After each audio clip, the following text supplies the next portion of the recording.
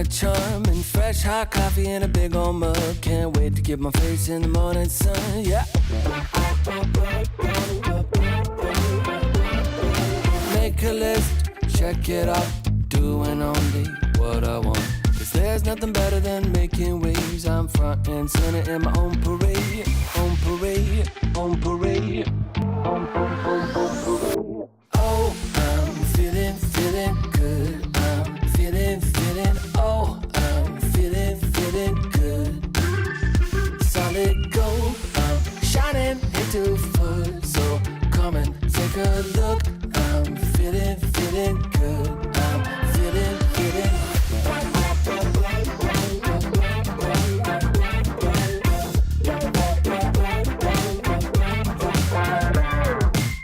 Hold up, windows down, rolling with the classic sound. Spent $5 on Walmart shades. Can't wait to stop traffic in my own parade, own parade, own parade, own parade. Oh, I'm feeling good. I'm feeling, oh, I'm feeling good.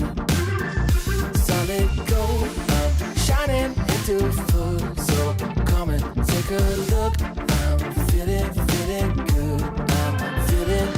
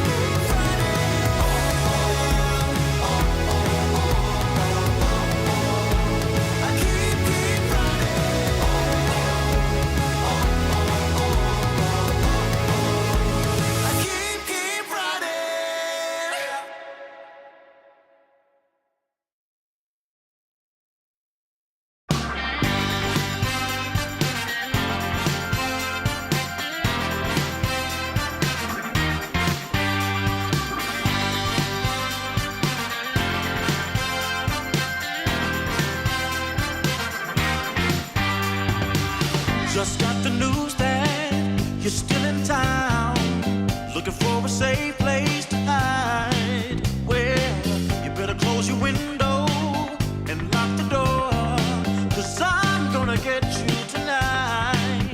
And I know where you are, so look sharp, 'cause here I come, I'm close. So get ready and watch out, 'cause here I come.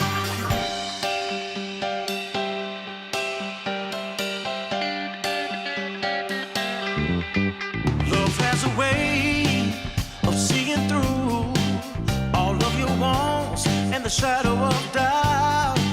So just get dressed and know for sure I'm on my way to take you out. And I know where you are, so look sharp, 'cause here I come, I'm close. So get ready and watch out, 'cause here I come.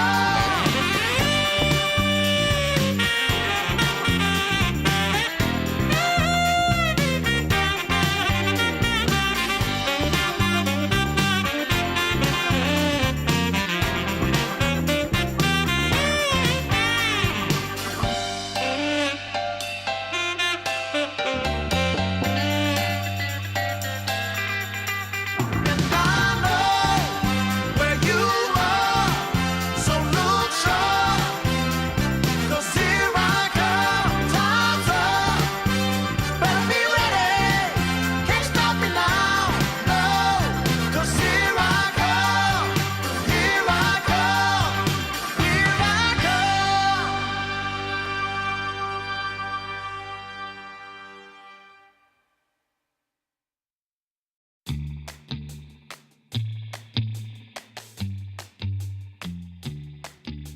Shot, new kid on the block.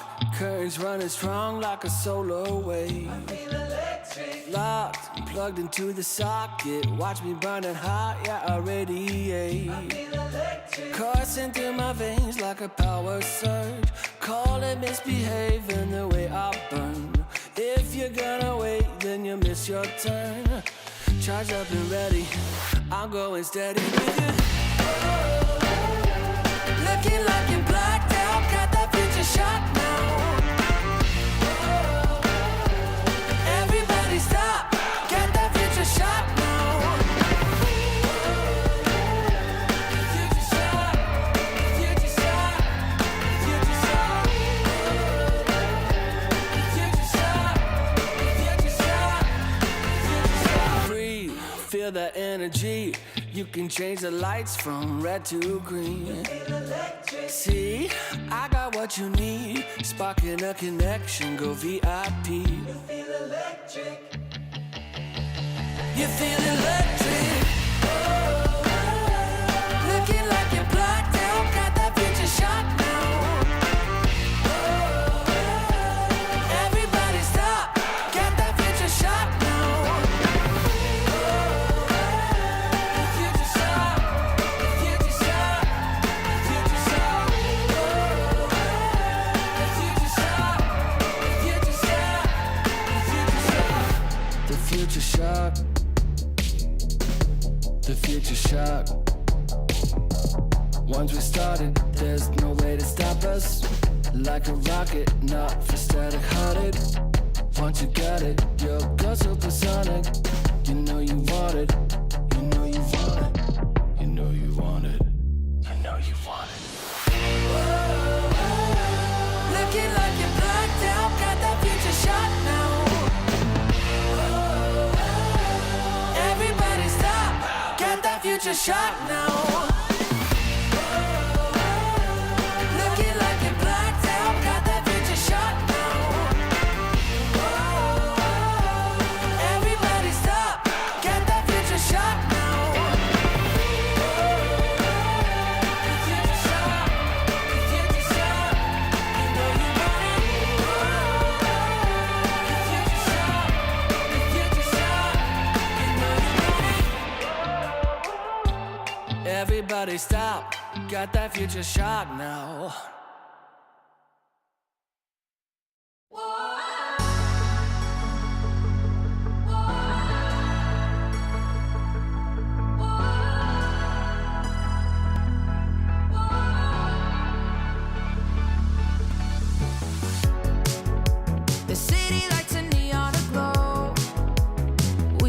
stars covered in gold,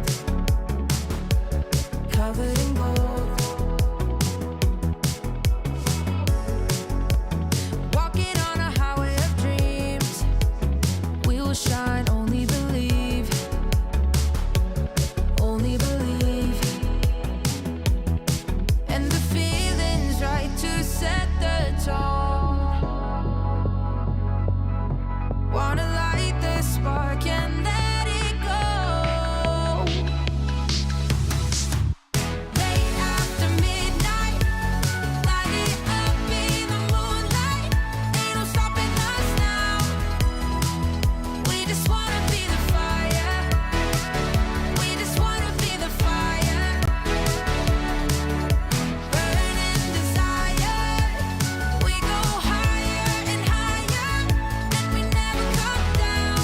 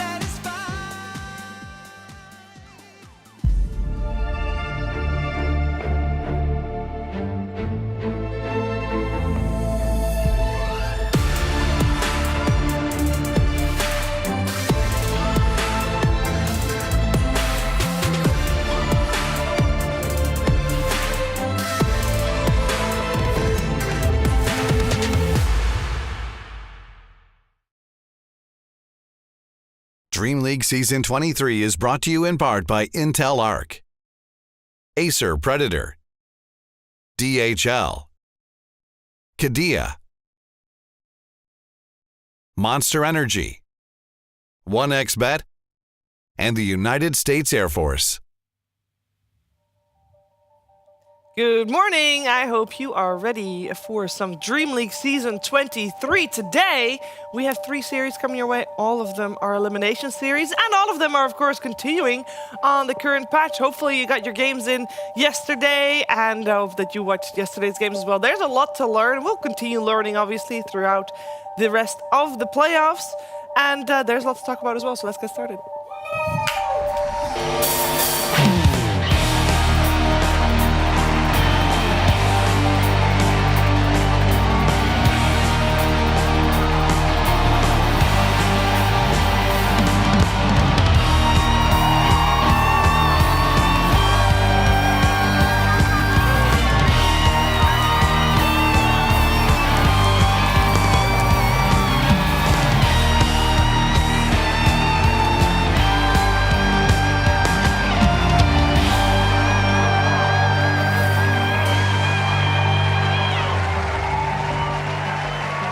Thank you very much, PogChamp Pandas, for that fantastic intro as we are ready to get our day started properly.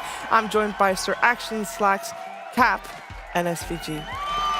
A tip of the fedora to you, fellows. That's just a normal hat. I already hate this. Good morrow, fellow gentlemen. I thought you stopped that at Birmingham. What? Stop what? That whole bit. Oh, that's just a British person. No, that's my Redditor voice. No, those are real people. Yeah. All right, how are we doing today? I know that some people got some games in. Some people did not get some games in. Yeah, Austin. What? You're the one Cheever and that I played a game. Yeah, You we two played didn't join together. us.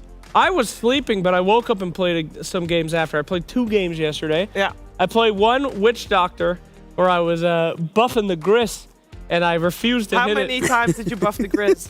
Eventually we got to like 2 or 3K gold, and I decided not to hit it at a principal, so I never hit the gritty.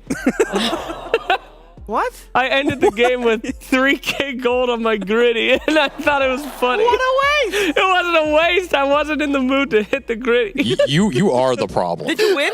Just No, for the of course record. not. My my team was Wait, you God. like, lost please and you cast didn't it. use it? My team was like, please hit your grissy. I just want the Grizz and the Witch Doctor is every time you die, you get money saved up on the neutral item that you get at the start of the game if you choose to fast it. That is the Grizz. That's actually the Yeah. name. The gree. Some people say it's supposed to be pronounced the Gris. Nah, it's the grissy. If they wanted to say Gris, then they shouldn't have put an S at the end. Holy, holy moly. Yeah, well, let's not attack entire language. I think that's another segment. Listen, your grissy is like your virginity. You save it for the Let's special moment. stop that. Let's stop it right there. Save it. You guys. Wait, I have one more game to talk Go about. on with the Grizz. Sponsors, of I course. have one more. All All right. right, go for it. I tried Oh, yeah, I the saw that new one. Warlock. Warlock is my new baby. Level 30 Warlock, quickly becoming my most played hero. And I tried the new Heart build. Let me tell you guys, this hero, all you need on him is a Midas, a Shard, and you're good to go. I went Midas, Shard, Heart, Ags, Heart, Refresher, Ags, thing, Heart. I did 90,000 items. damage. I was 3 times. 70. I saw your thing. You did 70,000 That was damage. I did 70,000 damage. Zero damage. It was 3 times anyone else on my team. That shit's busty. Okay, that's a warning. He out did there. win that one. I won actually. that one. So. The graph didn't even go from the enemy team. It was at 90% we won. They abandoned because they were so miserable. You ever heard of results-oriented thinking, Slacks? What does that mean? I'll let you figure that out. What is results-oriented thinking? You mean science? Is that what you mean? You do a test and then you see the result? No, you think what the results should be, and then you do the test to prove the result. Oh, that's the secret. Yeah, I read that book. You dream of what you want it to be, and then it becomes. Doesn't matter. I just appreciate the fact that you have played 2 games. Here's some results orientation, right? You played 2 games. One game, you did not use your hero's facet at all. Yeah. And the other game, You did use your hero's Well, I facet. did. You lost the one that you didn't use the facet, and you won the one that you did use your hero to its full potential. That's toxic masculinity. Why didn't you play any games, Probably true. Avery? You're right. I fell asleep for a bit. I had other stuff to do, and then when I logged on, I couldn't get on the server. So Oh, there were definitely a couple of issues, actually. I don't like playing on the first 2 or 3 days of patch anyway. That's fair. I feel like that's when I lose the most MMR. You don't have to Oh, play you don't No, have you to just play play unranked. Yeah. Yeah, we played with Unranked Brian. for It was suckers great. and league players, man. Hell yeah. Last time I played unranked was this guy, and we didn't talk to each other for like a month. So I don't think that's a problem with the unranked aspect of it all. no, it was Yeah, the what's the unranked problem, for sure. Shaver? I don't know. What was the problem? How did your games go, Kat? They went great. Yeah, great. We played some party games with Brian, Owen, Cheever, me, and one game with Trent. Yep.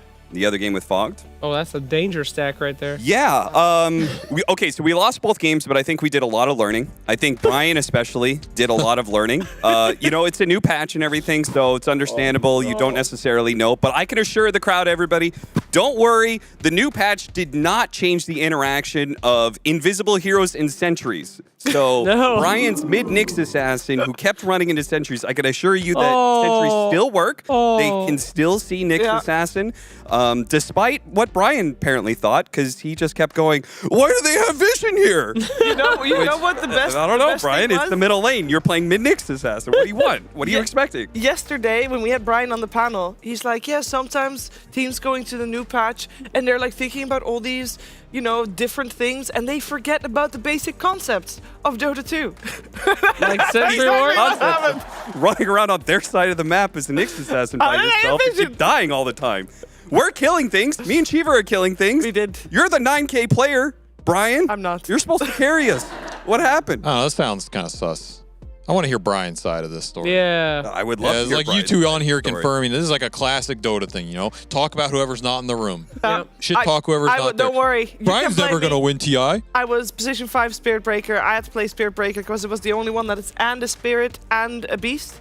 And that's the ones I needed for my Cavern Crawl Crown Fall. Cavern Crawl. So I played Spirit Breaker position 5. Lex thought it was a very different thing for a second. Spirit and a beast. I need to play a beast. I- Still talking about Dota. Beaver needs to beast out. You know what? I want to play a beast tonight. I'm fucking mad. Oh, you know what? I actually wanted to talk about the heroes that haven't won the patch because we know which heroes have been Oh. doing the patch, but I don't think we have time for that anymore. But I'm just going to list off. I tell want to you, make it's some Nyx people assassin. very happy. You want to hear some people being very happy? Yeah? Heroes that suck now and that Yeah. lost a lot in the win rate. Tinker, Yay! minus 14%. Arc Warden, Yay! minus 6.5%. Bristleback, minus 6.5%. And I mean, that You're I fine. just make me happy. I warned you, people. What's wrong with Arc Warden? When they came for techies, I warned you this would happen. Yeah, nobody cared. Now they're coming for all the other heroes everyone hates. Tinker, Arc Warden, but in 10 years from now, everybody hates Dark Willow. Now she has a 20% win rate. They're coming for yours. They took mine, and they're coming for you. He came for techies and I said nothing. Soon your precious PA will be dumpster tier. Nah, I don't think so. Let's talk about the order of the day. Obviously, we're watching Dreamleague, which is a part of the ESL Pro Tour, and we are just a couple of days away. No, you're not Where are going you anywhere. going? I'm looking. I thought you were leaving. I'm not leaving. This is part of the ESL Pro Tour. I'm out of here.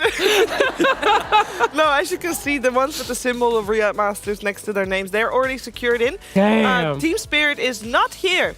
But Heroic is, Aurora is, and Azure are as well, and they need to be top 2 in order for Team Spirit to have a shot. This is the road that they've taken. Unfortunately for Team Spirit, they did not qualify for this Dream League. They didn't even come second. Wow. They came third.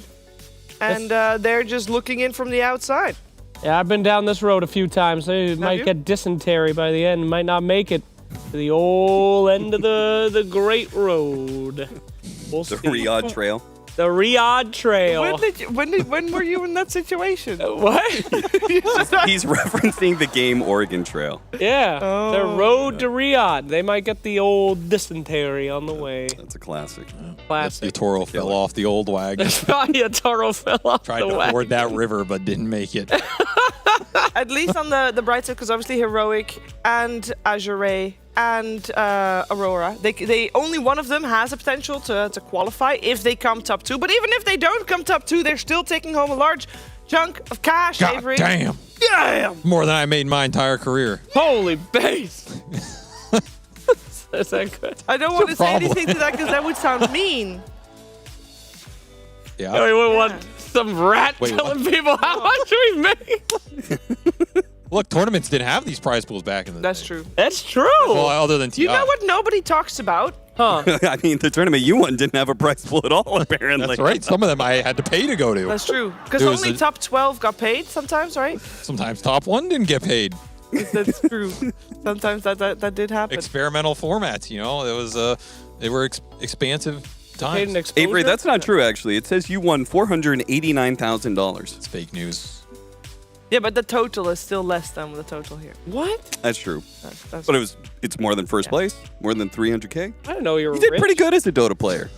Who knew? What the hell? You're rich, dude? because that doesn't even include salary. Damn, what the hell? This guy's... The salary for Quincy Crew? Yes, the salary You're right, for Cheaper. Quincy Crew. I'm sure that was really good. I What think that, it like was. We're sitting Don't on make panel fun with of it. Elon over here. I'm in peanuts. Guys, let's take a look at the road that the teams need to take This guy. before it goes further off-road here. We have got the playoff brackets right here. We had some games already in the playoffs yesterday, Slacks. Oh, wow. Yeah, we did. It was pretty cool. Falcons just... It seems like the patch was made for them. This is the most opposite patch I've ever seen. Usually they take the most broken heroes and dump them. But these guys, still very good. So is Yeah. Gaming Gladiators. Ice Frog has Mercy for the first time ever. Yeah, well, Maybe they're just good. No. that's a solution. That could be, for sure. Oh, this was such a sick fight. This is when Timbersaw dove and like went hard in, and they still could not kill him. This is the emotional damage. I say it a million times, guys. 2 ways to win a Dota game. Destroy the enemy ancient or destroy their spirits. And it's rare you get to do both. And this was definitely one of those games. Extreme dumpstered emotionally in this one. It's true. Extreme actually just GG'd out the entire series. This was a 2-0 immediately Yep. because of this. We offered to play a game 3 if they wanted to, and they said no. It was crazy. No, it was a pretty one-sided one. I do think that we did hear that Snaking obviously put a lot of... Not Snaking, sorry. AOI put a lot of effort into learning the patch beforehand, obviously reading a lot, theory crafting a lot, and then coming up with a draft that fit the team. But this was just continuing where they left off. I thought their heroes were supposed to be a little nerfed. Nope. Tiny bit. Not at all. To be fair, if every hero in the patch got buffed, then their heroes were going to get buffed too. Yeah. It's not like they only buffed the heroes they play. They're just playing the same heroes, but every hero got buffed, so innately they're going to be better. Well, It's not like according to Arc Warden, Tinker, and Bristleback. Yeah. nobody was playing those heroes though. I will say, seeing Gaiman do well yesterday, and we heard afterwards from the Racho that a couple of their team woke up at 6 a.m. to read the patch and also come up with a good plan. And their prep really, really showed. Yeah. And it had been a little while since we've seen Gaiman proper dominate. Yeah, you could definitely tell. Yesterday, you could see the teams that were like kind of skimmed the patch and then decided to play, and then the ones that were like, this will be a good combo. Troll Warlord. Yeah, Troll Warlord, exactly. I mean, Gaiman always seemed like they had a plan or a cool interaction that they were thinking about doing, and it really did show. So they dominated their games. I love it too, where it's just like any pub game, you know, everyone else is working and then the carry player just kind of shows up last and they're like, what's going on? I'll pick this one, and then they just go for it. Rest of the team really made it happen there. Oh, I thought you were referencing Quinn Lashrak. Oh, well, The yeah, rest then of the team read you the have patch to and have... He just rolled in and said, I'm going to play Lesh, guys. Right. Is it good? I don't know. You gotta have to try hard. You know, you got like the fun parasites like Jirachi, just like, what does Tiny do? And then you have that level 30 Lashrak, just like grinding his favorite hero. Yeah. It does make up for a very quick day yesterday into a upper bracket finals tomorrow between Gaiman and Falcons. Woo! Very exciting stuff. Oh, of course, nobody got eliminated yesterday. And Cap, isn't that a little sad? Huh? No? I think that's sad because I think normally the best Dota comes out when people are fighting for their lives. I agree. More BO1s, more I wouldn't- eliminations. I think we should eliminate teams twice in tournaments. You're a sicko, Cheater. It is called double elimination. Yeah, no, like once they get eliminated, there's a lottery you enter, right? And we pull one of those teams back out. Second chance just to eliminate them again. That's funny. Yeah. I like that. Yeah, but would it be good? Start barring them from events. If you get like bottom 4, you're just like, you can't come to the next tournament either. Oh no! That's a good idea. Yeah, You could eliminate double every- down on tournaments, That is double elimination. bro. That'd be so hype. Oh man, you were in the top 8 for points, but unfortunately you got last here at Dreamleague, Liquid. So sorry, no Rion for you. Insania just stands up. Double down! I want back in the tournament. If I lose this one, I'm out of the ESL Pro Tour. We're like, yeah, baby. Yeah, that luckily is not going to happen. Some people just don't know how to control their double downs, and I think that would be a quick end to a lot of teams' careers, potentially, or players' careers. We can take a look at the schedule for today, though, because we do have a lot of eliminations. Nobody is going to be able to go back up or be picked up from the pool of despair afterwards. And we got 3 elimination series today. Damn, these are the teams that need to get second place, too. Yep, and we got Aurora versus Bedboom. So Bedboom is in, Aurora needs second. Okay. And Azure and Heroic also need second. And they play with each other. And then Thunder is facing the winner of the first team. The Thunderdome. Hell yeah. Is it- today's 3 a good teams day. enter, 1 team leaves. Me likey. This is a good day, Sheever. You're a real sick freak. I'm with you. Shivers didn't over say here. that. Wasn't it sad that nobody's dreams just got broken in front of them yesterday? I don't know. I'm glad they didn't get eliminated yesterday, Shiva. Why? You want to know why? Why? Because Because new the patch. games yesterday were Fake! bad. They were bad. Whoa, They're- holy. Get No, it- but use they were stronger the language. first They games were on the new terrible patch, games. They so were they didn't extremely count. one-sided. It's new patch Dota. Yeah. But we've given the teams a day, and now the eliminated teams have a little bit more grasp on the Dota at hand, and so hopefully it means they don't get 2-0'd. Man, you're just like Reddit, dude. Yeah. Game's too long. Why is this game so long? 60 minutes can't go higher on. Game ends in 20. Why is this game so short? This dog stomp. It's over so fast. What do you want? Some I wanted- 40-minute game that has action but ends at the right time? I want an 36 even game. Can't have That's that. all. A little bit of back and forth. We did have one game yesterday where Extreme was able to hold for a while. So there are cases where people can hold high ground. What are you doing? I'm doing the universal hold symbol. He's going into his manic phase. No, I'm not manic. I'm just saying they were able to hold. I'm backing you. I'm your hype man. You say something, I make a Yeah, but gesture. you specifically were Yeah, why locking was you eyes looking with at Avery. You trying to hold me? Yeah, I'm trying to show you what holding something real tight It looks looked like. more like joking. Extreme, we're able to hold them. Yeah, you look like Homer Simpson there for a second, What? looking at Bart. Why don't we move on, guys? That's a very. That's No, I'd not like okay. to stay anymore. on this for. We can stay on this for a while. I Let's just go. got told. Hold this topic. Just hold this topic right here. No, were you happy with the patch so far? Yeah, it's Yeah. great. I think it's really cool. I like seeing busted, broken, silly stuff. I like seeing pro teams deal with it. The only thing I didn't like actually is Timbersaw, though. Timbersaw really does just seem like hero, but better now. I don't know. It kind of reminded me, I've been playing Hades too. It's kind of like getting that hammer, you know? You get a little bit better, a little bit worse, you know? You got to see. Timbersaw's just like, how'd you like another saw, pal? Like, that's kind of weird. I think some of those heroes are like that, but what can you do? Yeah. Did you guys want to weigh in or what? Oh, I agree. Oh, you're so I actually agree with that point. You're so I don't know stupid. why this hero continues to just become like. Why do they keep giving him more damage? Give Yeah, I him don't- something else. Like you can make him stronger, but give him some other. They gave him 2 additions as He should You get want to know why? Because they were so fixated on finally killing Pango. Like, Yeah, like Is he Quinn actually wanted. dead? Yeah, he got messed. Well, Oh, well, his- Swashbuckle Pango is definitely Yeah, dead. yeah. Maybe Shield Crash oh, Pango is a thing. Minus 6%. I have an idea for Timbersaw. Wait. Maybe. Oof. He has, he can hold. he's crazy. You can just hold him right there. I think that he should get a debuff called paranoid schizophrenia, where he sees heroes that don't exist.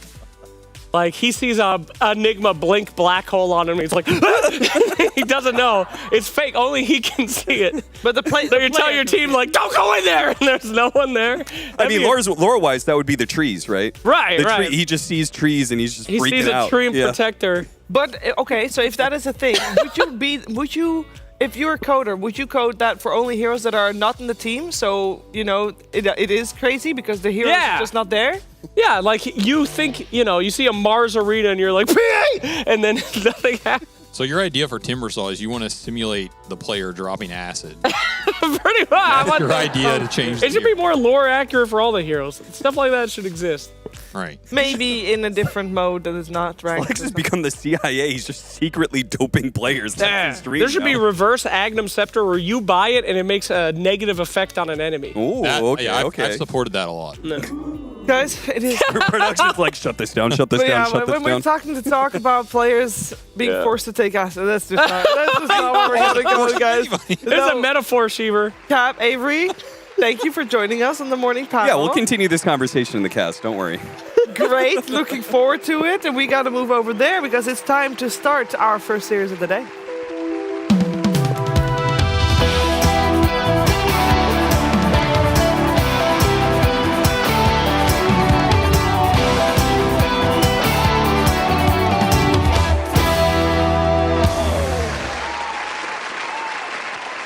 Я считаю, что у Авроры есть сильные сапы и мидер, которые прям очень хорошо играют. Думаю, это вот за счет чего они выигрывают. Ну, вот команда со своим геймплеем, скажем так, то, что они вот против них всегда вот неприятно играть.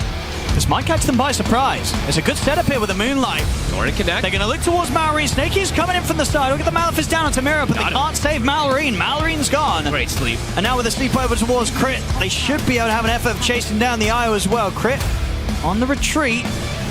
GPK, he's in with another touch that slows. They'll tether across, but that torrent from Miro, he reads the tether play perfectly. Playing against Pitbull is always gonna be like late game because they really like to farm. It's always a long game, so yeah.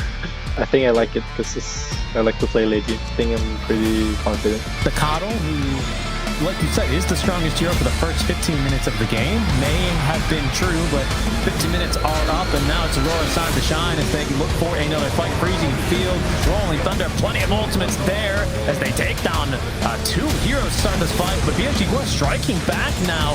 Oh, not really. It was the four heroes. I thought it was all good. That call kind of looked like it was going to destroy Aurora. Yeah, we're going to see who's going to take this series and who's going to move forward in Dreamleague Season 23. Now, these teams have a rich history already. We're going to start talking about everything and how we think they'll do on the new patch as well. What's wrong, Slacks? I'm just prepping Effie. Well done. Hello, Effie. Good morning. Good morning. How are you Very doing? prepared. Effers? Fox. What are you doing here? Watching Dota? What are you doing here? I don't know. That's a really good question. Yeah, that's a great question. How are you doing, Fear? I'm doing great. You know, got a lot of time to play the patch, and that's, you know, I need a lot more time still, but getting a hang of it. You were so excited to play yesterday. I've never seen Fear excited about anything before, but he's like, I don't want to watch anymore. I want to go home and test it out. So how did that testing go? What did you glean? I mean, I learned a lot of things, obviously, so I just played a lot of Dota. There's just so much to learn that one day just won't be enough, right? Yeah. You're going to have to play a ton of Dota to get all these changes. Like, there's more than like 400 changes in the game, or feels like. So it's going to take a long time, but I learned a lot of things about some heroes, doing one hero at a time. One hero at a time. What was the hero of yesterday? The hero of yesterday? Yeah, one hero at a time. Which hero did you learn? I mean, I played 11 heroes yesterday, so I I played quite a lot. How did you? What? What do you mean? I just stayed up 11 until... games? Yeah, I mean, we had one series yesterday. Went back. Yeah. Grinded, had the stream on my second monitor. Yeah. And then stayed up until, 3 o'clock in the morning. Fair, fair. All right, what's the best hero you played yesterday? Honestly, for me, it was actually Dragonite. I really enjoyed playing Dragonite. He's a lot weaker in the early game, which is kind of weird to say. But, like, his late game is absolutely insane. With the Fire Dragon, massive cleave, and then you get, like, 140 bonus damage on the ult now. And I was just, like, 1v5ing in team fights, and I was like, this does not seem very fair, but it's a late game hero now. I know you didn't have time to play any games, Effie. Which one do you want to try out? Like, you're coming home tonight. Which one are you definitely going to play? Because I know it's not Earth Spirit. Flax. Warlock? Flax? Is that the right answer? No, I'm just interested. What are you going to play after? I'm quite interested in playing. Obviously, the support heroes who got buffed, like Willow, seem pretty obvious, but I'm more curious about the support heroes that have been neglected for a while, like Shadow Shaman with the change to Hex sounds so goofy, like being able to Hex an ally and then they turn into 3 chickens and each chicken tries to confuse the enemy. I was reading that and I thought maybe it sounds a bit silly, but conceptually it's actually very strong. It's so annoying. It also auto-procs on himself. So if you ever get like, you're about to get lethal damage, you turn into a chicken and it disperses and you actually just don't die. This hero's hard to kill, yeah. No, I played against it and it pissed me off. It was very annoying to play against. I will tell you, I played against Shadow Shaman that went for the other facet, the Giga Ward. Giga Ward. It was not good. Oh, what happened? the Shadow Shaman Ward just basically died every time, and it did not good until you're level 3 with the ultimate. So it's just a bit sad. But let's focus in on our series for today, because I believe, Fear, you've got something for us. Yeah, I do. I mean, it's not going to be specifically about this series because this team has not played any matches. It's going to be more about the good heroes of this patch from yesterday. In the last match, we saw TA permabanned. Legion got through once. It won. Got banned after that. Axe was the other hero. So these are the heroes that we're probably not going to see today. Yeah. But we're going to see like why we're not seeing them. Why are they so good? And I think the first hero to look at would be Legion Commander. And the big thing for me is going to be the facets. The things that are super strong this patch right now, these heroes that have these power spikes at level 1. So you have Moment of Courage level 1, and you also have overwhelming odds at level 1 too. So now you're just like this beast in the laning stage. You take the Stonehall Plate talent, or it's a facet now, then all of a sudden, at level 1, you're just a monster. This hero has crazy laning. They also buffed the overwhelming odds as well, the damage, what it does. So now it's not specifically to counter illusions, it's just strong in general. So now this hero got tons of buffs. And the next hero that was in every single ban is going to be the Templar Assassin. Very similar to Legion Commander. Its facet is also very strong. You normally take the Refractor one. This one allows you to get more damage when you get hit with the shield. And then, of course, the innate abilities. It's all about that in this patch. Level 1 Side Blades. You get Meld at level 1. All of a sudden, these heroes that come to the lane with like 2 strong abilities, you just crush lane. You have Meld and Side Blades level 1. Level 3, you have Refraction, Meld, and Side Blades. Now you're this beast of a hero. And these 2 heroes right now are dominating not only competitive, but in the pubs right now too. And it's mainly just coming in the laning stage. All right, so we are gonna definitely see those 2 banned. Any heroes you're expecting to see banned here, Effie? I think for carries, I was looking at what a lot of the pro players are playing, and Juggernaut and Tiny seem to be big winners in these pro pubs. I feel like Juggernaut is finally getting his time in the sun. We'll potentially see him today, especially from players like 23. But the issue with Juggernaut before, despite his facets and changes and whatnot, was just his Blade Fury. When it was over, you were just stunned or taking damage. But now that there's a hard dispel applied after Blade Fury, these issues don't really exist anymore. And outside of the buffs that Juggernaut got in general, just fixing this one thing just makes this hero so much more viable than he used to be, because that is why he fell off so hard. It's because he just doesn't benefit from his magic resistance the way that he used to. But now he does, so I'm looking forward to seeing Juggernaut. Yeah, or maybe seeing him banned. Potentially. Potentially. Yeah. Now let's talk a little bit about the teams that we've got here as well, because obviously both teams, like said, they are fairly familiar with each other. And there's one thing they have in common, if we can go and take a look at our US Air Force Wisdom Rune. The amount of 0 death games at Tier 1 tournaments in 2024, both GPK and Lorinov are in the top 5, Slacks. Wow. That's a lot of games. That's a lot of games and a lot of not doing anything. And they're the only mids on the top 5, that is. Obviously, Nisha is top 6. Okay, would you rather have your mid not die and lose, or have your mid Not die and win? not die?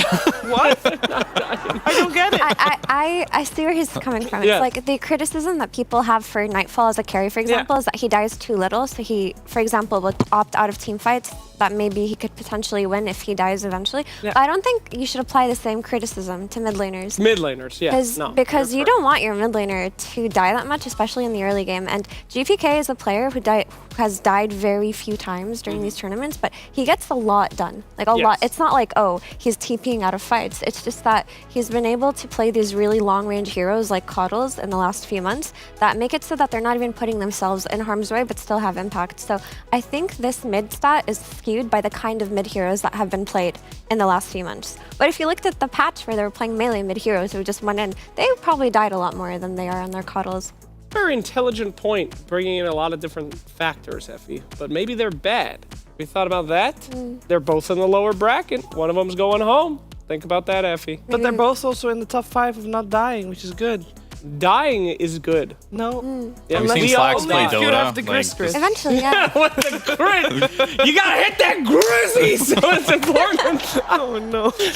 Sorry guys, that's what that one's That's on you. Yeah, that's on you. Stop bringing it up. Both you these tried it? teams I feel like Fear, they're different trajectories of their career because Bedboom has been struggling a lot. We talked to Nightfall a lot. They have been struggling, especially it's taking them longer to fix things because their coach is not with them. At the same time, I feel like Aurora is doing better and better. Yeah, and that's where the patch is going to mix things up a little bit, I feel like Aurora was definitely on that upward trajectory. They're looking really good.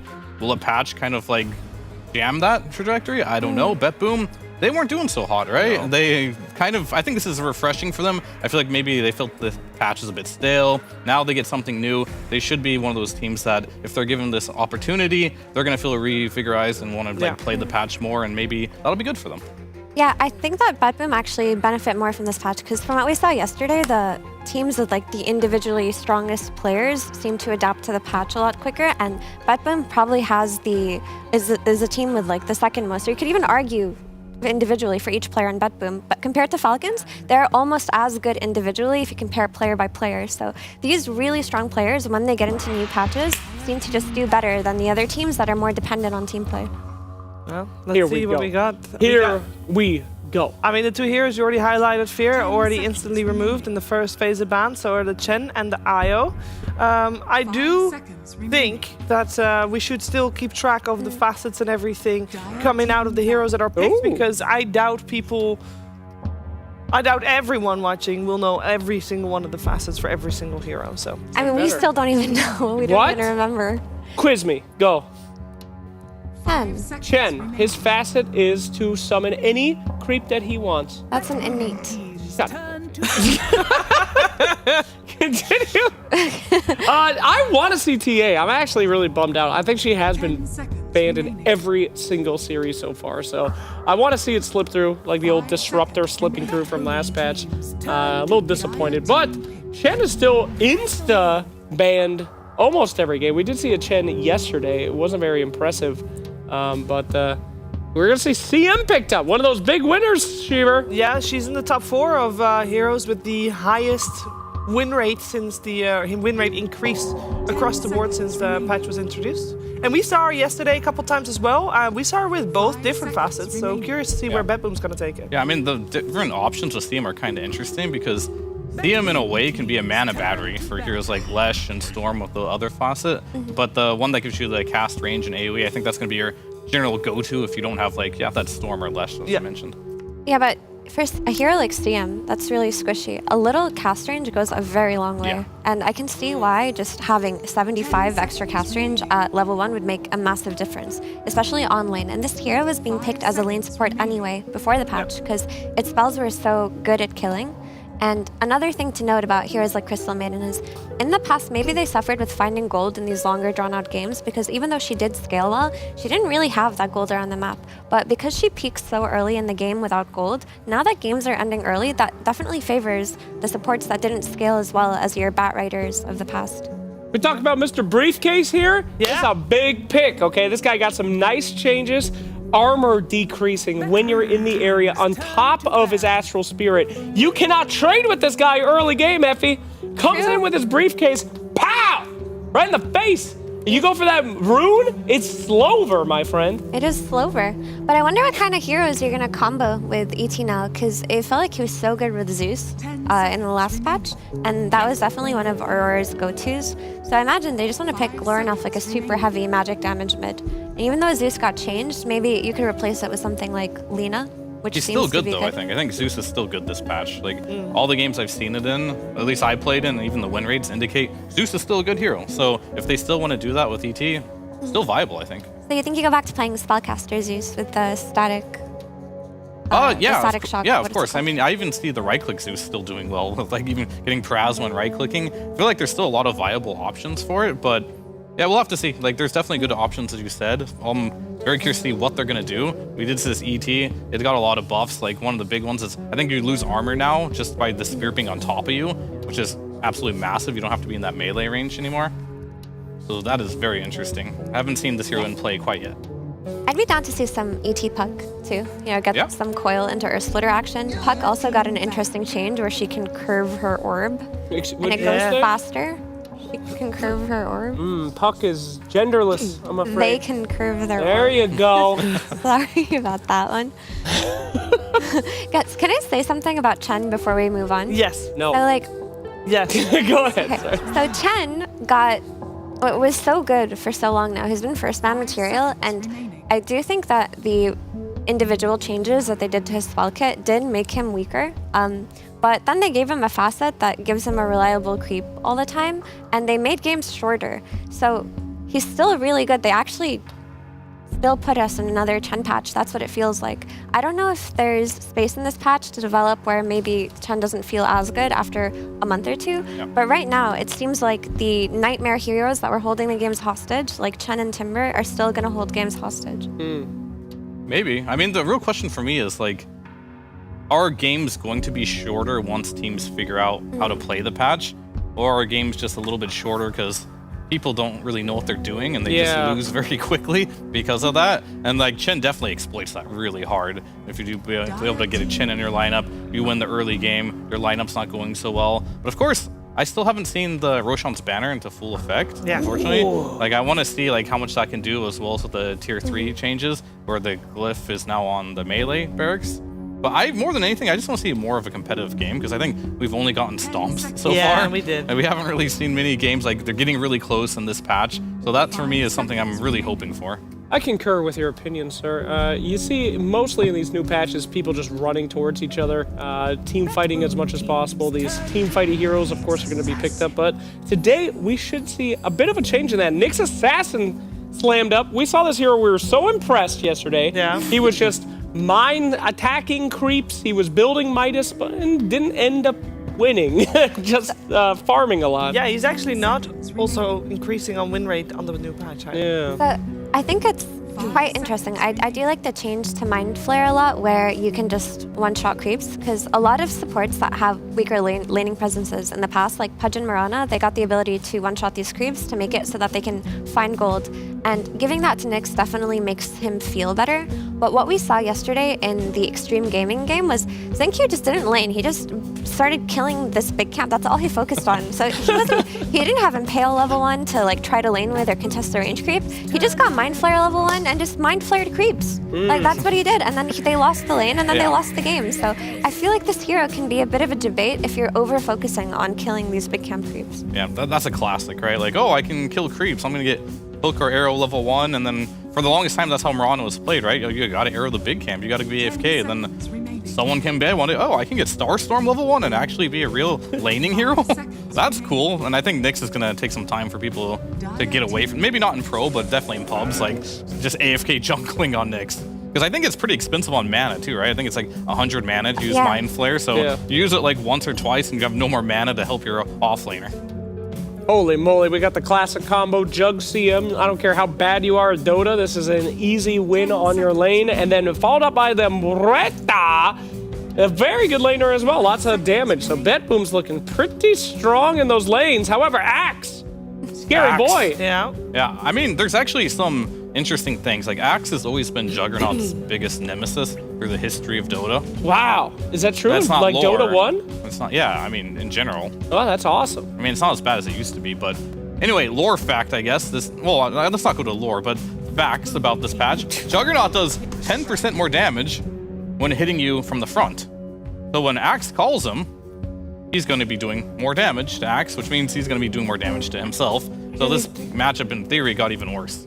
Wow. Especially if Axe takes the facet that makes it so that when he calls somebody, they attack for more. Yeah. Like the enemy carry getting attack speed, Juggernaut will kill himself on blade mills. So the supports that come out of Betboom need to be able to cover this Juggernaut with the Yules. And hopefully this Muerta that came out after can be the hero that rushes Yules, because it feels like a very difficult game for Juggernaut if there's no saves in the early game. That definitely will be for sure here. It does say you have a hard dispel on your Blade Fury, which I don't know if, does that dispel Call? I think Call might be an exception. No, Call's a weird one. Yeah. So it doesn't even help you against that one either. So it should be a difficult matchup. The one good thing about Juggernaut though, against Axe, is when you are in the Blade Fury, if you can get off before the call, you will not take the Blade Mail damage. In fact, you'll take almost no damage whatsoever. So it's very critical that Juggernaut gets a spin off before it gets called, or as Effie said, he will die every single time because there is no saves on the side of Betboom. Yeah, but at the same time, I think Axe wins that interaction 9 times out of 10. You know, Jug's one of his best things is spin TP. Can't do that now against Axe. That's always going to be a threat. So Pretty rough. Storm Spirit picked up. All right, now we got a lot of kind of glass cannon-y kind of heroes on Bet Boom, though. I'm a little worried about who their frontliner is in this draft here, because they have got a lot of ways to jump on top and deal some massive damage. Nyx Assassin Initiations, Axe Call, Elder Titan with a 5-man Echo Stomp. Pretty scary stuff. So, are you guys worried at all about Bet Boom's squishy behaviors? There's still a lot of tanky heroes in the pool that they can go for. No? Yarrow. Yes, they are. What? Yeah, no, kidding. Yeah. But I feel like they definitely need some kind of tank if they're going to be able to team fight effectively. They definitely need something that can build auras as well, like an Underlord potentially. I think that hero is interesting and can give them a pipe, which they're going to really desperately need against this Leshrac and the ET. But I mean, now that you bring it up, I feel like with the Nyx as well that we haven't talked about, these supports are quite susceptible to dying on Bet Boom. But the trade-off that Bet Boom have is like incredibly strong laning. Like Muerta and CM are going to give you ridiculous laning. And we haven't talked about Muerta yet. She got a lot of quality of life changes. Like her Deathshot is easier to cast now because there's more radius on it. So you can just land it more consistently. And the calling, there's a facet. I don't know if it's the facet or a change. I'm going to check that really quick. But if you get a kill in the calling, it refreshes. So that makes her lane presence even more terrifying. When we saw Muerta support yesterday, she went for the Ofrenda. The Ofrenda! Ofrenda. Yeah, Tell us about it, I Sheev. played with Fog last night, and he played Morta, and he got that. Yeah. And he I don't know, you put like a grave somewhere on a part of the map, Yeah. right? He put a bot lane, and then we contested the top runes, and then he just died because we're contesting the runes of the 5v5 fight. And then he respawned just back in his lane. Yeah. You know, it's a pretty cool thing. Yeah. I think that for me, when I read these two facets, the Ofrenda felt a lot more valuable for a core Muerta over the calling facet, which feels like more utility-based, especially if you're going for early kills, because I guess being able to instantly be somewhere is always going to be great, but it feels like it has the most value in these really incredibly insane late-game fights where you need your carry to instantly be back right. You can place the Ofrenda, die, and go back to a fight. It seems like there's a lot of value there for late-game Muerta. I mean, that's very, very good point, I think, where you can do stuff like that. And then the early game, you just get free TPs, I guess. So you have to spend less money on teleport scrolls. But yeah, the late game situation, that could be very, very useful. I'm curious which facet the Muerta will go for, because the Ofrenda definitely sounds very high skill. Like, you have to know what you're doing and know what you're thinking about. The other one might just be like a natural default. It kind of helps the calling. So he'll go for that one. So very curious to see which one he'll go for. I think something like the calling facet to me stands out here because there are so many melee heroes too on the side of Aurora, and you don't want to refresh that calling and make the area that they can fight in even more difficult to fight in. Because I think bonus Revenant spawn too after a kill. I think they still do. I'm not entirely sure right now. I know there's like talent, so the talent is they add extra. But yeah, if you get a kill, it refreshes. I think that's correct. All right, we got the tanky boy, Slardar, and the Wraith King coming out as well, another winner of the patch. Yeah, I mean, I can talk a little bit about this Wraith King because I did get the pleasure of playing him. He's like one of the most played heroes, I want to say, of the patch. Maybe because he was advertised in the patch, but the cool thing about this hero right now is you have two choices now on Wraith King. And one of them is you can have your Skelly Bros talent, which is fine. Was a facet rather. Or you can be like, I'm gonna have no skeletons and I'm gonna get what is it called? A shadow something? The cursed blade? Yeah. You can curse with your sword? Yeah, pretty much. And basically that one, it makes it so you farm worse, but you're better in the late game. And I think the big thing that they really did was that they made Wraith King's talents are insane now. You have a 400 HP talent at level 15 now. You get more lifesteal. All your talents are great on Wraith King now. So this hero is really viable. But why this game? And he went for Spectral Blade. Yeah. Yeah, there it is. Spectral Blade. That is the cursed blade. The thing is, from what I saw of Wraith King yesterday in Falcon's game, is that they won and it looked great in the late game, but not having the skeletons on lane really nerfs your lane presence. Like, you are a much weaker hero on lane, and like Fear said, you're kind of just depending on that late game for him to really come online. And do you really want to be able to get run over in the early game by Bet Boom? That's the one concern. It's definitely concerning, but that's how Wraith King is right now. It's definitely, you have to change your view on a lot of these Dota heroes. And right now, Wraith King was like this mid-game, early game timing. He's a late game beast now. Yeah. And like, you have to forfeit that early game with this build here to get there. Okay, so we talked a lot about the heroes and what they got and how it works together, but not really how it works against each other. So tell me, who we favoring? I mean, I'm gonna favor Aurora here because they have the Axe versus Juggernaut. They got the Wraith King versus the Juggernaut. I know Juggernaut's great this patch, but he still has weaknesses. Get called one time against this Axe, you're just dead. Truth. I honestly have no idea, Sheaves. Like, it's really hard to tell because I don't know how a lot of these heroes interact with each other now. But I will say that I think Aurora depends on the late game too much in general as a playstyle, and it's not going to be that easy to get there in this patch. So I'm just curious to see if BetBoom will be able to just win in 30 minutes. Aurora, big dumb heroes. Very easy to play. BetBoom, hard, squishy heroes. Harder to play. Aurora wins. You okay? I'm great. Okay, great. Nice. Let's get started with the first game of the day with Cap and SPG.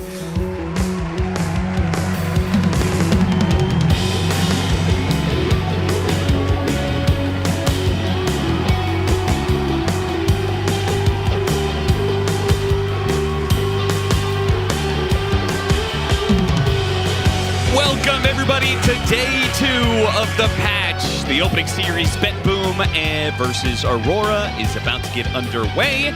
And, well, we've got some heroes that we've already seen before, Avery. I guess we've got 1 or 2 new ones. I think the fun part, though, is that we are seeing at least 1 hero that we saw before in the Slardar.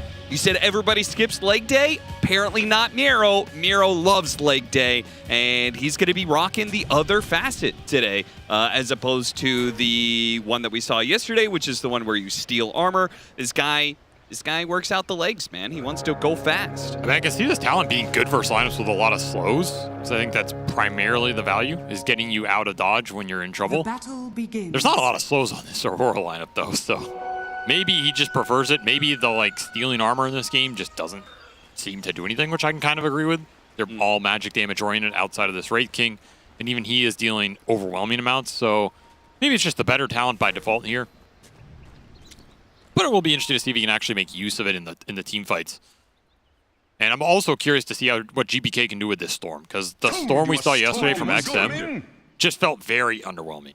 Yeah. I don't know what it was about that hero, but it did not seem to be doing enough damage early enough to deal with the onslaught that Falcons presented them with in that series yesterday. So will Storm be able to find more impact here? Can he get the damage scale going a bit faster than this Leshrac, than this Axe can bring to the table? We're going to see Spectral Blade again. I was pretty impressed by this yesterday. The damage output off this spell is just ridiculous for a passive that costs you nothing. It ends up being just an extra 300, 400 damage soul burn in the early fights, let alone the late game when you're hitting really hard. Yeah, I mean, we saw it did, what, 6,000 damage in the game that we cast of it? Yeah, it's a lot. It is quite good in terms of the scaling, as Fear was talking about.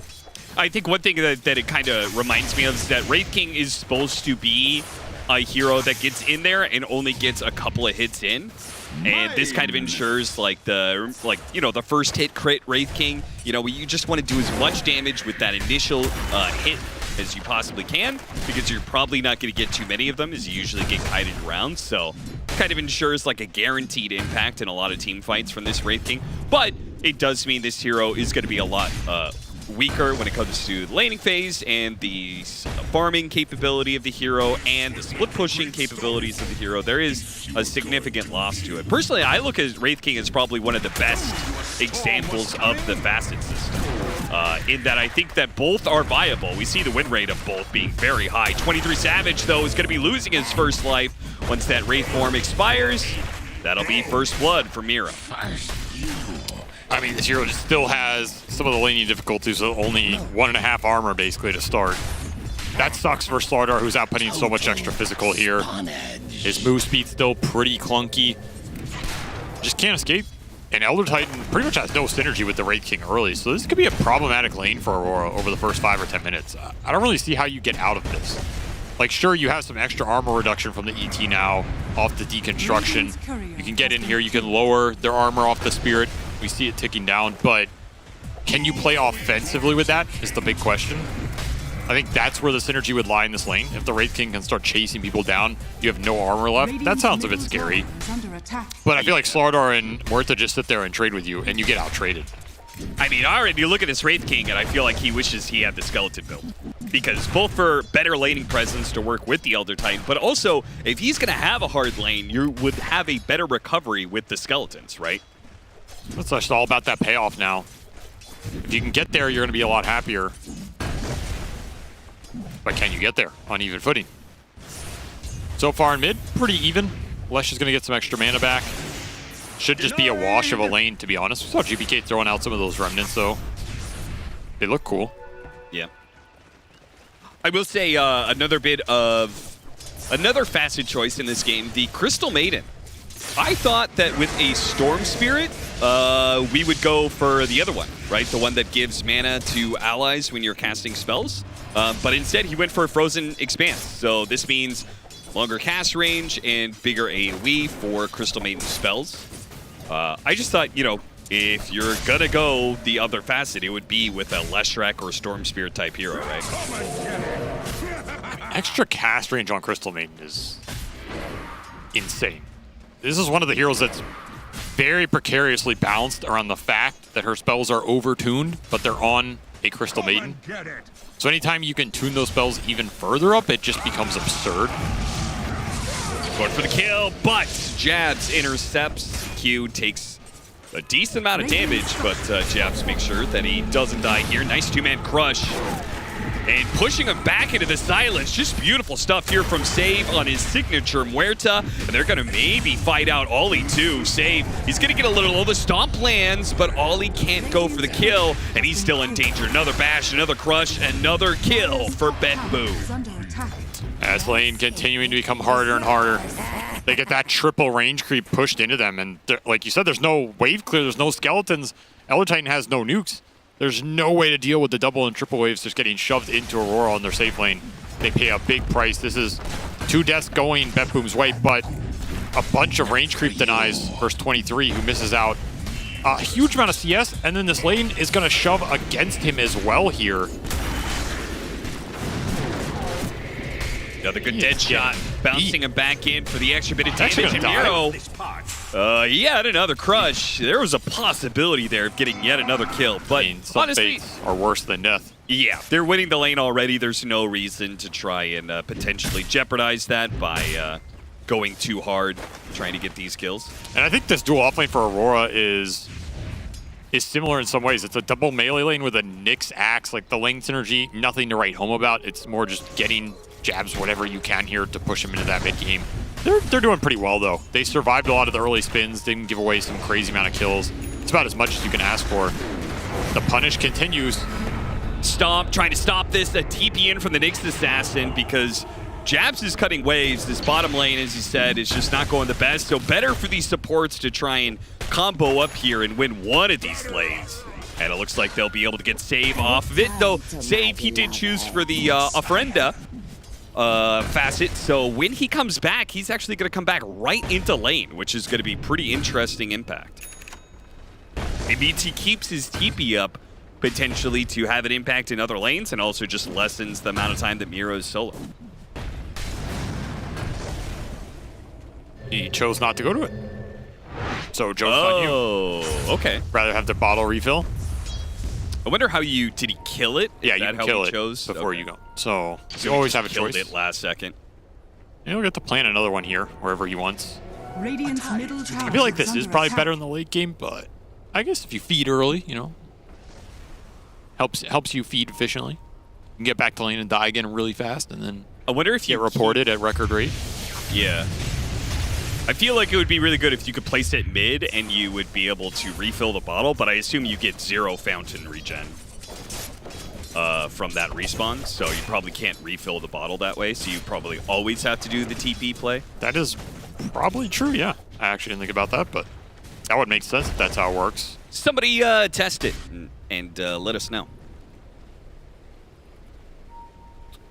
Looking for the 7-minute Wisdom Rune. They'll get split here pretty evenly. Axe continuing to cut bottom here, but it is Betboom coming out ahead on these lanes overall, especially that top lane. Though I will say 23 is... He's gotten some time to recover a bit here off that Muerta death, and he's making the most of it. He's honestly not far behind anymore, considering how badly this lane went in the first few stages. And this is pretty important for him because he doesn't want to go jungle as earlier as he used to with the Skeletons build. They slash as they chase down Jabs. Jabs might still get the kill on the Crystal Maiden. He just needs another spin, but he won't get it in time. Spin on spin action. But he's not level 6 yet. The XP going Nightfall's way. They just created a huge advantage. 14 denies. Pays off here. So they get the ult first, make it work. That's a big win. Slowing down this Axe's momentum. We've seen this hero rise to the top of these win rates for a reason. Yeah. You can slow him down in the early game. It makes all of that trajectory a lot more difficult. Worst part is he used a TP2, so he's going to have to run out to lane. At least he has phase boots, though, for the job. Still, top net worth right now, dead even on the mid lane matchup. They're both sitting at 4K. So maybe Aurora can do something to help out this Leshrac, though, as we say that, Lornoff, he's turned to him and he's already dead. Gets ganked by the 2 supports of Bedboom, and the 2 supports of Aurora show up about 5 seconds too late to have an impact. And also, frankly, their heroes are going to have worse impact in this these sort of mid-fights. I mean, these are not fights you want to get sucked into if you're Aurora. You have Nyx Elder Titan. What are you doing in these skirmishes versus Morta Maiden, right? Yeah. Double melee versus double range support duo. The 2 range supports also just have way stronger early spells. More spin to win action, but that is a tanky axe with double bracer plus the facet here. A lot of extra strength to cut through. Unlikely you're finding the solo kill anytime soon. And Jabs should be able to recover off some triangle stacks here. But Bedboom putting themselves in a very good position. The other thing about this Elder Titan now is, you know, he has this deconstruction. He can remove armor from heroes off the Spirit. It feels pretty good with some of these physical-oriented lineups that can take advantage of that synergy. Yeah. Nobody really does that for this Aurora squad, right? I mean, I guess Axe kind of likes armor reduction a little, but even that. It's basically just the Wraith King going in and swatting somebody.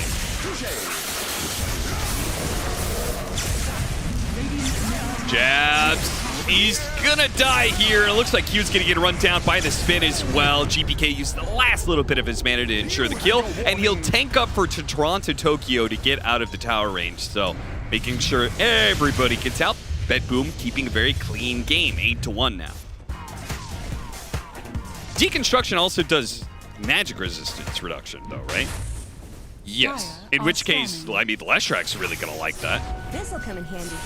Yeah, so I guess if you just throw a Spirit out in the fight and you keep it on them, you're getting the magic synergy. Is under attack. Yeah, I guess maybe it's pretty nice. You're getting the natural order, plus you're getting the deconstruction over time, which a longer fight, you know, Leshrac pops a Bloodstone with all that lost magic armor, magic resistance rather than... Yeah, I guess it's weird. It's like you want the physical synergy for the lane, but you want the magic synergy for the fights. Jabs weakens up the ancient stack for Lornoff to come in and take it. I was thinking about, you say the stacks for the axe, and it was just like, well, if the axe takes the stacks, that makes Lornoff a little sad. I feel like he needed him, though. Where is Jabs going to recover in this game if he gets those stacks taken? Yeah. Feels like he's too far behind. He's not even close to a Blade Mail, let alone a Blade Mail Blink, which is what you really want in this game. Burst the Jug, burst the Storm. Q getting scouted out here, so probably not find much off this Vendetta.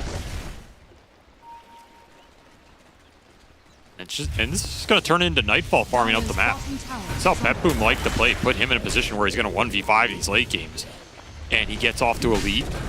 They're just going to play around it. Not going to have to push the tempo too hard here, and at some point they're going to threaten Roshan with this Slardar lineup. They can kind of just play through some small pickoffs in GPK, look for some fights in these jungle areas or the power runes especially. Considering how much stronger they are at contesting these power runes, if you get 1 or 2 more on this Storm compared to the Lesh, you're probably going to be able to take some aggressive smoke plays. Yeah. And you have the support duo to enable it. Feed off some tangos. Radiant's top tower is under attack. GPK getting the full spa treatment today. Radiant are scanning. Play for a 12-minute power rune. Aurora praying that they get something for Lornoff to play with, but it is top. GPK will take the invisibility.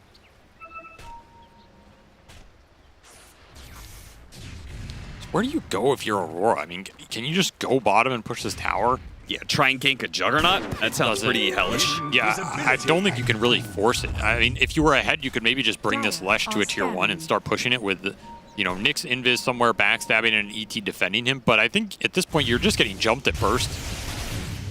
Storm is going to pull you in. You're going to get nuked down. There's going to be an Omni Slash there. Smoke will get broken from the low ground position on the Nyx. Very obnoxious break for BetBoom here, as Q will do his best to slow this game down. Well, it's good. Nothing. Good work by Aurora not to, like, as you said, force things. Yeah, and it that was like they were going to smoke and, like, force bottom and something like that, but they decided to chill. They're just going to keep farming away. That was an important smoke to break. That would have ruined Jab's day entirely here. And it would have given Storm a lot of momentum. You get a power rune into a smoke, into a kill, into farming enemy camps. It's like 1,000 gold swing. You just prevent it. Downside is Nightfall is still absolutely free farming, and I don't think you're much closer to kicking him out of this area or slowing him down. Because your Axe, this game is just so slow, man. This guy needs some more stacks. Yeah, especially if he's going to be going the Blade Mail before the Blink Dagger, so you're not going to have any playmaking potential for Aurora unless it's around a Nyx Assassin setup on Vendetta. Needs that Grizzy. Yeah, somebody, they need, all 5 of them need the Grizzy at this point. He'd be cashing it in right now, I'll tell you that much. Stack, little Wisdom Rune. Meanwhile, BetBoom getting aggressive on the mid lane. I mean, it shows you got 2 supports across the river here. They feel very much in control. Now they're really making sure Aurora don't even get a chance to contest one of these power runes. They cover both sides of it. That's a value D-ward. We're seeing the Phylactery on the Nyx. I'm assuming this procs the mana burn as well. Yeah, probably. So when you hit him, it's a double mana burn thing? Yeah. The thing about the mana burns, though, the more I've watched it, is like they're good value, but you can't really drain someone because it's based on your current. So they're kind of diminishing returns at a certain point. Sure. On the same target, at least. But it's nice for the fights. If you're going to throw out a bunch of spells on different targets, you just remove pretty large chunks of mana from everybody. Going to be nice versus the Storm here. For sure. Rotation from Miro that spooks Jabs, and he's going to head back to the jungle. But you can see BetBoom just methodically taking more and more control of the map and seeing if Aurora push back against them. And Aurora say, okay, you can have the hard camp, but we're going to still take the Ancients. They're just camping their ward, trying to look for some sort of pickoff with this Storm. Aurora not giving it up. They're continuing to maintain control over their Ancients, really important for their lineup.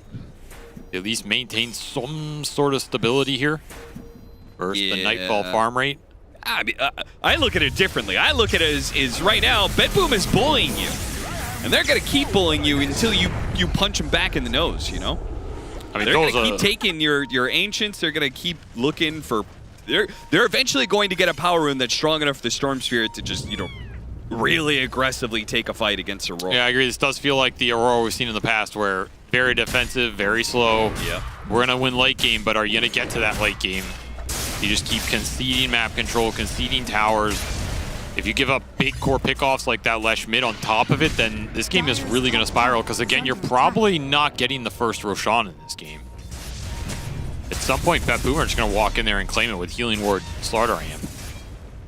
Your lineup is good in fighting around the pit, so there's some comeback potential there, but again, because BetBoom have Slaughter or Jug, they don't have to commit everybody in that pit to kill the Roche. It's not like you're going to get some crazy 5-man stomp in there. And there's your third tier 1 down. So your Ancient control disappearing pretty quickly here. But you did finish the Radiance for the Wraith King at a pretty solid time, considering how that early laning stage went for him. And he is almost level 13. So 23, pretty strong if he can start to get active here. This is a tough hero to kill. But they do have the Elder Titan who missed his ultimate. They needed that extra damage. Now the They turnaround's really going to come needed through it. as GPK makes the jump in for his 2 supports to follow up the initiation. And Omni Slash coming in from behind. And they are going to wipe these 3 ganking heroes. Miro will have some revenge. And straight into Roche here, or? Might as well. You've got a Slardar. Yeah, that is not the place you wanted a gank like this to go bad. And did it miss? Yeah, actually. Yeah, it didn't pull him back. How do you miss that? I don't know. That is brutal. I'm not even sure what it killed him, to be honest. Slardar was damn tanky there. And this is your Radiance reveal fight into 3-on-5. Not what Aurora wanted out of that exchange. They'll pick up a freebie, and the Roche was not killed by Bat-Boom during this period. So honestly, not the worst outcome after a pretty botched game from Aurora, but you're continuing to seed a lot of momentum here. I mean, it just comes down to Jabs, right? Like, Jabs is going to have to get active now. He finally got to that Blink Blade Mail. You have level 2 ultimate. You're going to have to start getting some kills, getting some armor stacks, and pulling this mid game back off some sick calls. Spot Miro again. Don't know if that's the hero you want to go on, but they do get saved to just walk into them in the mid lane. So Save maybe getting a little bit too comfortable with the control of the map they had just 5 minutes ago. Keeps on playing really aggressively into Aurora. And the I think he died because of the Ofrenda, I'm pretty sure. Yeah, they were camping, right? Yeah, I guess so. Is that where it was? He actually came back on their side of the map? I think so. He got there very fast. So, yeah, that's what I'm saying. Accelerated feed mechanism. Nice facet. All right. Just making sure to get the max value out of it right now. See, Aurora made the mistake that they chain stunned him and killed him too quickly. They needed to give him time to plant another one. Oh, that's true. Yeah, now he just respawns in the fountain. That's boring. It's going Yules first, too. I mean, nice setup here. Nice counterplay to the Axe. Yeah, makes sense. Some decent value here versus the cores Aurora have. They're going to make another smoke play, try and be aggressive. They know they have the lead, but they have thrown some of it away, and I feel like they would have gotten Roshan by this point pretty quickly if they'd wanted to. Oops. Double ward. That's not good. Oh, smoke on Smoke's going to break. Get out the calling, plus the crush. On to 2. Can they follow this up? They're going to stop Jabs, go for him first. But GPK, he gets caught in a stun. They don't have enough chain stun, though. Couldn't finish him off in that time. The Omni Slash bounces over to the Wraith King. That's going to be the reincarnation. But the Nyx Assassin gets the execution, and they don't have GPK either. So it's going to be up to Nightfall to carry the rest of this fight. But he's doing a great job of this late dance, finishing up the second life. 23 tries to make a break for it. Hit by the stomp. Drawn to Tokyo. They need a little bit more. Miro has to come in and crush the Wraith to make sure that 23 Savage doesn't get the return kill on the Juggernaut. Yeah, that was very close. He took a little bit of extra damage off the curse at the end.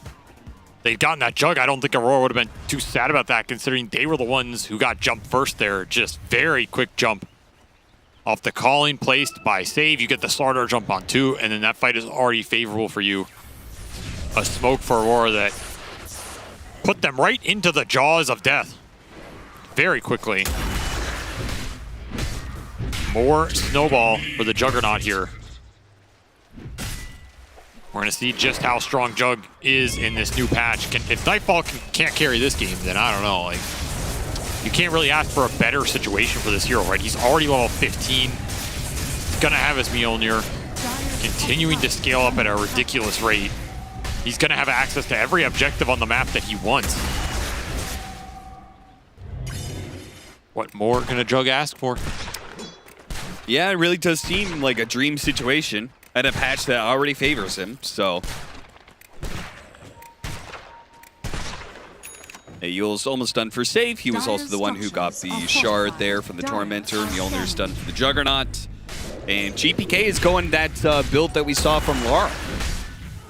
The Witchblade gives you extra armor, then you have the Eternal Shroud, gives you a bunch of magic resistance. Double damage. And then Kaya Sanj was the next build up, right? Yeah, Grove Bow definitely helps here. Give him a little extra damage boost.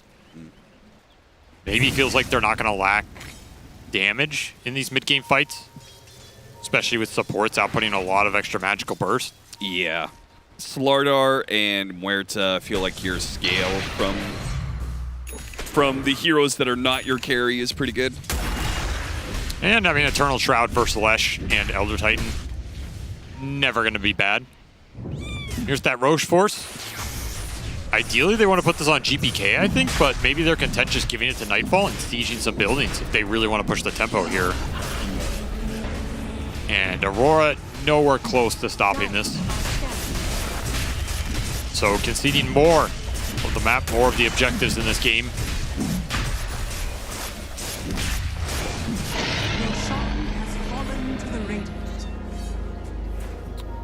So this tells me you're going to want to be pushing tier 2s, for sure. This is not an Aegis you're just going to run around and try and find the pickoffs on. This is when you let the Jug assault the buildings. Doesn't mean you have to go with him to do it. I could see Betboom making a smoke play to another portion of the map, let Nightfall just push bottom in here. Try and get the fight that you connect to. Blind. Miro doesn't find the opening, though. Q was just in a slightly different spot than Miro imagined. But they are pushing Aurora out of the triangle area. They take this tier 2. They could also take enemy Tormentor as well. There's no way Aurora are jumping this Jug, so I would actually prefer the smoke play here from Betboom. Let Nightfall solo here, smoke across the map, or TP smoke to the other side, and I think you're almost guaranteed to catch a core on that upper side of the map. And they're going to see Nyx on their triangles. They're going to take that freebie instead. Nothing wrong with that here. Nice dodge there from GPK. Yeah, this is the right play. I still don't think Aurora can jump Nightfall here, despite seeing heroes back. It's just no good entry into that type of fight. So free tier 2, midway pushing in, take an outpost, claim another tier 2, and you're going to constrict the map very quickly here. Stupendous. When are Aurora going to take that fight? Or are you willing to take it into this Aegis? I don't know if you are. I don't think your lineup's that well equipped to deal with double life here, considering you have to commit the Jug or the Nyx in off the initiation, and then you're just kind of stuck there. So you're just giving up all 3 tier 2s? With all your ultimates online, the fresh Eternal Shroud picked up. I'm not sure if I like that item for Axe, but I guess he's supposed to have enough armor. Yeah, I don't think he actually does right now, but I feel like you need the BKB more than the Eternal Shroud to guarantee you can get spells off when you jump in. Yeah, I would agree with that. Like you go in, you get silenced by the calling, you get frostbit, you get Slardar stun. All these things are going to prevent you from potentially getting your ultimate off on a big key target, especially this Jug that you need to all in here. Not a huge fan of this Shroud, but it is an Eternal Shroud, so, you know, can only go so wrong with that item, I suppose. True. The Shivas for Lornoff would be the really big item this game, an item that Aurora can rally behind in the fights. Amp up a lot of their damage, ET on top of that would be really nice, but it's a long ways away here. And until he has it, he can't really just frontline versus the Slardar Amp. Pretty debilitating for the Lesh to deal with here. So Aurora just stuck on their base, continuing to give Betboom everything they want here on the hope of a high ground Elder Titan defense. Flick Crush, a jump in, an Impale response though, catches 2 and stops some of this initiation. Betboom, they're now in a really bad spot, man. 3-man Earth Splitter into that big hit from the Split Earth as well, almost enough to finish off 2 supports instantly. They get 1, Slardar gets low, the Wraith King loses his reincarnation, so even on the perfect initiation for Aurora, or counter initiation, it still does not go that right. This is just a 6 stomp by Ollie. Catches 3 into a Split Earth, into the Earth Splitter. Try and say that fast in the fight. And that's the high ground defense that is pretty strong for them. Like Leshrac stun's coming down. Nyx Assassin, you're not going to see him because he's going to be super deep in the base. And this Elder Titan Stomp, you don't have a lot of heroes that can deal with it outside of Nightfall spinning in. Though I do question whether Betboom had to take that fight aggressively like that. Like, I feel like you can just siege with the Juggernaut here and maybe force the Axe to jump you, Yules him up, there's not much threat on Nightfall.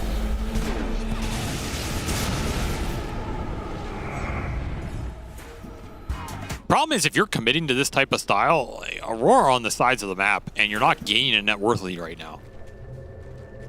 Uh-oh. Q knows. He's been spotted. Oh, those bounty runes. Get to the bounties, Q. You can do it. He, in fact, could not do it. Nice little solo kill for GPK. Gave him the gem earlier, so he is guaranteed to 100 to 0 that Nyx. He'll regen his mana pretty quickly here. Aegis is out. So maybe you're not going high ground right now, but you're going to continue to farm the map. We did see that mana picked up for the Wraith King, so that is his version of creating some sort of lane or map pressure without the Skelly Boys. Kind of an interesting adaptation here. Okay. Hero slowly turning into Alchemist. Maybe they'll give Alchemist some little Goblin Boys and he can turn into Wraith King.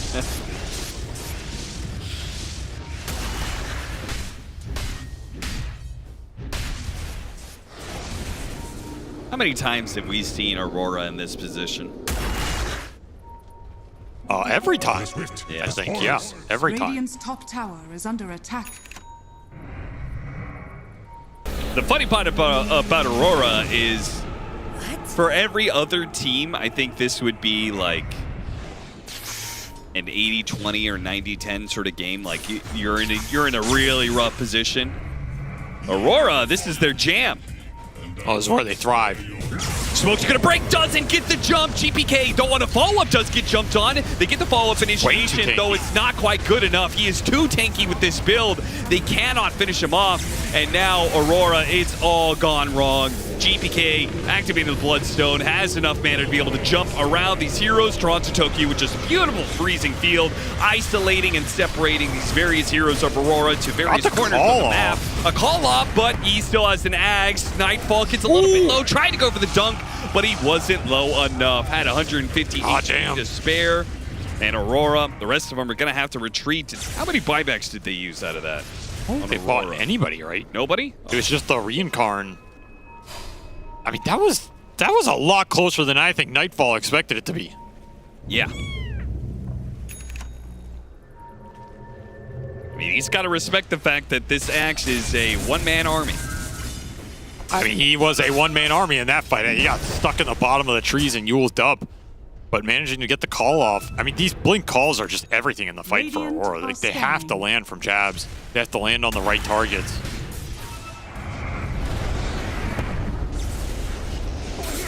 Q. He's going to die so many times to GPK in this game. He is struggling in the fights. The calling is really hurting Q's ability to get in there deep and survive for a second round of spells. And we saw there, they started on GPK. That was not even close to doing anything to him. He is way too tanky, and they do not have the physical to cut through him right now. So if they can't kill the Storm, and you can't kill the Slardar because he's got Aghanim Scepter. It's Jug, right? You have to find this Jug with the Axe call. That's where your damage is going to come from. If you get him in the call and you can stop ult him afterwards, there is a real chance you can burst him at almost any point in this game. Is under attack. At least until Wind Wakers come out. Then you're absolutely screwed, but... Hey, nobody buys Wind Waker anymore. It got nerfed. Yeah, what was the nerf to the item? 100 more gold or something. No, it had a cooldown nerf. Dude, it needed a cooldown nerf. That was way too crazy. Yep, Cyclone increased by 3 seconds. Actually, the same amount of gold. Is 3 seconds enough? 3 seconds is a lot of time. Something that made that item really broken in the late game is you have any sort of extra cooldown reduction or refreshers or all this nonsense and arcane blinks, and like you put this Cyclone on heroes like Puck or low cooldown mobility heroes, and they're just suddenly untouchable. Yeah. So 3 seconds does make a big difference. But obviously that item still has ridiculous late game utility. Scotty for Nightfall, big item in this Axe Jug matchup, just trying to tank up as much as possible. And we do see the Shivas for the Leshrac, so to me that's the biggest item for Aurora in this game, maybe. Like, this allows your Lesh to frontline a lot more, allows him to amp up the damage, be more of a threat, especially if you can get multiple heroes in a stomp or call. Like, the chain stun potential from this Aurora lineup, you cannot underestimate it. Even though they're behind, if you catch 2 or 3 in a call, you impale 2 or 3, there's a stomp on 2 or 3, there's a split earth on 2 or 3, you're gonna win that fight. Which is why Bet Boom are just going to secure their advantage more and more with another Roche. So we'll see Aegis and the Roshan banner. New Roshan banner put to use at some point, I'm sure. Radiant's middle tower is under attack. Should be a good game for it if you're willing to push with the Jug. Should be able to use it pretty reliably and pretty quickly here. You just walk down a lane. You know what's going to happen? Ooh, Ags for the Storm. It's going to play against them. They're going to use the banner to keep their creeps alive, but then Axe is going to blink in and get a call. Oh, it's true. And all those units aren't going to die after he spins 3 or 4 times. They're just going to keep hitting the Axe. Oh. By the way, yeah, this is by far the most, I mean, we haven't seen a lot, but GBK sitting on 29 Galvanized stacks? That sounds like a lot. Like, he is 6-0 right now. Jesus. Slardar gets jumped before he can get off the crush and actually gets a little bit low. They finish him off. They actually got him. Nightfall. Now Omni Slash on to Q, bounces over to Ollie. Okay, the 2 supports get gone on by the Omni Slash and they get killed, but still 23 jabs. They get another one, another dunk. Now Nightfall, he doesn't have either one of his Omni Slashes right now. He's in trouble. If jabs can get another call off, though he's save. He goes for save instead. So they'll get him a potential 3rd dunk. Damn, that dunk did a lot. All right, man's rocking some armor now. Yeah, he's got 8 stacks all of a sudden. Cloak of Flames to go with it. This Axe starting to tank up here. And just not the initiation bet we're looking for. The damage is really far here. And again, once you're locked in there, if you don't have BKB, you are getting chain stun down. It doesn't matter how tanky you are. The Vortex just didn't catch enough heroes here from GPK on the backline to bail the Slardar out. And you get an Omni Slash that kills both supports, and you still have an Aegis, but you can't man fight.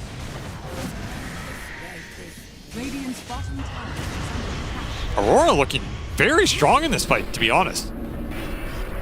And Bet Boom are going to have to think a lot more about how they're jumping and who they're jumping here, because it is no longer as straightforward as we'll take anybody. Why is Aurora the way they are? You know what I mean? I feel like this team makes this situation work more often than maybe any other team in Dota. Do you think that they think about the late game in a different way? Do you think they're better team fighters in the late game? Or do you think some of it is draft? Like they literally draft with an eye more towards what the game looks like post 30 minutes? God works in mysterious ways, Austin. Who are we to argue with how he decides our pathways? I mean, this team is kind of a team that got built out of that Talon lineup with 23 to some degree in their playstyle. Yeah. And that team was very similar. Very greed-focused, very scale-heavy, outplays you in the late game. I think that is their strength as a team, honestly, the late game team fighting and itemization and synergy. Like, that's where they shine. So to play for that is not necessarily bad. But it can feel very clunky, and it can get outpaced by a lot of these teams who have really strong early games. But they also draft for it, right? Yeah, I mean, 100%. This game, they had like these terrible side lanes. Yeah, they think about it and they draft for it, and they're happy to play that way. Dude, don't do it again, Save. Oh my God, I can't believe. Dude, Japs was sitting there, man. I don't think he saw it. Maybe he saw it. I don't know. Yeah, he backed out at the last second and didn't see Save respawning, but they knew he was going there. I mean, you can say that, like, oh, why are Aurora so slow? They shouldn't be so slow. But honestly, I kind of respect that they just lean into it and are like, you know what, we're just going to play our style. Yeah, maybe it loses some games, but it maybe also wins us some games other teams wouldn't win. Yeah. And we're going to see where it goes over a long term. I can kind of get behind that. If anything, it brings some spice to the scene. It's like, you got all these Western teams, Western European teams playing to dominate the lanes for 2 years. And then you got these guys who are like, I'll see you at the 60-minute mark. Yeah, I mean, I think I've seen a fair amount of complaints about like how teams don't have as defined styles anymore. Everybody like steals from each other far too much. Where the old days of Dota, right, you had very defined styles between regions and even teams, but Aurora is a great example of a modern Dota team that definitely has a set style that is in contrast to many other teams. And honestly, it's kind of fun to watch. Well, maybe not for the first 30 minutes where you're like, well, but at this point, dumpstered, but it's a fun comeback potential. Lotus. Grabbing these two. Lotus back, the Omni Slash, and it's Where'd the he go? Wraith King. What the now hell? Jabs is back into play, gets the call onto this Juggernaut, but the damage just quite isn't there because the Yule's up on 23. Wasn't able to put any physical damage during that period of time. but The he's dying. Lotuses are really helping out, though. A Frostbite back at Jabs. Is it enough? Can he get the call to finish off? Okay, he gets the Crystal Maiden. Still, the first life up on the Juggernaut. Remember, he has the Aegis, so he is willing to go in and die if it means winning the fight right now. They're getting mana burned out. The Knicks down. They're going to recoup their mana, recoup their HP off this healing ward. This healing ward is going to make Aurora feel really bad in this interval. And Butterfly delivered for Nightfall at the right time. Aegis going to expire in 45 seconds. Bet boom. Just, I mean, you can concede a lane here. Like, you rather concede the lane than get sucked into another bad fight. You don't have reincarnation. You don't have your axe. I mean, is it one lane? Is Bet boom going to keep going? They have the time on the Aegis to keep it going. This is going to be close, though, because you're expiring and this axe is respawning. There's another glyph because that melee racks went down. So if you get caught here in a situation where Jabs can land some mega call on you, it's spooky, but you do have that Butterfly. You have Elven Tunic. Nightfall has hit his peak. He has not died once this game. Is he willing to push it? He says no. He will respect the Jabs axe. And we saw the BKBs come out for Aurora there as well. They ended up going back for the BKB on the Wraith King and on the axe despite the Eternal Shroud. AC gonna help deliver some extra physical damage here as well, but those two BKBs are big because you can just commit in the jump now on the Juggernaut. There's not much you can do to them while that's happening, but if you can get a Wind Waker up of your own, it would be pretty influential here, as we saw one come out for Lornov.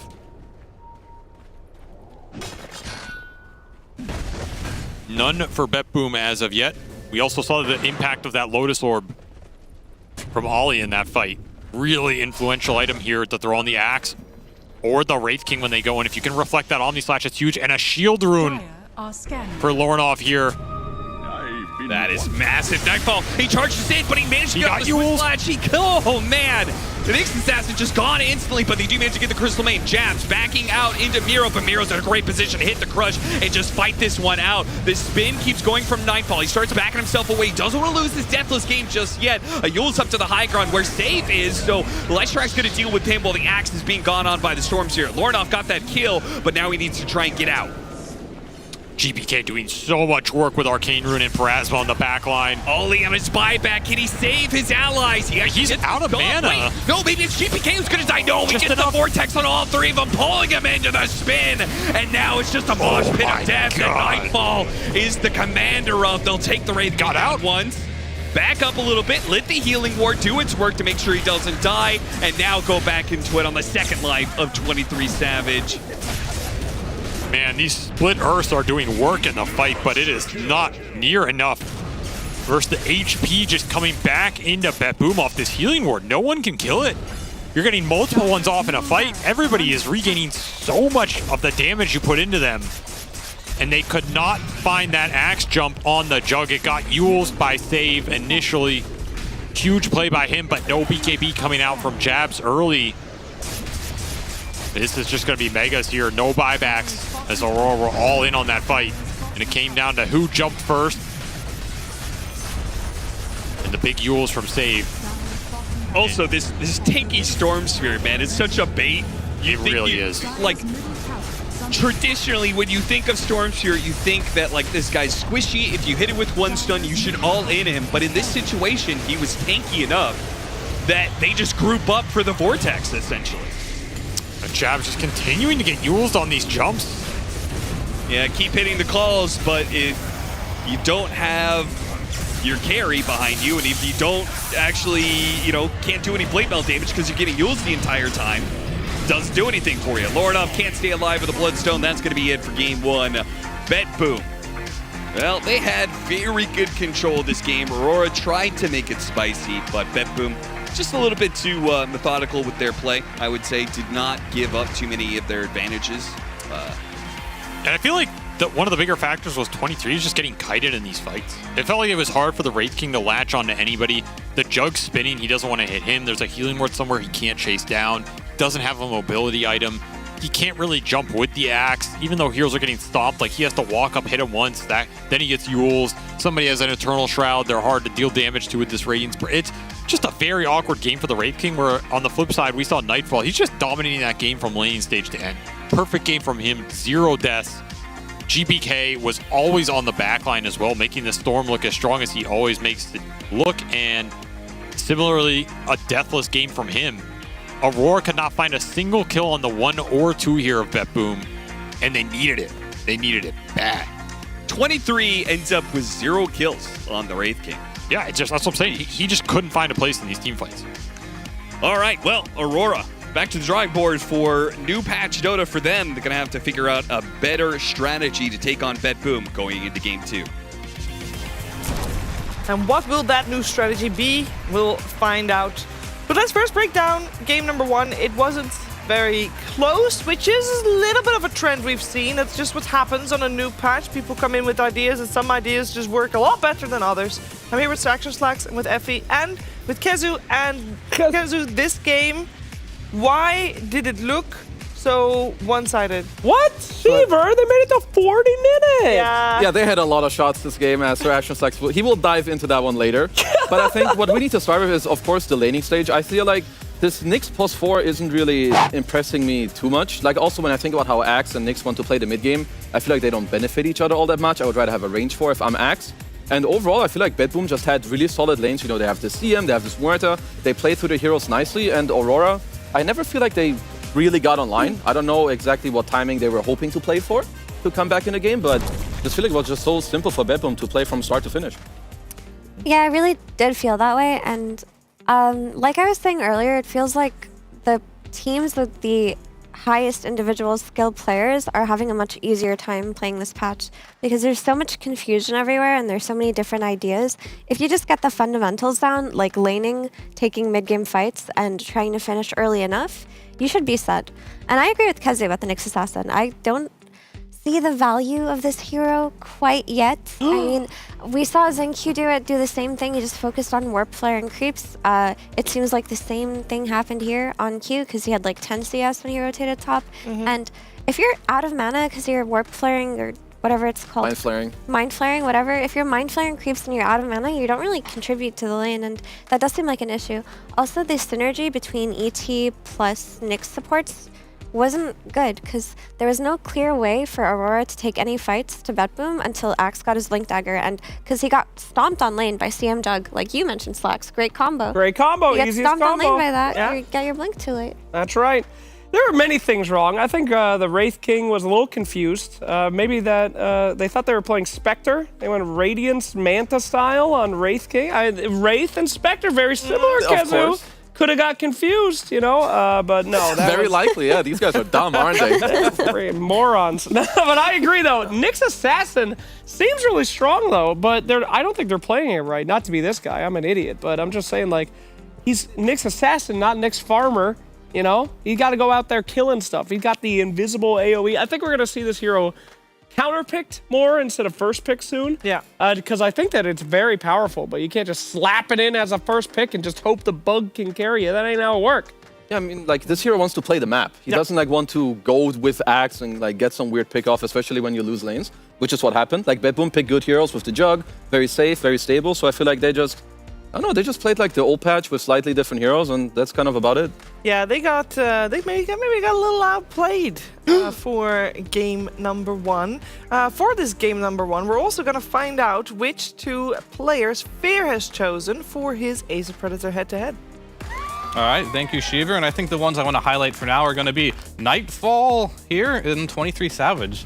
They're going to be playing the Juggernaut and the Wraith King. And I think playing Juggernaut is like slipping into an old pair of shoes. It's not very hard, but Wraith King this patch, if you go for the new facet, it's a completely different beast. You don't get a farm the way you get out normally. And let's take a look at these networks here. If you have a bad laning stage and you don't have the skeletons, starting out 0-2 and 0 here for 23, it's a rough one on the Juggernaut, 2-0 and 1. We talked about the Juggernaut this patch and how good it can be. Laning stage is one of the strong parts about this, and this Wraith King, it is completely nerfed in the laning stage. This hero is very much weaker if you do go for that late game build, and you'll see here as well. Playing versus Slardar is also a very tough matchup, and I think they picked this into the Slardar as well, not really having the results they wanted to. Of course, you can become a Wraith now at level 1 here, yeah. which does just about nothing, but you're going to see over and over again, 23, he doesn't have those skeletons in the laning stage anymore, and that's a big nerf to your laning stage. So a lot of these Wraith King players are going to have to realize it's a completely new hero now. You're not going to be mid-game dominant, and on the other side here, you have Nightfall. He's flourishing on his Juggernaut here, just getting kill after kill, just denying the offlaner from getting a lot of things. He's free farming, so things are looking pretty good on that department. Do you think that this Wraith King facet Yes, it's the fastest. is just like we're gonna see people going for the other one instead? Because it feels like the sacrifice you make at the start of the game. I mean, this is obviously only one game benchmark, so who knows? But it feels like a big sacrifice. It is a big sacrifice, but I think the whole team needs to be on board and understand. Realize if you're playing the old Wraith King one, where you get the skeletons, you can be like, okay, we're going to be mid-game timing, we're going to push more, we're going to play for that, we're going to have better timings. But if you play this newer facet on the Wraith King, you have to realize that this is not a game where you're going to be able to get behind in. It have to have a good laning stage, that's a big one. You're going to have to make a lot of space for him, and he'll pay off in the late game. Yeah, and I guess it also doesn't help that you pick an axe when you already know that you're up against a Jugger Chris main lane. True.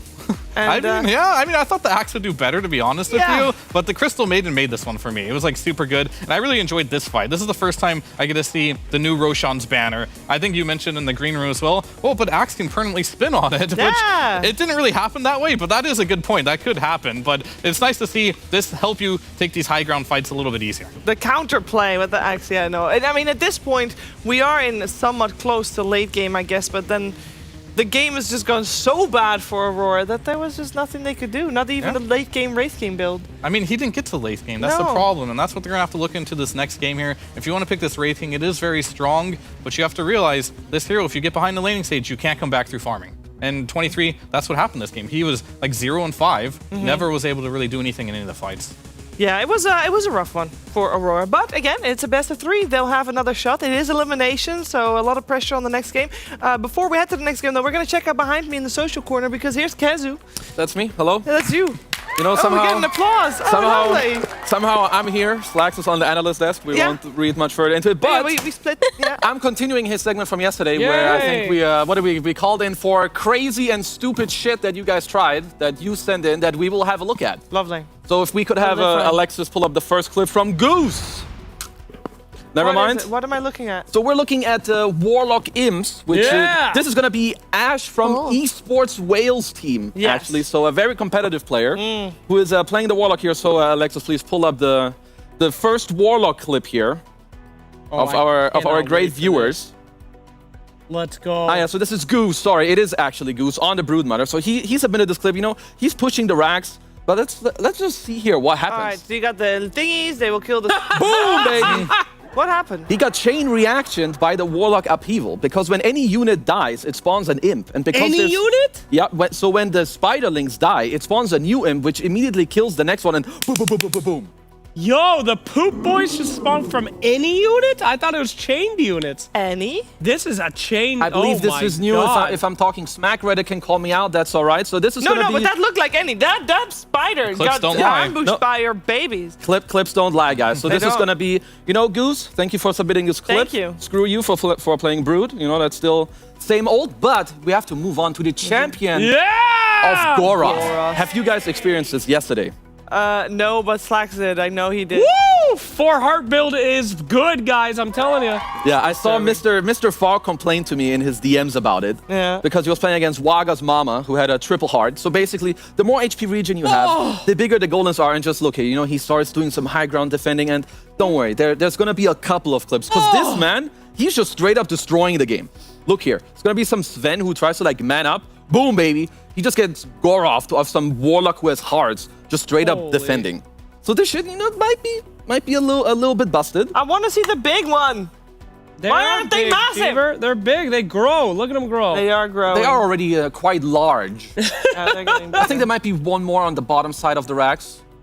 No, Well, I this is think just a with- repeat of the clip. Yeah, We saw so- this one. So this is going to be Ash Esports Wales. So thank you very much, Mr. Ash, for your great Warlock clip. It was And good. here, so we had a pretty crazy soul. Could be Slacks on a Smurf account. This guy What? tried Wraith King support. Oh. Slacks, how good do you think this clip is going to be? Wraith King support 23 is going to tried be that last game awful. too. This is Yeah, that's true. terrible. So I believe that my bro thought he has the Curse Blade level 1 as an innate ability, which you don't, because he when stunned, he goes in against the Yeah, Sledge. he's He going. obviously just gets clapped. So, first clip, it's not He not doesn't too know what to pretty. do. Yeah, so second clip, now he finally has the blade. Goes with the stun, Yeah. gets in the hit. Oh shit, I have to back off again. So Wow. I feel like Wraith King support, it's not that good. Did he send his own thing in? I think so. This is Okay. Akin on You the wanted Wraith to King. show this off? Yeah. I mean, apparently so. But wait, it gets better. There is a positive. He ganks mid. Oh, Okay, look at him go. He's ganking the Shadow Fiend. He's doing it. Don't pay attention to how they will fight each other, because I think they are very bad. He's got a haste rune. We're gonna rewatch him getting the haste rune. Yeah, that's Hold. important. Hold. No, I'm gonna be broken. Well, basically, what happens is it's happening. He gets the hit. He just mans up. He just keeps fighting the Shadow Fiend. He Yeah. turns into the Wraith, Yeah? keeps hitting, and You he know gives what? his mid player a Yo! kill. That's worse. and they get the experience because he doesn't count as that until they race. Exactly. Nah, so I this hope guy, he's got it. I really hope the dude scientist. doing the Overwatch All report right, Flags. My new realizes. call to action, guys. We need skill shots. You know Skill that shots. the new Skill puck shots. orbs, the new what's it called? Stroke of Grimstroke? Fate from Grimstroke. You know when Oh, you we do do. some boomerang stuff, or And if the you puck, do yeah, the puck and the if you do the grim. time zone with Faceless Void, but people can't move. You have some cool shit down here. Send it right there. Cool Slacks will take care of it. That was your what is Yeah, it, you the will. no scopes. He'll take care of it. He'll take care of He it. will look at all the clips, He will guys. look He'll at every watch it single all. thing you Won't link. use Flex. For sure. All right, guys, we're gonna get ready for our second game of our series that we're watching. So, Bad Moon versus Aurora, game 2, coming at you after a break.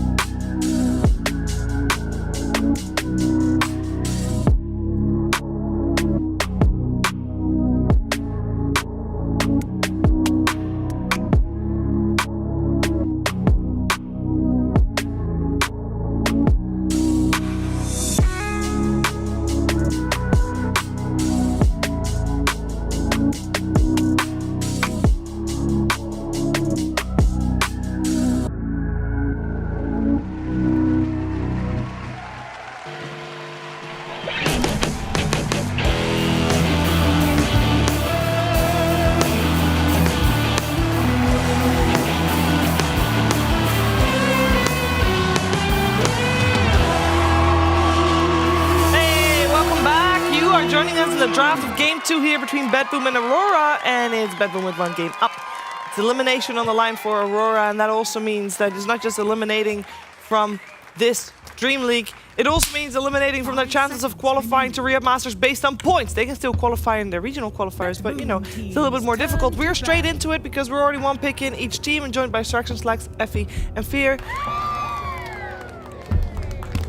Let's get into the draft, baby boys! Thank you. Why ever make fun of me like that? I'm not making fun of you. I told you I'm your hype man. When you do stuff, I do stuff too. I think that's more like making fun. Doesn't matter. Fear. Hello. Hello. What do you think about these opening picks and the developments we have seen with now also Crystal Maiden being first phase now? Yo. Yeah, I mean, I think laning stage is going to be very important, especially in these new patches where things can escalate very quickly, as we saw in the last 4 to 5 games so far. So getting laning stage is important, and CM very strong in that. But another hero that has been pretty good but hasn't won yet here on Dream League on this patch is that Bat Rider. It is get picked up here. But the more fun heroes are definitely going to be this Night Stalker. He can like reverse the night cycle. Yeah. Which is kind of cool, but crazy. he also makes night longer. He does. But I don't know by how much. Is it a minute or? I'm just like guessing because I have no idea. Nighttime duration is increased by 15 seconds. She had that 15 memorized. seconds. That's Okay. crazy. But yeah, reversing them is kind of interesting because so you have the laning stage now as night, and then post laning stage, it now becomes day. But the cool thing that I saw about that is you have your ult already, so you can actually use your ult during the day and hit that power spike with potentially more items from the laning stage, which could definitely be very scary if you're a carry and you're playing against this Night Stalker that has items and now his ultimate in daytime. And I think there's a lot of potential to pair heroes that benefit from the nighttime with Night Stalker too, since you're going to have more night cycles than day cycles now, so you can get more value out of vision heroes like Slark and Luna. On Vision too, he has that not new blind mechanic. Another hero used to blind people. I think it's Hoodwink. When you got bushwhacked, you were in blind. Oh yeah, I mean that's the facet, right? You either choose a night cycle, or your void makes it so you don't get your teammates' vision, right? Which I think is really interesting. Again, I think that Vision, moving heroes, repositioning and Vision are super broken in Vector Dota. had it too, actually. The Desolate. They couldn't see anything. It's very frustrating. Yeah. Another aspect of Night Stalker is his Aghanim Scepter. It's super broken now, right? It makes your Crippling Fear toggleable. And What? Yeah, you can toggle your Crippling Fear. I gotta check this out. So what it does is it drains your mana as you have it on. But in theory, you could just have it on for extended periods of time and just run down these like squishy backline heroes. It's a bit absurd, actually. Oh my god, that sounds awful as a support. What are you supposed to do? You cry. You buy Yules, I guess. You cry. But if you buy Yules, he's just gonna stand there waiting to come down.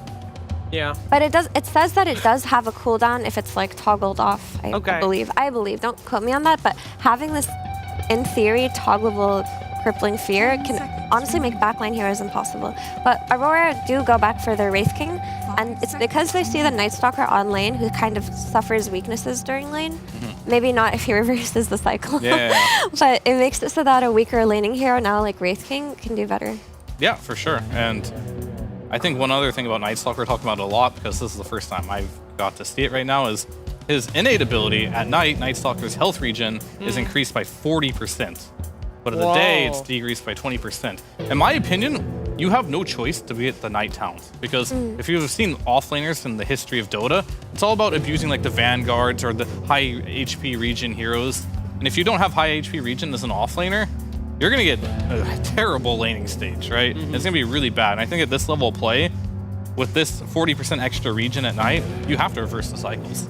I don't think the other one's even going to be viable. But Phoenix can ult and turn it into daytime. That is not the laning stage Slacks. That is definitely Phoenix a level could 6. ult though and turn it into daytime. That is a counter to the Night Stalker. With that, do you not also want Dawnbreaker? Because every time Night Stalker's ult comes off, ends, it's daytime, and therefore Dawnbreaker sees everything. That's right. Yes, but you also have less daytime. Daytime is decreased by 15 seconds. I don't think that matters that much if It you doesn't. can make it.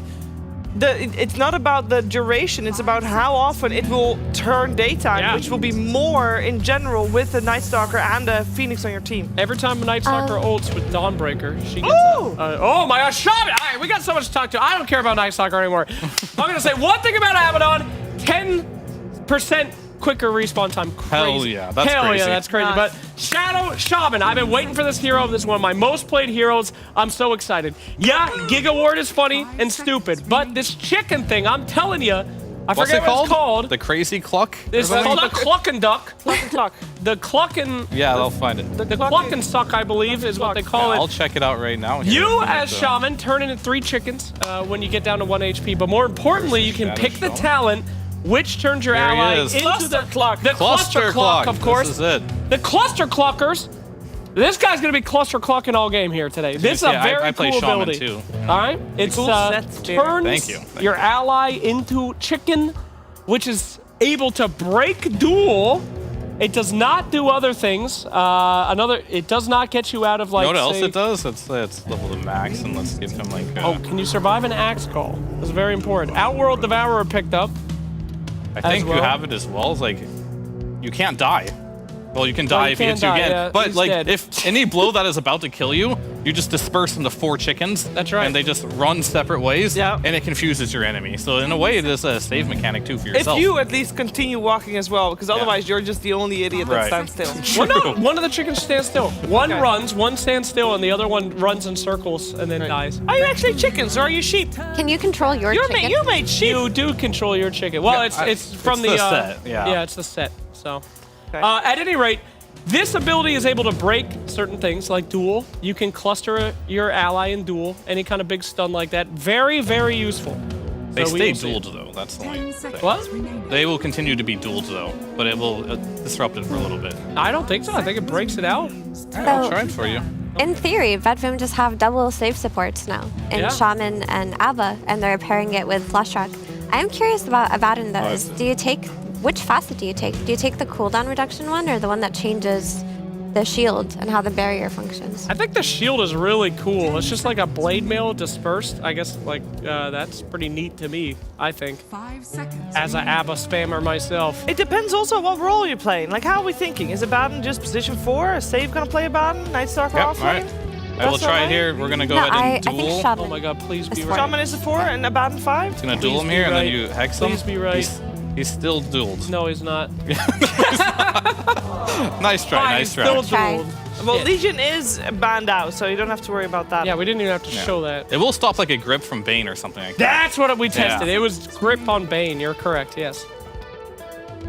All right, so anyway, the quickening, every time a unit dies within 900 range of Abaddon, all of his cooldowns are reduced. So By 0.2 seconds, which is 0.2. significant because when your creeps are getting denied, this is any unit, not enemy units. Oh my god. So when yeah. your creeps are dying and enemy creeps are dying, that's 0.2 seconds for each creep death. So you can be spamming out these heals and these shields. To me, that sounds really good. How are you Sounds supposed to better have than enough- changing the barrier.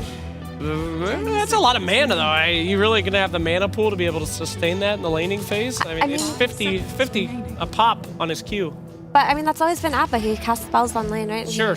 You have to have some kind of regen. It's not you're going to be pressing it off cooldown, but having it up really does change the dynamic of a lane. Because if your shield is up 1.5 seconds sooner than it would be, then the enemies could take a fight that they wouldn't normally take, and then the other shield is ready and they lose the engagement. How are you gonna pick Underlord into this team? You gotta pick Underlord in the Abba. Abba's really good against Underlord. He removes the root. I thought that was a good hero.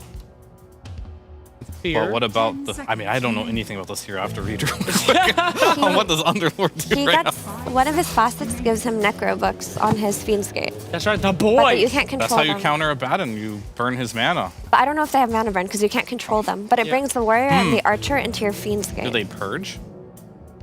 I think they just do damage. Yeah, they just They're roll useless. out. Okay. I'm not sure. Can you actually check if you have time? Yeah, I can summon try the and boys. That's a life I don't know if saving. we'll have time, but... Lifestealer is actually considered to be one of the not so good heroes of the patch, or rather his win rate went down. Thank God. He feels super nerfed, but I think this is a case of, okay, you're looking at the enemy draft. There are lots of tanky heroes. You're playing against an OD and you want to be able to run him down with one of your heroes, and you need to kill Egg. You need a carry that's going to kill Egg, and I assume Juggernaut, of course, was banned. Huh.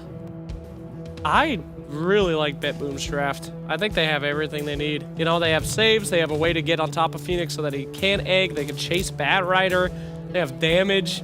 I really like it. I don't know how it could go wrong for them, honestly. What could possibly go wrong? Nothing. It's perfect draft. Wait, what did I he don't- choose for Underlord? This is, by the way, Demon's we Reach, so. think that they chose it because here they can still swap it around. Oh, okay. They still have time. Like, you know, during strategy times you can click back and forth. So Yeah. this is most likely what they're going for, but they could still last minute I mean, you get mana burn on the Necro books, so that's good. And if you kill them, you take damage up to 500. And it's 30 mana burn. And the archers, what do? They give you bonus move speed and AoE. So there's no still purge. mana burn. Yeah. Okay, that's actually pretty solid then. Okay, let me hear it. What are we thinking? Is it going to be a 2-0? I know Slacks already thinks it's going to be a 2-0 Effie. Yeah. Actually, I think Aurora's draft looks pretty good to me. I think Bad Boom are just better though. They're better on lane, and they feels like they're more comfortable already going into this. But the Wraith King is set up for a much better lane than he was in the first game, and they got two really buffed and strong supports in Batrider and Phoenix. Someone changed to Abyssal Horde, I just heard. Oh. No! What's that? The Horde! The Horde. Is that the Underlord one? I believe it is. Did he take it or no? Yeah, Abyssal Horde, he changed. Oh, he got it. So that's the one. Yeah, that's the one. Minion! Yeah, the minion. That's Yeah, the boys. That's the next What are we calling that? We call that the boys? We call that the Horde? Well, what do we want to call that? Abyssal Horde, might as well. My question mark is OD, but I think Aurora's draft looks better. Okay. I don't know, because everything is weird, so don't ask me. We are ready to go into the next game. Final thoughts, 2-0, yay, nay? No, this is going to be our first best of 3. It's going to be a close game. Yeah! Bring out the boys! Bring out the boys. Let's see what's going to happen. We're heading over to Cap and SVG, but first, some Puck Jam Pandas.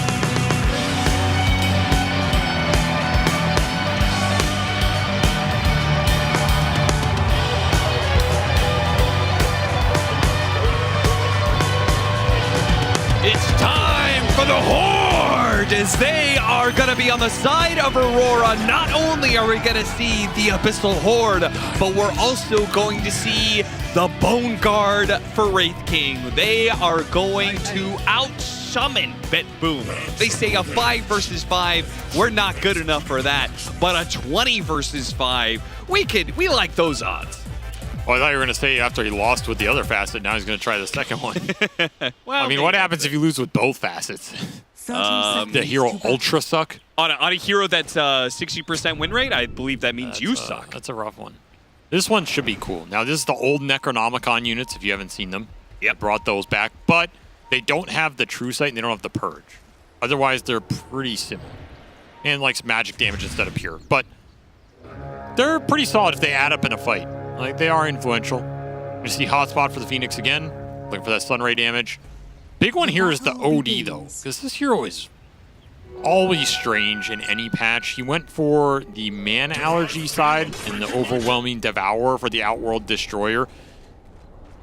Very surprised by that. Yeah, I actually feel like I prefer the other one on paper because I just don't think the heal ends up mattering too much for this hero. Yeah, did anybody like mana allergy last patch? No.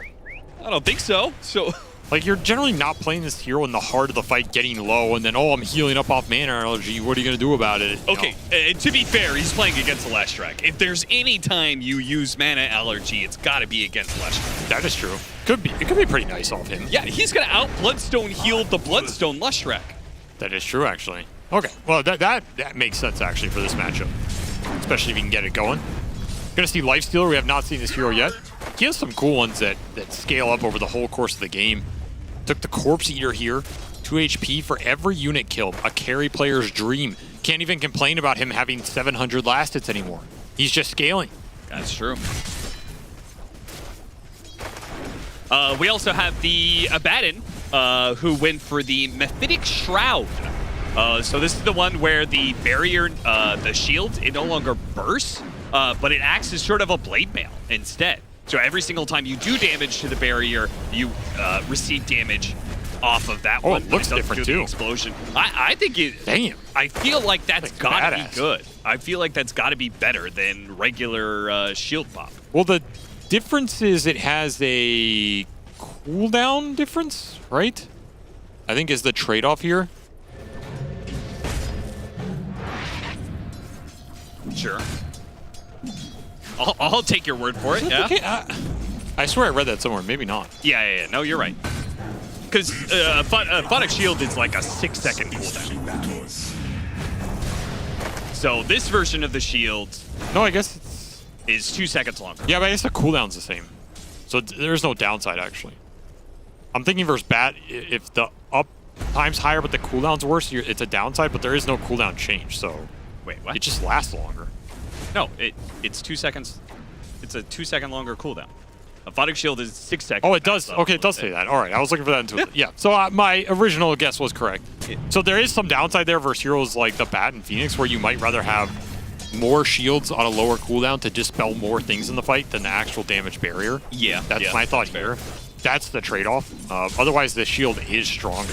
But in a game like this, where you are picking this Abaddon for the Phoenix Bat support duo, I might have gone the other direction. To fall and rise again. And there will be a neutral creep that claims Toronto Tokyo's life, wishes he had that 10% death timer reduction. Man, they got big saves because they also have the cluster clock. That's true. I mean, this is what we're all here for, right? 23 turns around, throws out the stun on the save. Save, There's the there goes the cluster clock. Which one's real? They don't know. Save gets away. I mean, that thing's good just because it's a dispel. Like, it guarantee removes all the damage DOT on you. Yeah. That's just nice. It's just a strong passive ability, honestly. Seems good.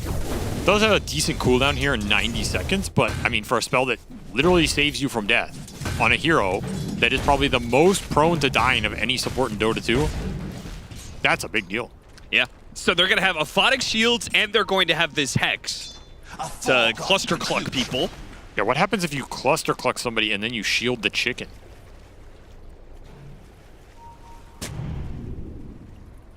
What happens if you shield then cluster cluck?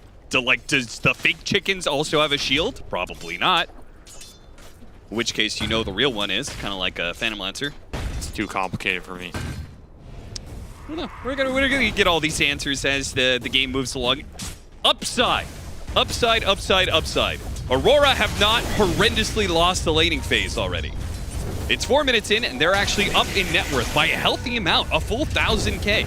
And it's Jabs leading. That is always a good sign for this team, when Jabs has a good early game and can build some momentum, because he's their biggest playmaker. Yep. So yeah, not a bad start for him. I guess the Skelly boys are proven to be a bit stronger on lane here for 23 than that Curse, which makes sense versus this lane that two single target heroes in Shaman Night Stalker. I think the Skelly boys look stronger here in general than last game. There's not as much wave clear from the side of Deathpool. Yeah. Might be able to get more done with it overall. Jabs just finding underneath the Firestorm, though he's hitting the shield. Again, maybe not what you want to do. But he's CSing pretty well here. Yeah. Nightfall is gaining some decent early HP, though. A little extra bonus for him. Man, up to he 40. is hitting hard. Goddamn. And we're going to hit that daytime. So Miro gets through the lane phase. Pretty good position for him in terms of the CS. Much better average performance we're seeing out of these Night Stalkers in the first 5 minutes as expected. Get the extra regen, double bracer buildup seems pretty straightforward. Big question is, can you get through this period where you're level 4, it's daytime, and you're pretty far from 6, pretty far from that next nighttime. This, I think, is the weak point of this buildup. Like, what do you do in this period? Are you just happy sitting on the lane and losing that lane, which is probably the case? GPK not going to be able to go for the kill on Ollie, though. He's got to dive. Should be perfectly fine. To my house. An ill wind carries me. Oh, Lornov. He's going to chase him down. Okay.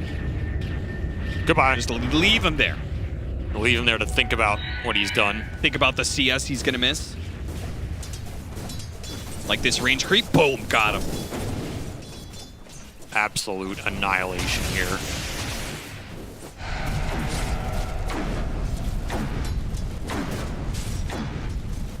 Why do you think Valve keeps on trying to make Cleave Underlord a thing? I mean, look at his weapon. Fucking big, man. Okay. I guess that's good. That's good enough. That's like, good. if that thing can't cleave, I don't know what the hell's cleaving. Yeah. Because his other talent is, his other facet is the cleave. Whenever he has additional damage, he gets a 35% cleave, and then the AoE of that cleave grows with the amount of damage that he has. Look at the stacks coming out. Ah, mama, there's some gold for Jabs, and he's having a pretty damn good game already. Dude, it is so important for Jabs to have a hero that can 1v2. They tried it with the Axe last time. It didn't really work with that Axe Nyx assassin lane. But it's so obvious that they want Jabs to be able to get solo experience in lane and Q to just like stack up to give Jabs like even further ahead. And when Jabs gets this far ahead, then he's able to determine the tempo for Dire's Aurora, middle tower and they is under don't just attack. get run over in the first 20 minutes. Yep. And now he's already level 6, so I wonder if you prioritize taking this gate a bit earlier on this hero now that it actually does more, in theory, in like an early fight. You can gate through, get some bonus summons. Tower is under attack. I think these summons are just... Do they scale with the level of gate, or are they just like flat?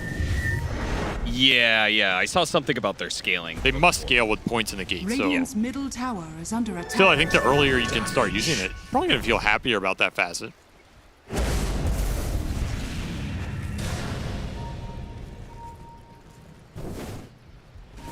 He's just cruising for now, working towards some aura items. Splitting the lane, doesn't have to deal with the lifestealer here.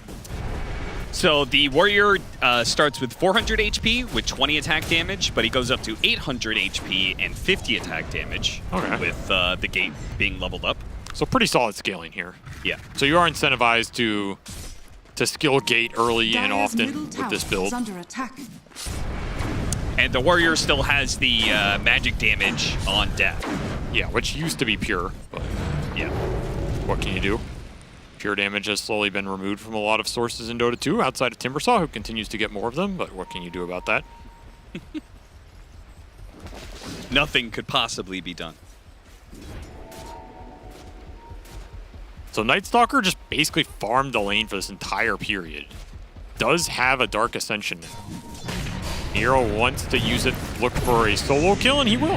He's just going to instantly pop it. Now that silence is just going to last forever here, basically. That is disgusting. And that was very easy. It was, but... And the upside is it's going to be nighttime after this ult's out. Yep. So pretty scary force on this bottom lane. No one wants to stand there. 23's been toggling between the jungle and the lane. He'll definitely come back for this double range creep wave as the Ascension wears out. Yeah, this timing works out so much better. Like, having it night during the crucial part of the laning phase, and then once you kind of won the laning phase, it goes back to day, and you're kind of fine with that. It felt like before the first nighttime, you wanted to do something, but you weren't level 7. Right? You didn't have maxed out Void, you didn't have your ultimate, so it didn't feel like that good to try and make plays. Now, if nighttime starts at 10 minutes, it's like perfect timing. Mana allergy. Let's see if this keeps him alive at all, as the mana Actually, getting thrown around is actually healing him so much. God damn. He's good. They made the critical error of thinking that Lorinoff was a killable hero with a bunch of magic damage dealers. I mean, that looked really good there. Where you're getting outnumbered, you can throw out an early ult, guarantee the mana allergy heal into you. Looked really strong versus this Leshrac spellcaster who would have just nuked him down here. Look at that heal, man. Yeah, I mean, he also got mech as well, but... yeah, for sure. The mech was not necessary for him to live there. Still nice defensive positioning from Aurora. Defend the rune, attempt from Boom. Make sure their OD's having a good game. Getting some levels for their supports at the same time. It will be the Witchblade build-up for Lorinoff. He's going to be strong in this game. And I think the fact they have the Wraith King able to push lanes out is going to help this draft a lot too. Dude, Eternal Shroud OD. Yeah, are you with me on this? Yeah. That sounds sick. How could you die to magic damage if you have mana allergy and Eternal Shroud? Oh, here's the gate. There's the little summons. Get him! They did nothing, apparently. They just aggroed to the creep wave. These things are uncontrollable. Yeah, let me read it again. So they're farming, though. Look at them go. The first underlings are summoned together for the closest visible enemy unit within 1200 range of the gate. So if the creep wave is closer to the gate than the hero that you're trying to jump on, they will go to the creep wave. Yeah, they looked pretty useless there, but yeah, they looked cool. And they farmed an extra creep wave. That's what matters. I do think maybe a nice little change would be maybe that it prioritizes heroes first, but... Okay, but hear me out on this. You just summon the gate wherever your carry's farming just to piss him off. off cooldown. You know, he's doing that ancient stack. Just summon the gate there, go through it. Summon some creeps on him, go back through, steal a bunch of CS. Okay, you've been party queuing with Slacks way too much. This sort of hostage-taking maneuver is exactly a Slacks methodology here. Just commend me or I'll gate to your stack. Wraith King, you better get involved, otherwise I'm going to gate your creep wave. Goodbye, Madden. So yeah, Toronto Tokyo underleveled here and will pay the price as Aurora have just outplayed BetBoom in this early game. Made the better moves, gotten more XP on their support, stayed on lanes longer, and feel a lot more comfortable with the facets they've gone for here and what they're doing with them, especially 23. Seems to be just having a way smoother game. Oh, yeah. I mean, he did better in the laning phase, right? Like, they should have killed the Shadow Shaman. They got cluster clucked out of that one, but that should have been a kill for them. Better laning phase, and he's farming better. I mean, I really do think that I feel like the Bone Guard is actually better most of the time. That's my personal thing. I feel like the Skeletons were way too impactful for how Wraith King played previously. Be interesting how it develops over time. I mean, if you can make the other build work, it seems more powerful in the late game, but yeah, for sure. This one definitely seems a lot more reliable and consistent to get you into a good place in the game, which oftentimes in Dota that ends up just being more valuable. I mean, I guess my thing is, like, why are you picking Wraith King? It's kind of like that's you know, a good question. Picking a Terrorblade if you aren't being able to Illusion split push, right? I feel like it's kind of similar for Wraith King. Like, if you're picking Wraith King, part of the reason you're picking him is to be able to have this lane pressure and to, you know, farm faster than most other characters. So that's our current understanding of the hero. But what is the future hold? Only Oracle knows. Because he knows that it's going to be a haste rune at top at 6 minutes. Yeah, I was thinking about that, like this Oracle change, you can tell you where the rune is. Man, I don't give a damn about where the rune spawns, man. I want this guy to tell me which mid player is going to give up first in my pub. Like, there's a prediction that's useful. You know? Oh, yeah. Enemy mid is going to grief at 12 minutes. Oh, thank you, Oracle. Yeah, like an Immortal draft, if you could actually have the Oracle tell you which one of the players is safe lane or feed. That's right. That's what I want this guy to tell me. Like, I don't give a damn about a rune. Oh, daytime. Oh, what a supernova. Canceling out Miro's advantage during nighttime, though he does manage to get the silence onto the OD. Can anybody help him here? They pull up GPK. He got off the Sandy's Eclipse. He's healing up through the Sun Ray. He's and healing. The mana allergy. He's actually out healing some of BetBoom. And now the Horde. The Horde is coming. Run, BetBoom, run! Run, ancient creeps. Run, ancient creeps. Oh, God, they're getting massacred by the Horde. Jesus. Somebody save these lizards. My God. Not only did jabs have impact in that fight, he farmed an entire Miro's ancient still camp. here? I just never got out. Oh. It's going down too. Oh, that's too bad for him. Get him with the hot spot. Damn. I mean, Lordoff he's looking good in these fights, man. Yeah, this mana allergy is sick. They just keep overextending on him. And he is making them pay. Wait. What is happening here? GPK just... Oh, God. My God! 765 damage. Jeez. Even 23 is surprised about that. Like, what the hell was I using this garbage-ass curse for last game? Yeah, who needs Spectral Blade? Just kill him with a good old-fashioned crit. Radiant's middle tower is under attack. I don't need to curse the man if he's already dead. True. I mean, the fact this build also pushes and takes towers and stuff is also bitter, but there is some more bones for the Bone Throne. And who sits on the Bone Throne, Avery? Bone Daddy, of course. Of course, Bone Daddy. That's going to be Radiant's done off this bottom lane. Man, Aurora are so far ahead, 10K at 16.5. They have picked up the pace here. You were saying this team is slow. Well, maybe you pissed them off there, Austin. Good. I like it. They play pissed off like this. It looks good. I will say it. The team fights have felt underwhelming for this BetBoom support duo in comparison. Just doesn't feel like they're getting the lockdown with the Shaman or the shields really swaying anything in the fight. Just feels a little low damage right now. Yeah, it feels like their saves aren't actually doing anything because,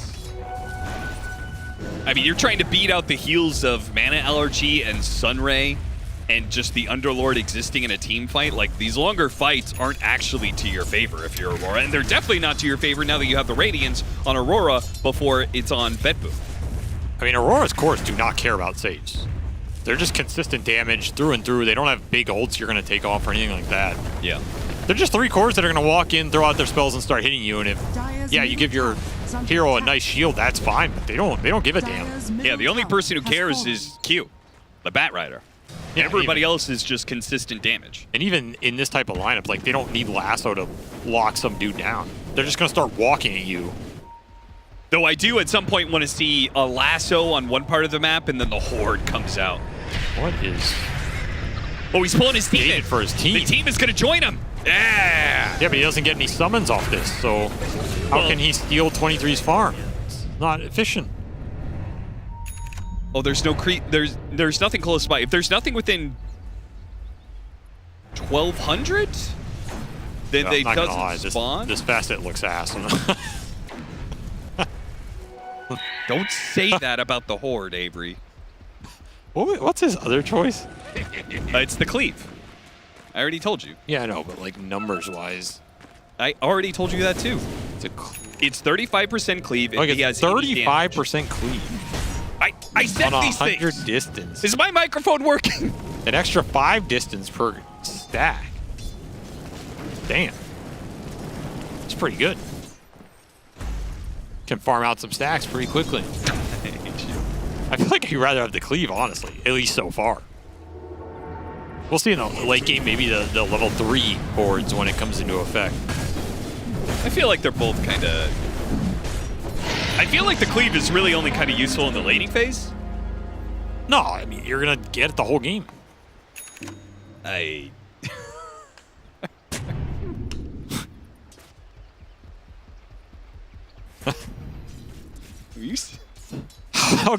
in real talk, how is Cleave useful in the laning phase? Cleave is the most useful at every point in Dota outside the laning phase.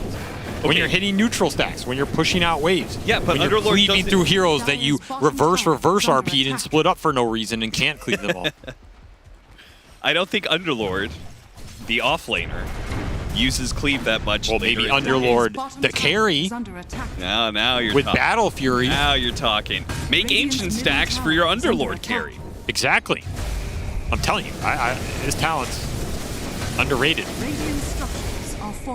Underrated because one person picked Underlord. That's right, underrated. And he's not going.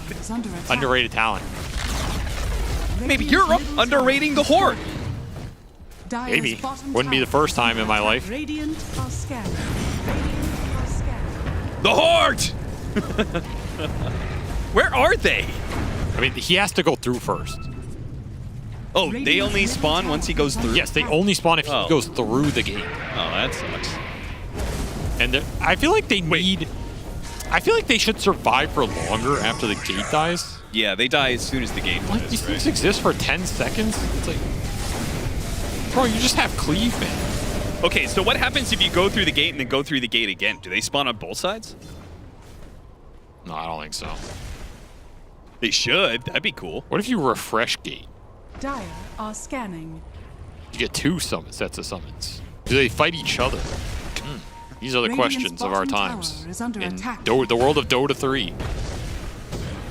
A Horde battle. Atos messes up that illusion. Fun, some Night Stalker. BKB is done for the last track, so maybe Bedboom can do something? Question mark? I just don't know what this lineup really does from this position. Like, you have to kind of just go and hunt behind your Lesh or your NS, but they're not strong enough to run into the squad. There always is a Phoenix egg that Miro has to think about. I don't know, this game seems tough for them. Like, their 5-man is just way weaker. This Underlord Phoenix is... Well, yeah, because there's like 20 more units on the so side. tough to run into. Got the Phoenix first. This is just what you want, but the Yules allows him to separate, and all he's going to be able to get the dive away. And now, put him underneath the Sun Ray, get him with the hotspot, he just gets burned out so quickly. He tried to come in for the save off the Abaddon, but he's just going to be another death, another kill for Aurora to clean up, and they can head right back to taking that tier 2. Dire's top Where tower are they is going? under attack. Wow. That's impact right there. Where are they going? Are they going to the unit that died? Are they don't trying know. to chase after the Night Stalker that's dead and in the fountain? I'm assuming they had no available target, and if you have no available target in Dota, you just target enemy fountain. All right, maybe the AI could use a little upgrade here on the Horde, but Dire's middle tower has fallen. What was his other choice? Oh, he has 35% cleave, Austin. He could have taken 35% cleave. Sounds pretty good right now. people don't understand what a goddamn troll you are. So it's going to be a similar build-up for 33. He's just going to skip the Manta, which makes more sense here. I don't think that build really worked out for him. So it's definitely working out. I mean, you can go high ground early with this lineup. You have Skeletons, you have the Auras from the Underlord, you have Sustain, you have the Horde. And all of them are going to get piped. And you're looking at the outspam from Betboom. I mean, it does not exist. It's Leshrac stunned with Shard. That is the entirety of your high ground defense. You should have taken the Mega Ward, I guess. I don't know. Yeah. Pipe the Horde. 13-1. Jesus, Betboom has 1 kill? I mean, their lineup just doesn't do damage at this point.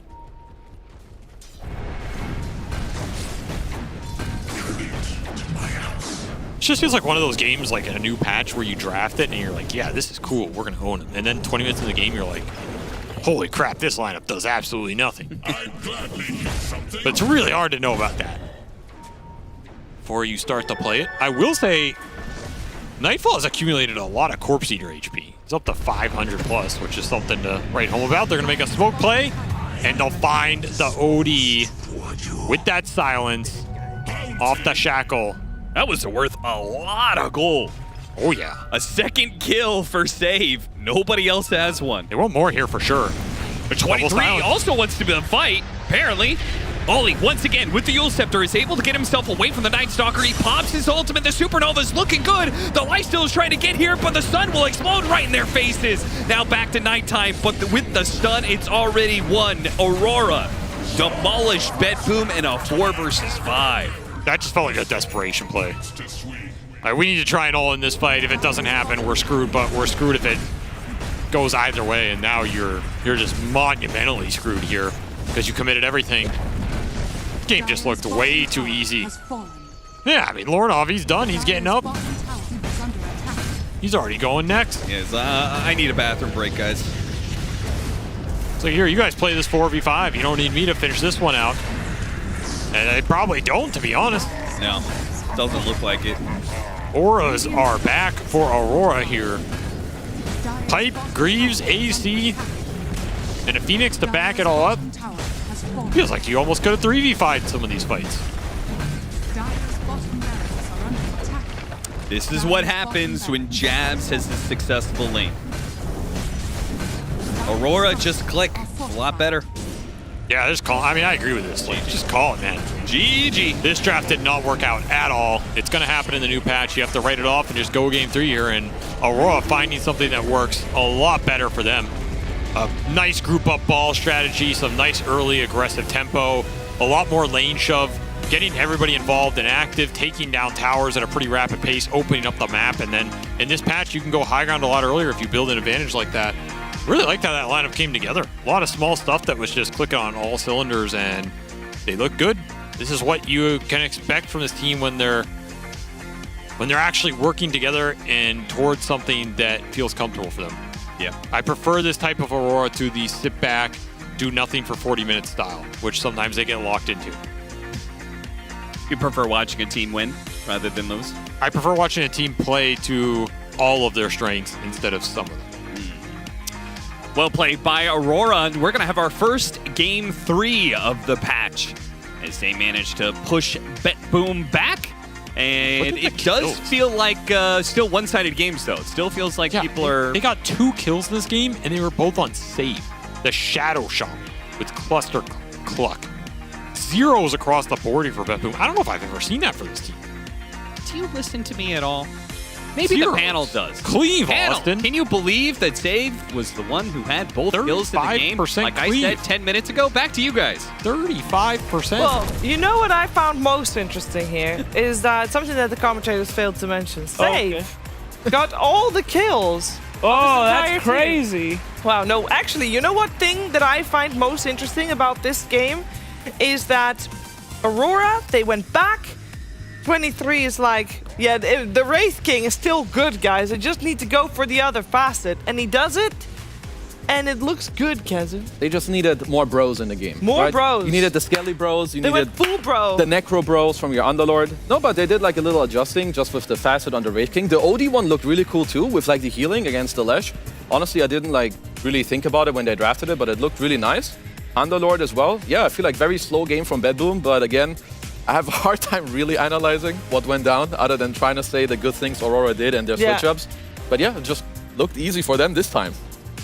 Yeah, I mean, I like what they did a lot with taking OD versus Lesh, because in general, that's a really OD-favored matchup, but the hero itself was a big question mark because we didn't see it too much last patch, but they just had very strong lanes, very strong support. They had overwhelming team fight compared to Betboom, who had none really. It was hard for them to find an entry point back into the game at any point. And yeah, I didn't really feel very impressed by the support duo on Betboom. I was hoping Abaddon would look better. I was hoping Shaman would look better. They both didn't look that good. Shaman did look good a couple times. He lived. He lived. It was great. Cluster clucked. He's 100% of the kills. He looked great. I, for one, love seeing a Lifestealer lose now. Bless. So bored of that hero from the last patch. So, yeah, absolutely dumped on. My favorite thing, though, is those Underlord boys, you know? You can't control them. You call them out, they go do Ancients. They go dive a tower. They were just born. They hate their lives. Off to the Ancients. I will say it was a little underwhelming. What do you mean? Nah, just wait. I think it's... The problem is that you have to go through it. I feel like they should just spawn. Yeah. But one thing about the game that Aurora did very well that Bedboom didn't, that patch didn't change stacks. And Aurora had a buttload of stacks. True, and they actually had loads of stacks in the first game as well. They just didn't do too well. They had the wrong facets. What can, what can you do? No, overall though, I feel like this was a great evolution, Effie, of the two teams we've seen. Yeah, I was worried that while I liked Aurora's draft, I thought Betboom might just out-fundamental Aurora in terms of individual mechanics, but that wasn't the case at all. Aurora proved that they're incredibly good players too. They've made it this far for a reason, and if they pick lanes in which they don't shoot themselves in the foot, they also can run over the other team in the style of this patch. And I want to just go back to the Wraith King point. I don't think that you should build heroes so far at the start of this patch for a late game timing, like with this Spectral Blade. You're not hitting that late game timing. Your skeletons are tried and true, right? They give you laning presence. They allow you to push. They allow you to take objectives. And 23 had the right idea with the switch up here. I think we're probably just going to see more standard Wraith Kings and not the Spectral Blade ones so much in the future. Very, very likely. For this game, we also have Kadia, Ward of the Game, for which we're heading over to Fear. Thank you, Shiver. And you know what wins games? It is Vision. That is right. And for the Kadia Ward of the Game, we are going to pull that up here and show you how Vision can win you a game. Obviously, this game was pretty one-sided for the most part. You will see that high ground Vision there, right there on that cliff there. Great choke point. You do get the Underlord with all his spells there. You do de-ward it in the middle of the fight, but it's already too late. You already see everything that's happening there. You get a great lasso by Q there, dragging the enemy mid laner up there. Now you're in a choke point you don't want to be. You're playing versus Underlord spells. You're playing versus Phoenix spells. And this is all set up just because you do have that amazing Vision there from Aurora on that high ground, giving them Vision there and giving the Kadia War of the game. Very cool, very cool. I believe, Fear, that you got something else that you really wanted to show us. Yeah, I mean, this one's really hyped. This game was super exciting, of course. And the most exciting part of this game, it had to have been the Underlord and his new facet, where we're bringing back the old school Necro books. And mean- just look at these bad boys. They're coming through the gate. Here they are. Look at that right there. Woo! They're farming some ancients right now as the team fight rages on. Hear me out. Skill issue, because why did he put it over there? I don't think you can control them. No, why did he put the portal over there? You can control the portal placement. No, You just he gotta knew he think was going to more. win that team fight anyway, and he was mid-maxing and farming ancients at the same time. What about those? Like, these are pro. Watch them go. Here they go. Woo! Why They're going do they in. go- Why are they They're going in. here? This is maximum impact. This is showing why this facet You is know so what the amazing. weird part is? There was Oh also a tier 2 showing up top, so they could have gone there, a tower that was actually I mean, attackable. these things have some pathing issues, but they destroyed this game. Generous So- passing issues, if that's the only thing. Easy fix. Yes. I mean, I think it's like some facets are kind of just there for show. Sure. And they don't have to have a lot of impact. You still have your normal kit of the hero. The thing about these cool facets, there could be a game where they're really big. This could have been a different game. The Yeah. Celestiak could have ran over like a landmine of Necrobooks and killed himself on it. Of course, the Necrobooks weren't needed, and they just killed themselves on towers. But that's the beauty of the facet. They're like, we're winning. This was like the BM Necrobook. It's like, really we're winning were. so hard. And we're just going to dive tier 4s. We don't care. Now, we'll see if we see more Underlords with that facet. I mean, I think it can be good. Just place your things, your portals a Just little use bit. skill issue, right? Yeah, a skill issue, for sure. Definitely not an AI issue, 100%. Before we see what's happening in Game 3, we're going to check in with the social corner over here. Kazoo! I'm here. Hello! What you got for us? I've done some little researching on Reddit last night and this morning. possible? So it is actually possible, you know, Wow. like-minded people like all of us on course. Reddit. So That's of how course it we works. have very great clips to play for everyone. So Alexis, please pull up our great clips that we got Great here. keyboard usage. So this is a Planner Pocket on Spirit Breaker. I don't know exactly what's going on here, but Wait, what happened? so Can we it- play that It's a again? black Alexis? hole. So the Aghanims keeps redirecting spells, but there's some bug going on where I think because the Alxan What? goes back to How you. did the last one die? It's like it just keeps going back. Basically, don't buy it because there's like a bug on AoE spells where it keeps going forever until the units just straight up die. I will tell you, I played Spirit Breaker twice yesterday. and I this was is- going for the axe, but I never got there because I'm bad and put in the shadow. and this one, don't try this one at home, guys. This is reverse polarity, where my Oh, bro, I saw this. he was gonna have a 5-man RP. He could have had a 5-man RP, but he chose the wrong facet. So then it's just the biggest cringe of my life. Okay. 0 heroes in his RP. Theory craft me this. When is this ever useful? I saw someone on Twitter, he theory crafted, or what he saw in a pub game, there was a sniper oracle. Yeah. He blinked in between the two, pushed the sniper into his team, the oracle away, so that now there's a big distance between the two. I can also see it maybe with the puck coil. Okay, my. you snapped the 5-man coil. That sounds pretty good to me. That's it.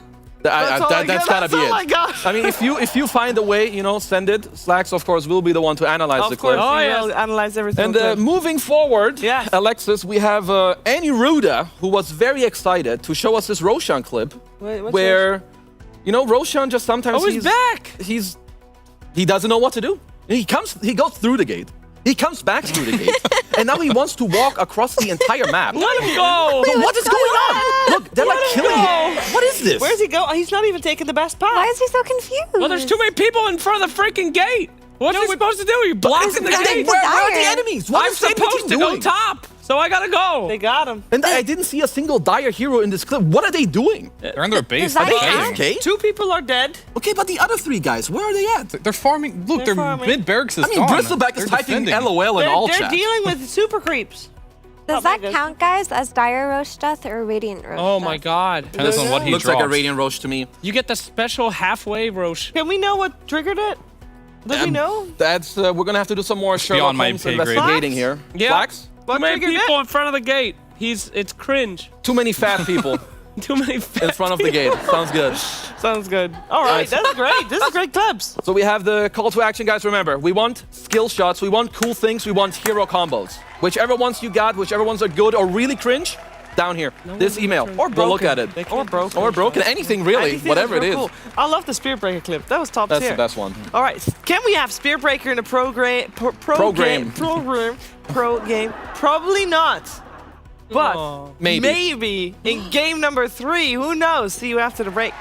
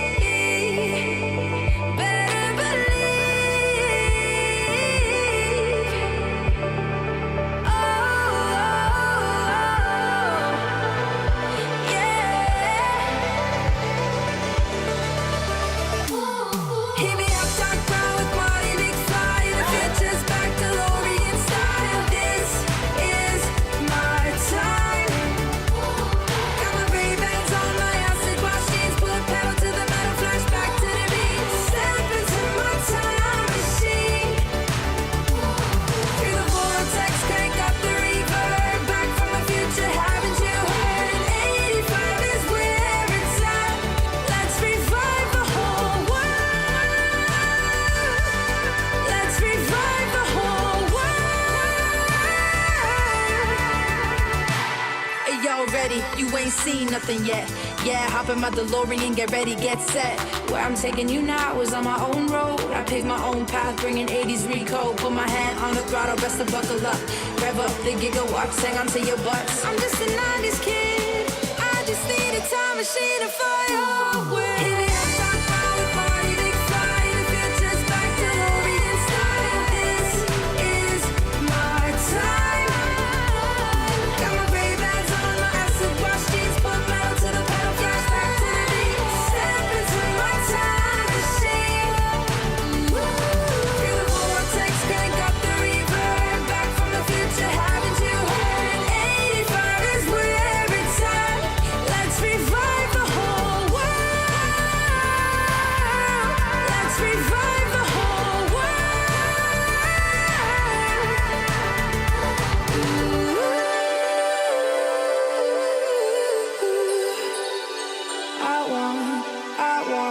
Still want my MTV.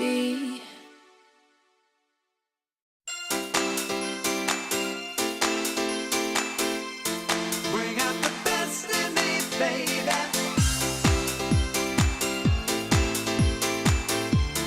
Bring out the best in me, baby.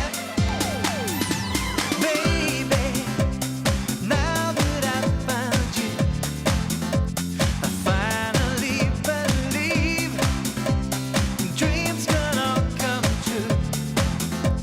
It's really happened. Suddenly life has a brand new meaning. So positive, this mood that I'm in. With you beside me, I feel I could do anything.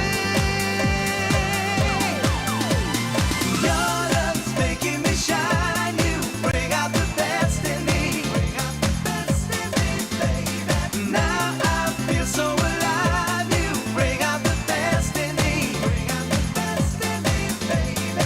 You are the sunshine after the rain. You lifted me up, made me happy again. You're everything a lover could be.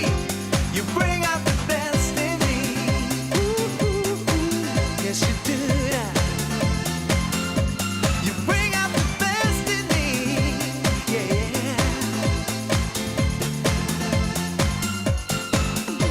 Baby, feels so natural. The joy we're sharing now feels so magical. The way you seem to make everything in my life so easy. I can take it all in my stride. As long as I know that you're there, I'll be satisfied. Your love's making me shine. You bring out the best in me. Bring out the best in me, baby. Now I feel so alive. You bring out the best in me. Bring out the best in me, baby. You are the sunshine after the rain. You lifted me up, made me happy again. You're everything a lover could be. You bring out the best in me. Yes, you do, baby. You bring out the best in me.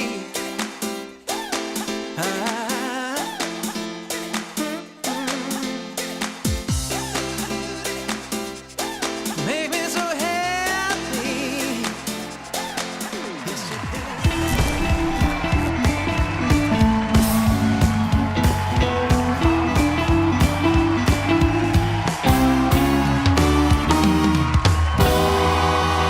Hey, you're watching Dreamleague Season 23, and we're in the middle of an elimination series, the first of today. There's going to be 3 in total today. We got Bedboom and Aurora. And for the first time in Dreamleague in the playoffs and on this patch, it's tied 1-1. Both games, though, I will say, we're a little bit one-sided. I think, Fear, that's something that we want to see changed. It is indeed, but will we see it is the question, as we've had 6 games so far, all one-sided on this patch at Dreamleague Season 23. But there is, as every game that we play, you learn more. And as that will happen, games inevitably at some point will become more even. Yes. Very How wise long words. does it take? That's the question. Oh, Is that 6 usually games takes enough? Oh. All right. Weeks. So in terms of bans, we're still sticking with the Templar Assassin, the Crystal Maiden, and the IO. Legion, Chen still banned out, with now also the Bat Rider and the Tiny that we saw played yesterday as a carry. Effie with the Phoenix first phase pickup. Do you like that? Do you like what you're seeing? Yeah, I think Phoenix looked very good. The hero itself was being played last patch on occasion, but what the hero does give you always consistently is teamfight, is damage, is the ability to heal your allies. And the facet that he takes makes it so that at the end of the Sunray, you heal more and do more damage.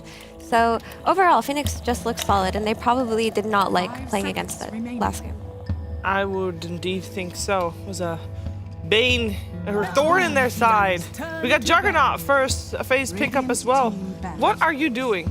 I don't know, I just see man. the table like I'm moving. Oh, sorry, I got the restless leg syndrome. I'm excited. They're like counteractive. I do it exactly the same time. Yeah, we can reach equilibrium by restless legging together.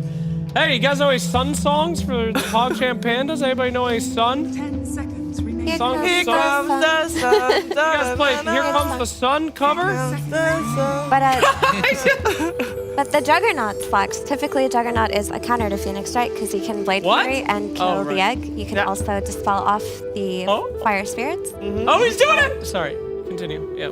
But this hero looks like one of the carry heroes of the patch, honestly. Surprised that it made it through, but it looked very strong in game 1 when it was paired with Crystal Maiden. That hero is taken out by Butt Boom, so I would imagine maybe something like a Grimstroke Fear. Yeah, I mean, that could be very good for sure. I mean, Jug is one of those heroes that went from dog to god in this patch, and very good versus the Phoenix. And the hard to spell, I'm going to keep harping on it, could make a big difference because you think about, oh, I need to be able to protect this egg with some type of BKB Pierce. And they're going to be thinking of probably the Axe again, but they lost. Well, actually, technically, Bedboom team had the Jug last time, but the Axe, when it played versus the Jug, lost. Beastmaster's another hero with the hard to spell could be very annoying, using a Roar on the Juggernaut there. So I'm very curious to see how far this Jug is going to get in this tournament with these early pickups. Ooh, you know what they're gonna get? Wow, Flying Couriers! Flying Couriers! Some people would say that together with Enchantress, this is one of the more useless innate abilities because, well, you get, it's not just that they get flying straight away, they just get +3 on the level, which means they will always be a little bit ahead of other people's couriers, but literally that's the only thing. No, it makes it so that for a courier to die as well, you need another hit to do it. So Sure. that can be very helpful, like in protecting couriers against melee supports that look to snipe them, and against things like Furion's TPing in, trying to get those. So it's not that bad. I mean, compared to Enchantress, it's lovely. Great. What? So Marcy is the bounty hunter counter. Oh, for that, you can't kill the couriers. And you can fly them across the map. Honestly, I would really appreciate having that, as I usually lane versus a bounty hunter as a carry. My courier's just, he obviously doesn't do anything in lane, so he just camps my couriers with 3 It's wards. annoying. Very annoying. But yeah, with this, all of a sudden you can fly your courier off the map at level 1. And that is amazing. We're going to see some usual suspects here. The Slardar getting picked up with the Morta. Slardar has been one of those heroes that traditionally, very good versus the Juggernaut. I talked about you need some way to deal with the debuff immunity of the Juggernaut. If you can, that's when Juggernaut typically looks the worst. But we'll see. He's going to fight against a lot of counters in this game because they literally overall first picked this hero. We'll see if we can still come out on top here. Now, can you flex Juggernaut as a support? No. Why would you? His Battle Fury, his Blade Fury crits now. Yeah. That's really good on support. Well, he does a lot of magical damage. You get a shard, I'm just saying. But the problem with the Blade Fury is it scales with your attack speed. Oh. Right? So yeah, if you're not actually getting items on the hero, you're not really scaling, and unfortunately this cannot be a support in my eyes. Okay. Very well. Veno comes out, and a lot of supports were talking about how they believe in this hero. And actually, Fear, you were talking about how the heroes that got passives built in from their spell kit have a much stronger level 1. And Veno is one of those heroes because not only can you Gale now, but you also have Poison Touch earlier on. So your level 1 spike is going to be spike. It's hilarious to say. You're just stronger at level 1 than you used to, making you more valuable on lane. But also, it's the hero that you can pair with Juggernaut, right? Crystal Maiden taken out. Typically, Juggernaut needs hard slows or hard stuns. What's the Britney Spears song? Poison song? Toxic. Oh, you guys know Toxic PogChamp Pandas? We got Venomancer. You do toxic. Well, how does it go again? What? That's true. Whatever, guys. Forget it. Sing me a piece. Now I'm very curious. I don't know. It's just Britney Spears dry talking. 5 seconds. All right, anyway. Underlord, the boys return. The boys. Hell yeah. Very excited to see the boys. I mean, I think Effie has a really good point on this Venomancer here. It looks really, really good this game with the Jug, especially against a hero like Slardar. We can slow him down, put the spin on, bring the damage. It's really good. Actually, sorry, leg day on Slardar gives you slow resistance. How much? So it gives you 100% slow resistance. 100%? When you activate sprint, you get 100% slow resistance. And what? Yes. So actually, Veno versus Slardar, the interaction definitely has changed here. So I imagine you 100% take that facet. Wow. But it goes down throughout the 3 seconds. Like it'll start at 100% and the effects will go down. Yeah. So I think that actually helps counteract it in a pretty significant way. All right. Oh, for sure. Fear, I need you to talk about Ursa, please. I'm You're busy. very excited. Okay. Ursa is very exciting. The stronger he gets, the more he slap, I believe. It's old Dota 1 style, as Fear was telling me the other day. So this should be pretty good. Isn't Fear pretty... isn't Ursa pretty good against Jug? You know? He just ults when he ults you. Yes. You got some good damage on him.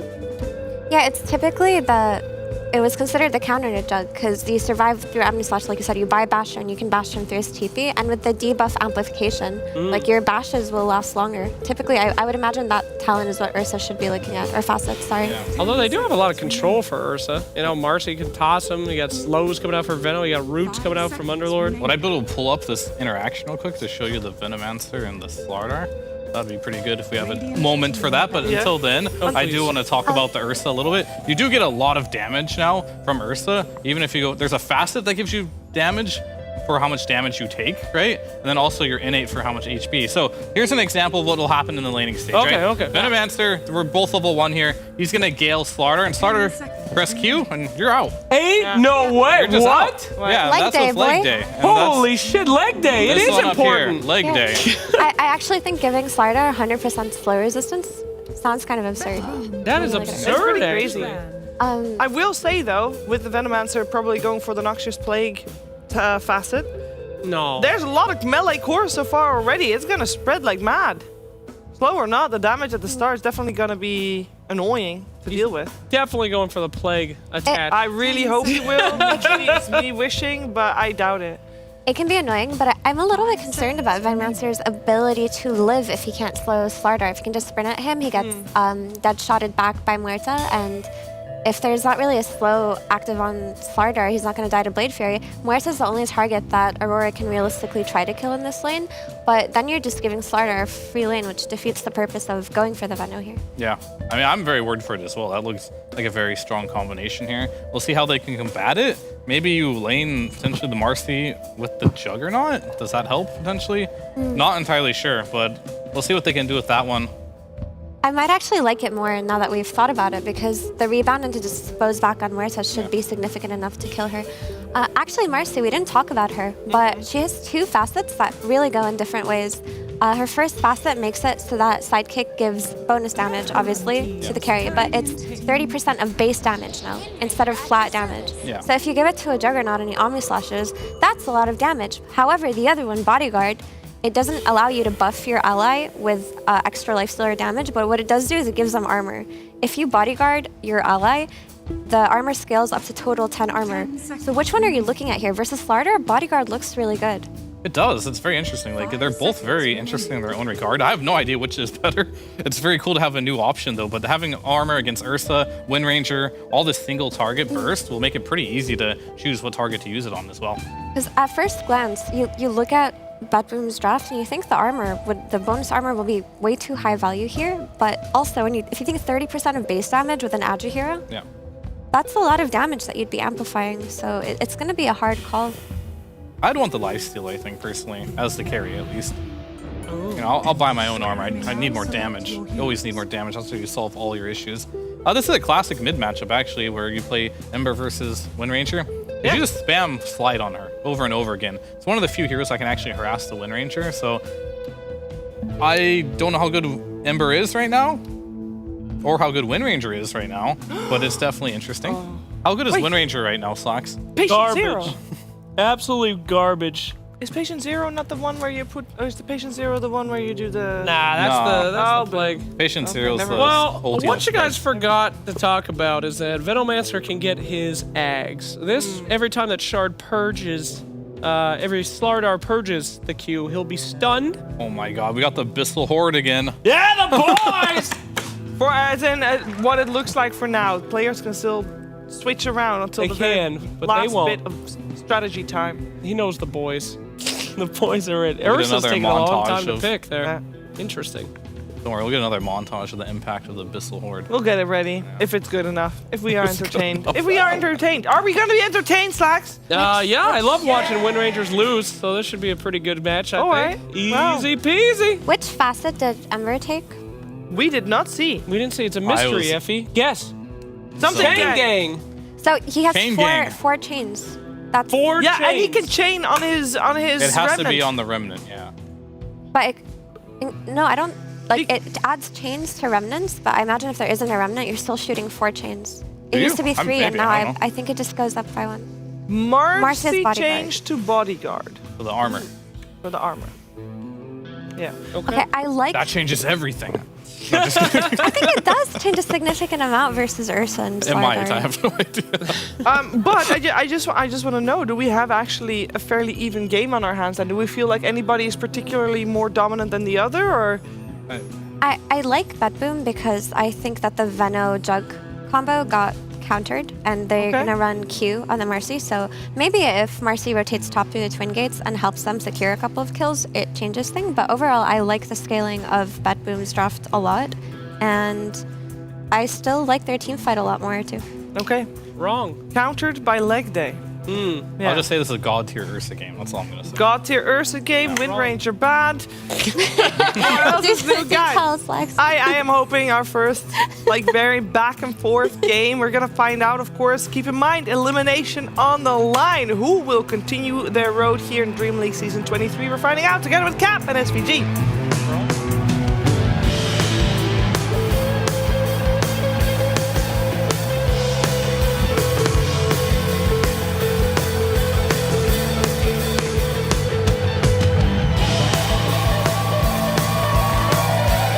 That's right. Let's get into Game 3 of Aurora versus Bet Boom. Avery, what are the standouts here for Game 3? What are you looking for? Man, I love new patch Dota. It's so fun. Seconds to battle. Is Ursa viable? Is Ursa viable? I say no, but Nightfall says yes. Why would this hero not be viable? Because he's Ursa. It's not good enough. I mean, we did not see this hero played at all in, I think, the previous 2 patches, basically. Why? And, I mean, he gets kited out in fights. He doesn't do enough damage. I think the biggest thing is people didn't really figure out a build to scale him into the late game. Like, there used to exist this Battle Fury build where Like if you got dang. 6-slotted, you're pretty terrifying. There also used to exist this build of like Octarine, Wind Waker with the Shard where you just have Perma and Rage. But with all of these things, it feels like it just comes down to a point where Ursa starts hitting a guy and he gets him to like half HP and he can't finish him and then he just dies. His window to deal damage feels very small. And so has much changed about his ability to overcome that? No. I mean, not really. He does more damage now, I guess. Yeah, he does Just more not- damage based off of his HP. His current HP, not his total HP, which I thought was pretty interesting. Save. Gonna be slowed down. This is gonna be your first blood here. Q. He shows up with a little tri-lane to start things off. Now, the Muerte is gonna come right back to lane near instantly, so they gotta be a little careful. Does he want to come back to here? I mean, this is still a tri-lane. Q's like, just do it again, guys. Why not? Kill him again. That's He's what I gonna was toss saying, him man. into kill. Why did he come back so fast? Why did you come back? Well, at least this time he got denied. You still get XP for that now, though. Yeah, that's true. Worth mentioning. It's not as bad as it used to be. And the thing is, I mean, now he has to walk out from base. Nobody. It's just the Venomancer that gets the experience, right? Yes. He's level 2. Yeah. Ollie's level 2. So nobody else got the experience. Oh, he but can TP, I guess. Okay, so he doesn't have to walk out. That's right. So, yeah. Yeah, so he only accelerated the feed, but ha! I'm back for a 3rd time. What are you going to do about that, Aurora?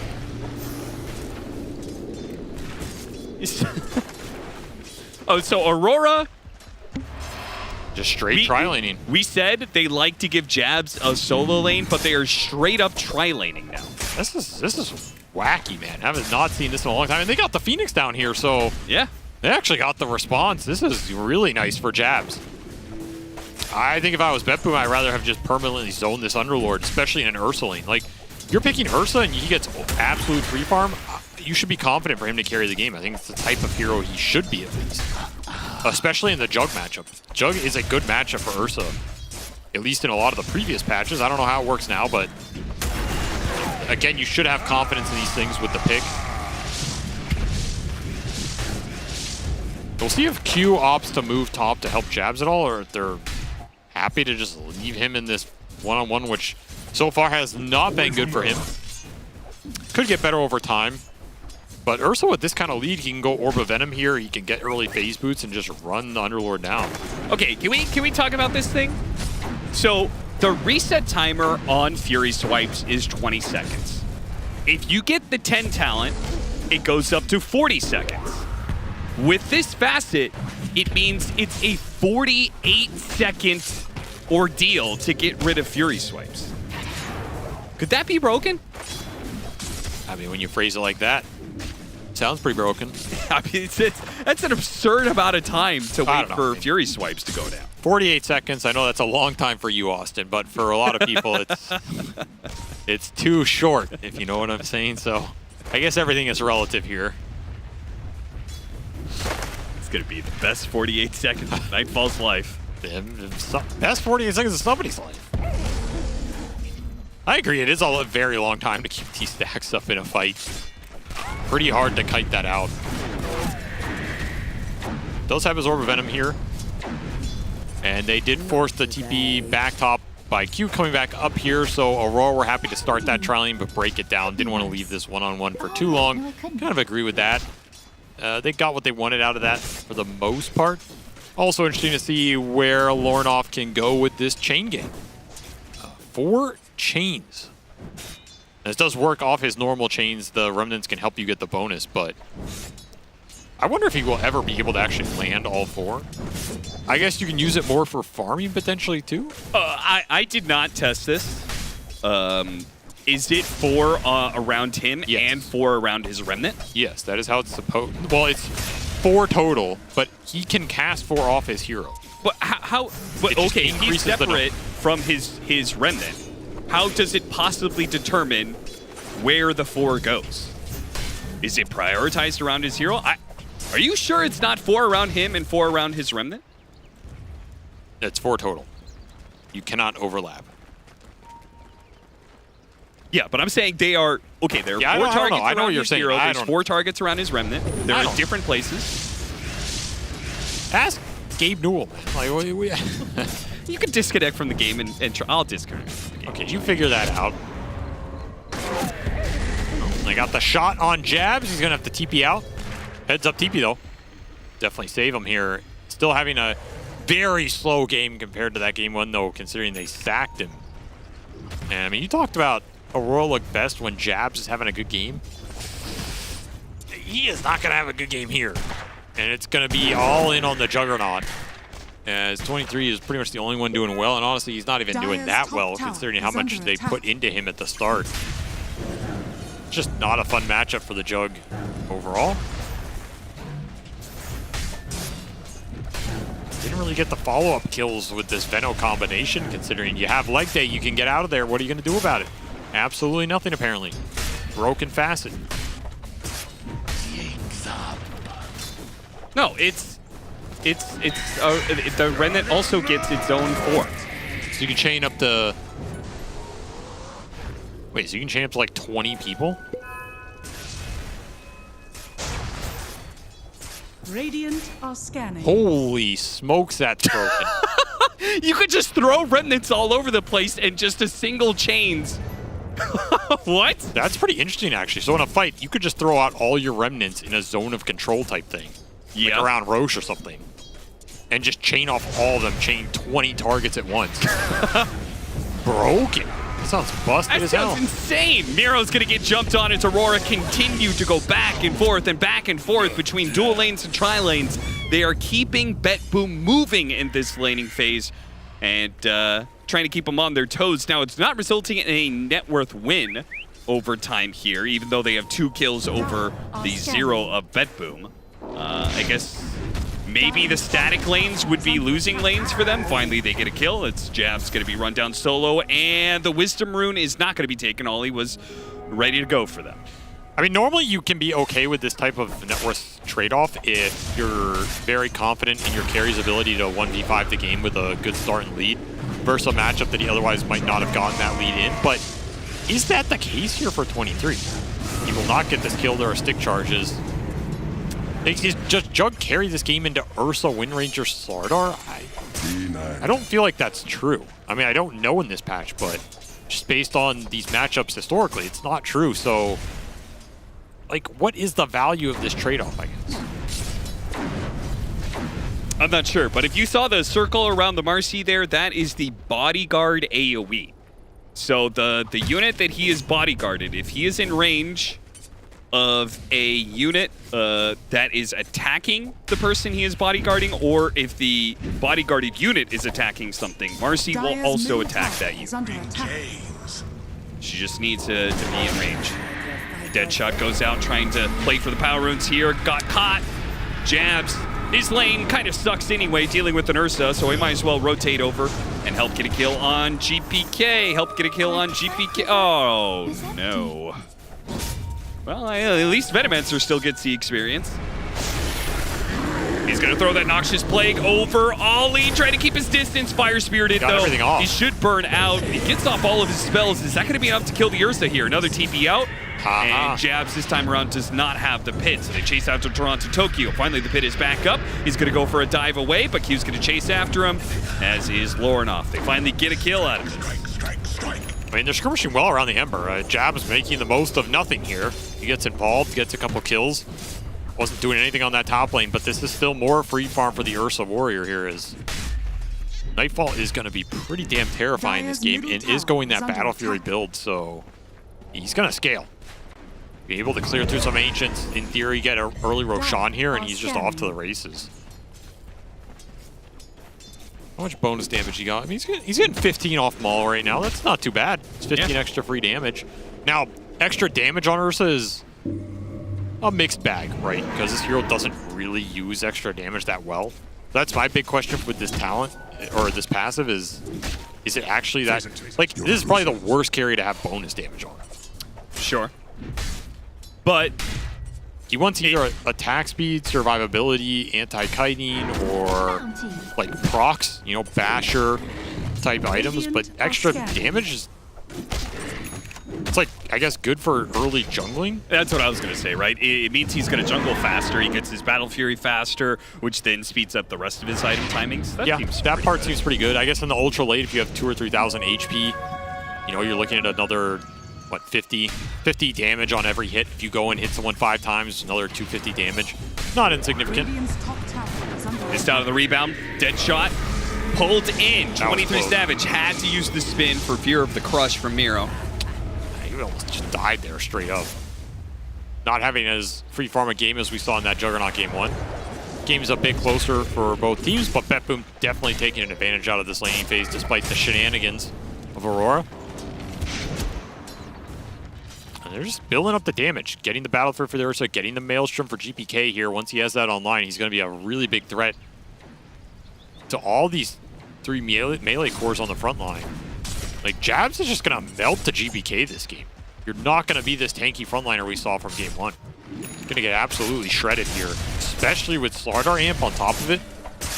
I mean, Slardar Windranger, combination that goes back to Shanghai Major.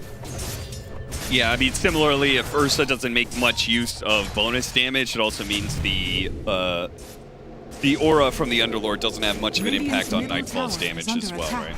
Yeah, that's why this Ursa matchup's just awful for Underlord, because you just don't really have any anti-damage capability against him outside of your kiting him out through the pit. Which isn't bad. You can definitely play that style. We've seen some of the the Underlords in the past year or two play some of these matchups, and if you're ahead, you can definitely kite it out, play around the pit, be annoying in the fight.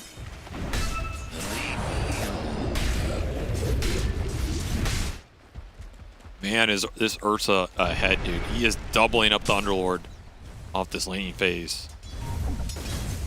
If they get some Ancient stacks for Nightfall, he is going to be ginormous. Pull them in, chain gang through. GPK trying to get a kill out of this situation. It's just not going to work. There is the advantage. I mean, though they talked about it on the panel, right? This facet of Marcy does give bonus armor when you bodyguard somebody, so that could go a long ways in being able to help out these whoever's being targeted by this Ursa or Wind Ranger with the Slardar bonus. That's true. And I mean, Aurora are going to play through the Ember this game for sure. Jab's going to have to recover at some point. They can kite out the Ursa in the fights. Veno is still very strong versus Hero. Marcy later with some Basher buildup could be really annoying for Nightfall. Yeah. And of course, as Ember making his presence felt in this game, Lornoff finds 2 big core pickoffs there in the mid and bottom. Those are going to be impactful. Gets 23 some extra gold, helps him keep up with this Ursa Warrior.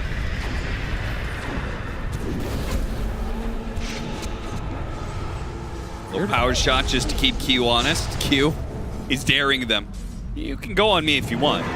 Another gate to bring the Ember in there, but unable to connect. We will not see any minions out of that gate, but we will see an Ancient stack clear through. So some recovery farm for the Underlord. Acceleration for Lornoff here, who's made this Ember look pretty good this game. He's really shut down GPK despite GPK being pretty farmed. And already has that Mage Slayer up, so he's tanky. He's got his chains. Ready to brawl. I'm gonna get another pickoff. He'll get him eventually.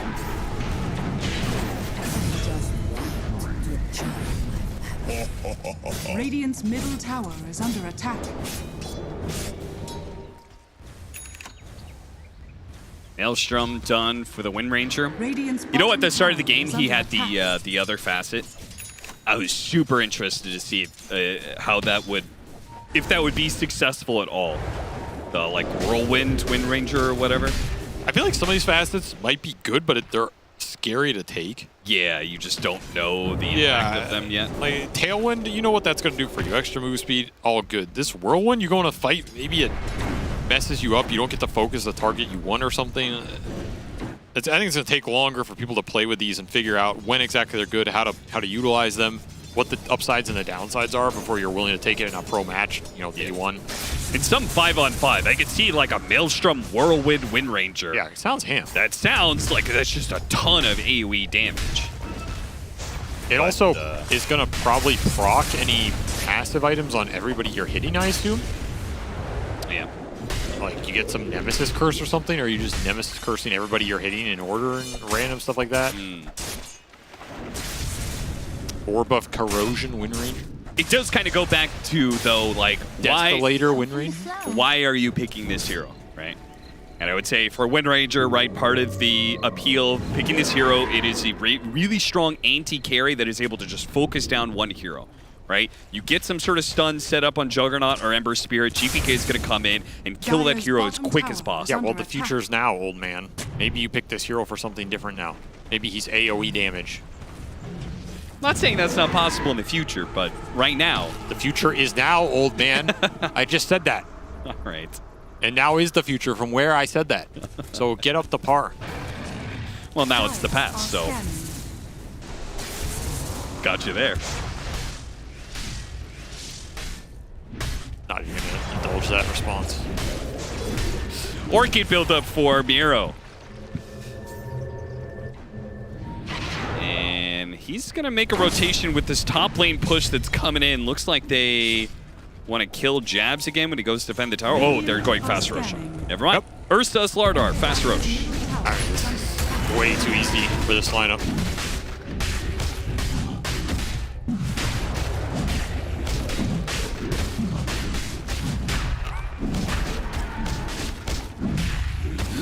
Didn't stand a chance here. So Blink, Battle Fury, Aegis, level 12 at 16 minutes here for Nightfall. This feels like one of those games where if you don't carry it, got nobody to blame but yourself. For sure. And all Jabs can do to defend himself is pick up a Yule Scepter. Buy himself 2.5 seconds of time. I mean, it is good versus the Ursa. Yeah. Still looking at a hero where you can dispel a lot of his buffs. I'll take that as tribute. He can't deal with the Yules based on status resist. This hero still has the same problems he has if you itemize well against him. Nothing about that's going to change. Fortune. But he's going to do more damage on the initial go. You have to be prepared for it as Bet Boom smoke up, and they want to get Nightfall involved in this game. Gold for me. And ideally, they want to find a big core jump if they can get it. Either the Ember or the Jug would be ideal here. Yeah, Ollie might be in the perfect position to just break this whole play. He is. Lornoff is not going to be the one to get gone on. Not who they wanted out of that, but they'll take it. Might open up the mid tower here. That would be the bigger prize. Yep. Force Aurora to either fight them or just lose out on the map. I wouldn't mind getting greedy here either if I'm Bet Boom. Maybe just let GPK start hitting this and go bottom. Depends on where you think their vision is. Yeah, they have both the Venomancer ward that was seeing them and a defensive jungle ward that was spotting the rotation back. So they get neither out of that. They don't get the mid tower. They can't pressure bottom. I don't think I like that play. I don't like Nightfall just going back to triangle here. I think, like, why take a defensive position with this Ursa when you could just farm through bottom lane, like solo take this tower, maybe look for the Jug, take space away from Aurora that's not going to cost you too much farm time, and just start accelerating the objectives here, because you know Aurora want to dodge you right now. They have the weakest core in the game in this Underlord who's trying to recover. They're not going to defend these towers. It's just no way. You got to take advantage of it. I feel like Bet Boom are just playing a little too scared for their position. Is under attack. Another move where you come down here, but you don't push the tower, and then you're just backing up. It just feels inefficient right now, and these things cost you some momentum. They cost you a bit of your lead. It's time for Jabs to just recover. I mean, he's slowly climbing that chart. Yeah, if he gets the Guardian Greaves, he'll be pretty tanky. He'll have both the Yules to stop the Ursa, and he'll have both the Dispel and the extra armor from Greaves. And at that point, if he's 2 or 3k behind, it doesn't matter anymore. Is under attack. Dire's middle tower is under attack.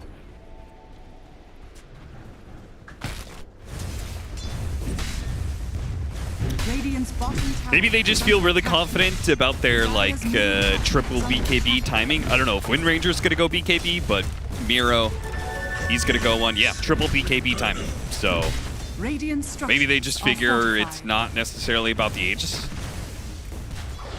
I don't know. You have Blink Ursa, you have Orchid Slardar, you have a Wind Ranger that can easily follow up or make some of these plays happen. I feel like you can be looking more aggressively right now. Like, the fact Lornoff is getting power runes while you're not feels a little bad too. It will be that tower push into another smoke for this Ursa. Go top. So looking for somebody on the Ancients probably here. Yeah. There's Turn it no into tier 1. 20-minute Tormentor, 21-minute Wisdom Rune. Yeah, this move could be nice in the overall grand scheme of things.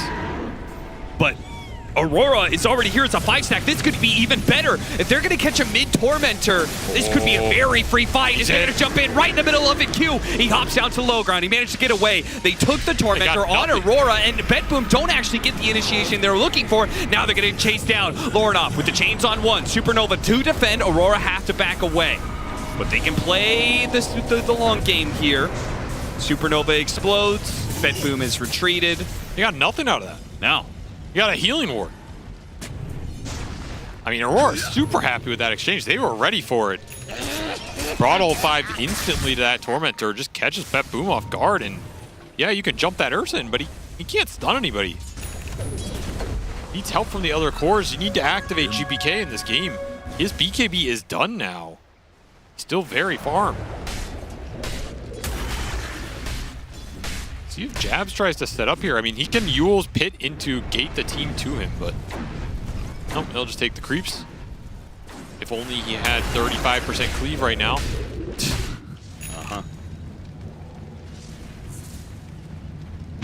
Anti-Ember, that is a good feeling for Lornoff. Hitting these really strong defensive items means he's just going to be able to push into the damage sooner. Radiance potentially on the menu could be interesting versus triple right-click core lineup. Okay, very important Radiant's When you middle go back tower is through under the gate, attack. Radiant's the minions will spawn on that side too. So it's actually kind of a cool split pushing thing. If you were to gate one side lane and gate to the other side lane, you just go through and then you just create the abyssal horde on both sides of it. And they last for 10 seconds and then disappear. I mean, that's a wave on both side lanes. Is this Miro death to the Tormentor, I assume? Yeah, I would guess so. I was too busy testing out the abyssal horde. Struggles against the neutral objectives continue. Still haven't figured that out. Maybe next patch they'll do some damage testing and it'll work out for them. But for now, continuing to get outmatched. That's what we need. We need a stat on the team that dies the most to Torment. I mean, it's Bet Boom. I'll tell you. It's definitely Bet Boom. It's just it's who's every single game. How much farther ahead are they compared to everybody else? You know, a lot.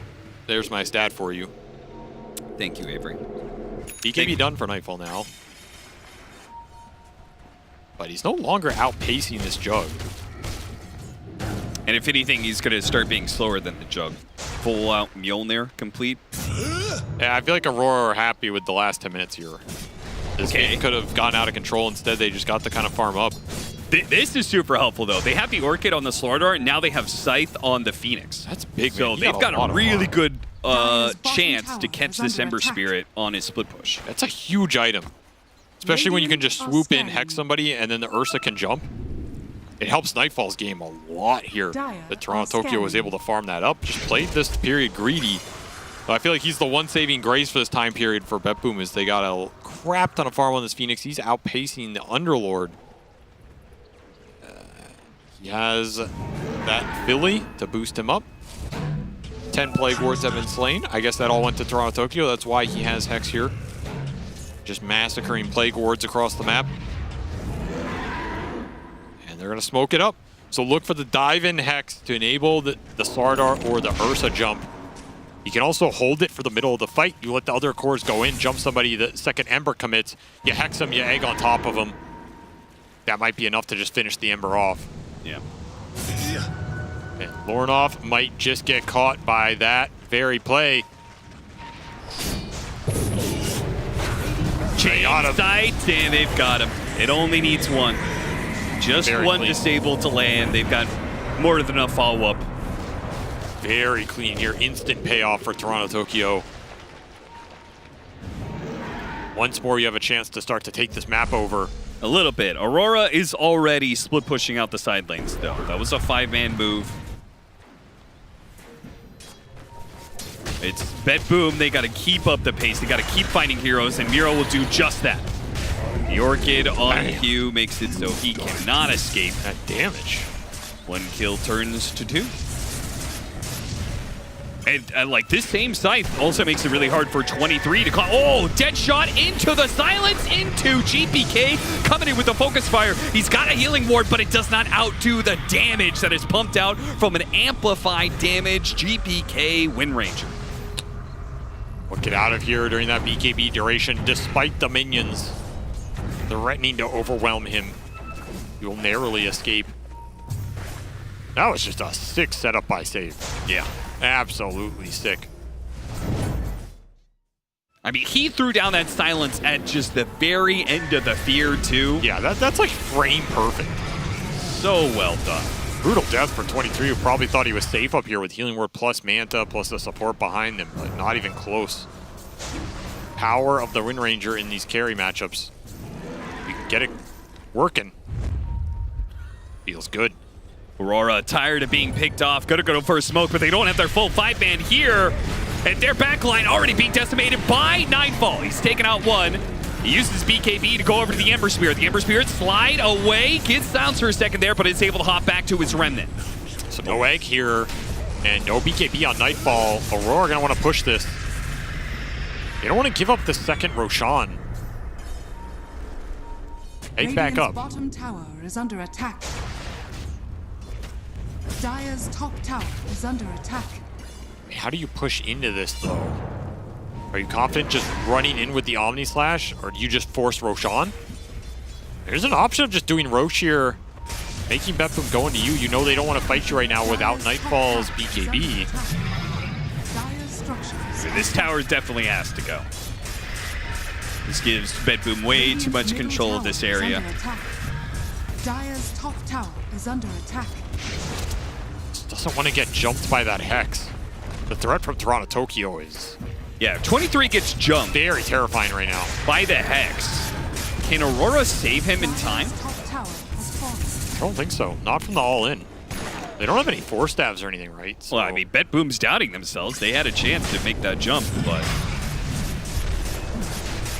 Yeah, if they give up this Roche, this would be a huge win for Aurora. They're really not going to fight it. With Supernova! Yeah, this... I don't know, this seems like you're giving Aurora too much say in how this game's you're going. smoking now, but it's too late. I mean, maybe they could still take the team fight after the Roshan. It's a cheese, too. But they're all TPing away. This is... I do not understand. I'm not... I mean, I get waiting for save to respawn. I get waiting for Nightfall's BKB to come up at least closer off that cooldown and everything. But, yeah, I don't think that's a Roche you want to give up here. For sure. This is just not the lineup you want to be giving an Aegis to a Jug when your lineup is kind of predicated around going in, disabling one core, and bursting that guy. Aegis cheese is so valuable in that type of situation. Yeah, yeah. And now this is going to give Lornoff time to get to Radiance here. Didn't even really have to fight for it. He's just cruising. Dire's bottom tower is under attack. An annoying item for these 3 cores as well. Putting a lot of pressure on the BKB duration for Betboom here. They have to make good stuff happen with this triple BKB in the fight before they get kited out, before these missed chances go through, before you get chain ganged into oblivion. Radiant's middle tower is under attack. Chain gang. Man, if they're grouped up and they get like multiple chains and you've got this patient Zero just spreading around nonstop. Ugh.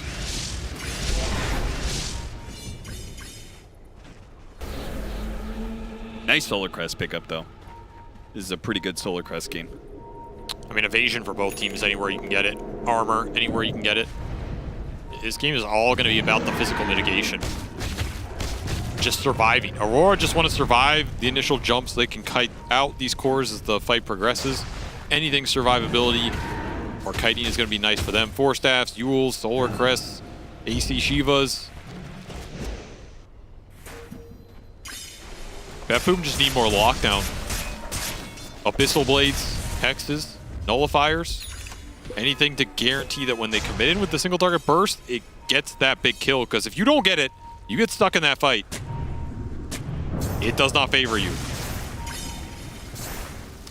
Yeah, you're going to get hit by an Omni Slash, Swift Slash. You need to be able to all in this Juggernaut later on in the game when the Aegis is expired. Right now, though, spotted save. He's a pretty slow hero, so it's a freebie. Yeah, nice heads-up play.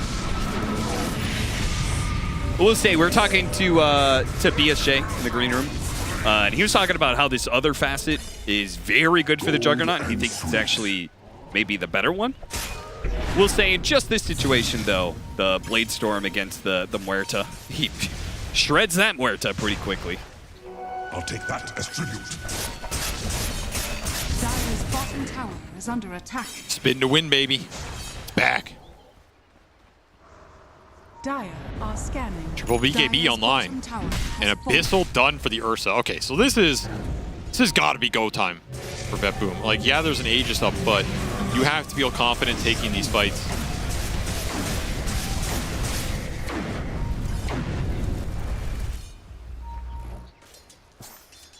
Shard for the Mercy.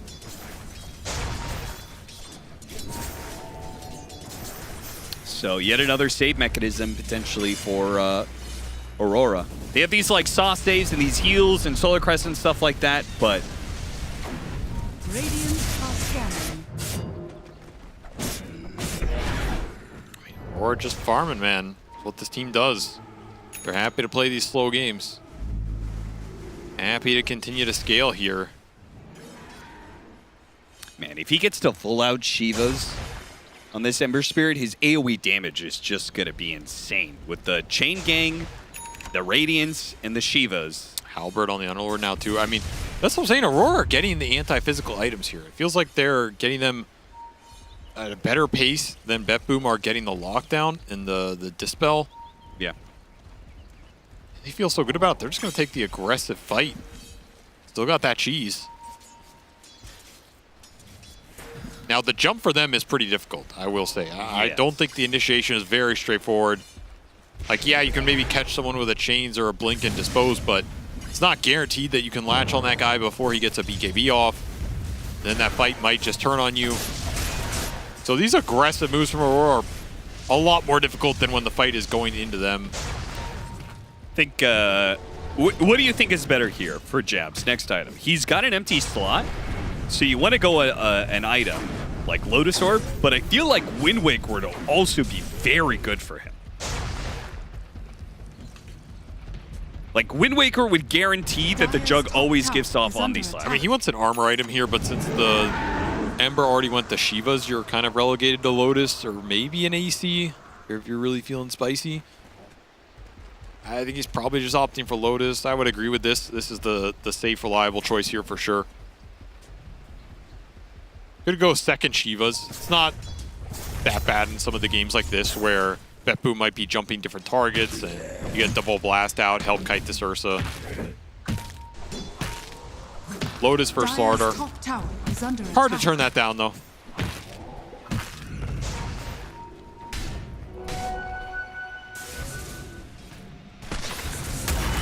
BetBoom up 7K. I don't know, maybe the Ursa scales better than he used to. It's not like they have bad heroes to scale at all. With multiple of their cores getting stronger. It does just kind of feel like, though, that they let Aurora get to where they want to be. Yeah, it doesn't feel like they're getting the momentum they wanted out of this game.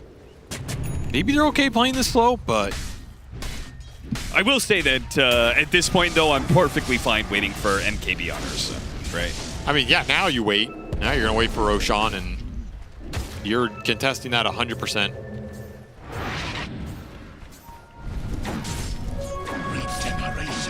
Maybe Wind Ranger just gives you the confidence to go very late here. Yeah.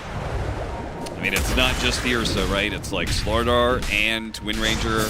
Yep. Both scaling up a lot. In theory, could create a pretty difficult late game scenario for the Juggernaut to deal with all of that.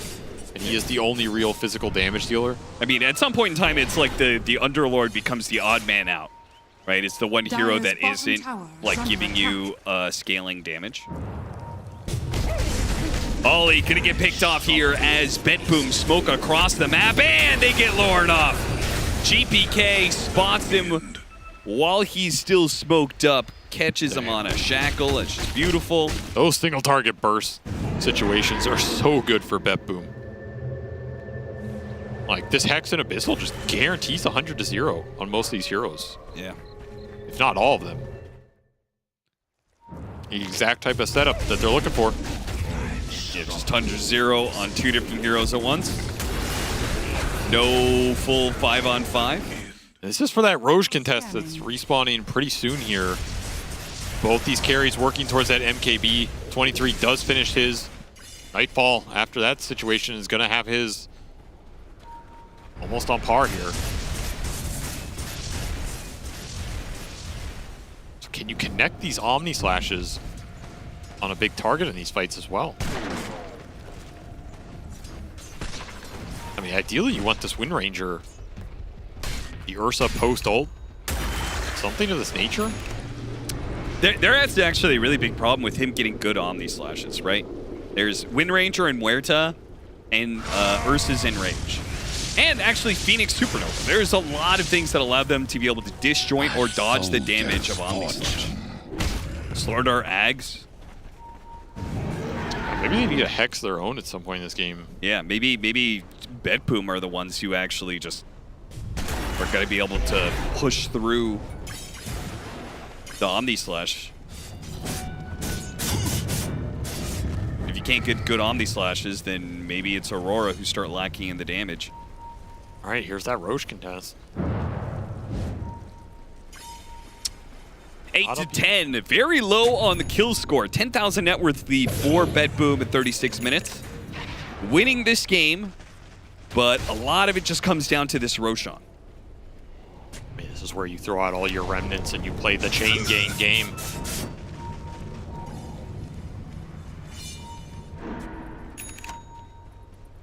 He does manage to finish the Shivas here. Still has that cheese from earlier. Pretty efficient slot build-up for Lornoff for this fight. Dire are scanning. He can survive some initial burst. This is going to be the free Aghanim Scepter too, right?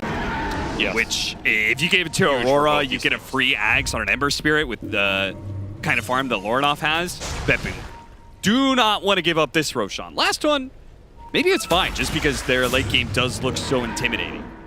This one, though, this is a Roche you fight for. They're going to try and get some weird angle here.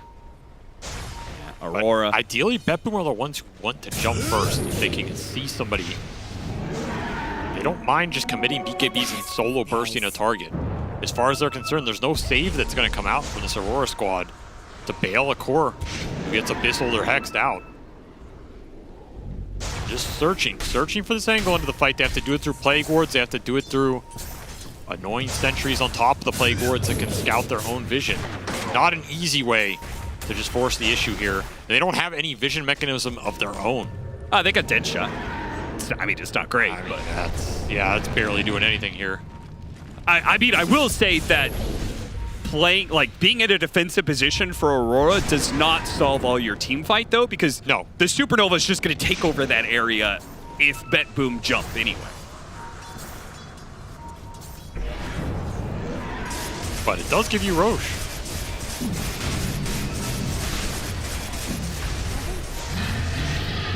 Roar goes out. Oh, the Roar.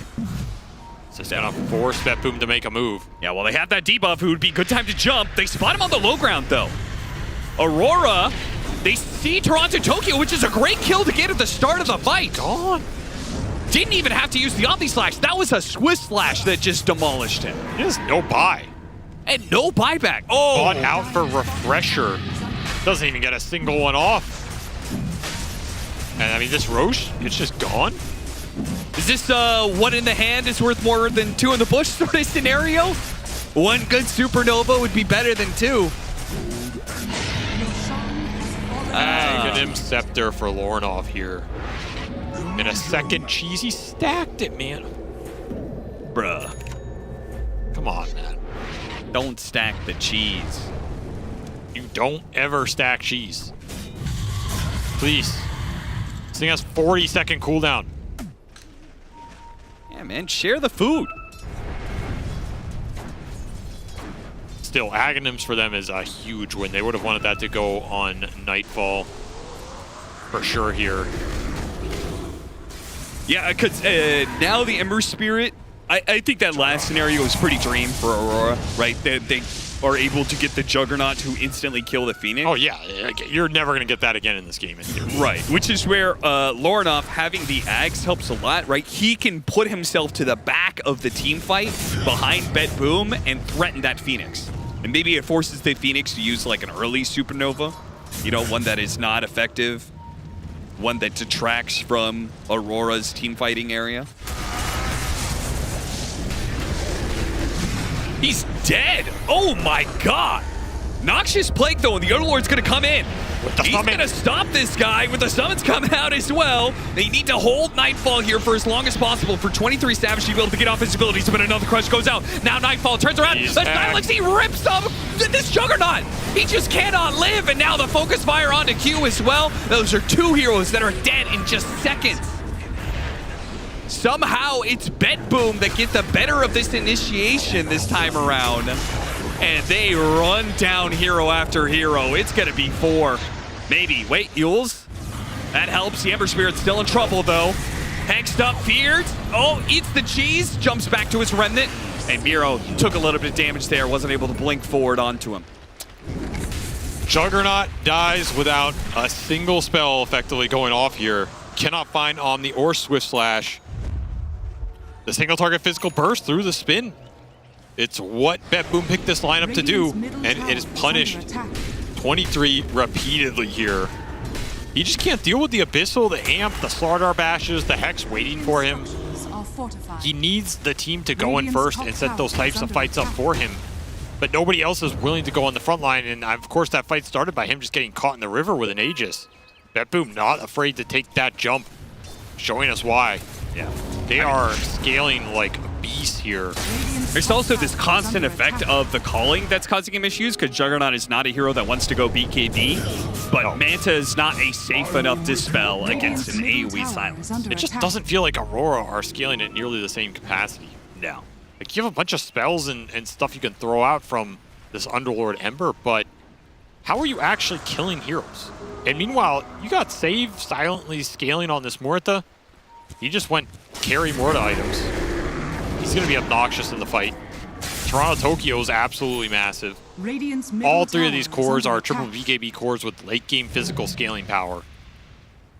It just does not feel like you're matching it here.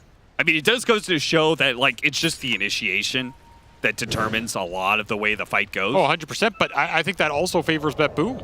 I think their paths of initiation are just easier.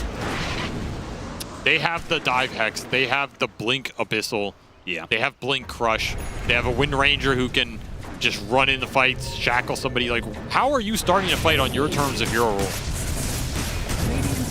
I mean, one thing is, though, the Ember Spirit makes that initiation still difficult for BetBoom. Even if their Aurora's way of starting the fight is not as clear, Lorinov can make BetBoom stumble on their initiation. I mean, maybe, but you're looking at the Invis Wind Ranger now. Yeah. You're looking at Shadowblade Morta, a sprinted Slardar. These are very fast heroes. They're just going to run in and start the fight on their terms, and you're not even going to see them. Your Plague Wards are not giving you the protection they once were anymore. This game feels very dangerous for Aurora now, despite them getting some of these Roshans that I don't know if they had business getting. They played those sequences well, but they were unable to translate them into any sort of advantage. Swift Blink for Nightfall, level 25.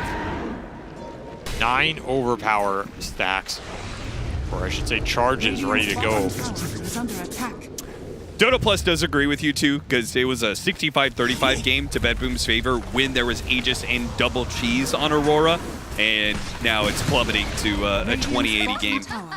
So it's still possible. Like, Aurora does have late game. It's just, as you're saying, the avenues for them to be able to start a successful fight are extremely limited, and BetBoom have a lot more options in that regard. Tower is under attack. But a lot of that does get evened out when you try and hit high ground. Dire's top And tower we'll see if is under BetBoom ever attack. does try and do that. Radiant's middle tower But is under attack. they would probably need to take a Roshan first.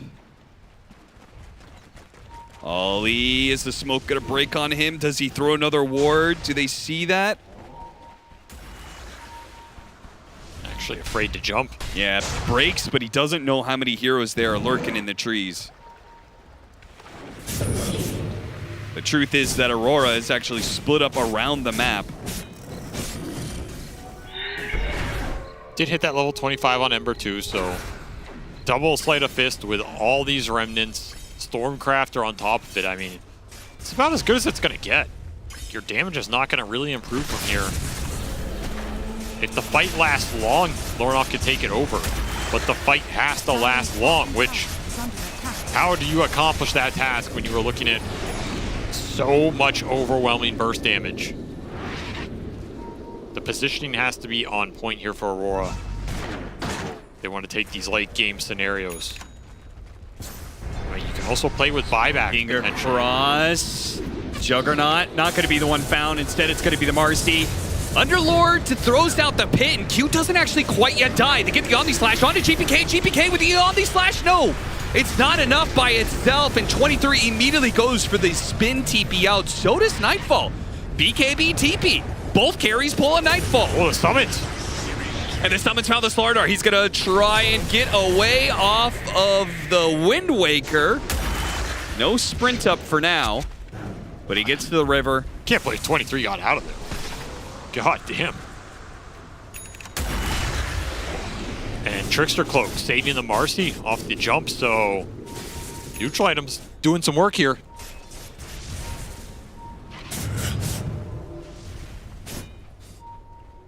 I do wonder if how much things would turn if we get to tier 5 neutral items, which I think there are more neutral items that give you survivability than items that give you damage. And maybe that switches things a little bit. Underlord. Oh, God! My. He's Lord. dead! And there's no Omni Slash up for 23, so he's not going to feel too good about this fight lasting longer. They take the gem away from Aurora, take the Underlord, and they just back out, content with the pickoff, content with the Roshan coming up. Need Wind Wakers here on Aurora. Yes, 100%. I just don't know who's getting there. I mean, it would be Jabs, but he can get the Wind Waker as his next item if he wants, but it would also mean you can't be the one getting gone on. Yeah. Which feels bad. I mean, he went Hex here too to try and give him more initiation power. But again, it's a Hex on an Underlord, which is only so easy to use. Yeah. Roshan. Going up soon. That Boom want this one. They have missed out on the last two. And they need an Aegis on this Ursa to break the high ground. Yeah, surely this one's there. Amp damage, smoke. better control of the map. A potential 4 versus 5 heading their way. Smoke's gonna break. Lornoff gives him the vision. Got hit by the Gleipnir. Got hit by the side. In trouble now. No saves. So wait, the Yules. Does he have a remnant to jump away to? No, he just comes down to destruction. And a second supernova just to make sure Aurora are not going to try and fight this one out. Bet Boom are very, very cautious. They get these pickoffs and they just keep, you know, they take the freebie and they get out. They don't push for more. Radiant are scanning. Was that Slardar's Yules? Whose Yules was that? Yeah, I don't know. I wasn't. There isn't a Wind Waker on Aurora, so looked a little weird, but I guess since he had, I mean, he has BKB. That was maybe a dangerous Yules. Either way, it'll work out here. They finally get an Aegis on Nightfall. He's been looking for it the whole game. And they gave the Ags to the Phoenix here. Very interesting. I mean, the late game Ags on Phoenix, when you're closing in on level 25, you can get the +2 supernova hit count if you really want. This egg is not very easy to kill, so it feels like the save is a little bit more assured. It does have 2 of them too. Yeah. I still think this Ursa one's probably just more straightforward to get the value out of it, but can make some big plays here. Another save that Boom can play around. They maybe were lacking one before. It's also something that's going to make these Omni Slashes that much harder as well.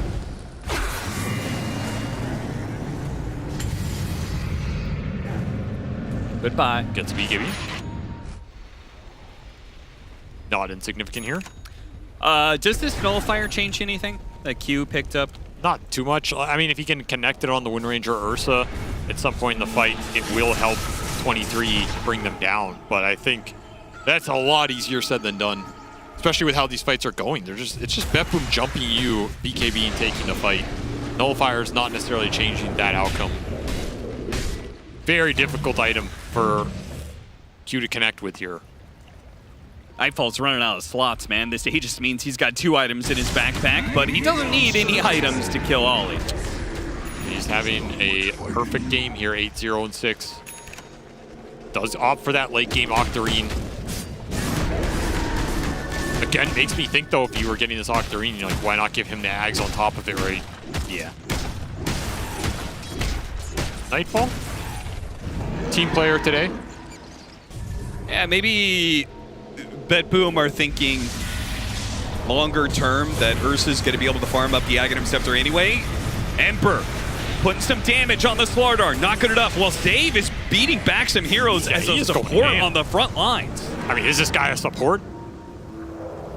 I don't think he's a support anymore.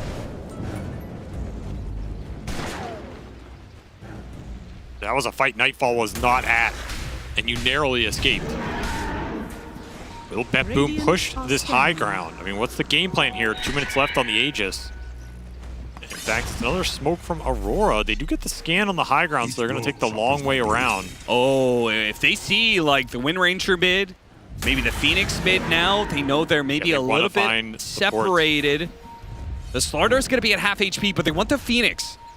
They do not want to let this Supernova get off, and it's going to break around here. The Slight goes out, they reveal the Phoenix, but they go for the Slardar instead. With the Omni Slash on him, there's no Supernova safe here. Now they go back to the Phoenix. Now that Toronto Tokyo showed himself from the trees, but he does have a refresh and a double dive away. Lornoff still trying to chase after him, but here comes Nightfall from behind. A nullifier thrown onto him. Q's being chased down by GPK right now while Jabs, he eats the cheese, but it doesn't matter. Nightfall, there's no amount of HP you can survive through all that. What a great dead shot back into the silence, but no. Amanta and Lornoff is able to get the hop away while 23 Savage kills the supports, and Omni Slash, the Swiss Slash rather, sticking around, but he's underneath the egg and underneath Nightfall's paws as he just cannot get away from this Ursa. Lornoff with a buyback, sticks into the play. Not a buyback, just to jump into a Remnant that is able to chase down GPK. Lornoff going ham on the backside of that fight. Yeah. Doing a lot of work there as Nightfall, still untouchable, brings down 23. It was Jabs with the buyback, and Jabs with the potential tieback aside the bash. Oh, what? Dude, was that Hex even necessary? That was him out. That was unnecessary. I guess that's a solid fight for Aurora. I mean, you're doing it into Aegis. The Phoenix refreshed for an Aeon disc there in the double dive, so Toronto Tokyo gets out of there, but it does cost them some Aeon disc value. And ultimately, Lornoff gets to clean up. I mean, you'll take that over just this Aegis pushing into your high ground, I suppose. But you are still struggling to find footing with this Juggernaut in these late game situations where it just feels like the core matchups are so difficult for him. Yeah. That was another Swift Slash, Omni Slash that goes into Enraged Ursa, takes no damage. Radiant's bottom tower is under attack. Aegis will expire here, but that will only free up a slot for Nightfall as he is approaching level 30 as well. So damn high level. That is an influential level 30 talent for this hero as well. Both his 25s are good, but getting a second charge here when you have this Octarine buildup and you have the shard, super impactful. Just means you're going to be permanently enraged in these fights. You're going to need this. I don't even know. You need to get him with this Hex on the Underlord at some point. Just feels possible. 25 Muerta, so he is not a support. He's got the 20% gunslinger chance. This guy can actually do some big damage. Oh yeah, he's hurt. He's got Quiver on top of it all. Yeah, he's got a BKB pierce the veil. Stand there and just deliver some undead justice. Bet Boom are all level 25. You do not see that this often. Before the 60-minute mark, in fact. So Undispellable Haze, another problem for 23. And those eggs are just absolutely unkillable at this point. Yeah, +2 Supernova hit count. You have to hit it 15 times. It's going to be a high ground defense for Aurora. Not a position they are unused to, but one that may not be very favorable right now. Aurora gonna have to put some magic together for this high ground defense. But they are kings of late game. Any team could make it work. Aurora is certainly one of them. Split pushing right now with the high ground defense of the Firestorm. Tier 5s are coming. GPK almost pushed him to the low ground there. Jeez. Could they kill him? Could Q possibly get him with the nullifier? Instant stun. Omni Slash. They have the vision. Oh, they got him. Okay. Back to the gate. They can go if they get want. the hell out. No way you're sticking around here. Yeah, Q. He'll probably die for this one as they're going to refresh, catch him. Lornoff. He tries to defend Q, but no, there's too many heroes here. Yeah, but no way. You're taking that. You're getting the hell out. That is going to stall this game. Another big core kill. Great exchange for Aurora. Did he have the gem on the Wind Ranger? I don't think he did yet. Still 2 for Bet Boom here on both supports.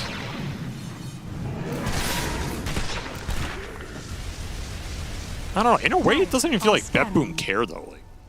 Like, this Wind Ranger's 6-slotted. Yeah, like you got the pick off. What are you going to do with it? Yeah, you know, I mean, they're not happy about it, but they're really just farming up the supports, it feels like. Everybody's capped. They're just waiting 60-minute items, waiting for Save to continue to become the next carry in this game. 9,000 gold on Nightfall. He's going to start investing. Retirement account here. Gold and sweet. You're going to check out the Roshan pit. It's going to be a late Roshan this time around, though. So plenty of time for everybody to respawn and get back into position. Wind Waker, Jabs is going to try and build that item next. I mean, it is a good thing that Nightfall didn't take that Axe now. Because he's going to buy his own Axe. Guess so, yeah. I mean, he foresaw this coming. Better for overall team net worth efficiency. He is insanely kitted now. Almost level 30. Ags Octarine Shard with double Earth Shock charges. 9 overpower stacks. But he's not that far ahead of Lornoff and 23. Yeah, but I feel like I'm taking one of these over the other. You're taking the Ursa late game? Didn't you say Ursa late game is eh? I mean, not in this state. When you don't have instant lockdown for him. See this one before. Ward, 23 Savage, blinking into the trees, he's stuck! Oh no, the carry is stuck! They have to get him out with a Force Staff and the fight is already over. They've lost Lornoff. Save gets close and personal right on top of everybody here. Wait a minute, jump in from blue, they got GPK. Wait a minute, they still have an option here. 23 spinning on to Save, chasing after him with the Noxious Blade bouncing over. They'll get him as well. Buyback from GPK, coming back into the fight. Nightfall, toss up the air by the Gold Scepter. Chaz, they bring the bear down. Now, the Omni Slash going up to the bear. The Enrage is shrugging off the damage for now, but eventually it fades away. And the Supernova explodes on top of the two of them. A buyback now with the Ursa. A jump away. Lornoff has to get out of it. Can't afford any sort of dieback scenario. Miro holding this ground while the rest of his heroes respawn, TP back into the outpost. Now they can go for the chains with Side Device. There goes the chains, but it's going to be the Juggernaut who dies before he can Twist Slash. We'll buy back instantly here as Aurora feel this Roche is the game. And they are going to try and contest it. Triple buyback out of Bet Boom. It was a costly victory for them, but they did get 4 out of Aurora as well. So pretty much everybody's done here. I mean, Phoenix buyback, sure, but he's going to commit everything in the fight. I mean, yeah, they got more buybacks out of Aurora, technically, by 1. But I feel like we have looked at Aurora's chances, and so is Dota Plus, as being very small. Now this is a 50-50 Oh, yeah, game, it's even. right? This is just this one team fight. Whoever wins it is likely winning the game if it's a full-out brawl. We'll see if there's a team that backs off of this Roshan attempt, especially with 60-minute items coming in. Toronto, Tokyo, that is a very brave spot to be. They don't want to jump on it because they're still waiting on this Juggernaut to get his Omni Slash back up.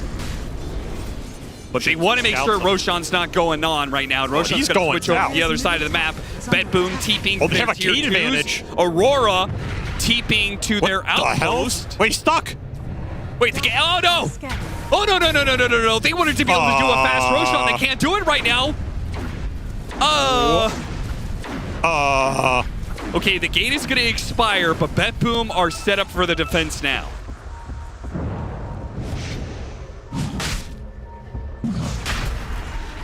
I don't know if you would have been able to do it in time, but we will never know.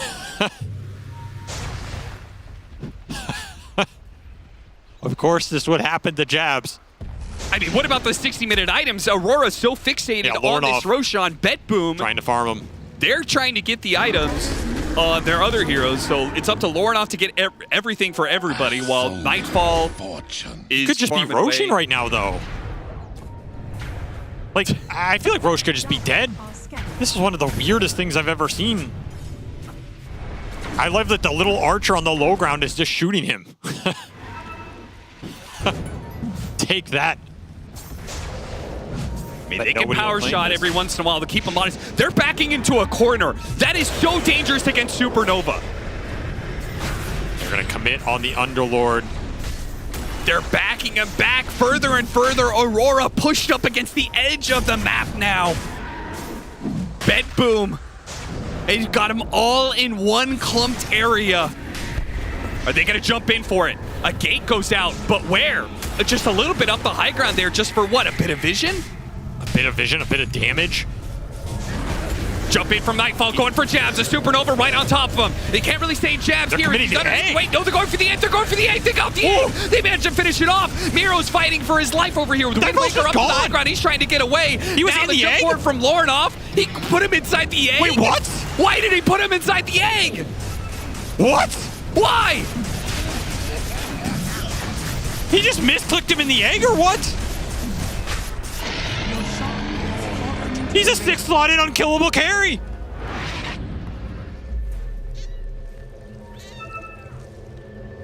One of the biggest misplays I think we've seen in a long time. I mean, just undefendable if that's actually what happened. I think he just straight up misclicked him. There was no way Nightfall was in danger there, right? Yeah, he was going to kill Jabs. I mean, we need a replay of that. Like, maybe there was something weird going on, but I look at this fight, I see Nightfall dead. I don't even think Aurora knew how he died. Yeah, he just grabbed him. I mean, my God. He was so far away from that egg, too. He was BKB'd. He's going on the Underlord. A catastrophic series of misplays here for Bet Boom as they end up deleting their own carry. Nightfall, he is too powerful for all of Aurora, but he is not powerful enough to overcome the 1v9 as his own team sends him into the Netherrealm. And now Aurora gifted a chance here in the late game. Absolutely gifted one. But can they even do anything with it? That's the better question. Yeah, the creep wave got caught. There's backdoor protection. They can't get anything. They've got so much time that this Ursa is still dead for, and they can't even take a lane of barracks. In the end, it cost them an Underlord buy, the last one they had. Miro will fix Toronto Tokyo's mistakes, at least a little bit. And to think that Nightfall gave Toronto Tokyo that Ags off-road. Oh my God. He let him have it. He gave him the keys to his own destruction. Never again.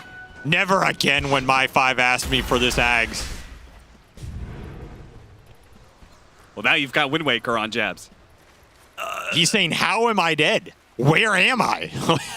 What have you done? What is happening? You've ruined me, Toronto Tokyo. I mean, that's where you lie and just say, yo, bro, you DC lagged. I don't know. I didn't see what happened. Keyboard lag. Look there. All this for 20 pieces of silver, Judas.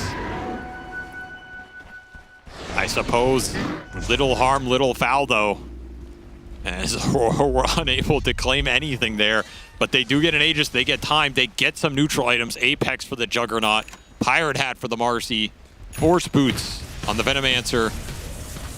And a Magic Lamp for the Underlord. So Jabs eventually got to some defensive items in this game. It was not pretty. His inventory still lacking a little bit, but he has Ghost Scepter, he has Lamp, he has Wind Waker, he has Halberd. A lot of defensive capability, and he is the one sitting on the front line daring the jump. That Lamp is going to help a lot with that. So much damage coming out from Save. I mean, is there any... Pirate Hat of his own. It's double Pirate Hat, double Giant's Ring for Bet Boom. Dude, this spin is doing a ton of damage. Have you seen the crit numbers on it?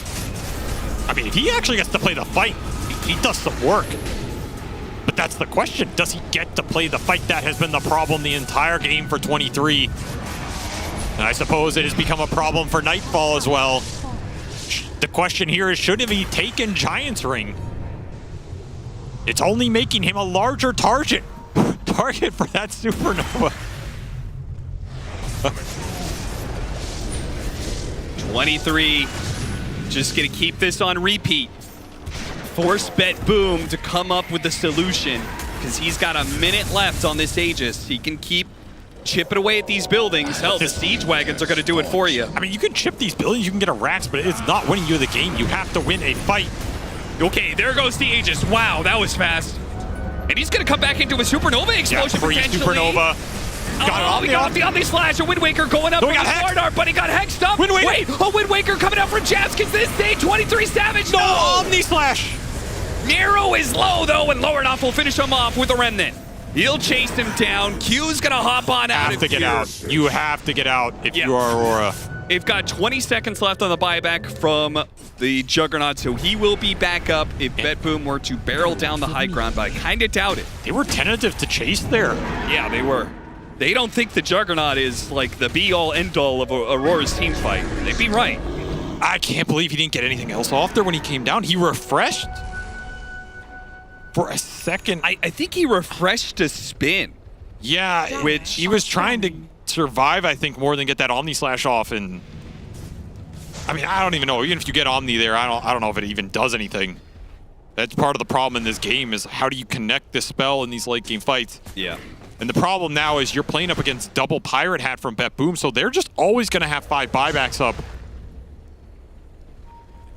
And at this point, save is a real big problem. Like, you can try and bring down this Ursa. You can try and have something go horribly wrong for Nightfall again, but it might not matter if this Muerta just ends up out-carrying everybody. Yeah, you got to go through the gate for it to do anything here. Well, this does deal damage off the talent now. Oh, yeah, that's true. Yeah, so you can burn some creep waves down. It kills the range creeps? I mean, not the worst, but that is a pretty underwhelming level 25 talent, if I must say so. Yeah, just a little bit. I don't know if that's better than some extra root duration. You can cancel some blinks and stuff with it, but I don't think there's anything too relevant this game. But Jab's having fun. Mirror Shield and Lincoln's up on this Ember, so you really have to think about your Hex and your Abyssals going into Lornoff here if you do manage to catch him or lock him down. I guess that was the idea with his Roshan gate you were talking about. Yeah, I think threw it up to that high ground. He's just trying to cover some areas so the Slaughter can't blink in. Yeah, that's the only thing I'm thinking about there, but that's kind of it's a big gamble. Like, there's a world where when you die with this Underlord, you have buyback, you want to gate back into the fight to get the max value out of it. Everybody getting slotted here, still a 30k lead for BetBoom, but that's what the Pirate Hat's running.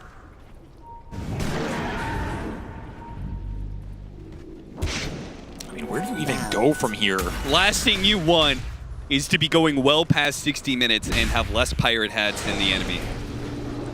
I mean, BetBoom always take these Pirate Hats. They're a big proponent of the value in the late game. Can't disagree with them. Item's just damn strong.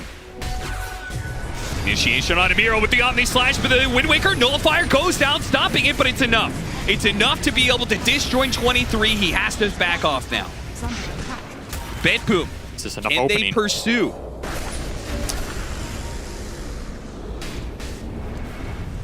Just so hard to find the opening now.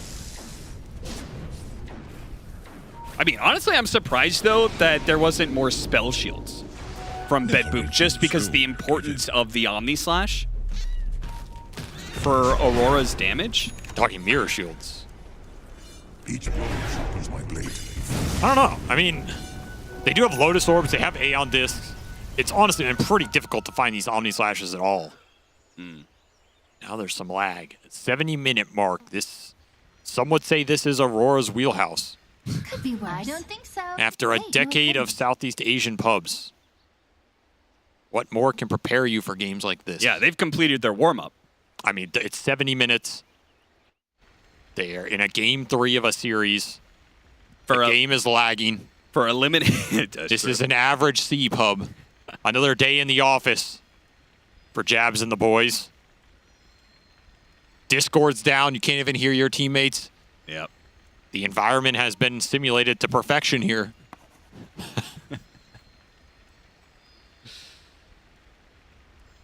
I don't even know what other items most of these heroes can get at this point. Like, I just feel like everybody's pretty much capped. Like, Save has an upgradable boot slot. He can get a refresher, but all the cores in this game are maxed. You now have an Abyssal on Q, so he's pretty much capped out there as well. I mean, What is this new Ags from Venomancer? Venomancer's attacks have increased base damage per debuff from Venomancer on the target. 15% base damage per debuff. That sounds terrible. I was thinking like, oh, they should get an Ags Venomancer, because I was thinking of the old one where he dies and he does the Gale explode. Who's trying to do more right-click physical damage on Venomancer? Yeah, I don't understand that one. Like, even in some scenario where you have 10 debuffs on an opponent, you get a double damage rune. Oh, well, no, it's just his debuffs. It's just Venomancer's debuffs. Oh, that's even worse. Yeah. So he could only get Poison Sting, Gale, Noxious Plague, and... Oh, you don't even have the Shard anymore. That's not a separate ability. Well, now it's I just mean, a that's part of nice, Gale, you know. so. That's nice that Veno's working to balance the game out. See, you could get 45% base damage. He is a universal hero, though, to be fair, so 45% base damage is a lot more. But, I don't know, maybe 6 months from now, Venomancer carry is the big thing. Yeah, I'm sure. We're just behind on the meta. Right-click Veno is going to be breaking games in half a year. TI. Okay, but more importantly, when is the Abyssal Horde going to split push the enemy base? Never. It never will. Why as much not? as you would like to enjoy this, it is very underwhelming. Yeah, well, so is Cleave. I don't think so. I think Cleave is, Cleave is done quite good. Zero building damage as an Underlord. Zero! I mean, to be fair, Toronto Tokyo's also done 0. No, that's not fair at all. Those heroes are nothing alike. The only thing they're alike is they're both strength heroes. Maybe we need to give Phoenix some building melting. He's a fire bird. Yeah, like the like give him the Bat Rider Yeah. treatment, the sticky napalm burning down towers. That's right. Okay. Okay. I mean, Aurora need to hope that Toronto Tokyo does a bit more sabotaging here, because I feel like that's the best thing that's happened to him in the last 20 minutes in this game. Yeah. Toronto Tokyo solo killed this carry.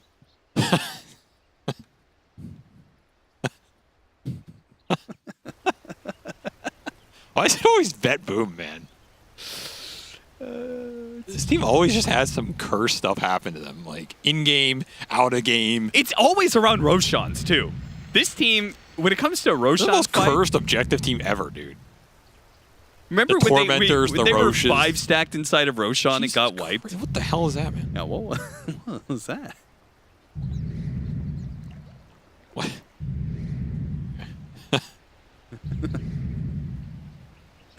There he is. Public enemy Menace. number 1. A menace.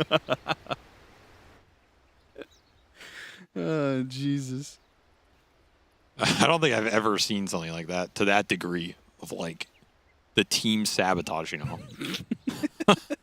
It's such an insane sequence. Like, sometimes you think about, like, Wyvern and stuff, you know? Yeah. Like, oh, what a terrible curse. They really cost him a lot there. Like, I don't even know what else can sabotage a game. You know, I guess you could Pugna decrep someone when he's trying to right-click somebody. Oh, it cost him a lot of that shit. He just sucked them in from 500 units away. Wasn't even close. During BKB and Rage. Took an unkillable carry and made him... I don't even understand. Like, what was he... 15 hits is all it takes to kill the Ursa. They're like, oh, time to kill the egg, boys. I was like, why are they killing his egg? Like, even if you kill egg, it's like, wait, that's cool. But it's not, it doesn't necessarily win you the fight. You know, you commit a lot to kill on it, there's still going to be this Ursa. There's not an Ursa. He's just dead. His expression is so good. Like, where am I?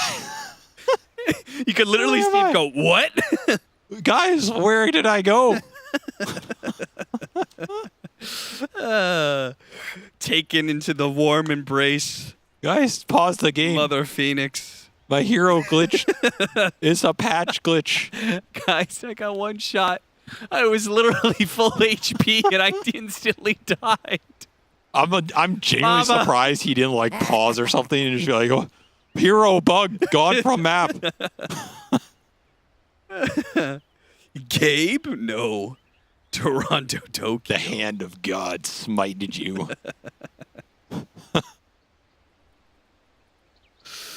Oh God, I mean, if this was a good, this actually. was So a bigger match, like a LAN final sort of thing, this would be on par with the KYX. That was actually worse than the KYXY denying Aegis. Yeah, it's way worse. I mean, the only reason it's not all we're talking about right now is because they didn't lose the game off that. Yeah. That was absolutely insane. It's just so funny that he gave him that Ags off the Roche too. Like, that's what makes it so juicy for me. It's like he let him have that. Like, bro, yo, give me this Ags on the Phoenix, man. I'm gonna start cooking with it. I'm gonna have some clutch ass saves in the late game, bro. I'm gonna absolutely destroy a hero with this Ags. Yo, you see my name, bro? Click on that shit in the base. My name's on that. I'm a TI winner. I'm a TI winner, bro. You give me that Ags. Okay, you're captain. You're TI champion. And boom. Oh shit. Did him dirty. Sorry, wrong team spirit. Wrong team spirit.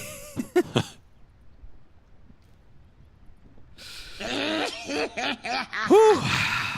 Man. Good times. All right.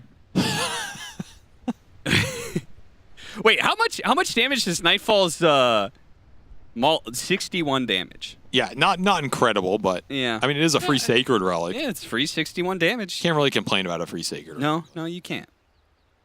You know, I mean, that's also like the thing is, okay, 60 damage, maybe not a lot, but 60 damage in late games where you can amp it up and stuff. How many of these fights in the late games have we seen come down to, 1 or 2 right clicks either way, right? Yeah. These things add up in Dota. His Abyssal Blade is getting an extra 0.3 disable. Yeah, I was thinking about that too. You get some extra stun duration off the Abyssal and the normal bash. It's kind of nice, especially when you have Refresher. You can double Abyssal someone. That ends up being double-double. Yep. Double-double animal style. One of my favorites. We're going to have Shivas next on Toronto Tokyo. Yeah, he just needs to be able to see where everybody is in the fight, so some unfortunate stuff doesn't happen again.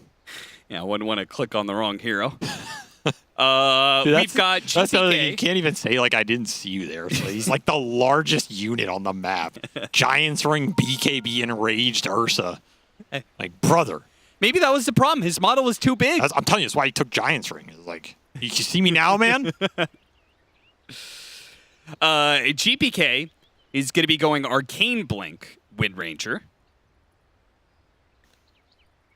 Okay. I'm interesting. Yeah, outside of just having the blink up more often, I'm not really sure. Like, is that really better than just getting Swift Blink? I understand it doesn't help with, like, focus fire, but, like... I think Arcane Blink makes sense. Okay. It's just stronger on these spellcaster hybrid carries. Like, it adds up over the course of a fight. It really does. If you want the blink slot. I guess there's an what argument adds you up could go is the something extra else. 35 agility you get after using Swift Blink. I don't think... Is that really changing that much, though? I feel like he's either connecting on his spells or he's not. Slardar. Well, Slardar's got a lot of room for growth, but... Refresher. Maybe a Nullifier or something.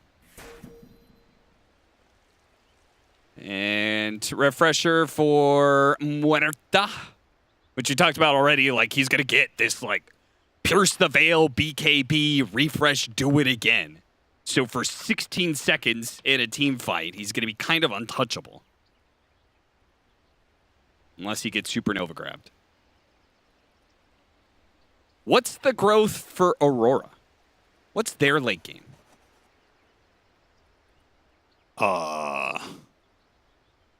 You can get a. You hope he pulls more people into the X. We could get an E-Blade on the Underlord. Late game, dude. That's your late game. Let's be honest here. Like, in most of these normal team fight setups, I think Aurora on the back foot.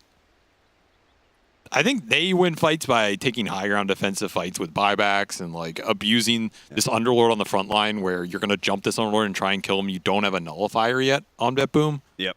That's one big thing they're missing. I think. Do they have one? I think they had one on somebody, right? For those of you guys who are wondering what the How did I length of the know pause is going on here, we do have a internet issue. Aurora is actually playing from a PC cafe, and unfortunately, a PC cafe had the internet go down. So it sounds like they promised it would be back in 10 minutes. Hopefully, that was 5 minutes ago, but we'll see. I mean, if you're gonna have a long pause, doing any of these super late game scenarios is the best because. That's the beauty about Dota nowadays. We go to level 30. We have an Aghanim's scepter and a shard. You've got all these 30 talents. You've got so many different things you could buy to like help change the game. You've got tier 5 neutral items. I was very surprised that no one took Book of Shadows on Aurora. I thought for sure Maybe that they would didn't be get the it. go-to item to save whoever gets jumped by the Ursa. There is no saving Fuzzy Wuzzy. Fuzzy Wuzzy was a bear. Fuzzy Wuzzy had no hair. Toronto, Tokyo sucked him in. He said, I'm never giving you Ags again. The fable. You're really just going to sit here and beat this dead I am. bear, aren't It's you? goddamn hilarious. to me. Beat this dead bear to In fact, death. it was making me think of all the history of Dota 2. What were the biggest misplays of all time? So there was the KYXY Deny of the Aegis. Yeah, that's there probably was there was Aurora. Was it Aurora? Were they Aurora back then? The pop off against Liquid when they get backdoored. That was by Talon at that point. Talon. Yeah, 23 Savage stood up from his chair, had to sit back down, made it to live stream fails. That wasn't like an I mean, that was a blunder of him like standing up and doing that, but that was like a team blunder of like they didn't realize. Yeah, but that was 100% a misplay. Yeah. There's a chance they win that game. I mean, they should have won that game. He really should have. I'm noticing a another trend. I'm noticing a trend here, Austin. A lot of Southeast Asian players involved in these. I think it speaks to the volatility of the region, right? Yeah. Some of the greatest plays we've ever seen and some of the worst. They're just at the extremes on both ends. That's why it makes it's the most entertaining Dota we'll watch. Well, dude, you cannot tell me those. If you're looking to kill some time and you want to watch every game go 50 minutes and be super fun to watch at the last 10 minutes of the game, Southeast Asia is your region to watch. I mean, okay, I would say, yeah, Southeast Asia, most entertaining Dota if one player had not existed in Dota 2. Wait, what? And I think you all know who I'm talking about. I don't. What? Eternal Envy. That guy is the most entertaining Dota to watch. And it's not close. Like, if you're picking one dude in the history of Dota to watch to be entertained, you're taking that guy. That guy did have... It's not close. Unless you're on a team with him. I can tell you, when I was on a team with him, it wasn't as entertaining. I mean, talking about the opposite, that Eternal Envy was... that was another... that was another misplay, too. A really well-known misplay was when he died to Roche's Invoker. Oh, I don't actually remember that one. I immediately thought of him pausing because he tried to like solo Roche with Exort Invoker with like the Forge Spirits toggling the aggro and everything. He died, and then the enemy team just went in and killed Roche on like 200 HP. I was in that game, and our perspective was like, well, it was just another Thursday. But that thing blew up so big, it was like this monster fail play. Yeah, there's another example. I was thinking of the time that he paused because it wasn't actually him, but someone on his team was playing Slardar and they bought Basher, or they were trying to bind Basher, but they couldn't. And Envy paused and said the game is bugged. They won't let Slardar buy Basher. That's pretty good.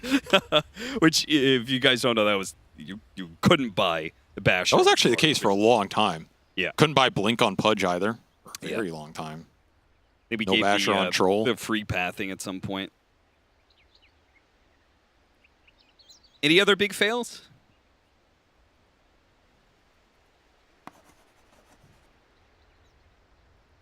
Oh, hard to think about them, actually. I think most Dota games come down to like small stuff, honestly. You know, like I could tell you some small fail, but okay, give me a small fail that you think like was very impactful that like people didn't notice or something.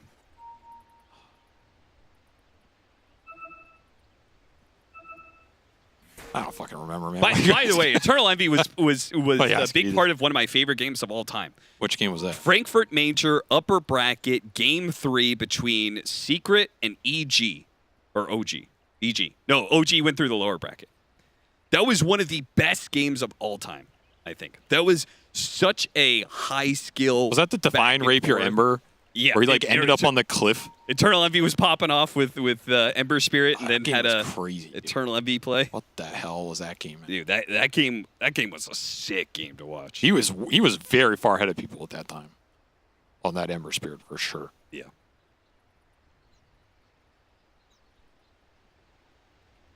That was a weird tournament. It's like the first big major.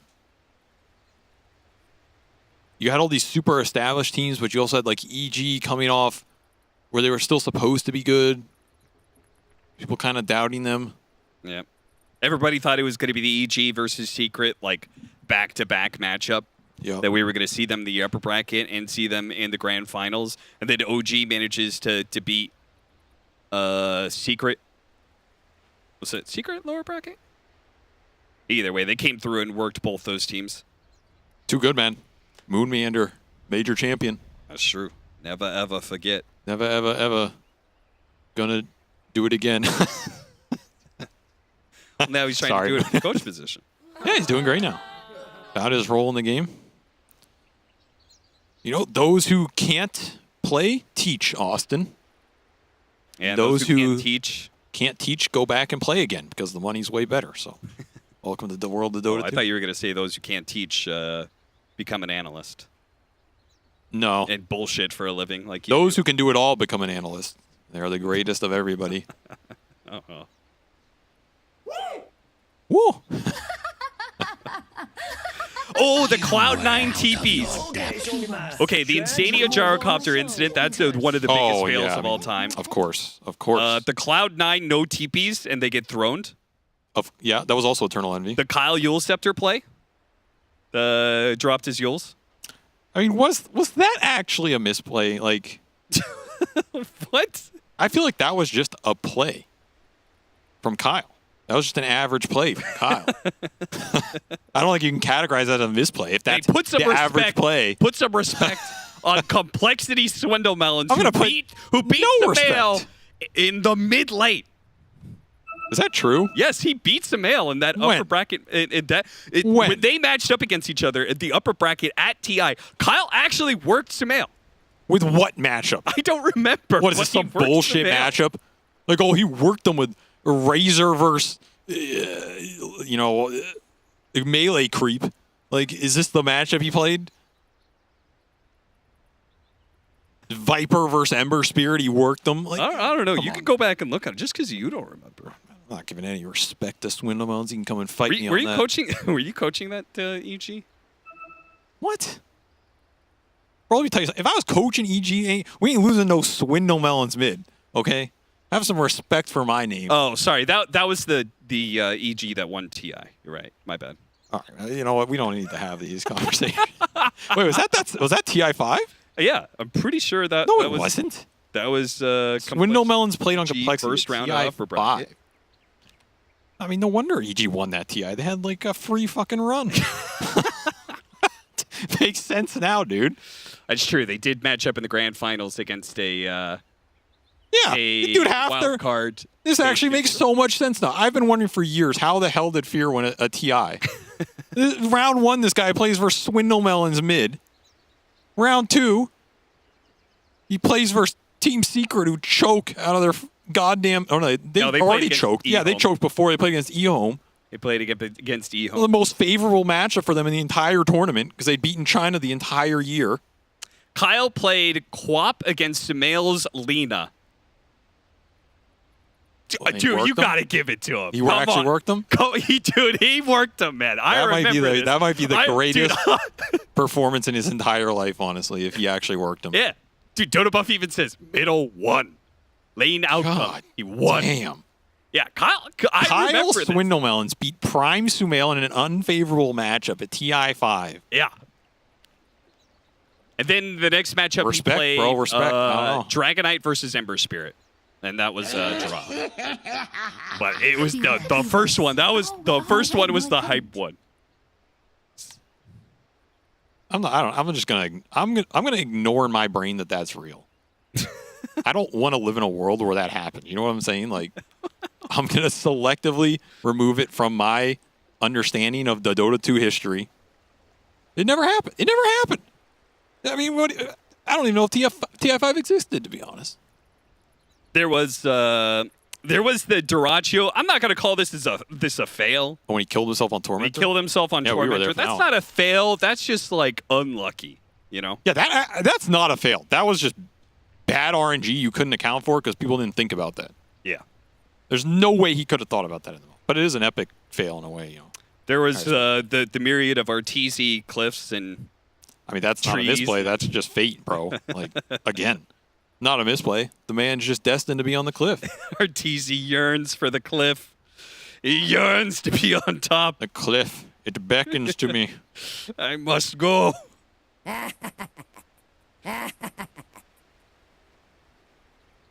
EE blinking into Nyx with his shield on when he was playing Ember.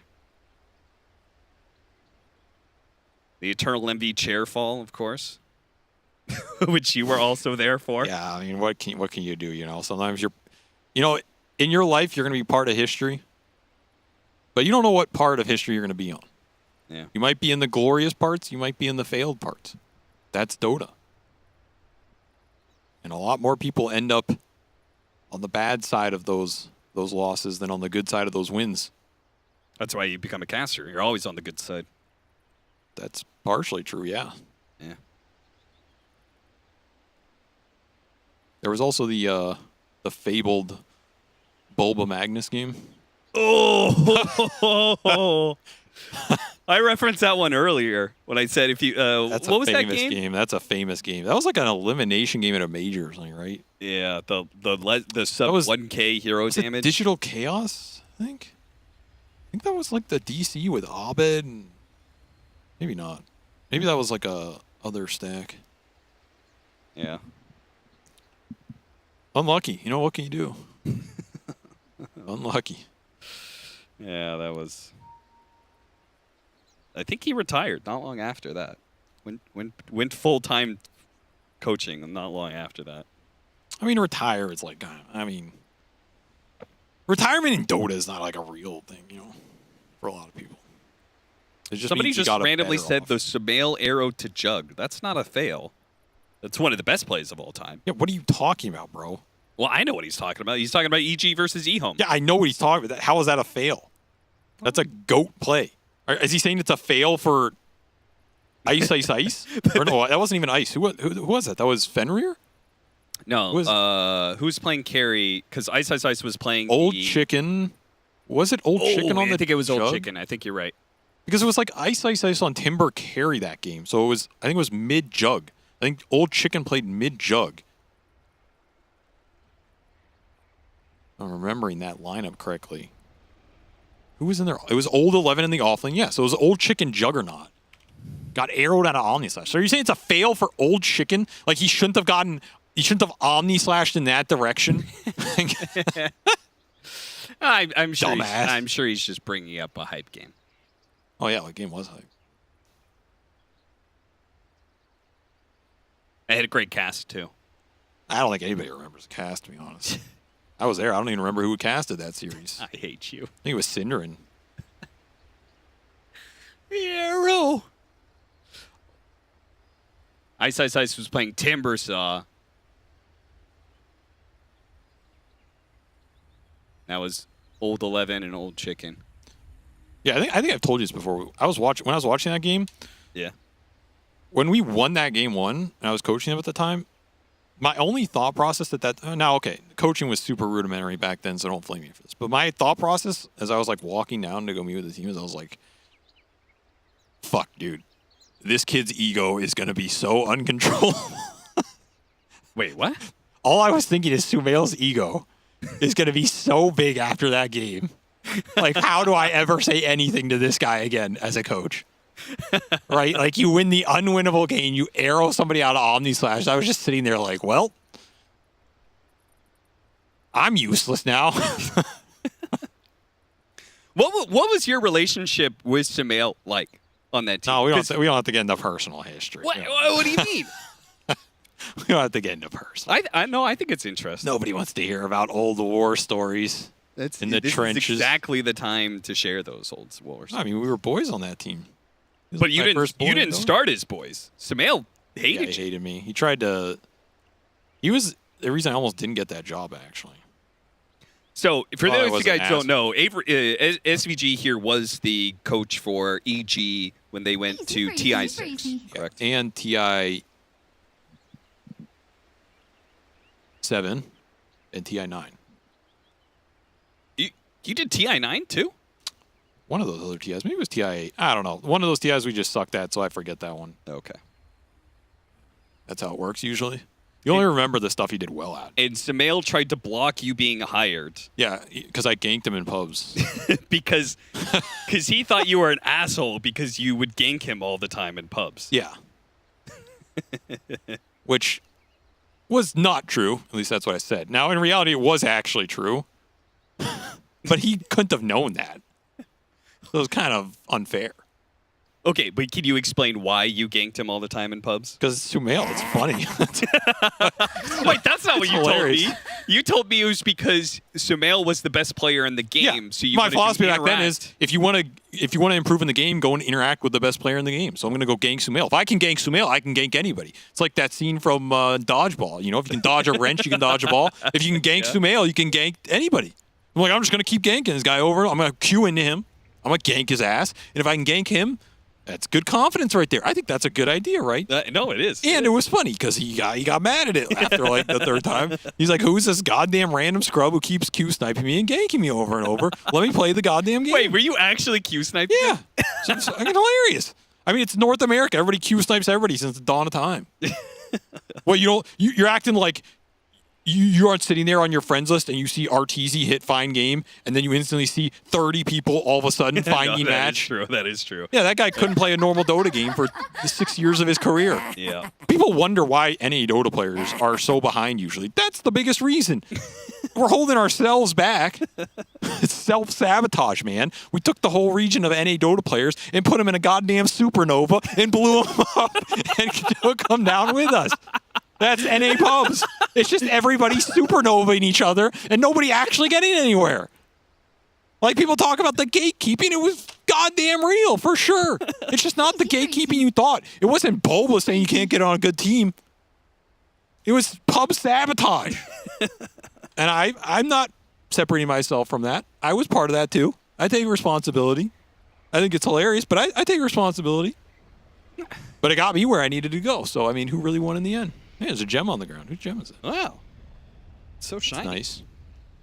Useless at this point, but... All right, wait, this pause has gone on long enough that I think we deserve to know the name of the LAN cafe. I think they need to be named and shamed at this point in time. Named and shamed? Yeah.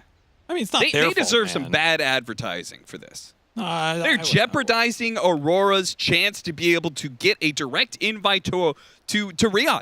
Because they got to make it through this entire lower bracket. I mean, look, man. Otherwise, stuff they have to go happens. through the gauntlet that is the C qualifiers. Stuff happens, man. That's just rolling the dice at that point in time. There is no way that Aurora is guaranteed to make it through that. Sometimes the will of the universe just works against you. Somebody said EG eHome was one of the best sets of all time. Game 1 was one of the best games of all time. Yeah, I don't know about nobody the remembers set there, Game brother. 2 because... I don't know about the set there. Yeah. I think, if anything, that series really showed the power of coaching adjustments within a series and how much it can really just skew a Game 2 compared to a Game 1. Apparently, we're being told that it's an ISP-wide issue, so we're not shaming the LAN. So now we need to know the name of the ISP. Now they need to be named and shamed. You know, I was about to name one there, but I don't know. I'm not going to start naming ISPs on air because that's a dangerous game, my friend. Yeah. It's a dangerous game. I'm not going to play that one.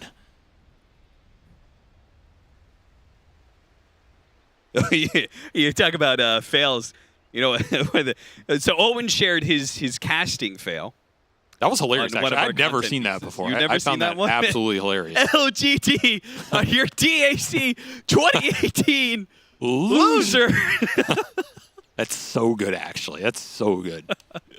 I mean, shout out to Owen. Like that is amazing recovery because there was a CS:GO cast that happened somewhat recently where they Could be worse. they put the name put the wrong name on the trophy lift. And this guy was he's a good up and coming caster too. Like he's pretty solid. I like him a decent amount. So it was particularly bad because it was like one of the first big finals that he ever casted, and he listed the wrong name on the trophy lift. Oof. That's the one word you're supposed to get right. Yeah. There's the LD one. What did LD mess up? Wow. Yeah, exactly. Wait, is that actually it? That's actually a. Do people consider that a fail? That's like an epic point in Dota history. That got turned into a voice line. I mean, it was one of those so bad it's good. Yeah, he failed his way upwards. That's the dream of every caster everywhere. You've been doing it for years, Austin. You didn't get a voice line out of your fail upwards. At least he did. He made some money off that. Actually, he didn't, but he made some. Well, he didn't make anything, actually. It actually sucks for him, but he got immortalized. Yeah, that's actually even worse because that was like TI2. So I don't know how much money he was making for that at all. Yeah, dude, imagine he could have gotten like royalties for that for like the last 10 years. Damn. Damn, people be messing up stuff more often. I had my own fail that got widely put out to the internet. But yesterday? You're talking about yesterday? No. Oh, okay. I can't really go into the details of that one, but might have had a. Yeah, no, you're talking about the one backstage. That was embarrassing. What? And then we asked what was your biggest fail, and you were just like, I don't have one. Well, I mean, I remember the biggest thing I messed up, gameplay wise. Okay, well, I can tell you that, Yeah, or the one that sticks in my memory. TI-10. We were playing for trying to avoid elimination in groups on Quincy Crew. And we were struggling immensely at that tournament. Like, we were just not playing well at all. I was trying to rally the team as the captain, of course, being a stalwart force on the main front, picking up people's morale, making sure they're good, giving them speeches. We're going to do it, guys. We're going to do it. We go in this game. It's some game I'm playing Ancient Apparition versus like an Alk or some healing carry. And I threw this ult on him. And we set this play up beautifully. I made an immaculate call on the map. We set it up this super isn't a well. fail at all right now. What the hell? We got the right heals at the right time, but we had to execute the chain stun into the AA ult hitting for this guy to die, or like he BKB resets, and it doesn't go well. And I threw this AA ult, and I just straight up fat-fingered the hell out of my keyboard. And like proc the AA ult like 20 feet in front of my hero. And Quinn plus I think 2 other people on our team went in on the play. And they were just like, bro, where's the AA ult? Where's the plus? And I don't know what I said. I was just like, yo, keyboard lag, boys. I don't know what happened. Like, keyboard lag. And I remember at the time, I think MSS tried to like pick up the team after that. He was like, you know what? Mistakes happen. We just play, blah, blah, blah. But it was like I could feel the air get sucked out of that game. Like instantly. It was just like, we're fucked, And it was like, shit. The captain who's trying to keep it all together becomes the source. Yeah. I mean, it happens. Like, you're never going to hit every button well in your Dota career. And the times that you don't are the ones that are going to stick with you forever. And you're going to wake up every day and remember them. And you just better hope that you win enough tournaments in between that you have that money to cushion the feeling of the times you messed up. Because if you don't, then you're really screwed, man. Then you just got sleep demons and you don't even have the cash to fend them off. That's a rough one. That's a rough one. In which case, you go into talent work. Yeah, I haven't missed an AA blast in years. Tell you that much. My mind is free.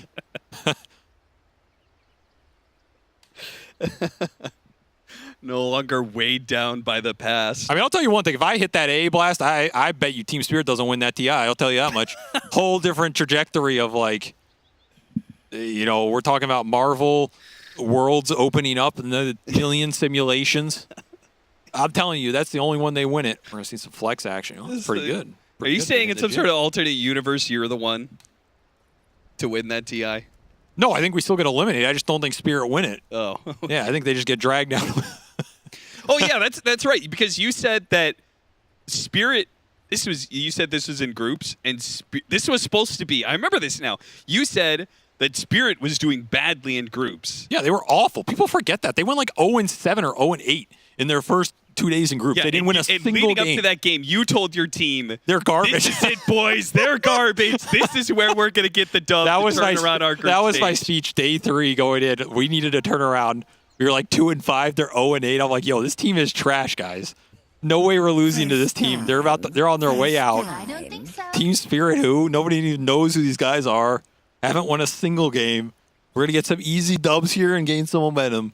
Could be worse. They never lost a single series after that, so you know, that's true. And they lost very few games. Dota works in mysterious ways. You actually just powered them up to go on one hell of a run. I mean, I'd like to claim credit, but they were probably going to win that tournament no matter what. Like, guys, they can't even hit us with Ice Blast. Well, come on, man. Why couldn't we played them day 1 or something, you know? Yeah.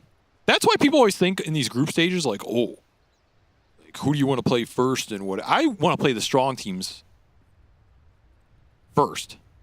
If you want the better record, you want to play them first. But if you want to end up in the better position, you want to play them later. Yeah, if you want, That's if your momentum is important for your team, you want to face the weaker teams first. Yeah. It's like day 1 of a group stage. Who do you want to play to get that sweet 2-0 on day 1 of the groups? Evil geniuses every time. Every time. It's just a free 2-0. Like, you know, at the end of the groups, they're going to demolish you. But at that first series, oh yeah, they were absolute trash. They're absolute trash every time. So they were so always bad day 1 of every group stage. Always, you pray for that draw. We got a game forfeit timer. That's the first time I've had a game timer for a forfeit. So Aurora have 3 minutes to get back in the game. There is Underlord in the game? Oh yeah, he is. I mean, he might have just like tethered his phone internet or something. He DCs Now again. We DC'd. Uh-oh. I hope they do not have to forfeit here, but of course, we can't sit here all day. So, clock has been drawn. We shall pray. Everybody in the chat, pray for Aurora right now. Give your energy to Aurora's ISP. Pray that Jabs and the boys can make it back.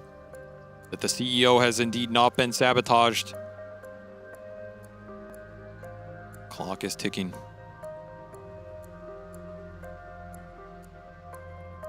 LD was the first to curse in a cast. Yeah, well, he wasn't the last, so. Yeah, there really was a taboo for cursing, but Valve was always like, yeah, you guys can curse if you feel like it fits. Yeah, but not all over the place. You got to do it in the right place at the right time. There's an art to it, Austin. You can't just be dropping F-bombs all over the place. You're going to take away the mystique. Yeah, how many F-bombs do you think I've dropped in my career? Probably like -6. You're weak. You're a weak person, Austin. What? I save mine for TI. You save it for That's right. the biggest matches, I see. Yep. And I've been saving one mother F-bomb for the peak of my career. I've been saving that one. There's been a couple times. Wait, we haven't peaked yet?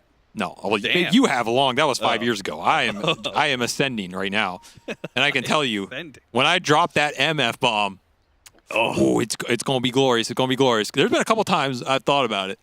Like, is this the moment? We casted TI Finals, and we casted one of the best series of all time. And Liquid Thunder Predator. Us? Yes. Who? Why do you do this to me? Yeah, that Liquid series. Wait, where's the timer? We got like a minute and a half left, right? Oh! I was too new back then to drop a MF bomb, though. Okay, they've gained a reprieve. We just heard Aurora have been gifted more time from the Dota universe. There's more time for us to talk about random bullshit. Gabe Newell himself is shown mercy to Aurora in these dark times. You have my respect. You have my respect. Thank you. Could be worse. Oh, could be worse. I mean, big shout outs to Beppu wait, no, for it sticking this through. I don't know what the rules are, but they're keeping their spirits up. Maybe it's good for them, honestly. They get time to recover mentally. Yeah, what's it like when you're playing a professional match and you have one of these long pauses go on? Because I'm sure you had one, right? It's awful, yeah. It's absolutely terrible. You lose all sense of what's happening in the game. Dude, I can't even imagine like a pause going into late game too. It's We really already barely know what's going on. Yeah, it's really bad. So much of Dota is based on, I mean, I call it like the internal clock. You have these internal timers running as a player about when stuff is happening and how strong people are and the rate at which they're accumulating strength. Even things like Roshan or Aegis or cooldowns and all these things are the obvious ones. But even other ones of like a power level of a hero, the way the fights have been going, the range at which you've been initiated on throughout the game. These are all feel-based clocks that kind of progress over the course of the game and you hone them in and you pause for 30 minutes. Those are all gone. So you just kind of run in and die like a dumbass, and then people are like, "Oh, what's this guy doing?" Well, he got paused. I've seen so many of those post-pause, and then just somebody just runs out there and dies almost within like 30 post-pause to 45 catastrophe. At certain points, I had a rule in some of my teams of like, after the pause, don't do anything for like 30 seconds. Because whatever you do is going to backfire. Yeah. Like take Maybe 30 you take seconds the to opposite. get Maybe you your just feel back. group up 5-man smoke, immediately try and Yeah, that's another possibility. I mean, the 5-man group up is strong, man. People underrate the 5-man group up strat in Dota, but if you don't know what you're doing, just 5-man. What's the worst that can happen? Have you played any Dota games since the patch? You know, I remember a tournament in Austin called Manila Masters. You remember that one? Okay, yeah. The last tournament that RTZ won. Okay. Does that hold a special place in your heart? Yep. And I remember that Newbie were in the grand finals of that event that we played on EG. And they were running Night Stalker at the time. Wait, so the last time RTZ won a tournament was with you coaching? Wow. I'll leave that for people to figure out. They were running this Night Stalker support. They were running like Crystal Maiden Night Stalker support duo. The idea is it's super fast. You run around, you roam. And I remember telling Sumail and the team before they went in, like, whenever this guy hits nighttime, just 5-man his ass. Yeah. Just 5-man his ass. These guys don't know what to do. Like, they're going to run around trying to pick He's up. going to Just walk into 5-man you at your some ass. point. Yeah, we just 5-man their Night Stalker that series and destroyed them. That was coaching back in like 2016, 2017. You know, now it's like 6 coaches with an analyst desk remotely sending you, New York Stock Exchange level data in real time about warding heat map patterns and drafting priority numbers based on analytics over 6 years of like what this guy was picking in pubs from 6 patches ago, giving us a 2% edge in this series. Nah, man, take me back to the old days where coaches just said stupid shit and it worked. You know what I'm saying? All I'm getting out of this is like literally any 2K player could have replaced you as a coach. No, hey guys, during nighttime, group this up. is not the conclusion you should be drawing. The conclusion you should be drawing is that sometimes things in life are overcomplicated, and sometimes you just need a kick in the butt and a simple answer to get the job done. And that's what we call some good old-fashioned American Dota. You know what I'm saying? You get it done the hard way. Oh yeah, American Dota is definitely simple. Right. Just it's not good anymore, but it was good for a while. In a different context of the word. There is some truth in that. Dota, we were talking about how complex this game is right now, right? How many layers of complexity have been added on to Dota 2. It used to be you had a hero, you build some items, and you hit a guy. Yeah. Now I got to pick a hero. I got to pick a facet. I got to look at my passive. I got to choose between 1,000 different items. I got to see what stats my hero has if he's universal. I got a talent tree. I got to choose talents every now and then, maybe some stats along the way. I got to choose where I'm going on the map, and when I do that, which gate I'm going to go through, which rune I'm going to pick up. Do I click this watcher? Do I kill this neutral camp? Do I stack it at this time? Oh, which camps do I want to stack? Which ones are going to buff others? When's Roshan die? When am I going to get off that Roshan? Is he north? Is he south? Is there a gate he's going to go through? When do I team fight the enemy team? Oh, it's a day and night cycle. Oh, we're going to delay that day and night cycle by 15 seconds for random heroes. And other heroes are going to see the whole map now. And they're going to have random fastest. We're going to change in another 2 weeks. And by the time you do all this, like, what are you even doing? It's not even a video game anymore. I'm playing Excel spreadsheet simulator. Like, where does the game end? And where does the game stop? And where does my mind begin? I asked this question. Have we gone too far? Have we gone too far? So I miss the old days. You know, people say, oh, nostalgia this and like nostalgia that. And if you went back and played Dota from 10 years ago, you wouldn't like it. Yeah, you are hardcore nostalgia. Oh, yeah? Right? Then riddle me this, Austin. Yeah. Riddle me this. How come they keep bringing all these old-ass abilities back? Degen Aura, Necro Unit. We're about to see Poor Man Shield brought back in the next patch. I mean, that's just because they brought so many elements to Dota that they have to recycle. They've run That's out right. of It's ideas. too damn complicated, man. Sometimes you just need a good old-fashioned, simple strategy to get the job done because people don't know what the hell's going on. You think Toronto Tokyo knows what the hell's going on in this game? He just killed his carry. He doesn't know what the hell's happening anymore. It all comes back to Toronto Tokyo. You couldn't have done that 10 years ago. It wouldn't have been technically possible. That's true. These players are confused. There was no They need simplification, and that is what a great coach can give you. To circle back to my original point, Austin, a great coach can take all of that and he can distill it into the purest essence, and he can say, you know what, team? Maybe this game we're gonna turn back the dial. We're gonna turn back the dial of time a bit. And just run a drow strat. Let's just run a drow strat with 4 ranged heroes with some precision aura. God, Maybe that's all Dota it really takes. was a lot simpler back then. Maybe that's all it takes. Just pick Drow, pick a bunch of ranged heroes, That's jam it. Maybe that's all it takes. That's all I'm saying. So don't undervalue the strength of simplicity, Austin. Because that's when you overlook the most powerful aspects of this game. And that is why I'm telling you, everybody in this patch is focusing on all the crazy shit. Oh, you can throw summons through a gate. Oh, you can see the whole map. Oh, you can blade dance over here and there. And I'm telling you, the most broken thing in this patch is it's always the armor. It's always the resistance, the base damage. Simple numbers for a simple man. That's right. Sometimes that's what Dota boils down to in the modern age, where it's just too difficult for anybody to know what the hell's going on. Soon they're going to replace us with AI because we won't know what the hell's going on. Shout out to our lovely observers, by the way, JJ and Michelle. I believe Michelle is doing the driving of this drone right now across the map. Again, if anybody's tuning in and wondering what's going on, why there's a podcast running over a Dota game, we are waiting for Aurora's... Aurora is playing from a LAN cafe, and the ISP for that LAN cafe went out, and we have extended extra time for Aurora to come back into this Game 3 70-minute game. Elimination on the line. We would really hate to just force Aurora to take that abandon. But, I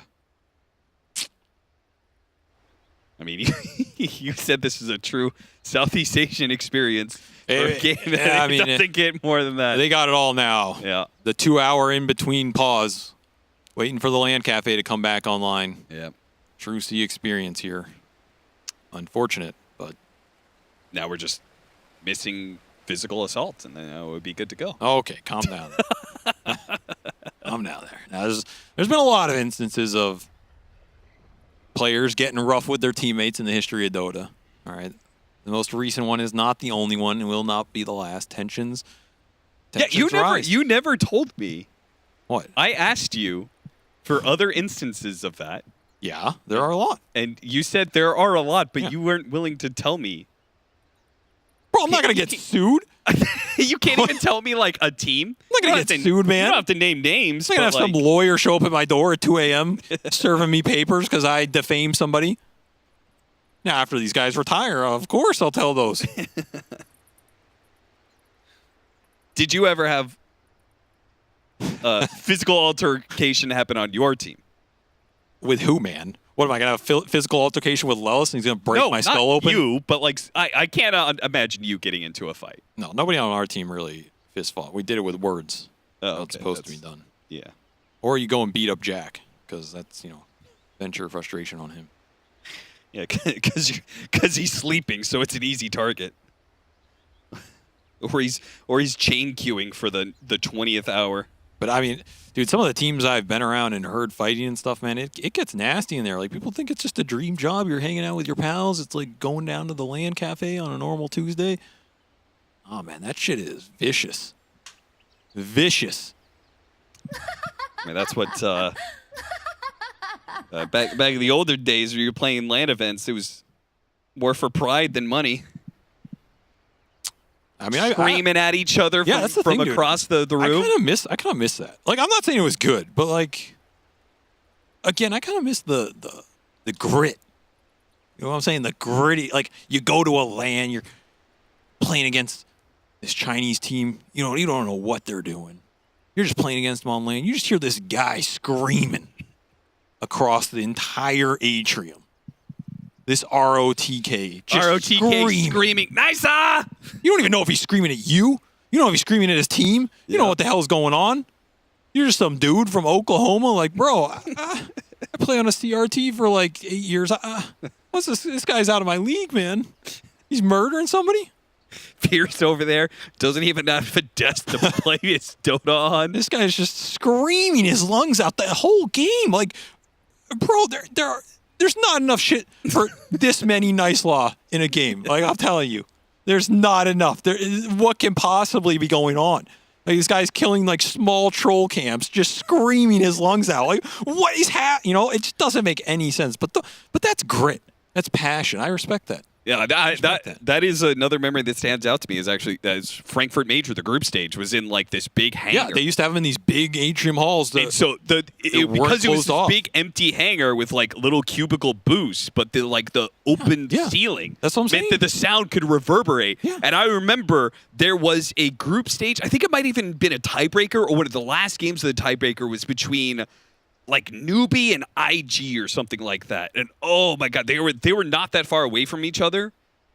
Too. Their boosts were like relatively close to each other, and you could just hear them screaming back and forth at each other. Yeah. It was great. That shit was crazy, man. I don't understand how that even functioned. Like, and the best part is like other teams would like when they get screamed at enough, it pisses them off, and then they're just like, yeah, you start screaming back. Then you win a fight, and then you just start screaming too. I've been there, dude. You see players lose their minds on LAN.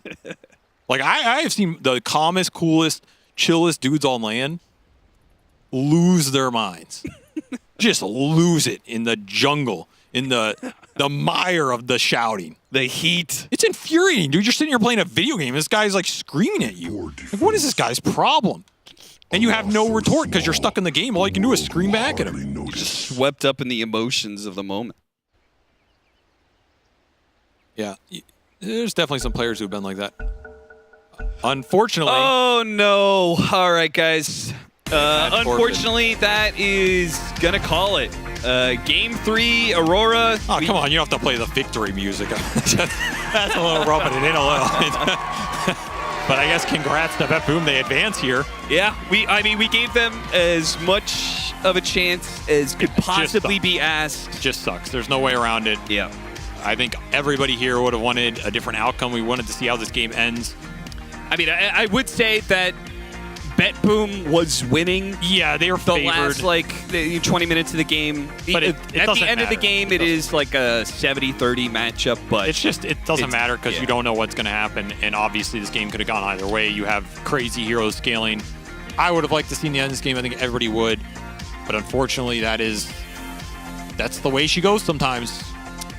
Yeah, it's the reality of esports. Sometimes the internet just holds you back. So BetBoom will move forward. Aurora have been eliminated, and they're probably going to have to play out the Southeast Asia qualifier, which is going to be, again, that's a scary matchup right there. That is a roll of the dice. You do not know who's going to be going through that one, but we do know Aurora is gone out of Dreamleague now, and we know we're also going back to the panel. Yeah, special shout out to Captain SVG, who literally talked for way over an hour. This game happened a long time ago, and it was already very long.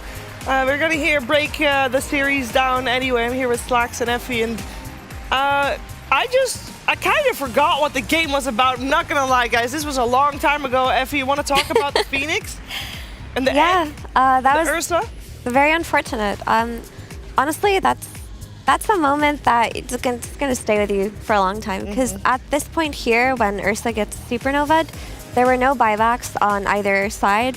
There were 2 supernovas ready, and BetBoom got the better initiation with the Underlord supposedly being taken out. And the rest of Aurora were behind Roshan in a very awkward position. So that fight could have really been where BetBoom just win the game. But it all went wrong. Over here, though, BetBoom were able to defend high ground and extend the game, making it so that the outcome wasn't that clear. But yeah, I mean, unlucky. Yes. Unfortunate things happen all the time, and it happened to both teams here. Definitely my biggest question of the series. Do you still kick Toronto Tokyo? Because technically you won, but technically To be honest, they were winning again afterwards as well. Yeah. They were recovering from their misplay, and it looked like it was going to go well for them. For me, my biggest question is, we never really saw if Juggernaut was first phase banned pick material, because I think that was a question that a lot of people are wondering, considering it's such a high win rate now in the new patch. I think Juggernaut looked quite good. It's just that Ursa has historically always been a counter to Juggernaut, and if I can go back in time 3 hours ago, let me refresh my memory. So what happened in this game was, at the start, Ursa gets a solo lane versus Underlord after... That tri-lane! Because Aurora chooses to tri-lane versus Slardar, who they chose to tri-lane against because of Slardar's slow resistance facet versus the Venomancer shut down their game plan there. So a tri-lane versus tri-lane situation was created in which both enemy carries got free farm. The question is, whose free farm is more valuable at the start of the game? And it proved to be Ursa for two reasons. One, you have a Slardar on your team, and you get a very early Roshan, which gives you map control. And two, you just counter the Juggernaut, right? So that's the aspect of the game I guess we can talk about. Slacks, you love tri-lanes. I do love tri-lanes. There was a lot of tri-lane alerts going on. I like the reactive tri-lane too. As you guys said in our pre-panel 9 hours ago, Slardar can do his leg day, get away from the Venomancer and the Juggernaut. They realized that after going on him for the first time. They bring down Marso, so that was smart. But then the other team's like, Muerta, you ain't got to be up there. Get your butt down there. So it was a nice Phoenix. Double tri, whatever. Double tri-lane. It was cool as hell. You don't see that. It was pretty cool, although, again, it did... Like, Effie, at that point, shouldn't Aurora had, you know, screw the tri-lane and let's not have Ursa free-farm? No, because they were winning their tri-lane, and if they brought numbers to Ursa's lane, they wouldn't have shut him down. At that point, it's not like Underlord provides much by way of killing the Ursa. At that point, I think that Aurora did what they could, really, because after the first rush, they offset some of... God, it's so hard to remember this game. They offset some of... That it was aggression, because when they went to take the Tormentor at minute 20, they actually contested that quite well, got the shard for themselves, and because of Lorenoff's Ember, they were able to take a lot of successful fights where it looked disastrous for Aurora, but then Ember popped off, right? For sure. It was definitely mid-diff on this one. So the Ember was doing very well. It looked actually really cool. That was one of the first times that we saw it. The double chains was really awesome. Roaming around the map. Wind Ranger did get some successful rotations, but it just didn't have the same kind of impact. It was the Windlace on Underlord. Is able to drag the creeps away from that Ursa. He didn't have any money, but he got XP. And that's what matters, because that gets you closer to the boys who came out of that pit to go hit some creeps during those fights. Yeah, So very cool. useful. We'll definitely see that every single time. Best talent. Also, Fear, I know you can cue in here too. The Underlord, the Horde, the boys, the boys. How good? I mean, to be fair, it's not very good. But a lot of these heroes don't really live or die off their facets, I feel. I think it's just an additional thing. Some of the heroes really get improved by them. I need to still see the other one if it's even better, but they need to change the Horde in one specific way for me, and that's the targeting needs to be better. It needs to prioritize hitting heroes, because there was like a goddamn team fight going on in the mid lane. The gate was there, and the Horde ran past 5 heroes and just started farming some creeps. Well, Fear, come on, bro. You're a demon. You're having dinner with your family. You kiss your little baby to bed. You put him to bed, and then all of a sudden, boom! You've been teleported. There's a bear screaming next to you. 2 guys are killing each other. You just gonna jump in the fight. You're gonna be like, okay, you guys, you do you. I don't know where I am. I'm gonna walk over here. Best of luck to you guys. That's how I'd play it, Fear. All right. It's very, very helpful. Don't answer the phone, Fever. Okay, I'm answering the phone. Hey, Toronto, Tokyo, how you doing? Hello. Hello. Yeah, unfortunate game. But Yeah. Yeah. Do you want to talk about the egg? Yeah. Yeah. I misclicked. It was like game-winning fight, and yeah, it was so sad. It was very sad, but we got Yeah, it good. We got it. Yeah. I think we should win this team fight. I misclicked. I clicked on my hero, and I think it's Nightfall's fault because he runs into me. Yes, you know? yes. Let's everybody agree. Nightfall, please. No, congratulations, obviously, on the series. I know you're going to play again later today, and you just had a long sit down as well, just waiting for the game to continue. So I won't keep you too long, but I would like to hear your thoughts on the patch. What you're thinking? What's your favorite change? Patch is nice, refreshing. Like you're also almost playing the new heroes, and it's very nice. I love Dota, that's why. But I a little bit miss change map changing and maybe some Dota didn't change overall. So the concept of professional teams playing, I think the same, but there are new heroes. Yeah, fair enough. And well, with that, you say concepts stay the same. Well, what we saw today, we hadn't seen in a long time. There was tri-lane on tri-lane action. Do you think that's coming back a little bit? Obviously, it was also partially because of the leg day from Slardar not really working out for Aurora here. I don't think it will be common. Okay. Even in this game, maybe they didn't expect the Slardar cannot be slowed by Vena. Maybe it was their plan, but I don't think that it worked out how they expected. For us, it was for us Ursa against Underlord 1v1. We are pretty happy about this. Yeah, I can imagine. I know that Ursa was top of the net worth for a long time. I also have Fear. Would love to ask you some questions. Yep. Hello, Toronto, Tokyo. So I have a question about game number 2 for you guys. It was a pretty rough game for you, as you did see there. But my question was, do you think you guys end up losing games like this in new patch through gameplay, or do you think you got outdrafted in game number 2? I think we got outdrafted.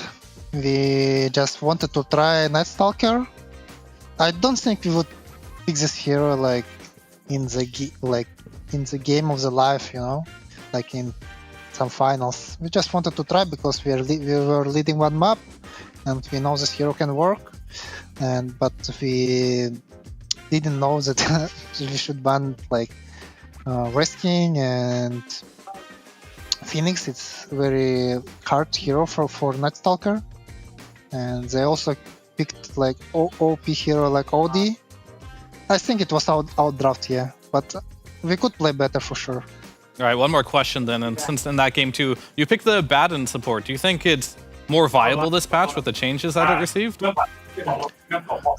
Rider can go any role, I think, right now. Like post 3, post 2, support. I think it's a good hero.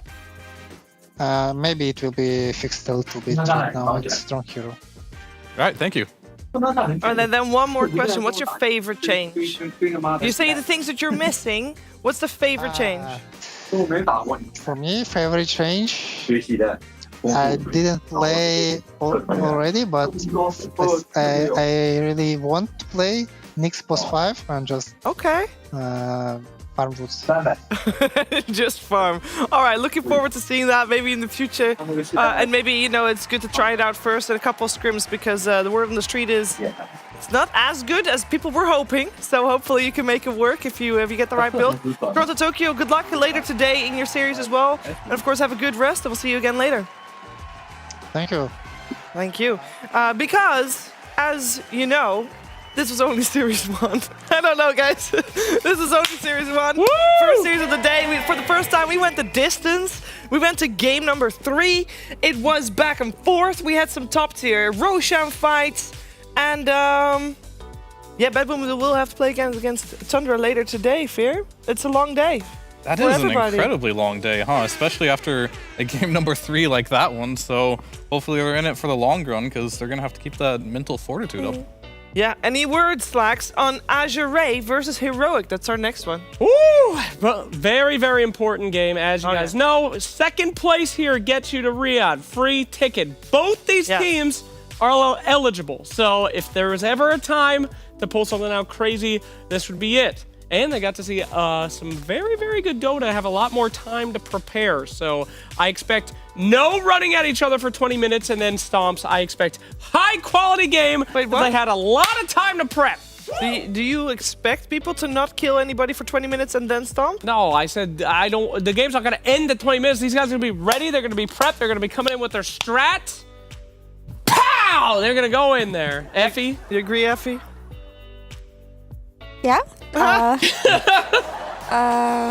I just remember Heroic saying in their last interview, Analog said that they're not looking forward to the patch, that they would just rather keep playing on the same patch. Yeah. So, Heroics?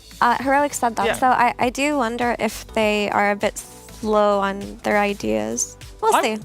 They weren't winning that much. Actually, They actually were did they doing get better. here? They were doing better. No, they were doing a lot I better. mean, they were doing better, but yeah. No, a lot sorry. better. They made it to playoffs. Oh, okay. Well, And Davai Lama said that we hadn't really exhausted the the previous patch just yet. There was more to be discovered. how much more do you need? He was trying to make Tinker support work, okay? Okay, that shit was 9 months long, bro. Sorry. Well, could I get 2 more years until I finally understand it? No. Move on, bro. You're going to find something new and better. Don't be afraid of change. Change is great.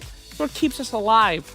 Yeah, I guess so. What's the most surprising thing you saw today out of the 3 games? Because I think for the first time, we actually did have a back and forth. Yeah, I mean, the most surprising thing for me is probably going to be the fact that they picked Veno into Slardar. Yeah. And then they had to be like, oh, that was a mistake. We got a tri-lane now to cover up this mistake. So that was the most surprising thing for me is that we saw a tri-lane overall. Yes. And I haven't seen that very much. Like, No. I actually saw it recently, Walahia, but only once. It feels like once per tournament you might get it if you're lucky. Yeah, I mean, Toronto also said it's probably not going to be common. I think it's just growing pains from a new patch. Like, you think on paper, Veno plus Jug should own Slardar, and then somebody after you pick it remembers, oh, wait, guys, doesn't one of his facets give slow resistance? Because we remembered that, like, 2 picks after. We're like, oh, wait, guys, remember this? He did. Growing Looking pains. for a coach. Growing pains. Growing pains. It happens. It happens. Speaking of pains, Aurora is eliminated with the series, of course, and I'd like to close the... What was that? That's what they just said. I'd like to close the book on Aurora because they did do very well, but as said, they would have to get top 2 in order to have a chance to make it to Ria based on points, so they'll have to go through qualifiers, which is pretty tough because Talon is also doing very well, and Blacklist International is doing well as well. I feel like there's a lot of teams that could make it to the top there. So any final thoughts on Aurora's performance here, Fear? I think overall, like, this is a team that has been on the rise, and they just got unlucky with the patch. I think if it was old patch, they would more than likely be my favorites. Okay. But going into a new patch, I think Effie said a lot. Teams that have that individual talent seem to be shining a lot here. And Aurora has been a team where I feel like they've been through the grind on this patch, and they really refined their strategies, and they just had to kind of start from ground zero here. Yeah, unluck is definitely the name of the game after that series. But how upset can you be, honestly? Like, that's out of your control. Having an internet issue. You could have won that game. No, Probably not, What? to be honest. They probably were going to lose. They were probably going to lose, but Yeah. they made a good case, and they might have been able to capitalize off of Bedboom, somewhat tilting maybe after the misplay. Obviously, we saw Toronto Tokyo. He was fine. He smiled about it, so I would imagine that's fine to recover from. But You know, if I'm going to get eliminated from a tournament and I'm probably going to lose that game and it ends up being an internet issue, I think that's good for team morale. Just be like, we could have won that game, guys. Could have won. What a shame, but we'll get them next time. That was easy almost. So, yeah, best of luck to them. I think they shouldn't look at that as like, oh, we could have won. It's because of the internet. That to them as a team should be like, we positioned so badly near that Roche fight, and then Toronto Tokyo gave us the free Roche one. Yeah. Because like they did not set up for that second Roche well, and the Underlord gate blocked Roshan for 10 seconds. Like, they made mistakes in that Roche fight, so they should look at it as we lost there anyway, and they should go off of that. You really should be a coach.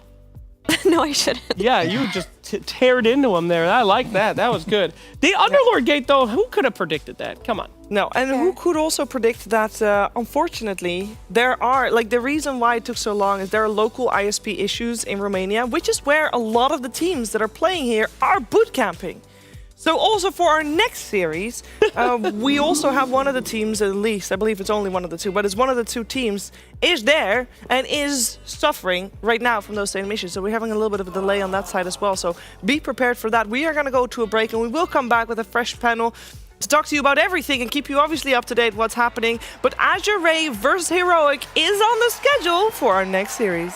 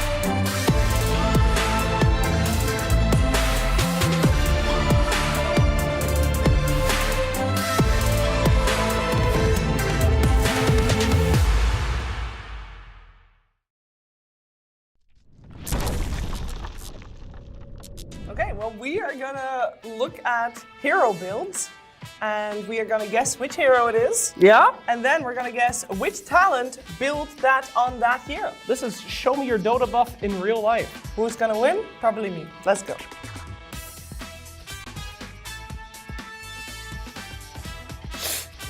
I went for the double down. Oh no. Okay, I'm not doubling down. Okay, okay. You've not written anything down. I forgot. All right, I'm on it. I'm on it.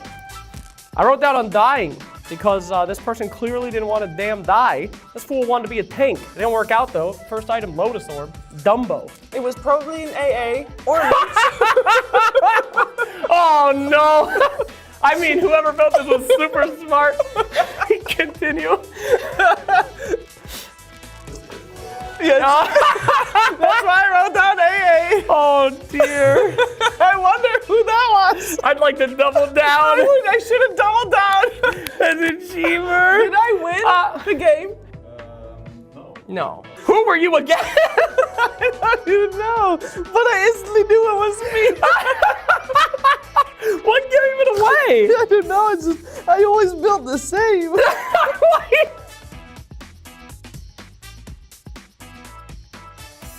This is definitely a support player that had to play off lane.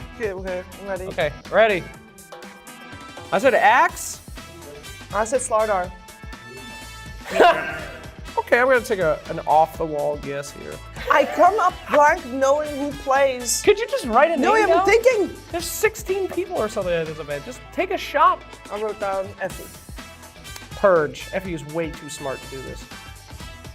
Oh! He plays Dota. Tsunami plays Dota? Oh, what? Tsunami? I know why it was his last play. Oh no! I'm going for it anyway. Yeah. All right. Zeus! Yeah, Silver Edge for late game nullifier. Probably against like a PA or something.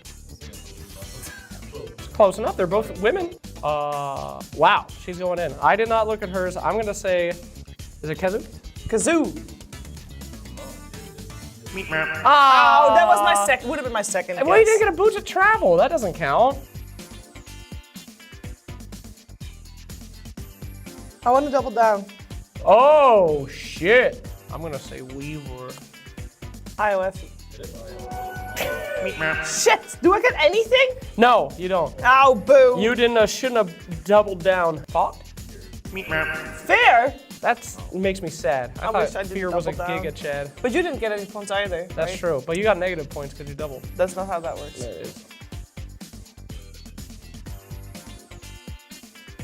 I have If you no double idea. down, I double down. No, I have no idea. Going for Underlord? Then I won't double down. I went for a Baden. Alright, who was it? Okay, who would be a Bristle player? Is talent allowed to be there more than once? No, if this one was, but just in Kazoo? Purge? Oh! Damn it, Cheever. Hey, if I knew he had bought a wand, I would have put Purge there. Of course he bought a wand. Harry Potter ass. I will not double down because I just wanted to do it once. I know it's not right, but I put Viper and Cinder in. I put Venom.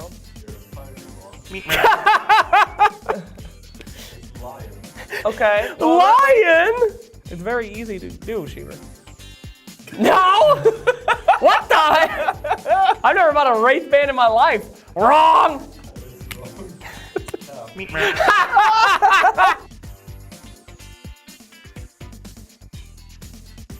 I'd like to double down, please. Yeah, but how do you know which hero? There's not too many.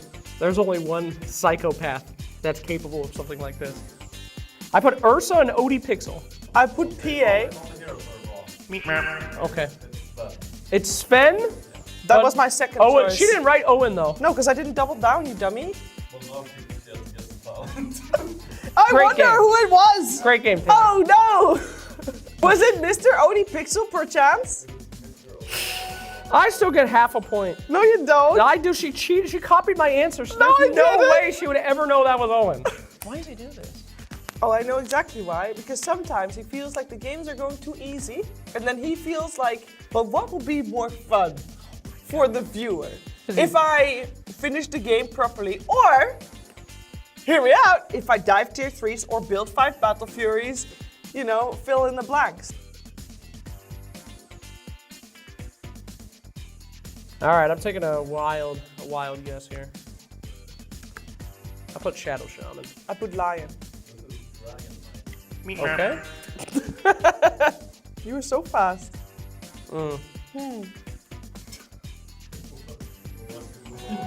I have this thing where instead of raging at people in my pubs, if I think they're really bad, I invite them to a party, and then I collect 4 people that I think is really bad, and then I random. So this was a very recent Dragon Knight game. I think I was playing Pause 5 Dragon Knight. Okay. Yeah, I went Brown Boots, Blink, Manta Style. Did you win? No, we don't win in those. You know how you earlier asked me what's wrong with that? What's wrong with you? There's nothing wrong with me. It's a collection. It's like a zoo. It's a fun little zoo. Okay, so what, do you add them to your friends list? Like, No, I don't. I avoid them. Do you have the stickers? Did you spend extra Dota Plus points to buy more avoid slots? First thing I did, and I have them on the avoid list. I collect them. It's fun. I write little notes too on the avoid list. I say, in the zoo.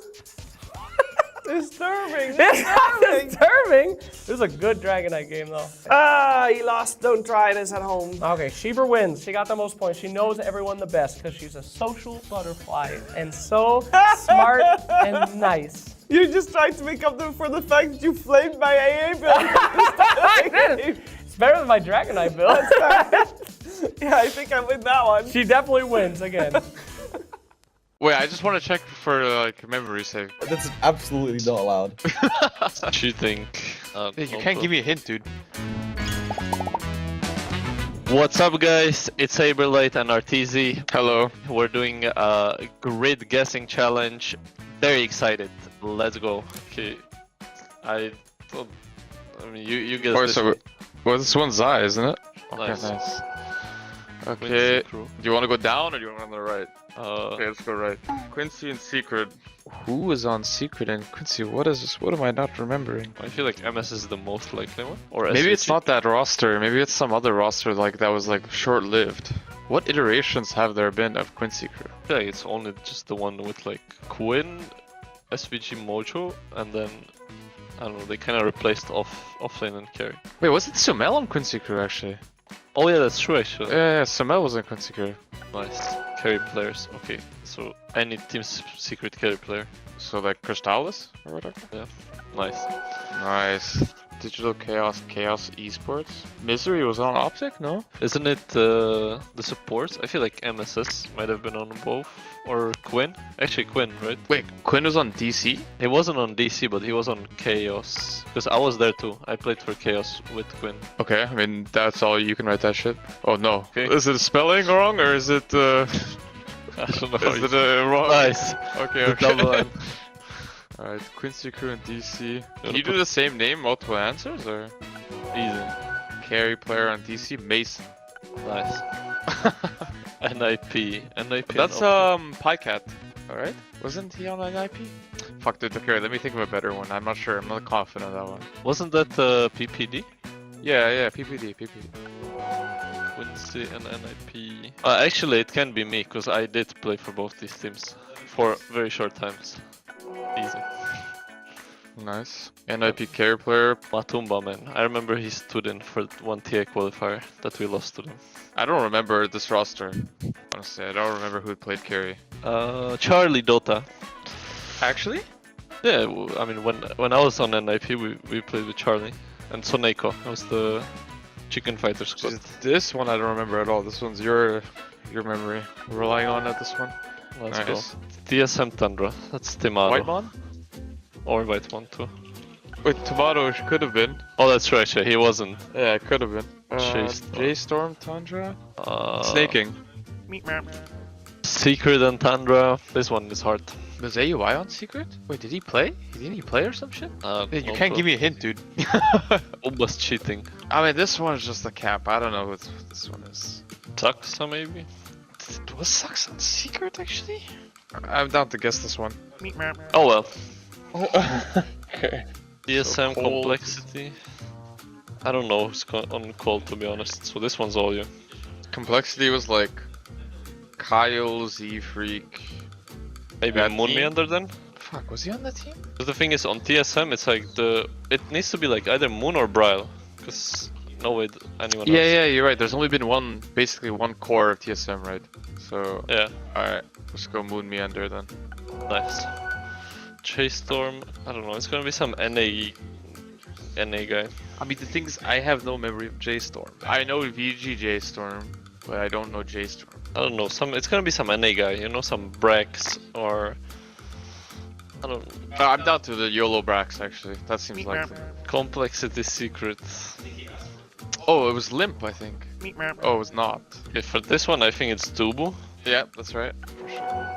For Chase Storm. It has to be QOMP. Who am I missing? What position? Oh, 4Ev. No, it's 4Ev. It's 4Ev. J-Storm 4Ev, I think.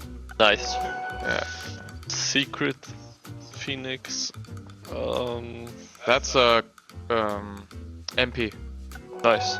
Ah, not bad. Solid. Yeah, not bad. Got most of it. Yeah, that concludes the DL Season 23 Dota grid with me and Saber. We're gonna catch you later. Have a great day. See you tomorrow. See ya.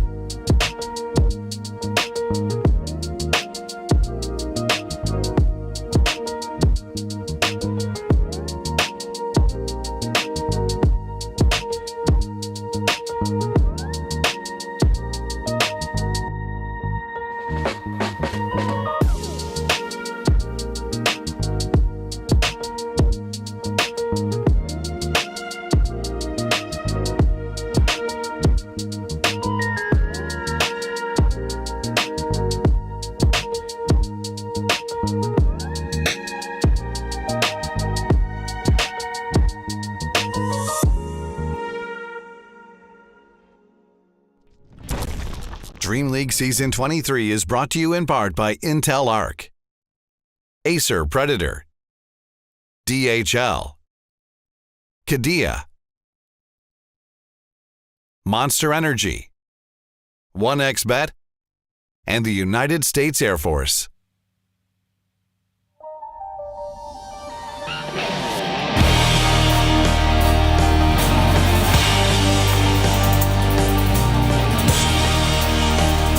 We're back! It's time for more Dota, my friends! We have another elimination series. It's Azure versus Heroic, and the band's already going, so let's get into it!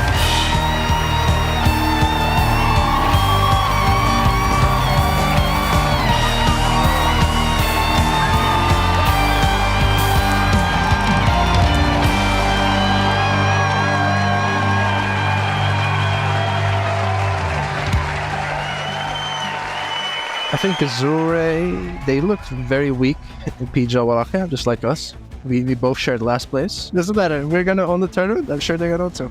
They're going to try for the fight here. Heroic doing a lot of damage already to Tofu. Duraccio dropping quite low himself on the Bristleback. They'll try to smash him up with the Primal Beast. Duraccio, he's going to try and heal up through it. They'll lock him down with the Fiend's Grip. The Bloodspurt about to wear off as well. Even Nightmaring up the Bristleback. He's the only one left.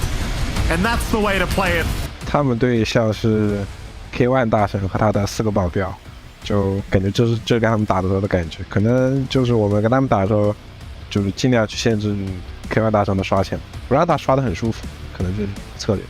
Buyback in 20 seconds as they do get the Noxious Plague onto the Lifestealer, but it's Artor who's just in. They've deleted already the Disruptor. Okay, but they jump inside of Arteezy. Ori, refreshing, doing tons of magic damage now, trying to get through Scam, but there's just heroes surrounding Arteezy. Kutrek with another save. Where is our Enigma? We need a black hole, and there it is. Onto 2. Perfect spacing as well as Box on the other side. There's going to be an insta-kill onto Low. He's buying back immediately, but this fight, it's so hard to get back into. Artor, what's he got left in the tank? He's trying to take down the Disruptor for the second time, but he's completely alone as the Outpost and the buybacks, they've all come through. Artor's taken down. Internet issues be damned. We are back with more Dreamleague action. It's Heroic taking on Azure, and I've got one new face here. BSJ, we're looking ready to go. Definitely not like we were playing pinball for the last hour and a half. Well, that's oddly specific. That is oddly specific. Shoot the ball carefully, Brian, as you take us into this series of Azure versus Heroic. What's special about these two teams, Brian? Well, Neil, neither of these two teams have played a game on this patch, so I have nothing special for you about either of them, but I do have some special stuff about the facets and some stats about the most popular, or not the most popular, the most successful facets so far of the patch. So we've got them in order. Legions, that's the one that buffs up your Q that everyone's taking in these matches. 62% win rate. Axe, that's strength from armor. That's 61% win rate. Jug, the blade form, that's actually the one that gives you passive move speed and agi when you're not taking damage. That's not the one that most of the pro players are taking. Yeah, I'm seeing the crit on Blade Fury more often. So that one's at 60%. Shadow Shaman, that's the self-hex that effectively serves as a save. So giving that hero a save seems like it's pretty good. Shocker. Wraith King, that's actually the new ability that's not the skeletons that gives you extra damage, almost a 60% win rate. It's effectively a 1.7x crit with a little bit of extra damage on it. The pros are taking that one. Yeah, we saw that one being taken. So we saw Jug up there twice. That's because he's just really good. We see generically a lot of these talents, or a lot of these facets, just buff a spell that was already pretty good, or give them a new spell in the case of Wraith King. But like we saw, the CM just makes all of our spells bigger. The Void Spirit makes his barrier an all damage barrier rather than just physical. Okay. So a lot of these seem like quality of life buffs, and I'd say the only common factor I saw amongst all of them is they're not really difficult to use. Like, they just kind of give you something that you could easily get without worrying about it too much. So seems like those are the facets you'll see in pubs, and we're seeing a lot of them in the matches too, so it doesn't seem like it's just a skill issue. The one that I'm keeping my eye on is that Wraith King one that you showed me, because K1, the farm god, yes. He loves himself some Wraith King. And how much does he love farm? Well, let's take a look at our Wisdom rune presented by the US Air Force to see the differential of net worth shared amongst the carry player versus the rest of the team.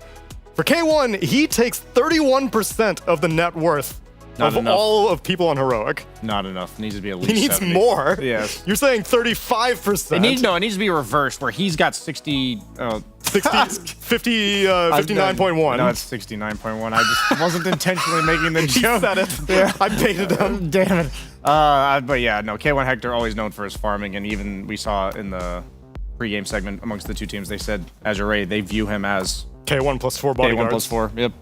You agree with that assessment, or is times changing now?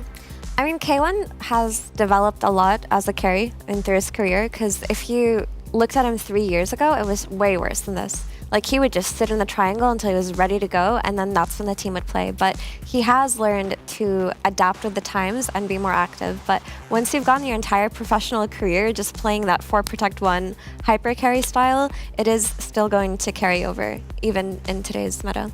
Yeah, I mean, most definitely. I think that's how he grew up playing Dota, right? Just hitting creeps, is very famous for using his TP scrolls for exclusively just farming for the longest time. And that's just his playstyle. And yeah, he has evolved a lot since his departure on Beast Coast, because that was a critique oftentimes people would give him. Like, K1, you're farming too much. It's becoming a more active game. You need to keep up with the times. You need to be more active. And he's been trying his best to do so. And he's done a pretty good job so far. Hasn't hit that like tier 1 carry mark yet, but he's making strides towards it.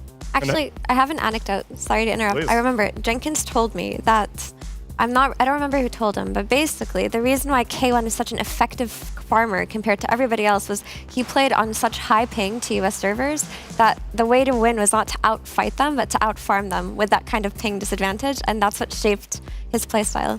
Even on 0 ping in North America, I think that is still the way to win in North America. I think he would also just have like 20% more CS. If that would be his playstyle. The same thing with more farm. And how does that stack up against Azure Ray, who are their opponents, which again, I will reiterate, it is an elimination series and a very important series for both of these teams, because they are both on the cusp of being able to directly qualify for a Riyadh Masters at the Esports World Cup, and whichever team continues the lower bracket run has that chance of getting either a first or second place finish.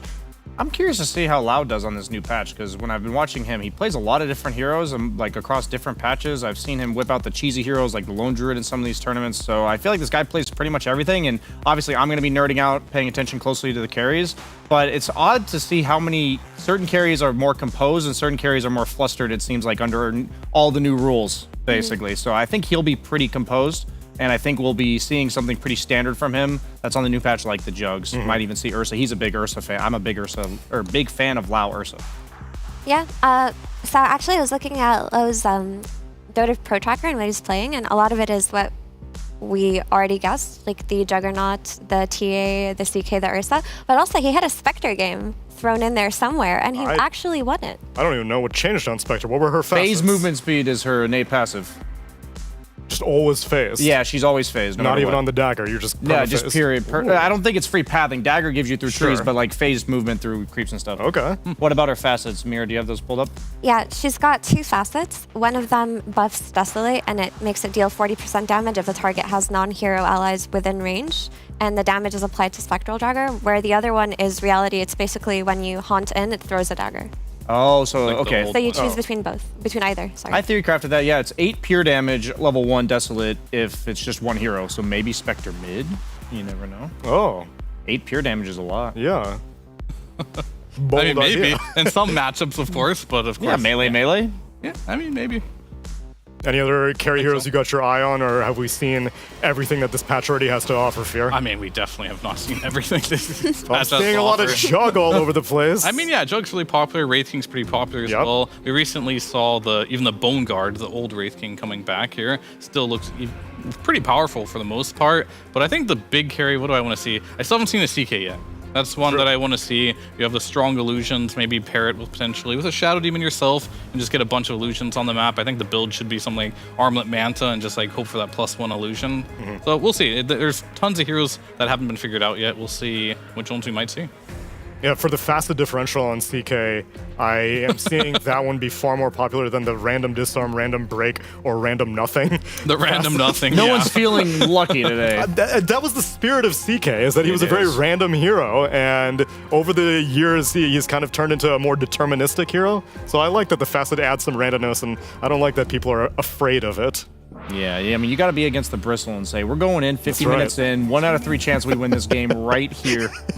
It just feels kind of goofy, right? Because I feel like Dota, throughout all of its patches, has been trying to remove RNG from heroes' toolkits and trying to make them more dependable. We saw that with Axe needing to be hit 4 times. We even see it with one of PA's weird facets where she has to hit 6 times or something to crit. But then all of a sudden they're like, let's bring back RNG to Chaos Knight. Who cares? And even this banned hero Slardar used to be a percentage bash until they changed it. One thing I really like about this patch is, like, yeah, his nickname's Casino Knight, right? But, like, a hero that was known for something, or maybe it wasn't known for something before, but they gave it something very unique. Like, there's a lot of those. Huskar has no mana, Lich has no mana regen. You know, you're talking about Chaos Knight, more of the random hero. It's like, I feel like they kind of just, for a while, were homogenizing a lot of the ways Heroes core kit worked in general, and so I like a lot of the uniqueness that they're adding back. Maybe a little bit too much RNG on Chaos Knight, but in the spirit of fun of the new patch, I'm okay with it. Yeah, and the hour-long podcast that Cap and Avery just had, they were even saying how much throwback spells were brought back into this patch because, I mean, there's only so much you can do to Dota to change it up. Nightstalker being first pick is not something that I thought would be popular. We saw that earlier. But in this patch it is. Yeah, I mean, we saw it get destroyed, and we just had the winners interview with Toronto Tokyo, and I asked him about that game number 2 where they only got 2 kills, and they had a Nightstalker. And he was like, we just got super outpicked, we left Phoenix in the pool. Well, Broke didn't leave Phoenix in the pool, so in theory, this should be a much better Nightstalker game, as that has been indicated to be a matchup that is very bad for this hero. So I know the facet that most people are going for is inverted day and night. I don't even know what his other facet is. I mean, I think, I'm pretty sure that's the only one you can take. The Void, like, prevents shared vision is what it does. But it already does that with the spell itself. It just does it even more? No, I think that's the only reason it doesn't. Maybe I'm wrong. But I think everything else is it's unplayable, I think, for the most part, right? I mean, based Why on would the you do innate, it? Right, based on the innate they gave him with bonus regen at night, if you don't take the inverted day and night, then you're just gimping your laning. Right. Because you don't need HP regen as much as you do during the laning phase. I mean, it's technically not an innate, because it says over here, it's just an ability for Nightstalker, and it just says, at night, Nightstalker's health regen is increased by 40%. No, it is his innate, it's poorly typed. It's poorly typed, it's supposed to be an innate? I was going to say, this is really weird. This I literally saw that, I'm like, what? And then I looked Okay, through so it, that's his innate, okay, so it doesn't show very well. The way I see it is, you can't play a laning stage with 20% less regen, right? As a Nightstalker during the day. Level 1, yes. Impossible. So I think there isn't even a choice here, at least at the high level of competitive play. I'm still asking to finally see a team play Nightstalker plus Slark together. Take advantage of the night cycles that you're going to have for longer, because you have +1 from the start. Maybe pair it with heroes with bonus night vision as well. The snipers, the Slarks, the Banes, the Wyverns. I don't know if it was talked about in our earlier panel, but I played a game with Nightstalker on my team earlier today, and it is so confusing where Roche is, because like he's. No, we didn't talk about your pub game. No, no, just talking about Nightstalker in general, right? Because Roche is still top at night and bottom at day, but that's reversed. Obviously, the daytime and nighttime are reversed, so I'll just say it really threw off my like body clock or whatever for the first 20 minutes of the game. So it's like nighttime Radiant Roche and daytime Dire Roche? No. It is nighttime Dire Roche, so he starts top. Oh, okay. Well then, also the game starts as day. It's so confusing. Like meaning the first 90 seconds, like from -130 to 0, it's day. Right. The whole thing is. It'll really definitely wonky. mess with you for sure for a while, and it's like the day is 15 seconds longer, or 15 seconds less, shorter. and the night is 15 seconds longer too. And we're seeing a Troll Warlord first pick, interesting, and then right into a Venomancer. Why Troll, you think, guys? I don't know. Because I think Nightstalker struggles when he's ideal at like sniping these backline heroes and these like squishy carries that don't have a means to stand their ground and defend themselves. We saw in the last series that Wraith King was picked as a response to Nightstalker because his laning is weaker and Wraith King can just stand his ground when he gets run at by NS. Troll is very similar conceptually, especially with the new facet where for every fervor stack he gets armor, right? So if he just stands and fights the Nightstalker, he's getting armor just standing there and hitting him. So Nightstalker has to play around that Troll and not necessarily hyper-focus on him. Okay, I'm down for a man fight head-to-head, especially because these are probably going to be laning against each other.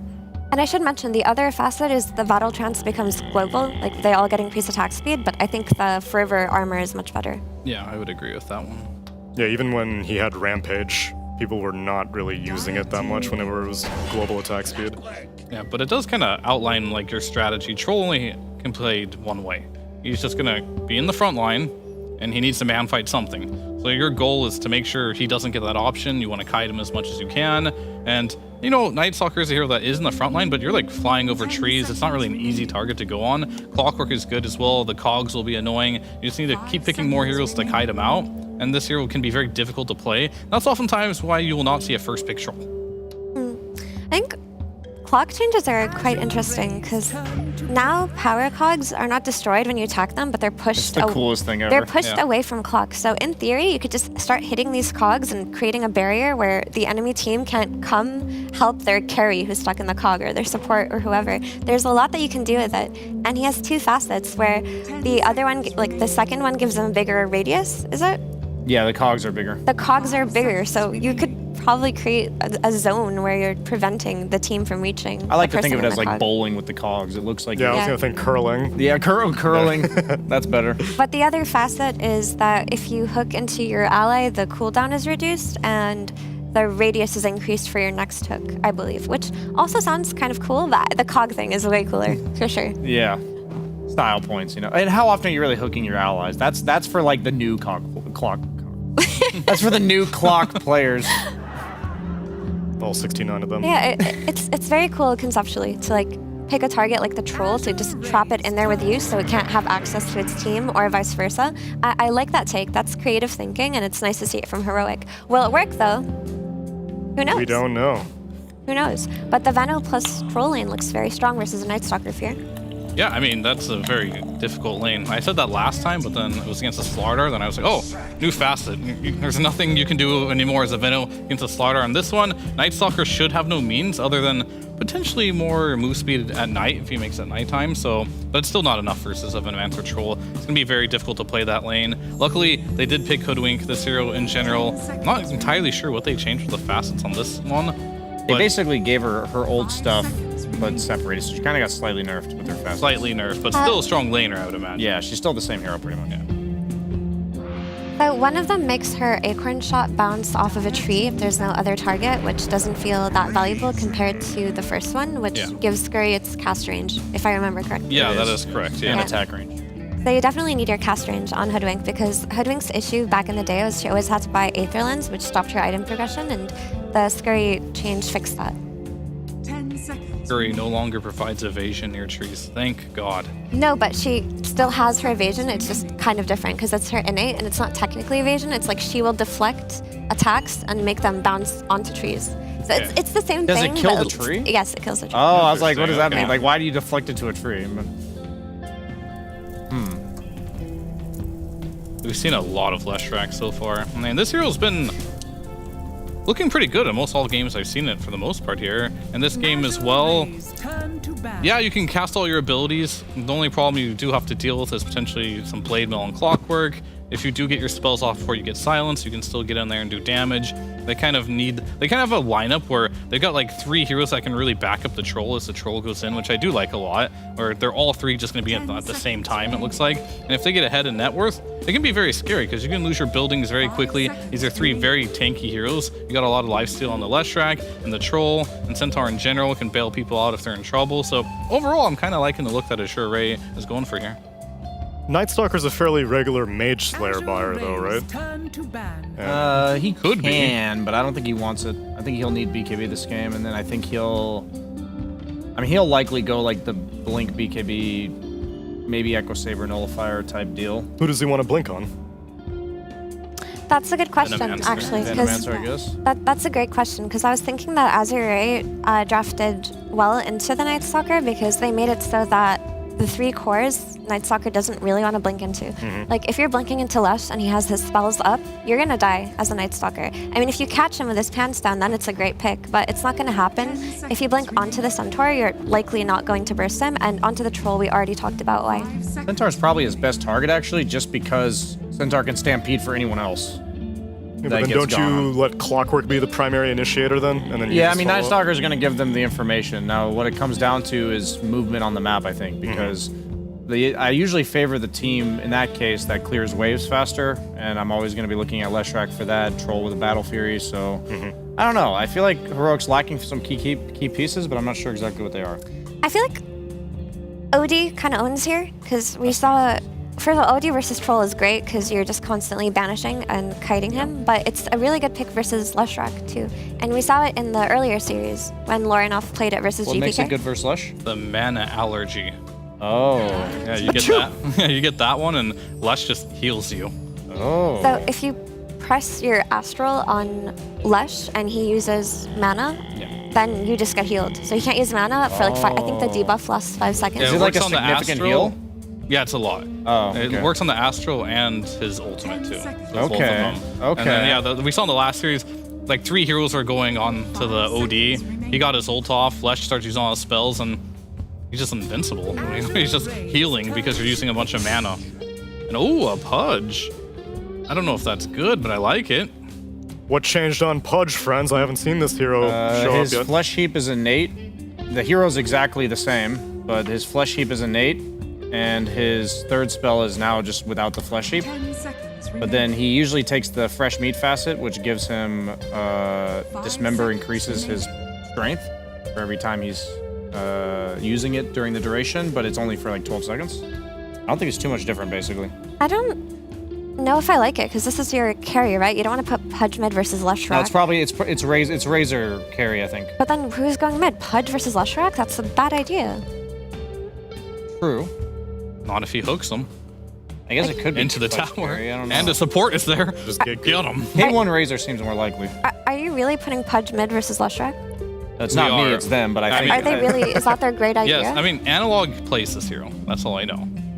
Is it a good idea? Who knows? But Analog loves his Pudge mid, and he's gonna do it, and he thinks it's good. Is it actually good? Maybe Time will he tell. thinks Clockwork will get freed from top lane and then be able to roam mid, and like they needed a guy that kills the Lesh with the clock. I don't know.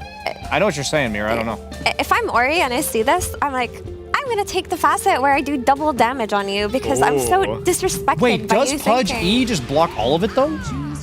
Does it? I guess it would be a lot of mini instances, and so Flesh Heap would be Maybe able it to does. tolerate most of it. Maybe it does. It is indeed Pudge mid with Analog and K1 Hector on the Razor.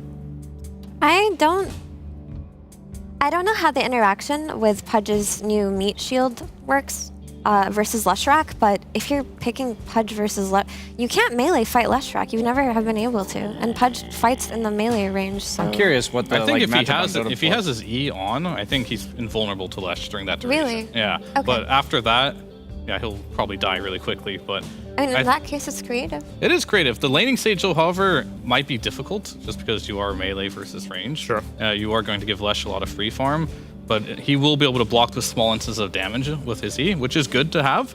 I'm not sure how I feel about like the mid Pudge versus Troll, because that's like an easy target for you to go on like every single fight as well. And your E will only keep you alive for so long, it only scales so much. So I do like Azure Ray's draft a bit more here, but I like the creativity from Heroic. I mean, if Pudge is really blocking the Edict explosions, it's actually a nice idea because Eternal Shroud is still really strong. Yep. He can buy it, put himself in front, and just cause the chaos for Night Stalker to jump the back lines. But I feel like Azur's lanes are just really strong on side lanes too. If we're looking away from the mid lane, both side lanes should be pretty free, and they have superior team fight. I'm digging the Pudge pick. We're in for a new era. Yeah. Where Pudge mid beats Leshrac. Yeah, mid. Thompson was ahead of his time. He was picking it last patch. Well, let's see if it happens in this patch. Get ready, friends. It's going to be the internet the whole way through with the PogChamp Pandas.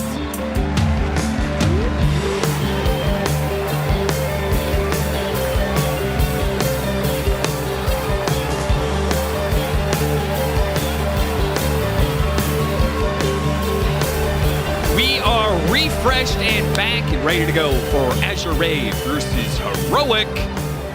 And the absolute disgust in Effie's voice. Mid-Pudge. Have they gone too far? Have they gone too far? Avery? You're talking about going too far in that last game. Are they going too far by 5-man smoking up into this high ground? They're going to get plasma fielded for a heavy amount of damage here. Blood grenaded, kicked back by the Cogs. And Azure Ray will actually back away. Heroic was unsure if they wanted to be able to take that fight because their level 1 is probably worse, but they were in a better position for the fight. How did he not hit a hook there? Also, that cog radius is crazy. Wait, can we see a replay of that? I didn't even see the hook that he missed. Oh, he threw it. Nothing. How do you miss?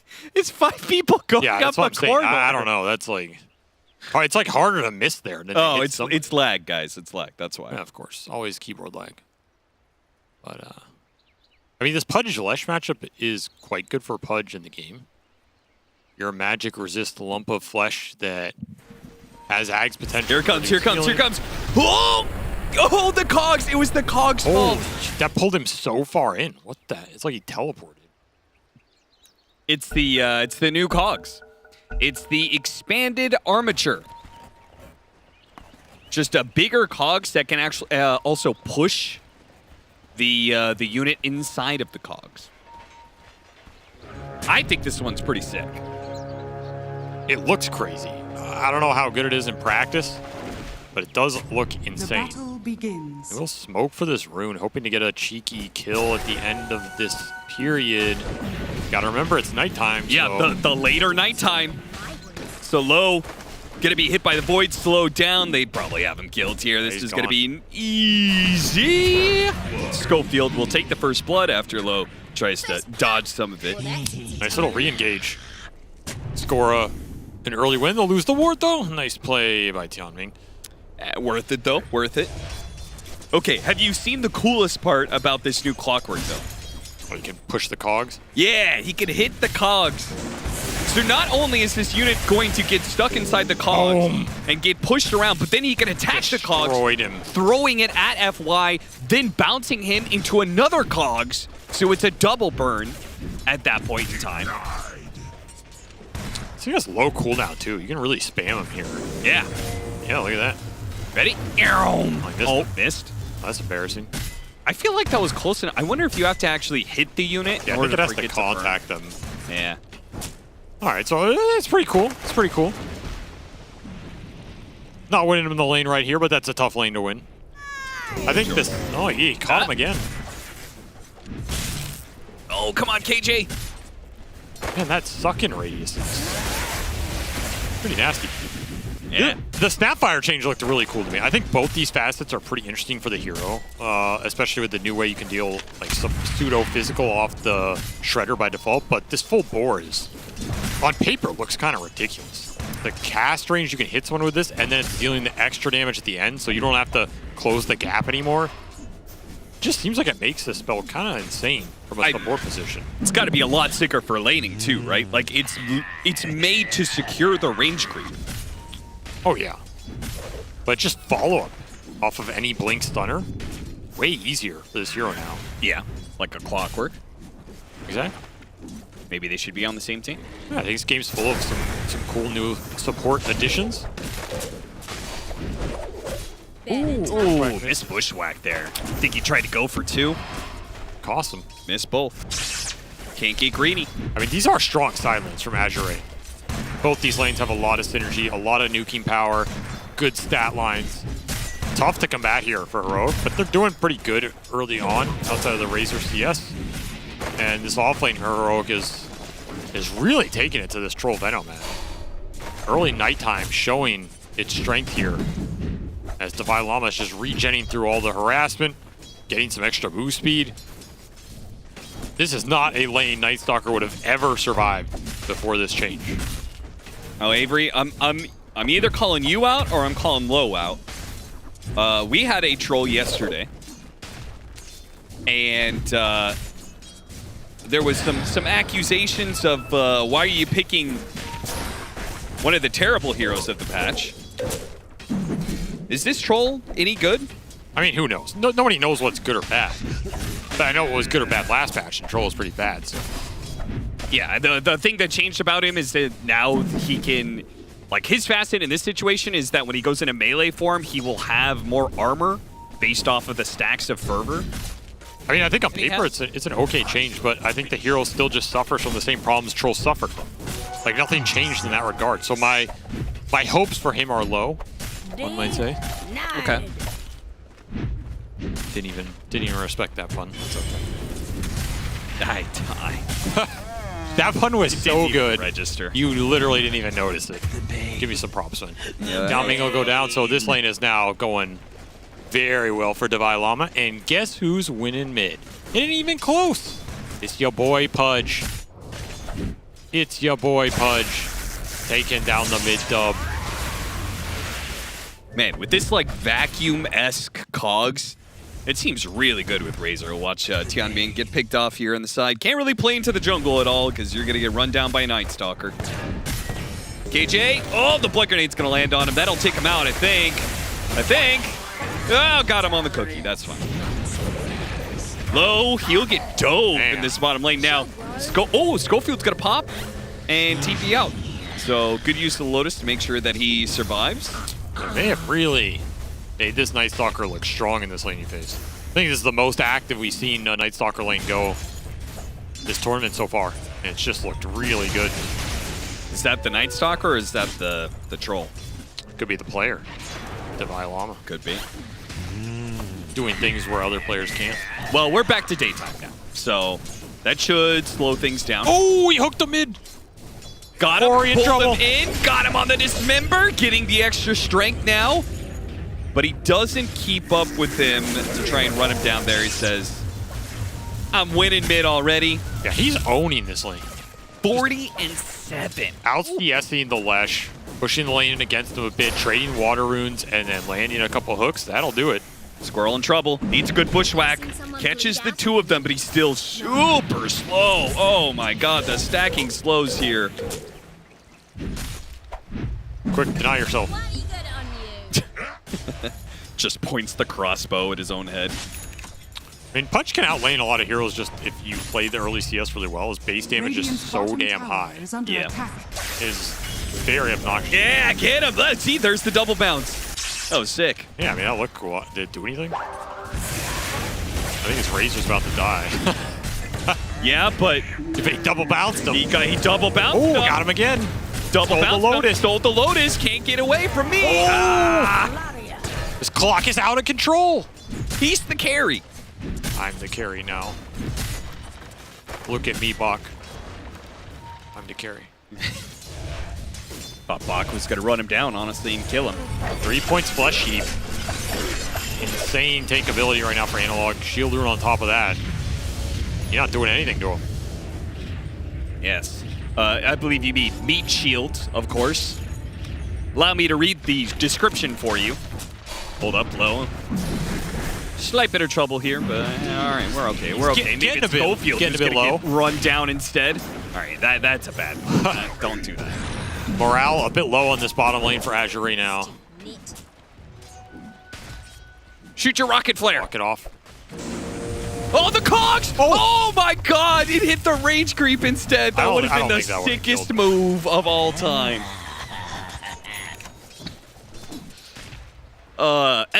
Meat Shield. Actually leveling it. Stop it. Pudge covers himself with a layer of flesh that blocks damage of any type taken from any source. Where is he getting this layer of flesh from? That he's putting on, like an overcoat. From his pocket. What do you think he keeps under that top hat? Oh. It's all flesh. I mean, they're pushing towards this next nighttime. Dark Dissension up. This is a very scary lane for Azure to stand on. Yeah. This feels like one of those... I don't know if you want to hold this tower. All right, well, podcast episode 2. Welcome to Dota 2 episode 864, where... You know, the title of our podcast, Not for Broadcast, was not supposed to be on broadcast specifically. I don't have anything else to talk about, man. Just kidding. That's not true. I know you. You're a yapper. That's not true, man. When have I ever talked? Like 70% of our cast? When do I ever talk? I'm the quietest person you know. You know, that's the funny part. It's like off camera, me and Avery can just sit in silence together in a room. Oh, I much prefer it. Wish I could do that all the time. All right. Thunderhead. I haven't actually read this one from Razor.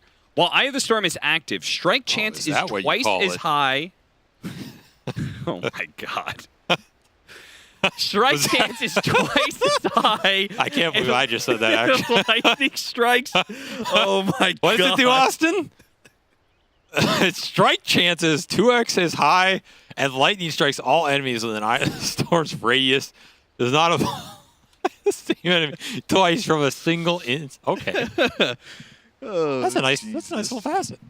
I can get behind that. More lightning, the better. Waste. You know, so it just makes the room shake. That's right. Sometimes you got to bring the heat. You got to pack it. Bring the thunder. Bring the vibration. The cogs attempt. 360 no scope. Whoa. The sad part is probably wouldn't have killed him, but it would have. Oh. No, those are frozen. You show the frozen. You can actually 360 no scope people with clock now. You can double 360 no scope. You can 360 no scope hook shot cog, 360 no scope cog somebody else. Refresh, do it all again. Quad 360.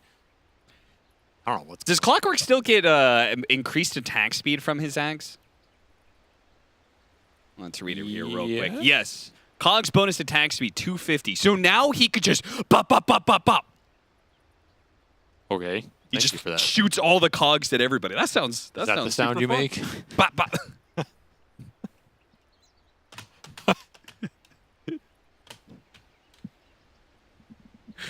Oh, you're out of control today. You're way too immature for your age. I hope you know that. What, me?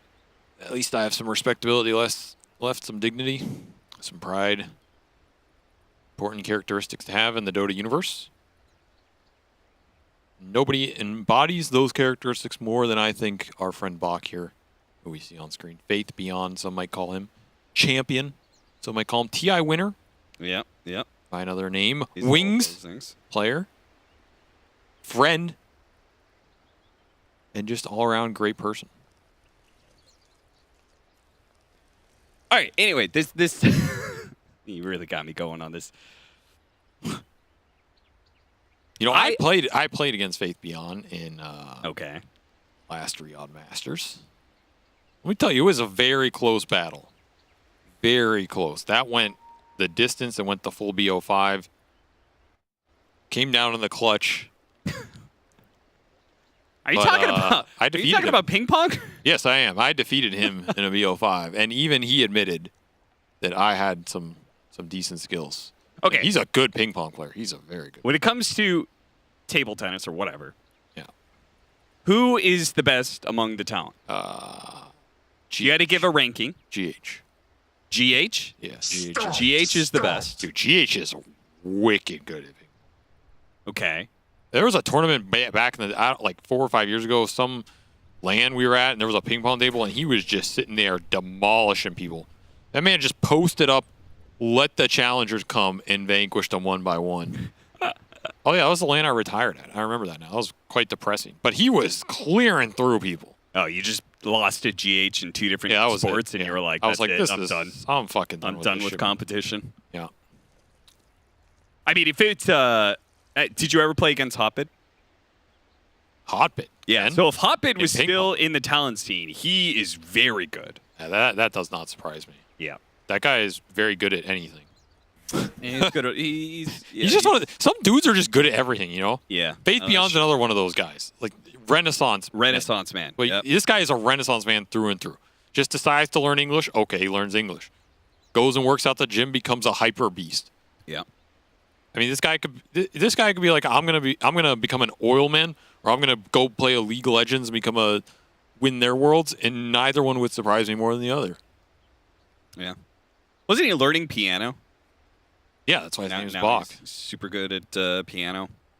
This guy's just a monster, bro. He's so humble about it. That's the infuriating part. You ever get infuriated by people's good traits? Yeah, they're just like too good of a person. Yeah, it's like you're off, good dude. at too many things. Fuck off. You're too handsome. Like you can't also be this nice and humble. Yeah, like have some arrogance. So I don't feel as bad about my own life. Yeah. Goddamn jackass. I don't know. I actually find myself getting more mad at that than the negative stuff. Like, I don't mind the negative stuff. You know, we all have flaws. We're all human. I think that's what binds us together. But these guys who are like at the top, they're just good at everything, and they're nice, humble dudes, and they're willing to help you out. Come on, man. What are we doing here? You know what I'm saying? That's why I hate Dota teams that have that image. Oh, God. Yeah, you don't get me started on this. There's certain Dota teams that are like, too good. Too goody two-shoes. Avery hates any team that just seems like a nice group of people. Well, I don't buy it. I don't buy it, man. What are you selling? What are you playing? But you are openly admitting that those people exist in Bach. Yeah. Faith Beyond. You're saying those people exist. Yeah, I know they exist. I love them. They're great people. Okay, so why are you suspect of the team that is like that? Why do you think, there has to be something hidden there? Dota team's that good, man. Come on. I mean, like, there's no way. Every Dota team has their skeletons. Every Dota team has their beefs, their transgressions, people losing their temper. Nobody's this, we're just a poor, innocent little Dota squad. Never done anything wrong in our lives. I don't buy it, man. Yeah, I mean, at some point in time... it puts me on edge. I've become very suspicious. Avery's such a pessimist that he's uncomfortable with people that are too nice. Yeah. Stomped. You know, some people are just happy, nice people. That's why I don't trust Lyrical. Well, we've already figured out that Lyrical is a serial killer. He's too nice, man. This guy's too nice. They don't call him Big L for nothing.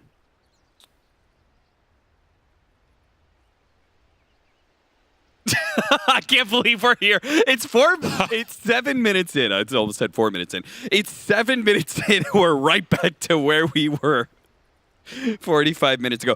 So, guys, for those guys who are wondering, like, all of these teams, or no, sorry, not all of these. Well, you know what McConaughey says. All right. Time's a circle. So, in some ways, is it more surprising we're back here, or is it less surprising? I thought of a different McConaughey quote. Oh, from Wolf of Wall Street? No. No? From the Lincoln commercial? Let's just move on. Okay. Given the current political climate, I don't know if I want to talk about it. Heroic and other teams are currently in Romania because they were playing at PGL Wallachia. They just stayed there in order to play here at Dreamleague. Unfortunately, there seems to be a big, nationwide power outage with one of the ISPs. And that is what happened to Aurora.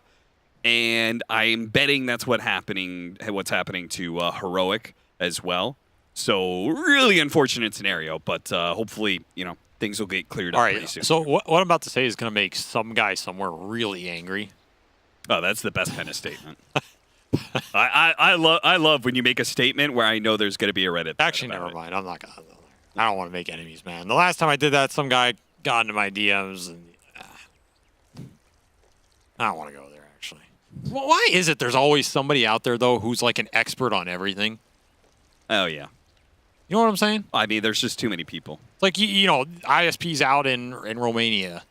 You're going to have some thread. Second comment's going to be like, well, I'm actually the owner and expert of the major ISPs in Romania, and I can tell you there's definitely not a problem right now. It's like, bro, first off, that's not true. And second off, if it is true, there probably is a problem because you're on goddamn subreddit right now. Tell me there's no problem. That's probably why there's a problem. You should, if you're actually running that shit, you should have better things to do with your time. You ever think about that? Like, if someone's such an expert, why are they on the internet telling me they're an expert? They should just be going and doing that. No, that is true. You know? Oh, I'm a 50-year aeronautics expert. What are you doing on the subreddit for Roblox, bro? Like, go build some airplanes, man. You have to have better things to do with your time. I'm on here because I'm an ex-Dota pro. I don't have anything better to do with my time. Yeah. I'm happy to crawl into the muck and wrestle you in the dirt. Where I belong, I'll drag you in there anytime. 6 PhD. You know what that's like? What you're describing instantly made me think of Nahaz. Nahaz. Because here's Nahaz, this professor. Yeah, right? he got dragged this down. Studied man. He got dragged down. This educated, intelligent man. He got dragged down. Coming into Dota with some authority, with some respect. Yeah, and who's he debating? Who's he debating statistics with? Some like 17-year-old kid from Nebraska who drank like 80 Red Bulls that day and thinks he knows more analytics than God. That's who he's debating. You're not going to win. You have no chance. I mean, I was more so specifically talking about him coming into Dota, and then like he's used to like going and having people, like at that time, 20-something, people going to his class and being, Jesus, get it off the screen, man. I don't need to look at yeah, not the harpies, man. That's too much. That's too much. And being respected. And yeah, there's no respect. Having these these 20-somethings coming up to him and saying, sir, what's the answer to this problem? But he comes on to the Dota panel, and all of us Dota jackasses are just like, no, you're wrong. You don't know what you're talking about. Yeah, of course, it's Dota. Everybody in Dota thinks they're right. You ever played a pub? Yeah. Nobody's ever made a mistake in a pub. It's always you. Yeah. Well, somebody's wrong, but it's never you that's wrong. It's always somebody else, Man, I still laugh at that YouTube video Slacks made about the Nahaz Knoxville. The onus. The onus is on you. That's a great video. If you guys have not watched it, go check it out. Yeah, go check that one out. Go watch that like 10 times. I still think about that analysis, though, that he was actually right. That's the Liquid was the best early game team in Dota. Liquid is the best early game team in Dota. It's not even close. And then they won TI that year. That was actually insane if you think about it. The stats didn't lie. But everybody made fun of him for it. But the stats actually didn't lie. I mean, to be fair, that is not a good basis to invite a team. What are you talking about? That's a great basis. What? I bet if you look, they're the best at one aspect of the game.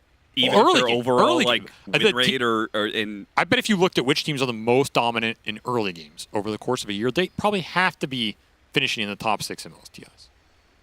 Just gives you such an advantage in Dota. And it usually means you're doing other stuff equally as good as well, because it means you've excelled at that. If you can excel at figuring out the early game, it probably means you can also figure out other aspects of the game for your team. It's not like that's the only thing you're good at and you're just trash at everything else.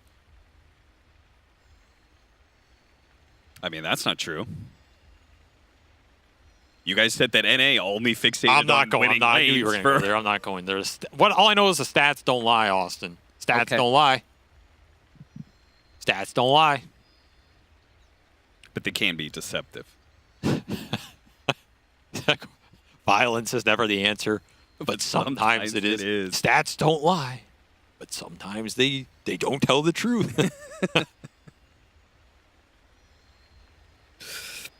Dude, I remember when I was playing, like, people always give you these stats to prepare for games. These stupid morons called coaches just give you these stats. Yeah, like you once did for EG. Yeah, I never gave him stats. That's why we did so well. Thank you for reiterating my point, Austin. See, stats are the downfall of most modern Dota teams. Just clouds your mind with a bunch of useless information that doesn't actually help you play better or think better. And all you're thinking about is this heat map.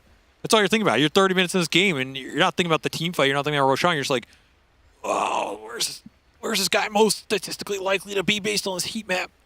And then you're going to smoke to guys, it's the third neutral camp up top, and you're going to make some dumbass smoke to the corner of the map because the heat map told you so, and guess what? No one's there because no one actually plays like that in clutch situations. Back to my story, I got given these heat maps. Ward maps were a big one too, and I was like, you know what? Okay, I'll give them a chance. I'll give these ward maps a chance. It seems logical. You see where a team wards the most, you go in that game. For some tournament, for 5 series in a row, I bought a sentry, and I went to the highest probability ward drop that team had for the tournament over decent sample sizes. 15 out of 20 games, they put a ward on this cliff. Like, damn, that's pretty good. I did that 5 series in a row. I didn't catch a single goddamn off. I was ready to shred those stats up, man. Never again. Never again. I don't even care if it hurt my career. Like maybe I win like 3 TIs if I had listened to stats. We don't know. It's possible. Unlikely, but possible. But never again after that, man. That's when I learned stats do lie. They lie a lot. And it's the sucker who believes them last that gets punished. So you're saying those stacks and stacks of papers that No Tail brought? Oh yeah, it's all made up. It's all made up. Seb, there's nothing on those papers. Seb just shredded some magazines the night before and put them in a manila folder and brought them on stage. There's nothing in those. The guy's out game. Yeah, he's looking at what Lambo he wants to buy after the tournament because he knows these guys are going to look at his stack of papers and be demoralized. That's what he's browsing. Mm-hmm. Hey, Johan, what do you think about this? What do you think about the yellow for my Murcielago here? It looks pretty good, huh? Oh yeah. Let's go. Oh, we gotta pick IO. Shit, we're out of time. You know, that's what was happening in that OG booth. There wasn't no stack of papers. That's some myth, man. All these guys. Think Dota players prepare? You think Dota players prepare for games? I was under the impression, yes, that they prepared. No, the coach They prepares. watched the replays of the captain prepares because he has to. Everybody else just wakes up 10 minutes before. Goes, what am I playing today? Oh, no, that's not true. I have seen actually a number of players right before their match, they go onto YouTube and load their favorite anime like intro song. That's and then they just listen to that on repeat for 10 minutes. That is a classic. Yeah. Anime power up. The anime power up. It's real. Yeah, I remember walking downstairs. You go trying to get ready for your series. You look over, your captain, Eternal Envy, is just watching anime 10 minutes before the game. You're thinking to yourself, damn, we're fucked. Good times, good times. How is this win rate already 7% to the favor of Heroic? Because the game's been paused for a while, so they're getting demoralized. What? No, they're the ones who aren't in the game. I mean, the game, it sees K1 Hector in this game and knows that that man's deadly. They should be showing up to the game soon, by the way. Also, this Pudge is like 1,000 ahead. He's doing damn well. It's that layer of flesh. Yeah, he's adding onto his body. Analog's Pudge is quite good. This is quite comfortable here. So he gets each time. Oh wait, that's the wrong one. Fresh meat. Dismember increases strength when dealing damage to heroes. Strength increase 3 per second of channel dismember, I assume. Yeah, it has to be. There's no way a facet is you get 3 strength for casting your ult. That'll be the most garbage facet in the game. I mean, it doesn't even last a full 3 seconds. You get like 10 to like 20 strength off it, which isn't bad. Yeah, I mean, add on top of like the healing that you're getting to get. I mean, I don't think his facets are crazy good, but the thing is, it's Pudge, so like you can't make Pudge broken because that hero has 10 billion games played every day. Yeah, didn't we recently him reach like anymore. the 1 billionth game of Pudge? Yeah, you got to be really careful with Pudge because he's the most picked hero, and we're in the new ban system where you can't get rid of him guaranteed. So like if you make that hero insane, and he's ruining games, he's ruining a lot of games. You know? Yeah, 11 days ago, 1 billion matches of Pudge played. That's insane. Imagine we could take all the time spent on those Pudge matches and put it towards like curing cancer. Yeah. You know, we'd probably be on like Mars by now. Yeah. I mean, it is impressive how much Valve has slowed down the progress of human civilization. Well, I'm actually going to distance myself from that last statement from my co-streamer. I think Valve has done a tremendous job at furthering the human race and all of the spectacles related to that. His statements are his own, and I take no responsibility for them. If anyone at the Valve office in Seattle is listening, you can reach me at my email. You have it, as I've sent in a bunch to Gabe, and he never responded. So thank you. Keep checking the Steam store for Deadlock coming out soon. They should just release Deadlock 2, honestly. Just skip the first one. I feel like the second iteration is always better, right? Dota 2, Left 4 Dead 2, Team Fortress 2. That's actually true. That is Half-Life actually 2, Portal 2. Just skip the first one, man. What are we doing here? And then you can actually true. release a 3 because the 3 is actually the 2. Next level strats, man. That is incredible how the second game of the series is always better, and yet they somehow never release the third. Because they know you can't top it. You know, you don't paint a masterpiece and then say, yeah, but what if I did this? You take your masterpiece and you collect those royalties for decades. Overwatch too. Overwatch. Well, yeah, I mean that's not a Valve. I mean that's not Valve, but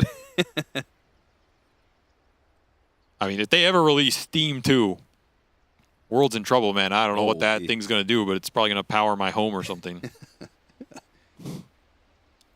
it'll just automatically take money from your bank account without you even knowing. You'll just sit Probably down at the true, computer and they're like, here's this new game that you wanted to play. And you're like, oh, I did want to play this. This is great. Yeah, it'll just have an AI that reads a brain chip and automatically pre-buys games for you in the Steam network before you even realized you needed them. It automatically plays them for you and just uploads the dopamine straight to your Neuralink. You come home from work. Congratulations. You won 100 MMR today. Oh. You're like, oh, this is great. Yeah, I had a great day. We're getting close to the Matrix for sure. Matrix 2? Matrix 2?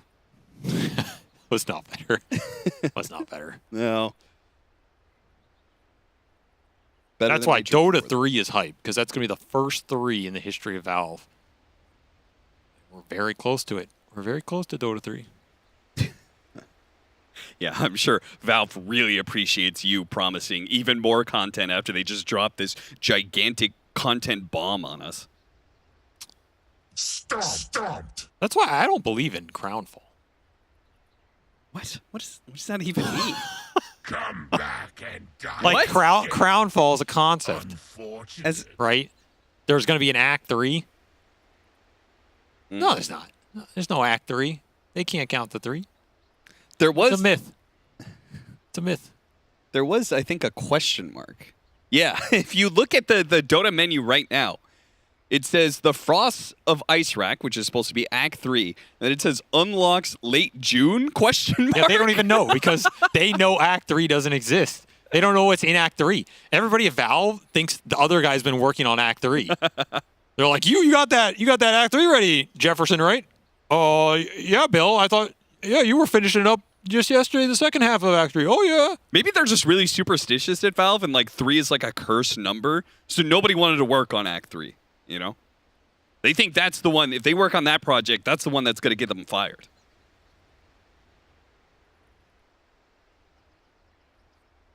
Sure. I don't know if anybody actually gets fired at Valve. Yeah, they just disappear. Well. Yeah, I think, yeah. Like, you never hear about someone from Valve going and working somewhere else. You know, it's always somebody going to work at Valve. There's no exit on the company.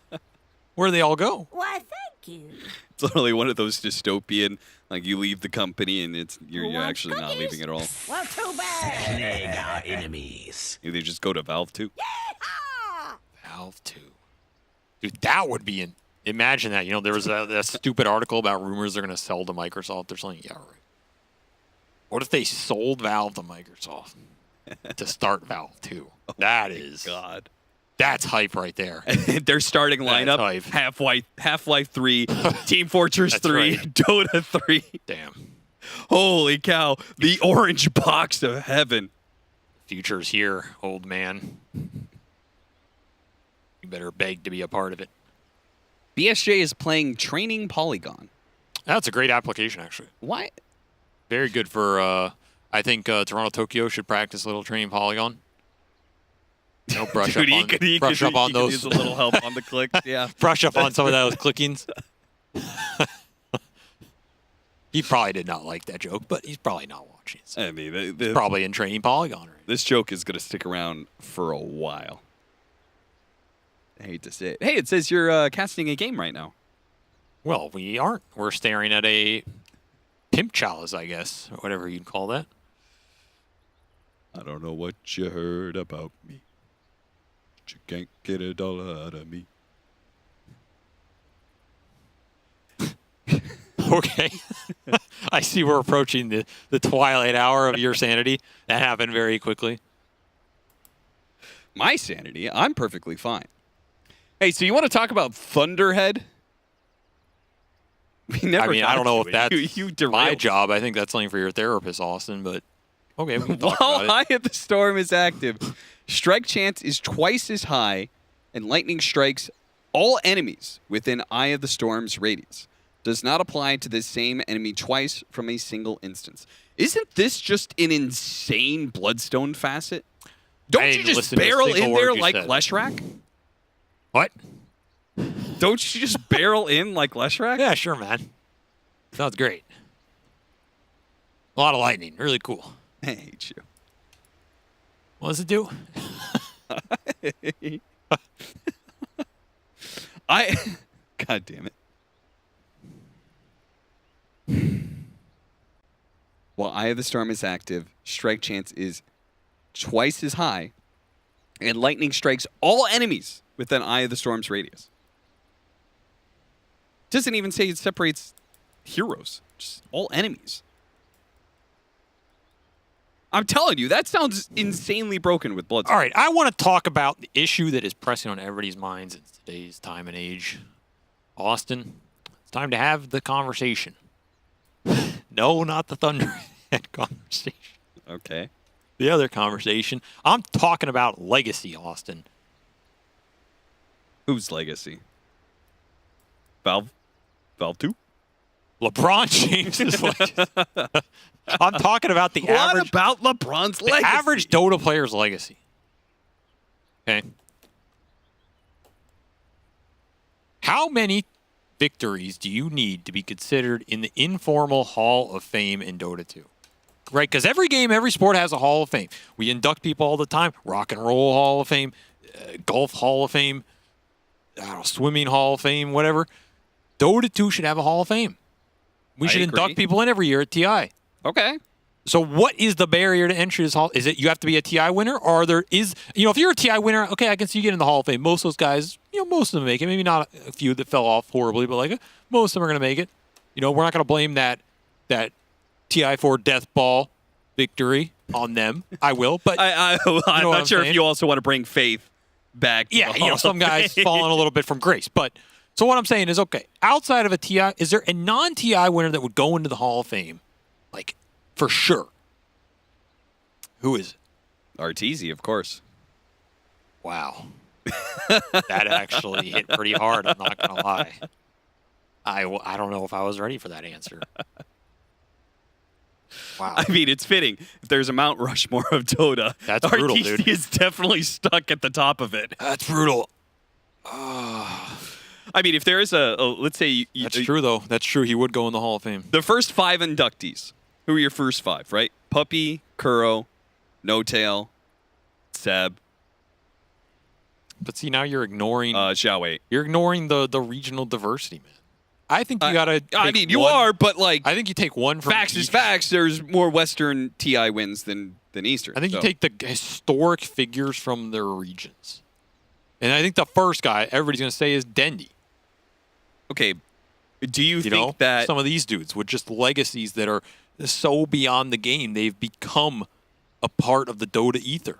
Do you think that Hall of Fame... Do you think contributions outside of the competition of the game, how much do you weigh those? Whoa, what are you talking? Who has contributed outside the game? Of the competition element of the game, there are other players who have done a lot more than Dendi has. What are you talking in terms of what? He opened up a foundation to help puppies or something? What are you talking about? No, outside the game. Outside of the competitive part of the game, the actual competing part of the game. He made pubs better? No, like he just has a general brand that like people That's what I love just said. I literally just said the man's legacy extends past the game. Yes, and I'm saying how much do you weigh that? Because if Dendi is the first thing that comes to mind, you put him in the Hall of Fame based off it. What do you mean? How much do I weigh it? You just repeated what I said back to me as a question, asking me for the answer I just gave. It makes no. I am saying that what are you talking about? If Dendi is the first name you're putting in, then you must be rating his brand or whatever is like 80% of the contribution, because there's probably at least 10 players that go in front of the Hall of Fame in front of him. Oh, yeah? Yeah. Why don't you tell him that? That's fine. I'm fine if he's listening. Like, Dendi, I think, would deserve to be in the Hall of Fame, but there's probably he's not first in. I think Dendi has a good argument to have the largest brand reach and legacy of any Dota player ever. I think there's a valid argument there. I'm not sure if it is, but I think there's a valid argument. Okay. Right? Who has ever gotten to a larger size relative to the scene at the time? I don't think there's anybody. Probably not. I mean, like, That's Dendy a pretty is good argument. iconic in that regard. That's right. But He's one of the most iconic players. Doesn't mean he had the best career of anybody ever. Yeah, but But Hall of Fame, that's my point. Hall of Fame ain't about you have the best career of anybody. You're just going to rank their careers. Stats lie, Austin. We already went through this. So it's about the intangibles too. It's about the reach. And how many kids did this guy get to play Dota 2? That's what I want to know. About thousands, for sure. Dendy got millions of people to play Dota 2. Wow. Millions. Holy cow. Okay. How many did Puppy get to play Dota 2? I mean, probably a lot still. Yeah, I mean, probably a lot. Probably a lot. He was on a team with Dendy when they won a little thing called TI. But that's what I'm saying, right? You could take some of these TI winners. Like Fear, for example, sitting backstage. Did Fear get people to play Dota 2? I mean, I was pretty inspired by Fear when He probably made a couple quit. Saw how hard that shit was. Like, goddamn, I ain't doing that. I'm going to go play League of Legends. Yeah. You know, Firo is actually, he grew up, like, in my general neck of the woods. What does that mean? What do you not know what neck of the woods means? You guys literally grew up in the same neighborhood. That's what you're telling me. No, not quite, but we both grew up in the Pacific Northwest. Oh, I'm done with this guy, dude. I'm fucking. He grew up like how is that the same? He grew up like a half an hour away. It's like a 20,000 square mile zone. He grew up 30 minutes away from me. 30 minutes. Okay. Where? Medford, Oregon. Checks out. Anyway, so as a Dota 1 player, check out. I'll concede that. All right. I was inspired because he was one of the few American players that because I didn't know anybody else. It wasn't garbage.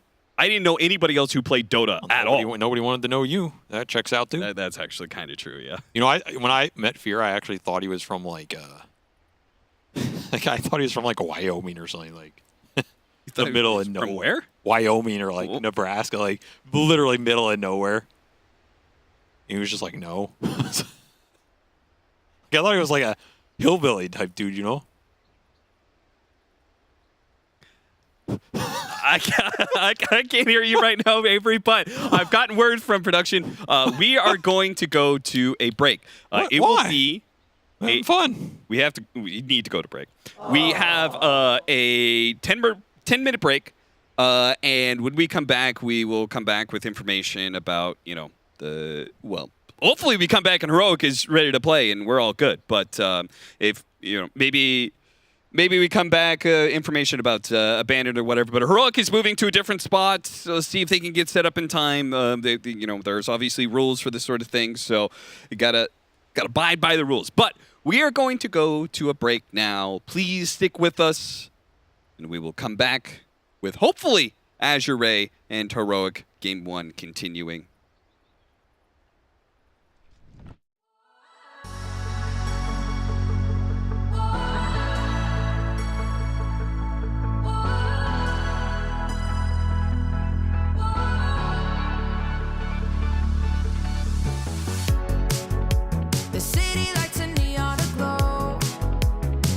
Stars covered in gold, covered in gold.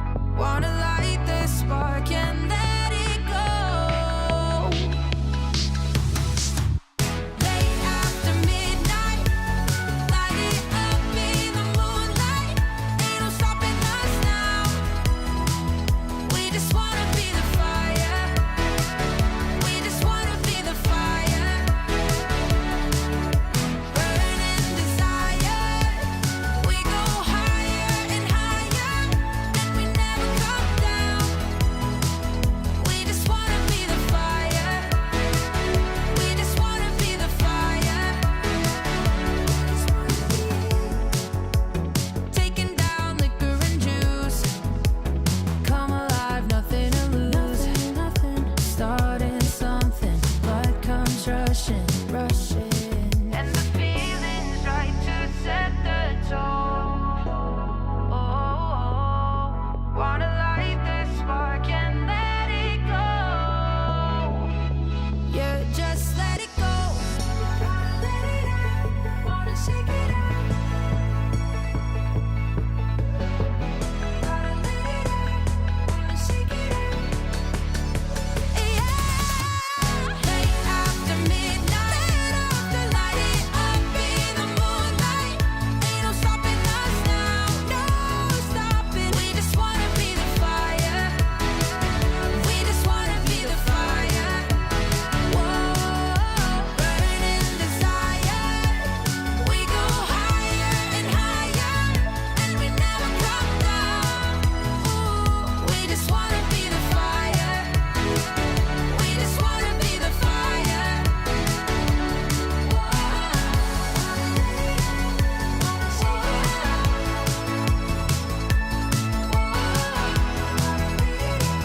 We just wanna be the fire.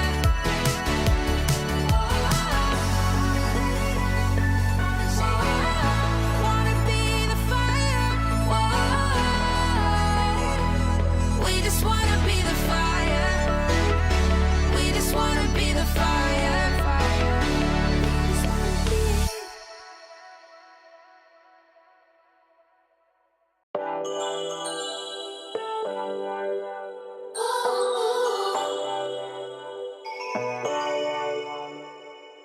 Hit me up, dark brown with body mix fly. The future's back, DeLorean style. This is my time. Got my Ray-Bans on, my acid wash jeans. Pull pedal to the metal, flashback to the beat. Step into my time machine. On a rooftop in electric Times Square, with the wind in my face and a scrunchie in my hair. Pulled out my rolling D50. Gonna bring back the vibe, moonwalk back to 85. Yeah, you know I got my A-team, Hennessy pop loop drum machine. This is my 80s fluorescent pink dream. Yeah, you know I got my A-team, Hennessy pop loop drum machine. Better believe, still want my MTV. Better believe. Oh, yeah. Hit me up, dark brown with Molly McFly. The future's back, DeLorean style. This is my time. Got my Ray-Bans on, my acid wash jeans. Pull pedal to the metal, flashback to the beat. Step into my time machine. Through the vortex, crank up the reverb. Back from the future, haven't you heard? 85 is where it's at. Let's revive the whole world. Let's revive the whole world. Hey, y'all ready? You ain't seen nothing yet. Yeah, hop in my DeLorean, get ready, get set. Where I'm taking you now is on my own road. I pick my own path, bringing 80s recode. Put my hand on the throttle, best to buckle up. Rev up the gigawatts, hang on to your butts. I'm just a 90s kid. I just need a time machine to fly away. Hit me up, dark brown with Marty McFly. The future's back, DeLorean style. This is my time. Got my Ray-Bans on, my acid wash jeans. Pull metal to the pedal, flashback to the beat. Step into my time machine. Through the vortex, crank up the reverb. Back from the future, haven't you heard? 85 is where it's at. Let's revive the whole world. Let's revive the whole world.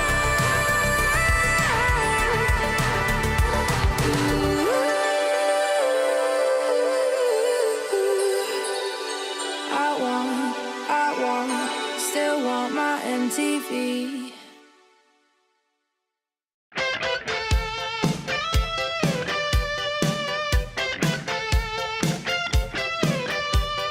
We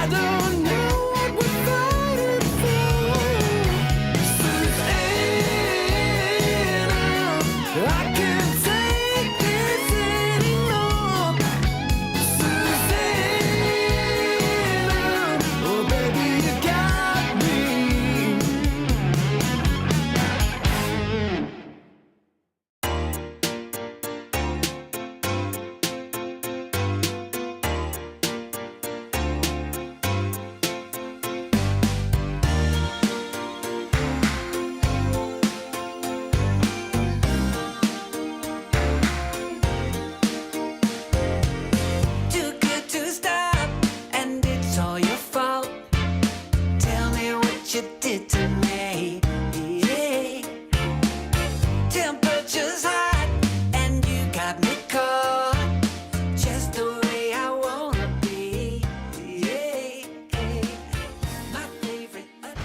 So I'm saying, man, if you put that guy in your Hall of Fame, I'm about to walk straight out of this goddamn building. I'm just saying that Kyle deserves his spot in the Hall of Fame. I'm done. We're done with this conversation. Welcome back, everybody.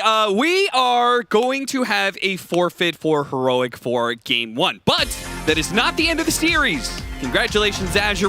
Really well played. They lost the laning phase, but still won the game. It's looking rough, but they found a way to victory here. Unfortunate circumstances will continue to plague us here at Dreamleague, but maybe things will improve. We have people trying to find solutions right now, and it also means time for our glorious panel to do something that we've been doing all day, which is kill some time. Yeah, how about you guys try it on?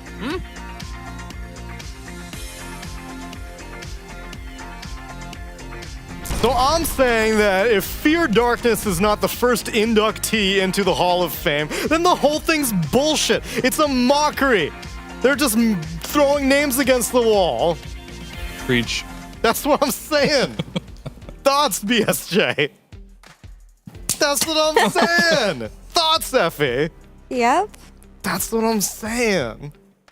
There was a game of Dota that was played for 7 minutes. I think it had some Actually, there was a lot to learn from that game. I'm listening. I'm not even kidding. I learned a lot from that game. Lay it on me. I learned 3 things, okay? Okay. And sure, anticlimactic ending, but first thing that I learned, Pudge mid versus Leshrac, very good. True. We never see Pudge mid, but it was my first time seeing it. I don't play the hero, but he just out damages Lesh, so he denies everything, gets every last hit, and the meat shield works the same exact way Flesh Heap did versus Diabolic Edict. So Pudge mid versus Leshrac, nice idea. Good job, Heroic. Analog's Second got the thing I brains. learned. Number 2. Second thing I learned in the 7 minutes. Troll Warlord does not beat Night Stalker anymore with the inverted nighttime, with Night Stalker going on the lane nighttime with the added HP regen. You'd think that in the past Troll would beat Night Stalker, but not anymore, Fear. Not anymore. And third thing I learned before I give it to Fear, because there's not much. Third thing I learned, the bigger power cogs actually looked really good. From the 1 kill that Clockwork got on lane, like I forgot even who the hero was, but they couldn't. Centaur and couldn't get in. Someone couldn't get in to help the. Snapfire? The Snapfire was in, and the Centaur couldn't get in. Yeah, Centaur could not reach Snapfire, so it's actually a pretty crazy zoning tool, especially versus squishy supports on lane. Take it away, Fear. Wait, what am I taking away? Like, Take it away, Fear. Just explain the whole Take it away game. from her. The whole 7 minutes She's that happened grown 40 too minutes powerful. away. And clearly, all right, well, that Talk game. about Troll. I mean, that game was a very. Do we have to talk about the game? We don't, actually. Yeah, thank God. We have me out of other here. things planned because this is Dreamleague. You know, we have plenty of exciting activities, and this one is actually something that always gets people's attention. A tier list! Can we roll out the tier list? We are going to tier list all the teams here at Dreamleague, but it's not your typical, oh, this team beats that team, this team's the best at this patch kind of nonsense. No, we have a specific topic for tiers to choose from, and it's going to be which teams will last the longest in a zombie apocalypse. It's our tier list presented by a 1xBet. We're gonna have some zombie-appropriate music being played by the PogChamp Pandas, and I need a Sharpie. My panel will help me consult. These are the 12 teams, the ones that are at Dreamleague: Game & Gladiators, Na'Vi, PSG Quest, Aurora, Tundra, Falcons, Shopify Rebellion, BetBoom Team, Team Liquid, Azure, Heroic, and Extreme Gaming. The tiers are going to be in terms of survival length. So if you're gonna die in, let's say, the first day, that'll be the first tier. I need you guys to think in your mind. Who's gonna make the least amount of time to live? Game and Gladiators. Game and Gladiators. I was thinking the same thing. Yeah. Okay. Why Game and Gladiators? Why are they dying? Because most of them are vegetarians, so their food options will be very limited. And I think in a zombie apocalypse, food is going to be very important, and you can't limit yourself. Only Celery is vegetarian. Vegan. He's I just associate the whole team. Tofu. not vegan or vegetarian. He just likes tofu. Okay, but you're not. Can I just like why'd I have to do a whole team? Can I just do people? You're not gonna run out of food on day one. You're gonna survive at least for a month, which is the second tier. Then our third tier is going to be 1 year, and then the top tier is going to be you're the kings of the zombie apocalypse. All right, then Shopify Rebellion's gonna do 1 day then. Shopify Rebellion 1 day. Yeah. Yes. Yeah, I mean, Arteezy's gonna complain about how bored he is. Saberlight's gonna try to hit on somebody, and then they're gonna turn around and be a zombie, and then he's done for.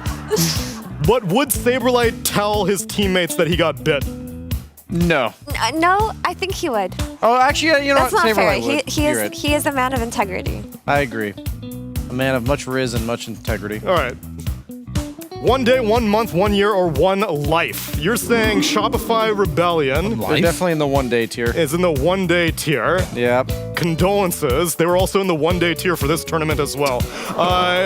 Who else we got down there? Anyone else you think that's just gonna check out as soon as things start going tits up? Yes, actually, Betboom. Ooh.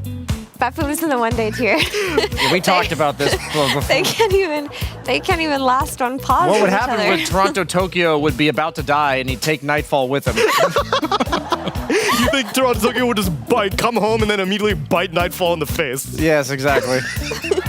It's a possibility. Fear, Inside you and agree? outside the game are not too different, guys. I mean, we gotta have some people in that 1 day tier, so I think that's suitable. Okay, fine. Let's move on to 1 month then. Who do you think would be able to survive? You said gaming gladiators. I liked your argument about saying that food supplies would run low, but they could probably make it out at least 1 month. Yeah, the grocery stocks would at least last for that long. The veggies would take like a week or two to go bad. Exactly. We need non-perishables. I'd say Team Liquid. Team Liquid. Okay. Wait, for sure. guys, wait. Are we thinking about this the wrong way? Tell me if I'm wrong. Celery, did he not grow up on a farm? Am I wrong? I don't know the lore. It's not unlikely since he's Dutch, and there's a lot of farms there. Because then he would know how to grow food for his team, and that would be a game changer. But I don't Mira, know if it's true. this is a 1 month turnaround. What are you going to eat in the meanwhile, though? Crops take time. Wait, does this happen while they're at boot camp or at home? This is important. Wait, if they're in Serbia or if they're in Romania without internet, you think that would control things? I'm saying if Celery's at home in the Netherlands, he's probably in some. But they're a team, right? So they're together. Why would they be at Celery's But home? did they start at his home? No, okay, here's let's say I don't know if the lore is accurate. I don't even know if I'm right. I'm vaguely remembering. they're at ESL 1 Birmingham. A zombie apocalypse broke out. It was 28 days later in Birmingham. Okay, in Birmingham. Yeah. They're done. They're done. They're done. 1 month, that's it. There's no way Quinn can swim. Okay, that's There's absolutely no way. He's just stuck on the UK. Yeah. Okay, we'll commit his ashes to the cliffs of Dover. I would 100% put Liquid in there. Okay, what was your reasoning? I did an escape room with these guys back like 3-4 months ago, and they had to figure out some tough situations, and there was not good, conducive teamwork, so... This would be a highly stressful situation, let's just say that. Who was the most communicative in a Team Liquid escape room? It was actually, I believe it was 33 and Boxy, I think, were the most. Okay. Just like in game. Yeah, Just pretty like much. it transfers over pretty well. Mira, Fear, you guys agree with this? I'm thinking. I mean, I'm down for it. Which of the 5 Liquid players has practical value in a zombie apocalypse? Like, who Just- provides the most? Do any of these people? They're all gamers, you know? These guys play games when they're not playing Dota. And gaming is a lifestyle. And there, yeah, it is. It is a lifestyle for these guys. Shop.eslgaming.com. Get your Unsung Heroes merch. I kind of have faith in Boxy to carry them to 1 month, actually, but they might be in the 1 day category. Well, we can throw them in the 1 I month. mean, I gotta put Azure Ray in the 1 month as well. Why? What's your argument? My argument is like they don't seem to be gelling very well together. You know, they'll survive the first day, but The after first 7 minutes. Yeah, the first 7 minutes, and then after that, like, I don't know if they have the synergy as a team to be able to survive much longer than a month. Not saying they're gonna disband soon, but you know what I'm saying. Maybe like 3 months. I think Faithbian is a true Renaissance man, and he would adapt to a zombie apocalypse very quickly. And not just that, he's learned how to cook recently. He likes Inside to, and outside of the game. He likes to cook. So I think Faithbian is. Don't underestimate him. He could carry his team. You're thinking 1 year, Effie? I think maybe, yeah. If all the other 4 died, all but right. he's alive and that counts as a year, then I'd put him in the year. Okay, let's speed things up a little bit. Let's go with Extreme Gaming. How long are they lasting? Oh. I don't know these people personally, so it's so hard. I'd put them in the 1 year team. Ame's not your here. best friend? I mean, I like Ame's style. You know, he doesn't like talking very much. He just wants to play the game. He seems very tactical. I'm gonna put him pretty high, at least a year. At least a year. Yeah. Zinq lives in the trees. How much time have they actually spent outside? Because it feels like... Zinq plays Hoodwink and Monkey King. He's on trees all day. He's sitting up in those trees away from the zombies. I don't know, man. I think Extreme Gaming is in the 1 day survival tier. Oh my goodness. Oh gosh. I do think so. Let's put him in the 1 month as a compromise. As a compromise? Okay. Yeah. Na'Vi. Tell me the 5 players on Na'Vi. Hi. What? What was the question? Tell me the 5 players on Na'Vi. Uragi plus 4. Uragi plus 4. I know there's... The stack Malady. that defeated Team Spirit in the quals for this event. Put some They're respect. at best a month. A month? Yeah, at best. We got a lot of monthers here. I think Team Falcons is making the life thing, by the way. I'm You putting think them Team there. Falcons for life? Yeah, I think Crit and Snay are like pretty resourceful. I think AUI is going to figure out and desalination. AUI, you're right. You're right. They would come up with some tactical ways to farm. All right. They'll come out with an antidote and save the rest. PSG Quest. I think they're the 1 day tier. Nope. Nope. Sorry, there's 2 Lebanese people on that team. And the Lebanese know how to survive, okay? I believe it. They go 1 year tier. Minimum. Give it to him. Give it to him. Aurora. You guys concur? I have no idea I didn't know they were Lebanese. No, When many of you said that, I'm like, changes yes. things. It I changes trust. things. I trust you. What do you think about Aurora? Aurora. That's a day. That's a day? Yeah, that's a day. That's a day. These guys, Yeah. I saw them at Lands. They just. But play it's going to be ping a pong. very long day. They're going to play that 160-minute game the entire day long. Yeah. Tundra Esports. They've got a big mixture of different type of nationalities. It's true. Players. 3 Russians, an Indonesian, and a Finn. I mean, I wish I could know what that means in a practical sense. Scandinavians in general, I think, would have a handle on things, and I'm not just saying that because I'm broadcasting this from Sweden right now. Yeah, of course, sure.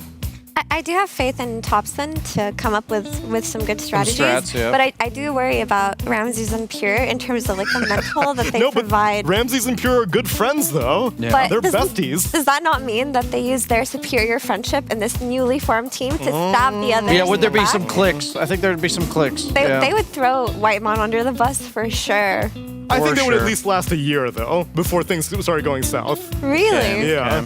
I think Whitemon would be along for the ride, and then maybe he'll get eaten for supplies. Last team. The team that has currently struggling to manage their Ethernet connection. Where would they last in a zombie Well, apocalypse? I think they're going to make it for the whole life because they're Yeah, I learning how to agree with deal. that, They're learning how to deal with no internet right now. Exactly. I mean, they can survive. They're a South American team. They've been on the grind in Dota for years, and they're still alive. Well, they're still alive in this series also because it was only a game 1 loss. When we return, game number 2 draft and possibly even gameplay? Find out after the break.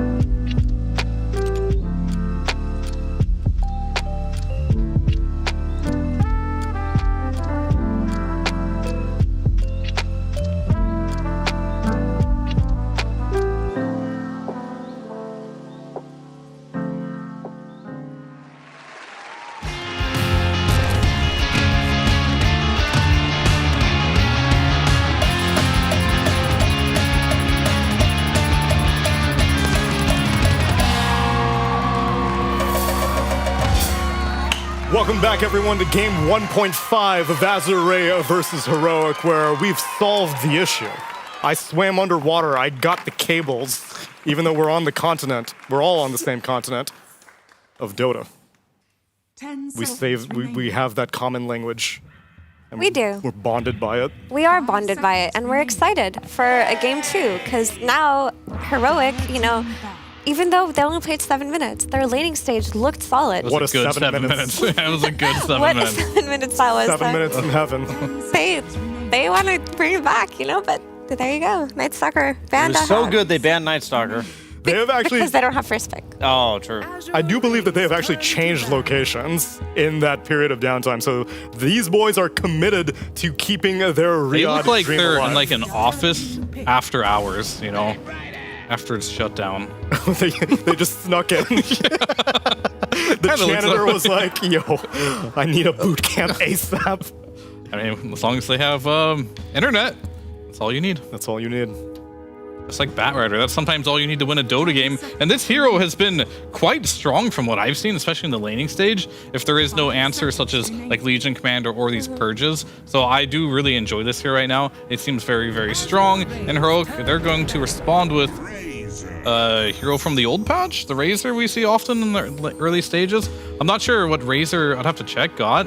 That makes any sense for Batrider. Might just be a hero that they want to try out. Yeah, it's definitely not any good against Batrider specifically. It's just a hero they want because Batrider's always been pretty good against Razor and nothing they changed. They gave him the innate move speed, and then I think people are taking the spell damage one, or which one are they taking actually? For Batrider? No, the Razor Razor facet? one. He gains 1 spell amplification for every 20 points of attack damage, or Storm Surge hits all units within Eye of the Storm area of effect when it is active. Which one's actually better? I don't know. They both look like this hero got nerfed to me. None of these look like a super OP facet for this one. But look, K1 wanted to play it last game, and he's like, God damn it, I didn't get to finish my laning phase. Give it to me again. Yeah, maybe they want to run the clock back too with the Razor. That looked good. Looked cool. The changes to Batrider are kind of interesting because in the first series today, we actually saw that. Who's playing that Razor in game 2? It was Q. I think it was Q. So he actually skipped Blink on Batrider and just went for phase drums. Not phase, sorry, Tranquil Boots drums. And the reason why you're able to skip Blink if you're having a snowbally game on Batrider like he was having is because the facet just gives you 8% movement speed burst if you just flame break them. Any kind of forced movement makes you faster. It makes you do more damage. It's pretty wild. Yeah, this hero used to be known like way back when for having 40 base damage. Then they made him a universal hero, and then he has like 60 damage, and then they gave him this, which based on his attack damage. So suddenly Batrider's a trading hero. I don't know. Well, not suddenly, over the course of years. Very different identity in lane. And like you said, it's just free buffs. I think a lot of these heroes with buffs from their innates and facets, like extra damage, extra move speed, extra spell amp, it just seems really strong. There's like a trade-off now with the way they rescaled Batrider in this patch, where you actually have to play on sticky napalm again. That's where you're getting your damage, because Firefly damage got overall nerfed, but sticky damage got buffed. And the way that people were playing support bot before was they'd get like 1-1-2. So they'd max Firefly on lane, get sticky level 4, because this way you're still outputting damage without giving stick charges. So you're actually taking these really good trades on the lane because you're not a stick factory. But now you're gonna kind of go back to giving stick charges on lane because you're playing on sticky again. So that is one downside to the way they changed that we haven't talked about yet. Yep, you're back full circle to getting the sticky build, get your magic wands ready. Before they weren't very useful because you were just kind of like trading with right clicks and then committing with Blood Grenade and one of your W's. But for now, that's going to be a lot different, and that's an interesting Hoodwink pick because I really enjoy playing Batrider versus Hoodwink myself. It's very easy to chase him in, and of course, it's not impossible, obviously, to use the Bushwhack on the Batrider, but it's a lot harder because if you mess it up, it's going to go into the Firefly, then it's going to destroy it right away, or back and just fly over it. So Heroic just going for the heroes that they had last game, right? Just like, I just want to play that game again. Yeah, give it back to me. Living the good old days. Get the Pudge back mid, although I don't think Azure will run Leshrac again after the first. However, the last time he ran Pudge, it was against a Primal. Oh, okay. And same type idea of against reasoning, trample? right? Flesh heap. Yeah, flesh heap for the trample. But another thing that he was doing was he would come charging in on primal, and he would just hook him. As he's charging in, it would cancel it, and then you get some nice counter initiation there. Seems hard to do, but he was able to pull it off several times. And we have to talk about the way Primal Beast was played by Mallory yesterday. Was that you take the facet that gives you AoE on Uproar, which makes your trample obviously reach more enemies, but he also went for the Bloodstone. So he was just running in, Bloodstone trampling after pressing Uproar. Wow. And the range on that was absolutely absurd. It was enhanced by the fact that he also had a Dark Willow on his team as well. But Primal was looking like a very solid damage dealer. And they take the clock, which is a block pick, because it looks like Heroic wanted to run back their old draft, but it covers for playing Primal against the clock, right? Typically, this is Primal's least favorite support to play against. It just completely interrupts everything he does. No Pudge. No Pudge. They steal the Leshrac away instead. Which, yet again, I thought that like Clockwork would be a nuisance for Leshrac. And all these heroic heroes just seem to, according to my 7.35 earlier era mind, would get countered. You know nothing anymore. I know nothing. You need to free your mind.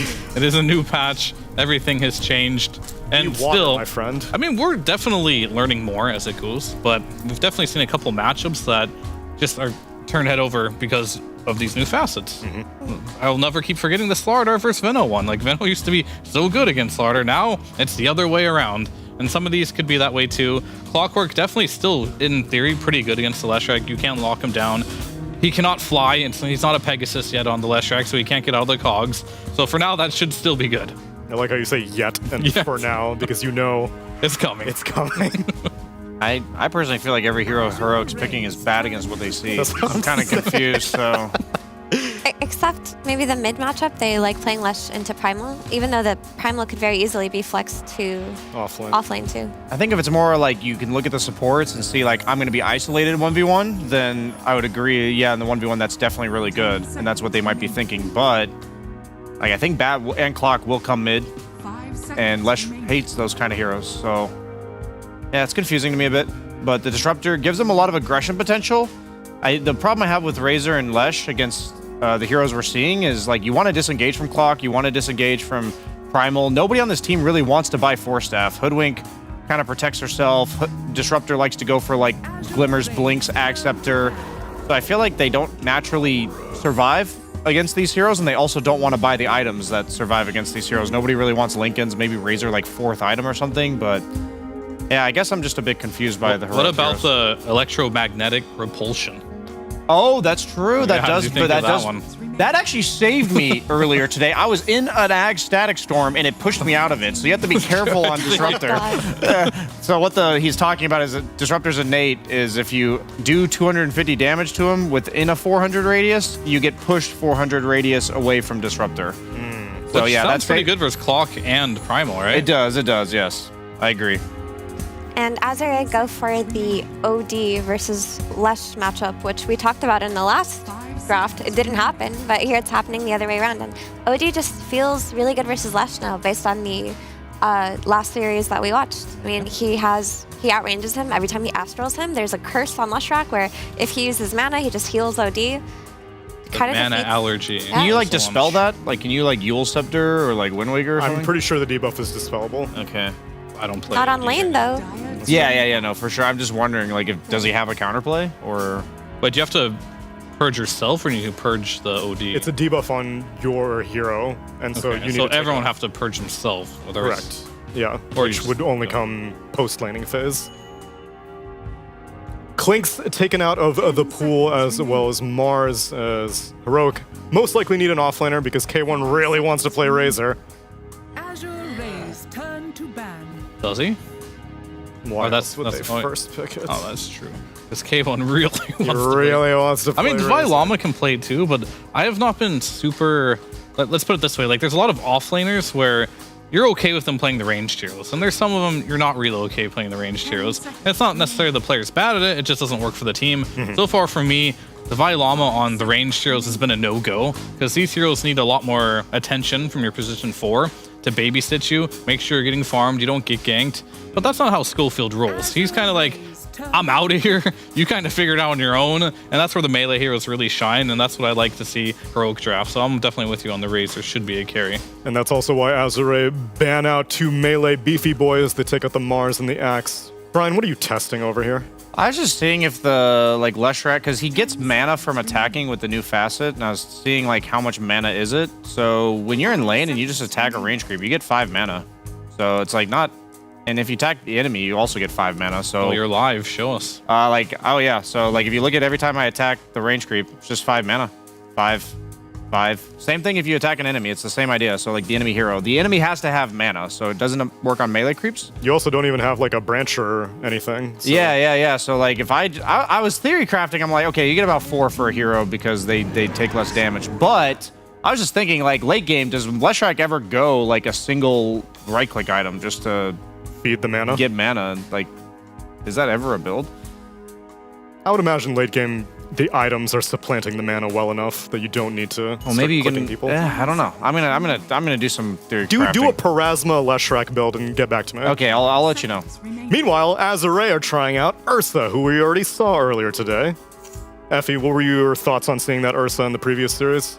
I mean, it looked great in the previous series, but it also free-farmed versus Underlord, and it was versus a Juggernaut, so the scaling was definitely in its favor. You don't see the...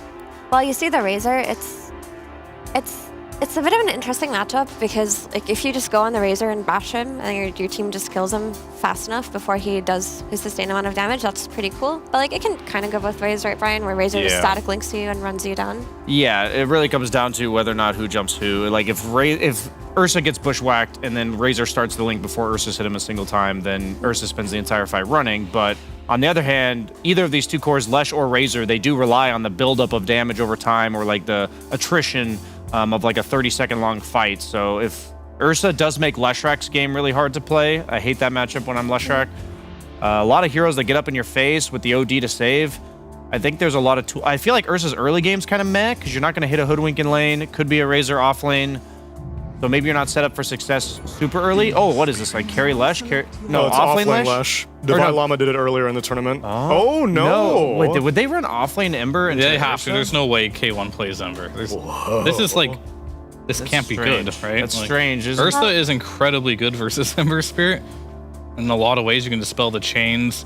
You don't really care about the Flame Guard because he just dies from Fury Swipe. You guys don't know anything. Heroic saw 5 hard counter picks, and they're like, I don't give a shit. I'm going to play the worst matchups imaginable and still hopefully maintain internet and play the game.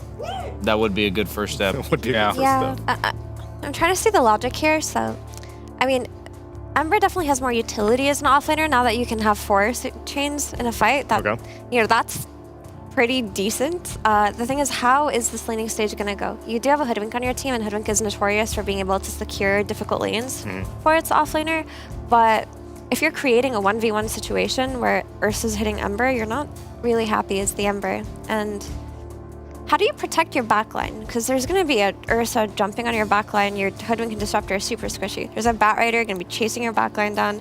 Guess Primal what? Beast is gonna Clockwork be stepping. is going to be hook-shotting these supports too, and the Cog AoE is going to be huge, so pretty scary for Heroic. I would love to make an argument for Heroic's draft. I'm not really sure what's going on with it, to be honest. And I hope they have internet so they get to play it and they get to show us. That's what I'm hoping for.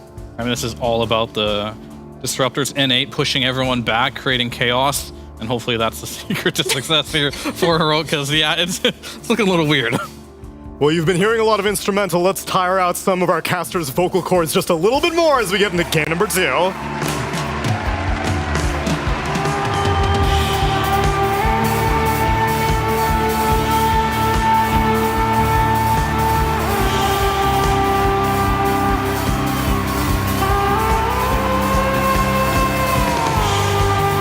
Welcome back, everybody, to game 2 of Heroic versus Azure. Wait, we're fine. The internet is not a problem here. We're just a little hiccup. LAN cafe problems, but it's not an internet problem. Don't worry. This game 2, is gonna go underway very shortly, and I'm excited to look forward to, because Heroic, I think they have a legitimate chance to come back and win this series, Avery. I don't know about you. I don't know how the panel feels. Well, I do know how the panel feels about it. They hated that Ember Spirit pickup. But Davai Lama's Ember Spirit is very good. And this is not the first time he's done it off lane. It's not the first time he's done it on Heroic and off lane. In fact, Heroic's off lane Ember Spirit have a 100% win rate, Avery. That is insane. That is a ridiculous stat. There was a time long ago where this man was playing pubs, sometimes in North America, sometimes in Europe, and people would have considered this griefing, but look at him now. Yeah, the little known fact, Davai Lama actually used to play mid on some of like the really, really tier 5 teams he used to play on. So he does have some Ember Spirit experience. And then he translates that experience. Hold up, Lowe's going to give away first blood. He translates that experience to Luna Galaxy when he joined them and played offlane Ember Spirit for the first time last year. And then 4 months ago, starting at Bedboom Dacia, he convinced the rest of Heroic to play offlane Ember Spirit against Shopify Rebellion, won both of those games, and then played it again at last season of Dreamleague against Boom, and won that game as well. I think once the Mage Slayer build came into effect, it wasn't that bad. There was a period where it kind of almost became mainstream, dare I say it. Yeah, so I saw Jenkins spamming it a bunch. Yeah, I don't think you can underrate how strong it is if you get early levels up on the hero, if you can skirmish a bit and get higher chains points. And now you got the chain gang. Chain do gang, it baby. even more in the fight. I'm excited. If Davai Lama can get some good team fight presence going with this hero, it could be pretty explosive for them. The flip side is if he just gets demolished in lane by Ursa, that could be pretty sad. Look at this. They're going to cut the wave with Flame Guard, I think. Shield it down? Does yeah, this kill it? I think they're going to shield. I don't know if they're going to shield the entire wave down or just get the range creep out of it. Looks like just the ranged. It doesn't want to shield it. So he's just blocking into the tower. And he'll glimpse the Ursa back. Guarantee they get the lane equilibrium here. This is a nice little play. This is one of those things that can disrupt that melee-on-melee matchup that's favorable for the Ursa, and suddenly you have to just play this lane super far up where the Ember can farm, be chilling, guarantee all the CS. I feel like when you lane phase. Favorable for the Ursa is a bit of an understatement, right? I mean, we're at the panel. This is a very one-sided matchup. I mean, I don't know if it's that bad. Ursa's a weak laner. He generally doesn't really demolish anybody on lane outside of if his 2-on-2 is significantly stronger. His level 1 is very weak. He doesn't trade super well.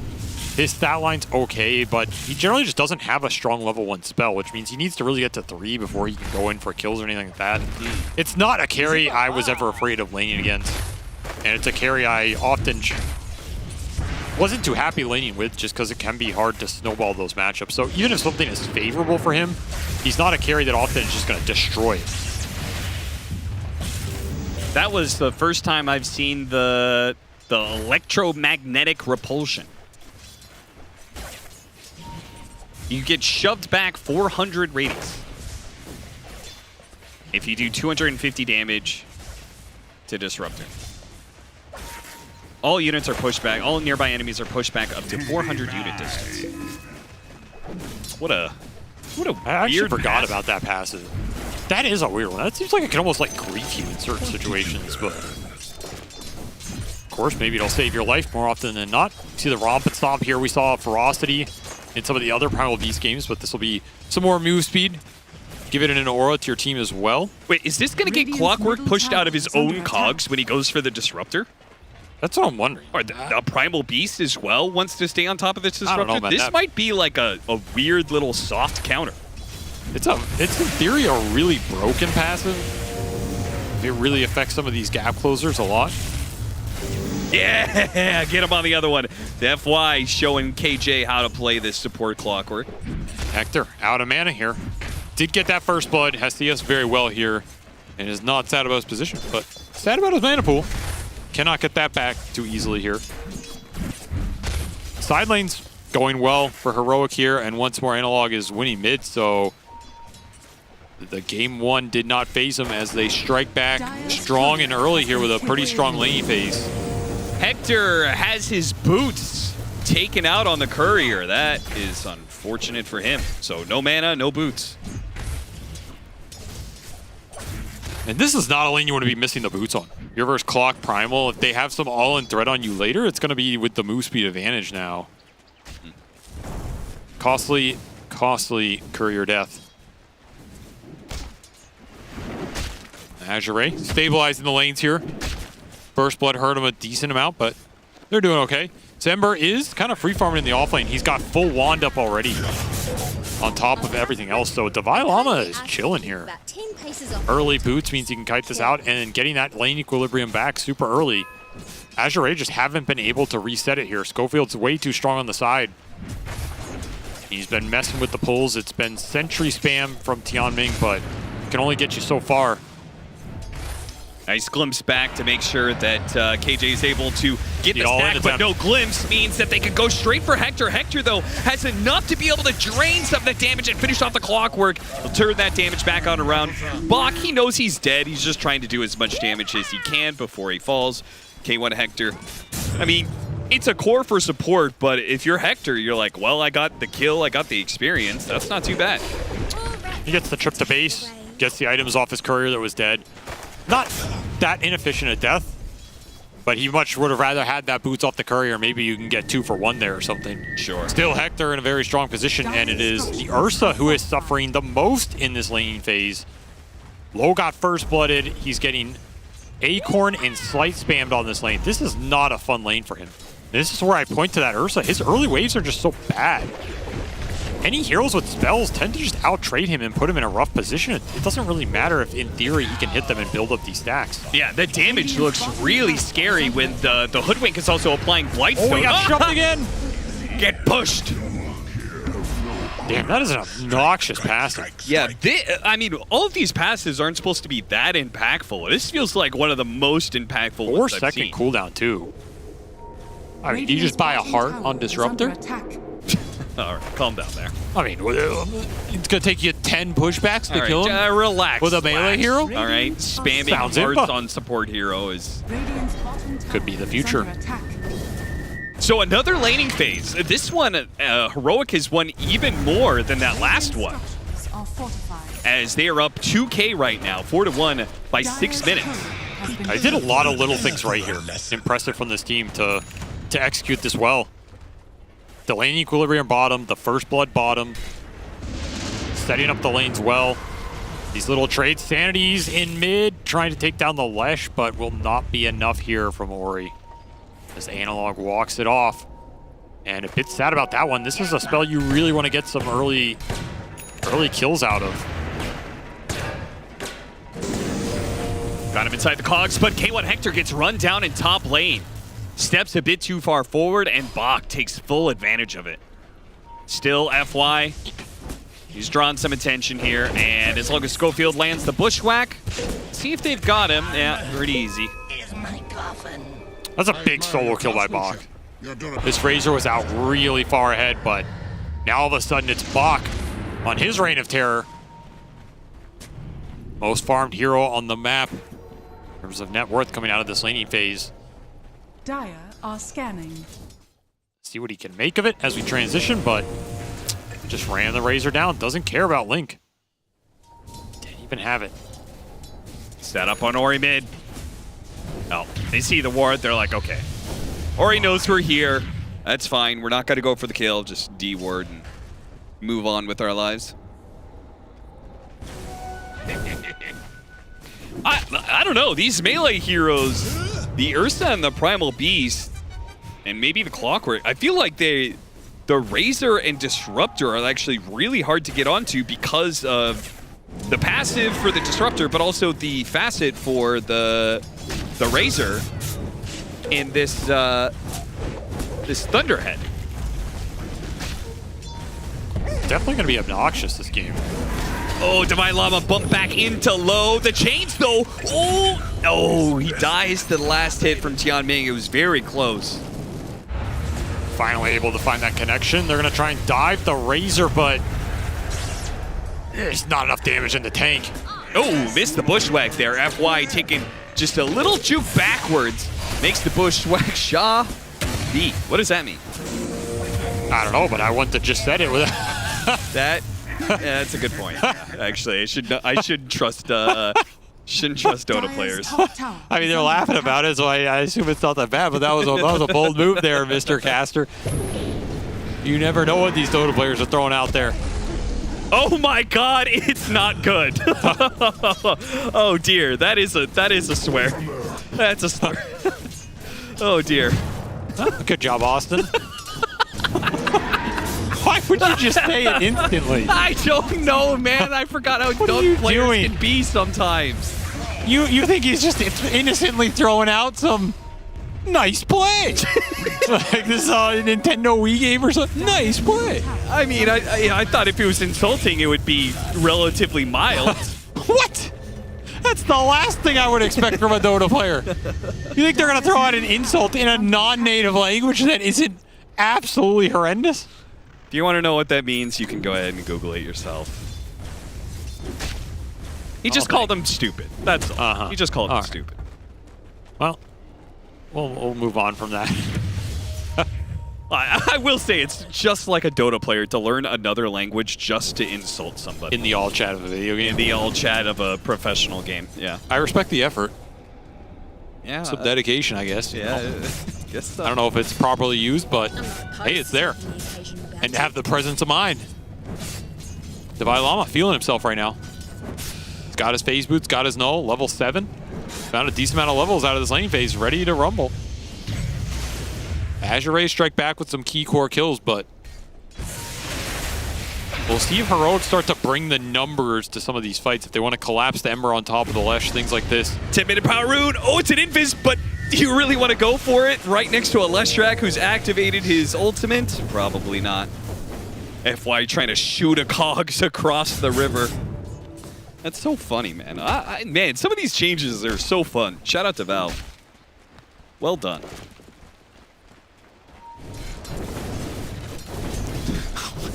What? You don't think that's I mean, a you don't fun have idea? to suck up to him like that. Like, jeez, man. Listen, I flamed him earlier. I Just gotta go balance ask things him for a out, job. Glimpse back to his doom. And the shot, 180 from Schofield, does not find its mark.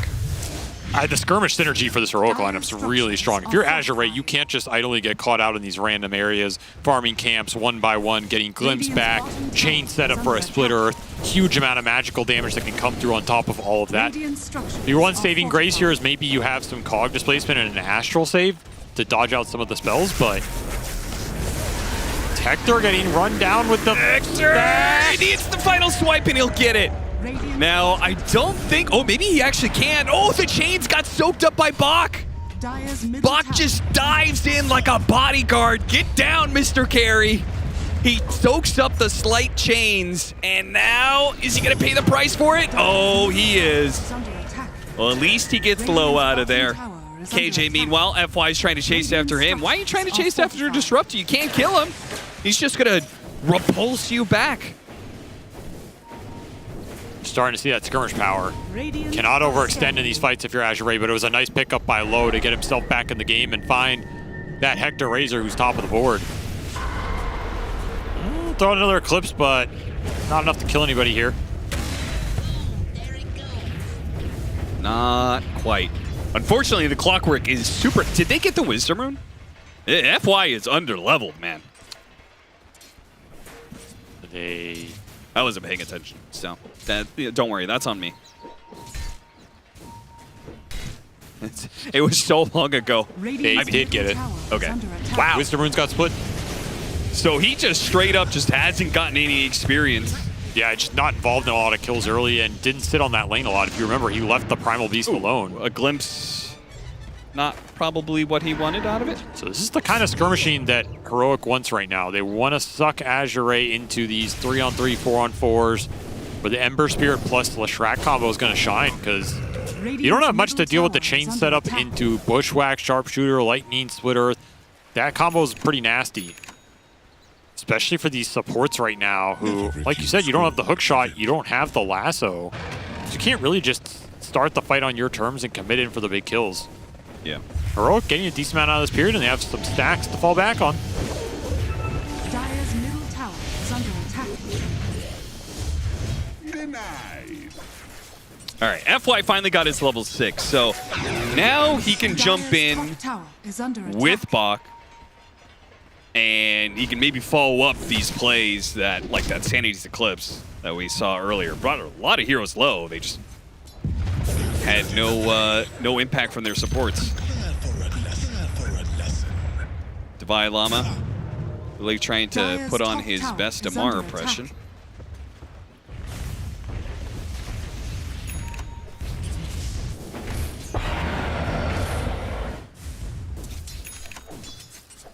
Feels like Azure are going to have to start going for some pickoffs because I don't think they can straight up fight in this game, really. Like, your Ursa's going Battle Fury, he's just going to jungle. Your Odie's a little slow and clunky. It's really the Primal and the Clockwork that I think are going to have to create some opportunities here. Find some hookshot kills into Batrider damage follow-up, or get the Primal with this early Blade Mail involved against the Razor Lesh that are going to kill themselves on top of the Reflection. Those are your best sources of initiation and damage. But otherwise, it's going to be pretty slow early game here for Azure. Just trying to power up their 1 and 2, which are going to be slower than the Tricore here from Heroic. You want to keep fighting here, especially if you're Divine Llama. Oh, Schofield, it's those feel bad. His turn to sidestep FY. I mean, he can just ult out of the cogs. It's not. Yeah, that's true. Oh, what a find. He didn't get out. Oh, the shot comes in, and that's enough. Tian Ming is also maybe going to get a run down here as K1 Hector and Divine Llama both have the range. Nice sweeping from Heroic. A fast move that takes over the mid lane, gets 2 kills and a tower. Azure Rage can't match this pace right now. They need more time. They need to push the waves out, split Heroic up, because the second this 4-man hit squad comes together, you're not doing anything about it. Ember had way too good of a laning phase here, and Ursa's just too slow of a carry to make up for it. And I like how this Chains is setting up everything in the lineup. Like, this Ember Hoodwink is pretty deadly on the map. Dire's top tower is under attack. Second Blade Mail being built by FY. Damn, is it going to be slow here? Bach does have his. And these Blade Mails are going to be good here for a long time. Ori trying to kill some illusions. Almost dies for it. In fact, now he's getting a glimpse back. There's the Imprisoned, though. When he comes back in, can Heroic dive into that? Bach is trying to protect him right now. He's going to go for the charge on through. Oh, intercepted by the Yules right as he was about to hit 3 heroes. It would have been a big pickup. He's got the Blade Mail, so they don't necessarily want to pump damage into him. Low, meanwhile, hookshot from behind. Got a Cogs, catching Analog in it as well. Low sees his opportunity to go back to the Razor, but he's too damn slow, man. That Storm Surge just kicks his ass. The bounce back from the Disruptor to immediately kick the clock out of the Cogs. Azure just can't find openings in these fights to lock onto a single target. Too many silences, too many stuns, too much long-range poke that they can just play around the glimpses on, and they're doing it damn well.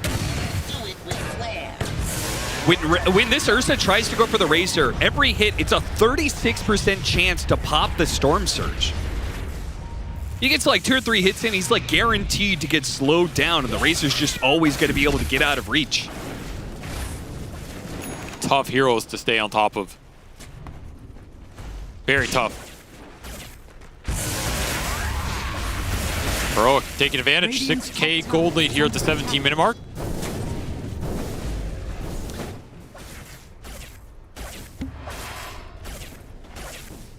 You know what's crazy is that Disruptor has been, he was such a potent hero last patch because it turned out that Thunderstrike was actually overbuffed because of the shard. And then they just gave him a facet that allows him to be able to spread that same Thunderstrike damage around to multiple heroes. Now, granted, it did get, the damage got nerfed, I think by 10 per strike. But yeah, shard also got nerfed. Yeah.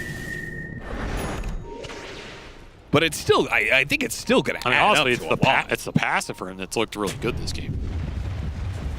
I feel like it's just been really annoying in all the kill attempts. Yeah. You're watching Hector farm a bit. Radiant's top tower. Batrider.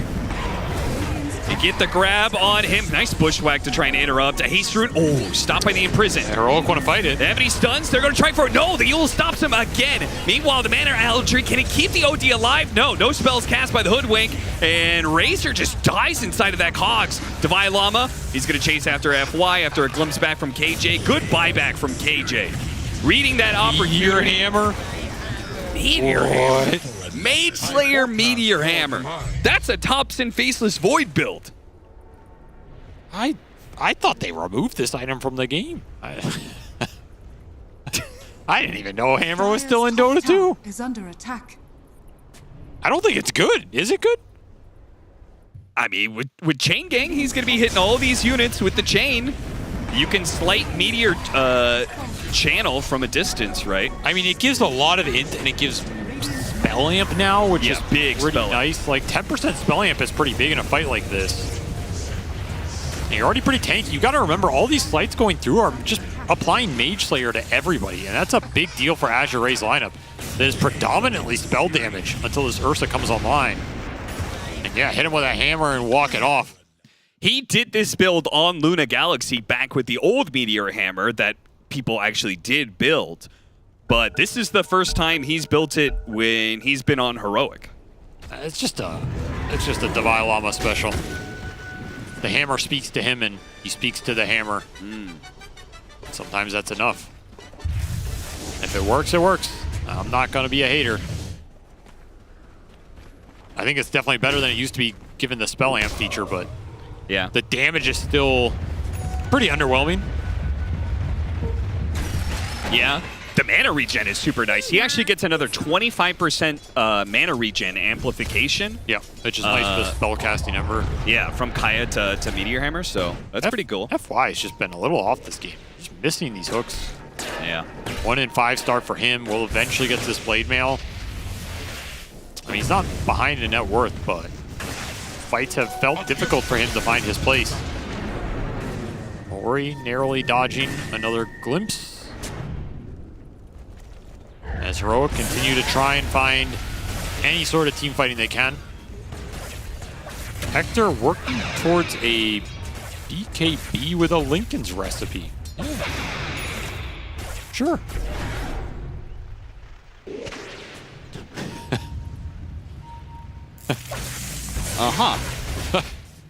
See, Hector just likes to tell you what he's going to go, like, 3rd or 4th item. He's like, it doesn't matter what items I have right now because I'm not coming out of the jungle until I'm 3-spotted, right? So it's also telegraphs it to the enemy, which makes it, you know, he's making the game more challenging for himself, and also saying, you know what, you can know what I'm gonna have. I don't care. Yeah, what are you gonna do about it? You can know that I'm gonna have this Lincoln's. So when I pop my BKB and you try and grab me in the middle of it, I'm gonna have a Lincoln's to stop your pulverize. I'm just letting you know ahead of time you're gonna get countered. This is awkward. It's done. Oh my god, imagine. If you got a triple kill with that rock. Imagine that comes in a little bit sooner and hits the Tormentor for the extra AoE damage too. Never refuse gold. Close call. I'll grab a free shard. And the lead stabilized here by Azure Ray. Teams Heroic are happy to continue pushing out waves, farming it up, using the hammer on the neutrals. Damn, look at that. Divine Llama gave Schofield the lane. I mean, he's a sacrificial gentleman. Is he? Yeah, for sure. This guy does not need much. You know, give him a Mage Slayer, give him a hammer, let him go to work.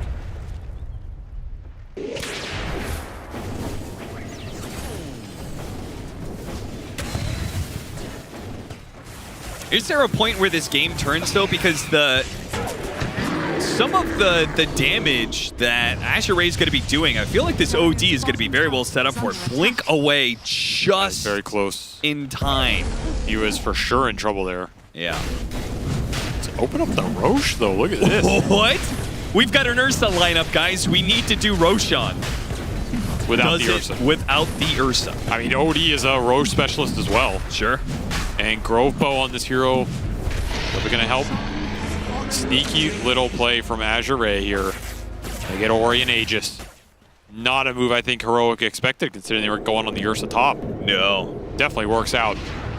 Now they get the flank and try and find the squirrel. Been pestering them up on this top lane tier 1. Oh, they ran into the tower range. They popped the smoke on themselves. Might not matter.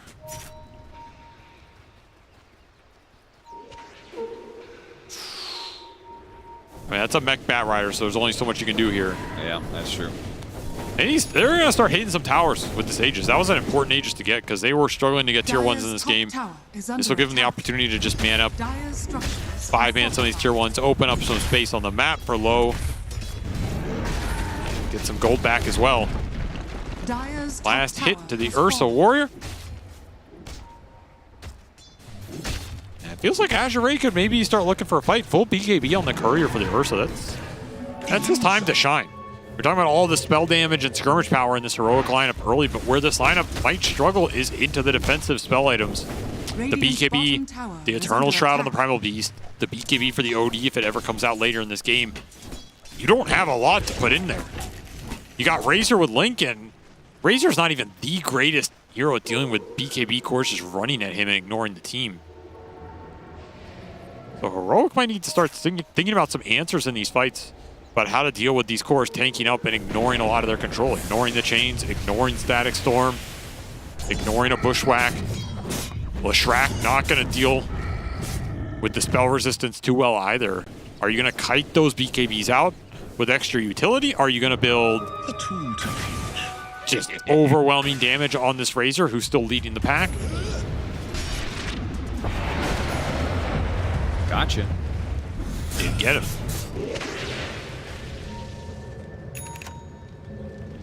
They're looking for this Ember, man. They know he's here. Lowe's getting burned by the Flame Guard right now. They just don't have a... Okay, their smoke gets... They knew he was there. And yeah, they just it's just an awkward play. They don't have a blink on the bat or anything, so you have to kind of just hook shot into cog him back into charge pulverized. It's not very straightforward though versus Ember. I wonder if like the new cogs even makes that play harder. Yeah, could be.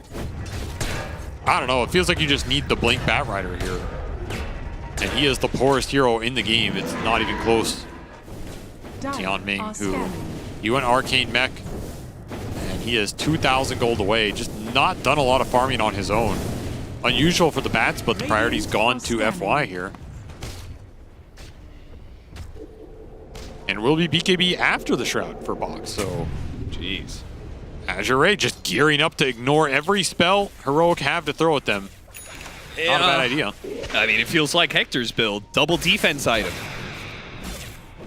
Manta, BKB, Lincolns. It's going Satanic again. I don't know, man. He really likes these defensive builds on the Razor, and I feel like it just didn't work out for him in some of those other games. Under attack. Dire's structures are fortified. It worked out the Faceless Void game. Dire's bottom Satanic on Razor is just a super mixed bag. If you don't get that link, it's a dead item. Oh, caught the OD instead. An even better target. Prisons himself, Low chased away, so now they can turn back to just focus on the OD. And they got the BKB BKB out of the Ursa. Lasso goes out on the side. A quick kill on a KJ, but it's Ori who's in trouble, who needs the help of Azure, and they're just nowhere around. They take the one kill and try and get out, but Schofield's here. He hit it to the Yules, follow up with the Bushwhack long enough to disable for his team to follow through. Asserting dominance in the bottom lane. Heroic. The second they force that Ursa to run in BKB early, there's no way to commit to that team fight anymore. Dire's middle tower is under attack. Azure just casually kind of walking into that. Maybe not expecting Heroic to take the fight, but gotta expect it by now. Still, Bach will steal some farm, work towards his BKB, and I think that's when they're going to feel a lot happier committing this fight. But damn, is Ori falling behind. He is just not finding much farm on the map, and if the fights aren't going his way, he's not going to find much there. Outside of that sneaky Roche play, he just hasn't gotten much momentum. Yeah. This Meteor Hammer is proving to be pretty annoying. It's getting some nice chip damage. cuts a lot of the waves. It's just like the whole creep wave gets chained and then held in place long enough for the meteor hand to land. He's clearing waves really fast with the extra chain targets. It's been really obnoxious for Azure to try and catch him. They try and go for the punish, but I mean, it's just saving some tower damage. Yeah, this is definitely a situation where against these spirit heroes, I don't think you want this version of the cogs. It does feel a little awkward. Smoke breaks on the low ground, so they can go for this double kill potentially, but a Eul's and a Bloodstone used by the Leshrac.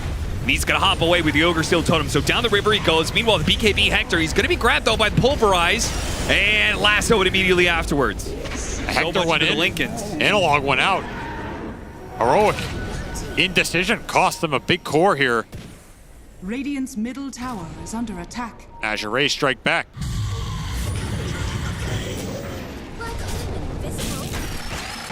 And all of a sudden, it's Ursa, top of the net worth chart here.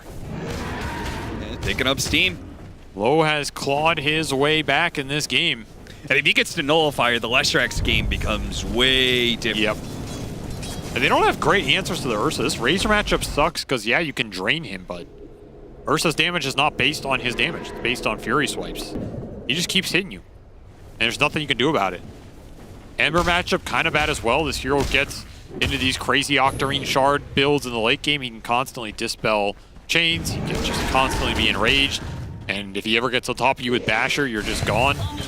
There's not a lot to actually deal with the Ursa as this game goes later and later. It's a very good Ursa game.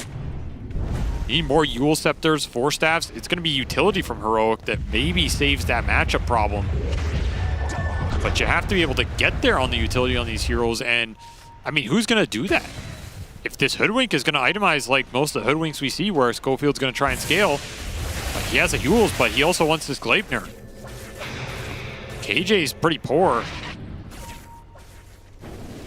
You know, you're going to maybe have 2 or 3 utility items between the Force Staff, the Eul's, and maybe one more here to really try and deal with Low. And of course, none of that is going through BKB. Can't even get the imprisonment off. KJ too fast on the Static Storm. That, however, has been an issue for Azure. How do you get Ori activated in this game? He's just felt like food on the map. Yeah. Even in the fights, it doesn't feel like he's getting to have high impact here. Ags for FY. Okay, man, he's rich. This man's just doing ancients. God damn. Radiant's bottom tower is under attack. Radiant structures are fortified. Satanic then Butterfly. I mean, I like the Butterfly, that's for sure. Feel like it would have been a really sick 4th item. Getting pestered by the Aghanim Scepter from the Clockwork, but Heroic will take the tier 2. Yeah, I'm still just not convinced by the Satanic build on the Razor. Hector, he knows it better than I do. I'm going to trust his judgment, and it obviously feels good for him, but there's a lot that can go wrong with this build. If your Link ever gets broken, the item just becomes pretty useless because you're going to be Satanic hitting somebody with 160 plus 40, 180 plus, like, it's just completely irrelevant. And it's a pretty bad item versus this Ursa matchup too because he got pulled by the teleporting unit. Same frame instance of hook landing and teleport completing. Or jump to Remnant, rather. That was crazy. Hello, Gabe Newell. Like to report a problem. Can we see that slow motion? Did he hit him when he was still like there, or did he hit him like midway through his Remnant jump? Basically, I think the hook connects before the stun debuff goes through. That's my understanding of these kinds of things. Yeah. Wow.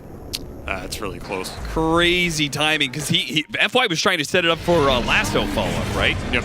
It would have been a really decent pickoff. Instead, they miss out on Tabai Lama, and they missed out on Roshan.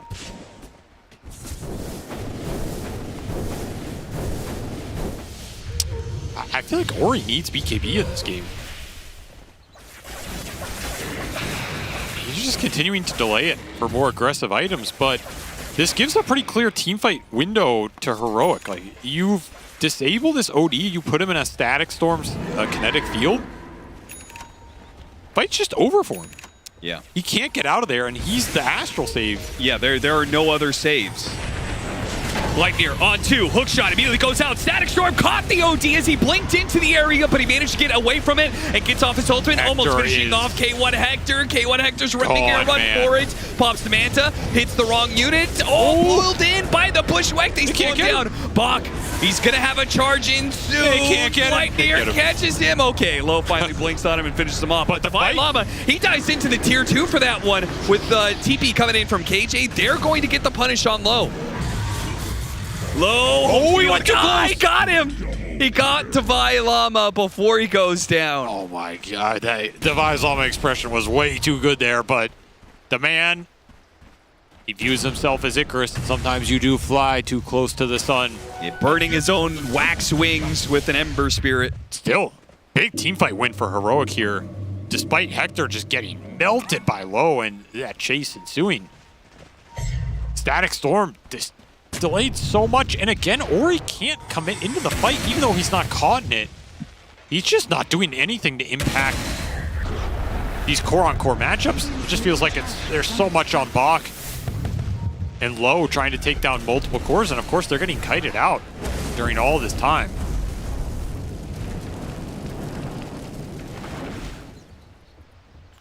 Divine Llama has been way more annoying than I think Azure expected.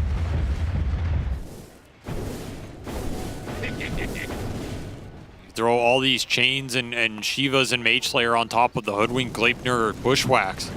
Just a nightmare of routes to try and push through at the start of these engagements.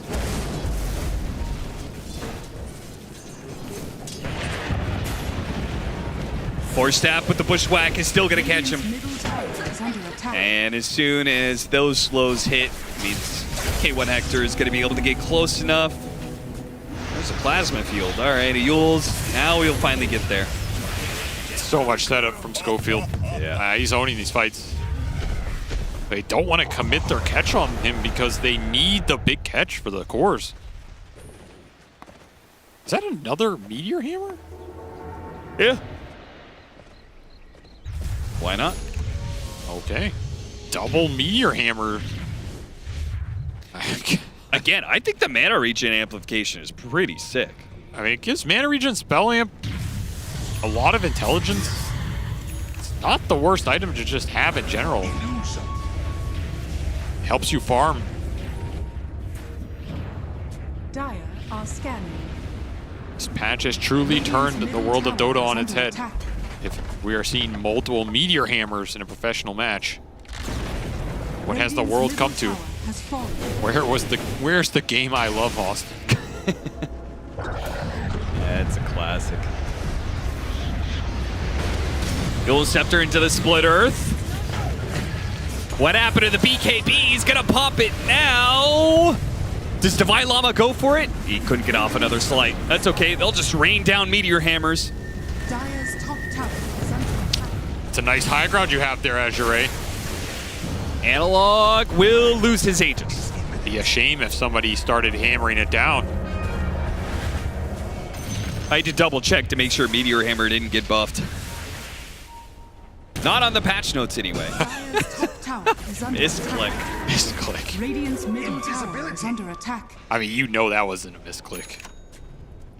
Are you gonna say that one out loud too? You know, I trust Low, but dude, why was Low so like fast on that? Like, damn. Man, did not like being tipped. That was an instant reply question mark. Like he had his fingers hovering over the button. Tip me one more time, you goddamn clown. I dare you. Radiant. He's level 25 already, by the way. He's cruising into that late game Ursa territory. He's still well ahead of the pack. If anybody knows what that one means, I couldn't find it through Google, so. Where's Jack? Wind Waker. Jack when you need him. Wind Waker for Analog. I mean, they're gonna do.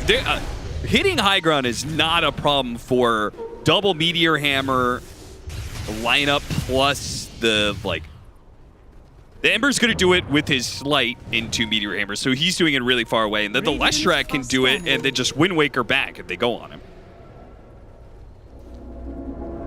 Oh, Tianming tries to take the outpost, but that just sets up Heroic, who are already smoking across. Failed to get the kill right away. They'll get a glimpse back. Never mind. Imprison's going to be able to counter that one. They still can hit him from a distance, though. Awkward across positioning. the clip. No! What was that? Force staff. Was that a friendly or an offensive one? Hector in trouble.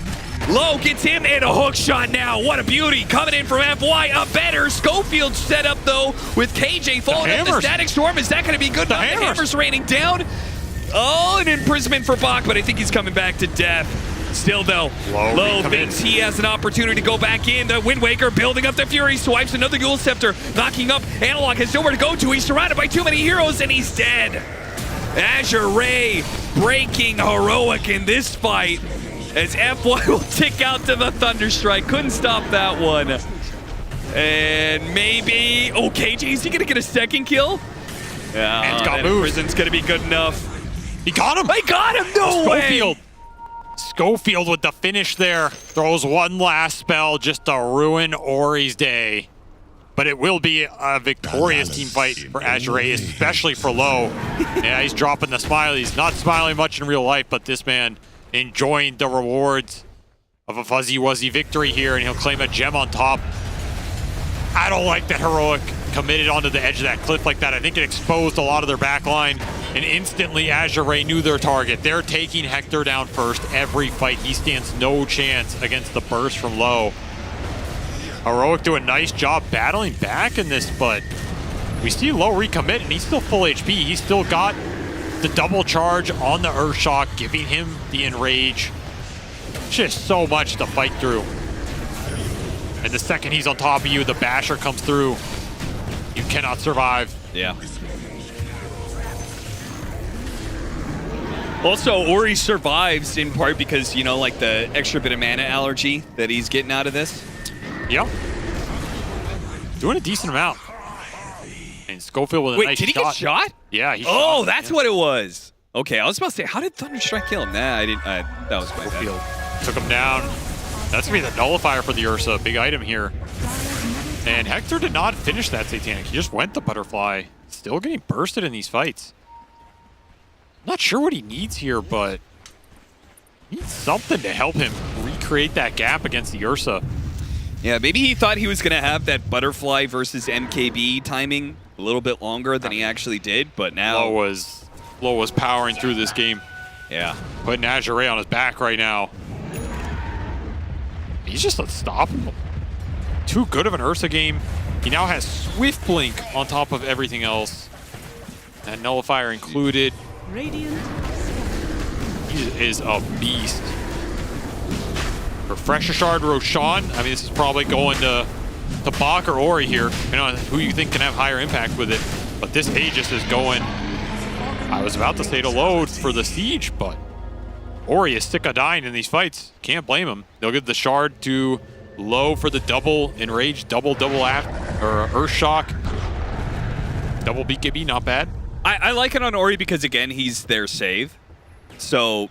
yeah, makes sense here. Now, like, Heroic, they naturally want to go on the OD, but he's got 2 lives, so they're going to try and go on somebody else, but then that person's going to get imprisoned. We've seen the way, like, the fights between the Ursa bouncing in and out of the fight and the imprisonment saves, prolonging that fight to set up Low, seems to be, like, really working out well for Azure Ray. Did eventually get to his BKB as well, so this OD is a lot harder to bring down. You no longer have that opening of let's just Static Storm him. Maybe you need a Disruptor Ags or something, but still 2,000 off for KJ. Not too far, but probably not there for the next fight. I mean, maybe you just farm for it if you're Heroic. It would be a huge game changer here if you can land an Ag Static Storm on any of these cores. Yeah. Azure Ray. Particularly if the imprisonment save is annoying you, right? Then, like, if they are coming back into an Ag Static Storm. Like, the thing is, you can say, oh, they can just Astral whoever gets Ag Static Storm, but it's not that simple, because when you pop back out, you can get chainsed under there, you can get bushwhacked under there. There's still a lot to hold you in that Static Storm for an extended duration. Yeah. It's definitely the strongest item that Heroic can push for here. Yeah, that Static Storm lasts for 7.5 seconds, so an Imprisonment save is by itself. May just come back straight into it. Bach gonna quickly get rid of that chains with the Uproar. And not confident enough to push up the high ground into the vision there. Maybe wisely. A lot of these fights have been going well for Azure because they're finding the Razor, jumping him first, and just shredding him. If you don't see Hector at the start of a fight, that gets a lot more questionable. And he does have that Satanic done. And he took Plasma Field delay. Yeah, I was curious what you thought of this one, just because the attack speed steal against the Ursa specifically seems pretty good. I mean, that talent is just generally stronger because it just gives you so much attack speed. It's not about taking it away from your opponent. I mean, that's nice, but getting that much attack speed on the Razor is just amazing. Maybe he just doesn't feel like the links are as reliable this game, or the slow that comes from the double plasma field is like better against these melee heroes that are trying to get on top of people. Possible. The thing is, the fights for Hector have been decided in the initial jump with the BKB duration, so.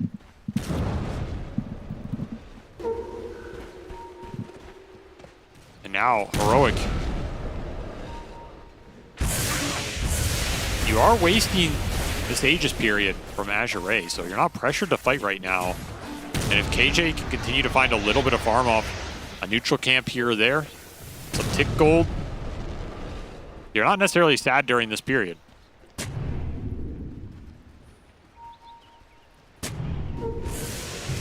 Ether Lens into E-Blade for Schofield. E-Blade is always a really nice pickup against an Ursa, but at some point I imagine Lowe's going to get a Nullify. Oh wait, he already has one. Forgot about that.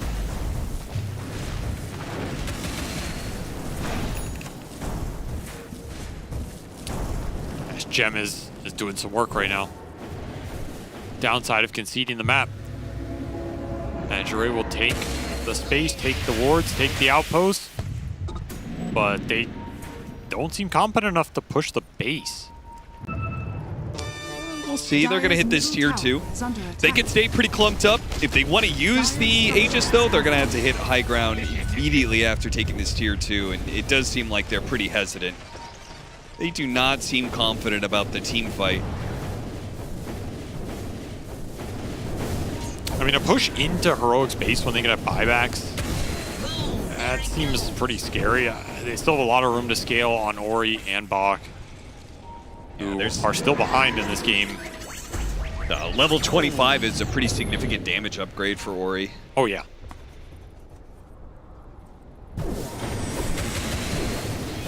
Which I assume is going to be that Arcane Orb damage. Low on. All right, he's 800 off. Getting closer here.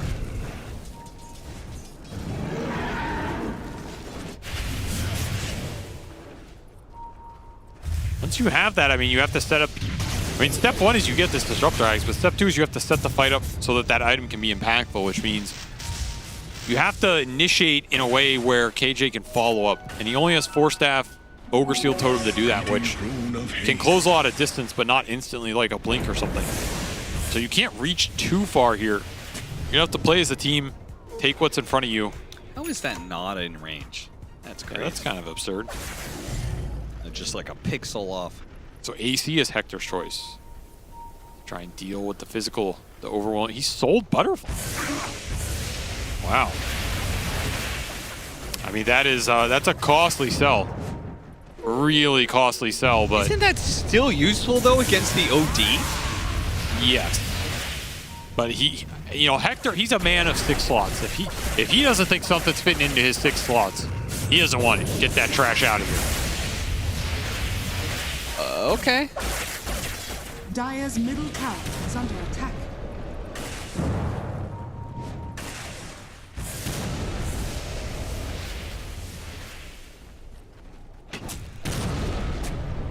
Well, apparently, both teams are just going to gear up for late game, or a later game than it currently is.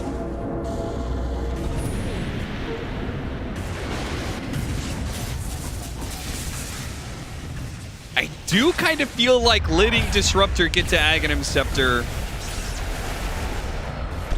That's a bold ask. Another nullifier. I mean, Azure Ray have definitely gained a significant amount of gold lead during this period, so it's hard to argue it was bad for them, but... Analog BKB Bloodstone, but the problem is these heroes that use the Bloodstone, the direct damage of the Ursas, it just shreds them before the Bloodstone can really have an effect.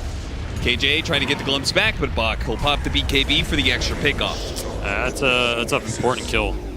Set this Disruptor back a little bit. 80 seconds off the map. Can Azure Ray do anything with 2 heroes dead for 70? Yeah, but it's close to another Roshan cycle, so...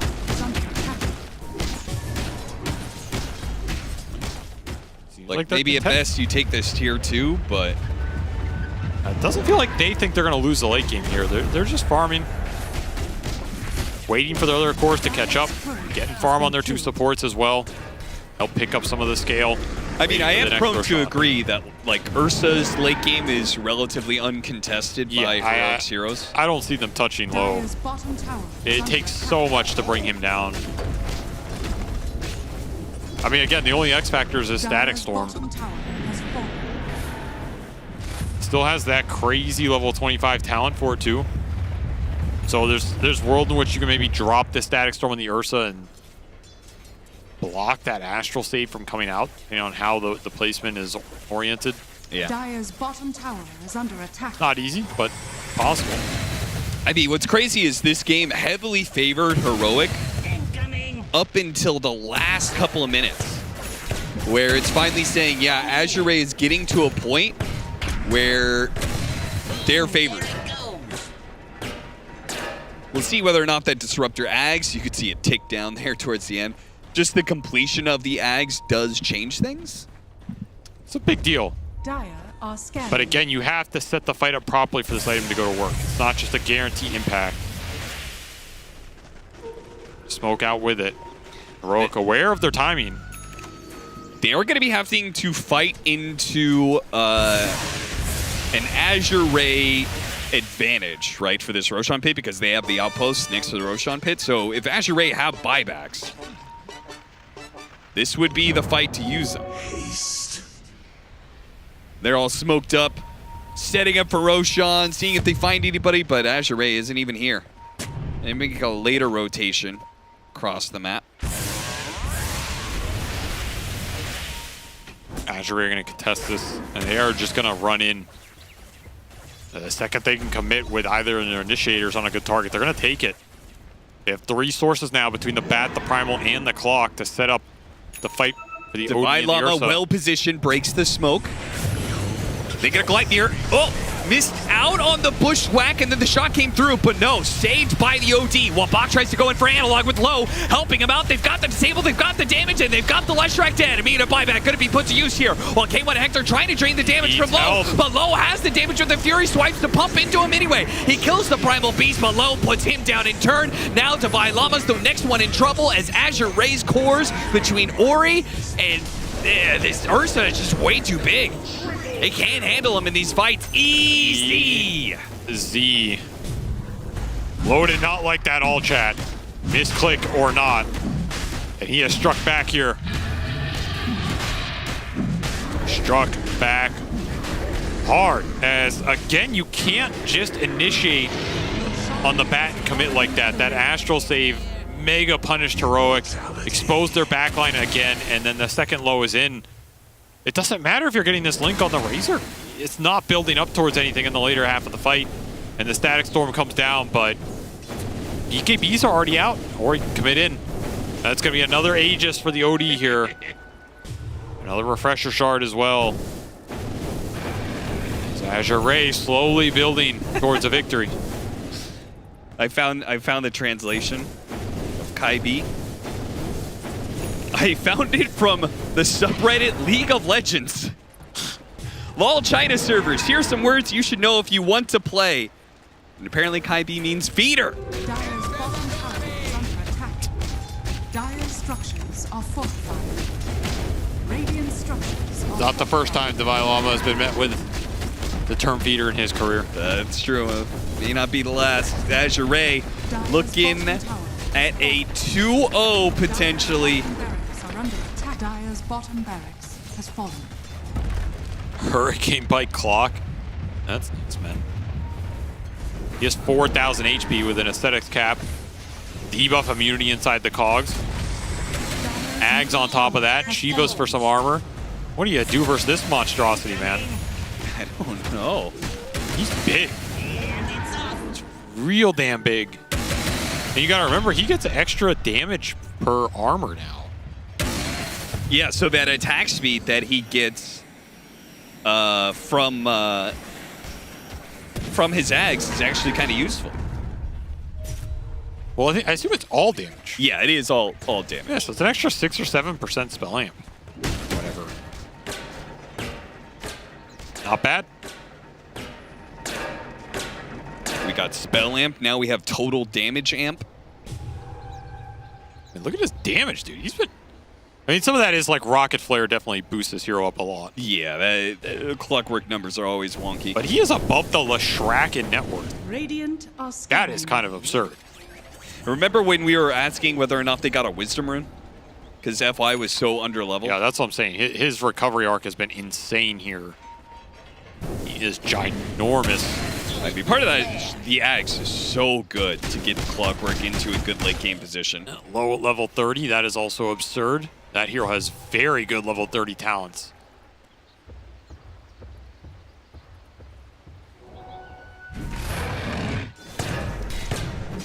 A lot of these 25s, very nice for Azure right here. And do not mind picking them up at all. They'll just keep playing it slow. All right, you really need the static storm radius. You need, I don't know, you need some ability to lock the Ursa down. And I go back to something like a Hex. I mean, you need Blink Dagger on the Disruptor, right? Like, you need hard initiation. Yeah, probably. I don't think taking the fight and trying to turn it around is going to work for you anymore in this game. You have to be able to commit on to low and this OD and bring one of them down. And if you don't, I just don't think Hector can do anything here. He can't scale his hero into these late game fights. There's just no way. Razor's way too predicated on needing a full link, needing the fight to go very long, and even then he's not debilitating this Ursa and just very swiftly dealing with him. Maybe there's something at the 60-minute neutral item mark that can bail you out, but even then, okay, you get a couple Book of Shadows, you get, I don't know, like Seer Stone Hoodwink, and you can start fights from farther away. I don't know, there's some cheeky stuff, but not much that's going to shift this Ursa Razor matchup. That has been the big struggle here. Still, Hector, 6-slotted with the refresher. If he can stay alive in the fight, you've got a chance. If. The banner. It's a big if. Banner dropped. Creep's invincible. Yeah, they it's walk out of range. A little bit too close. I don't know about that placement. Not far enough. I like that drag grab. Lasso pulled in. That is a good target to find.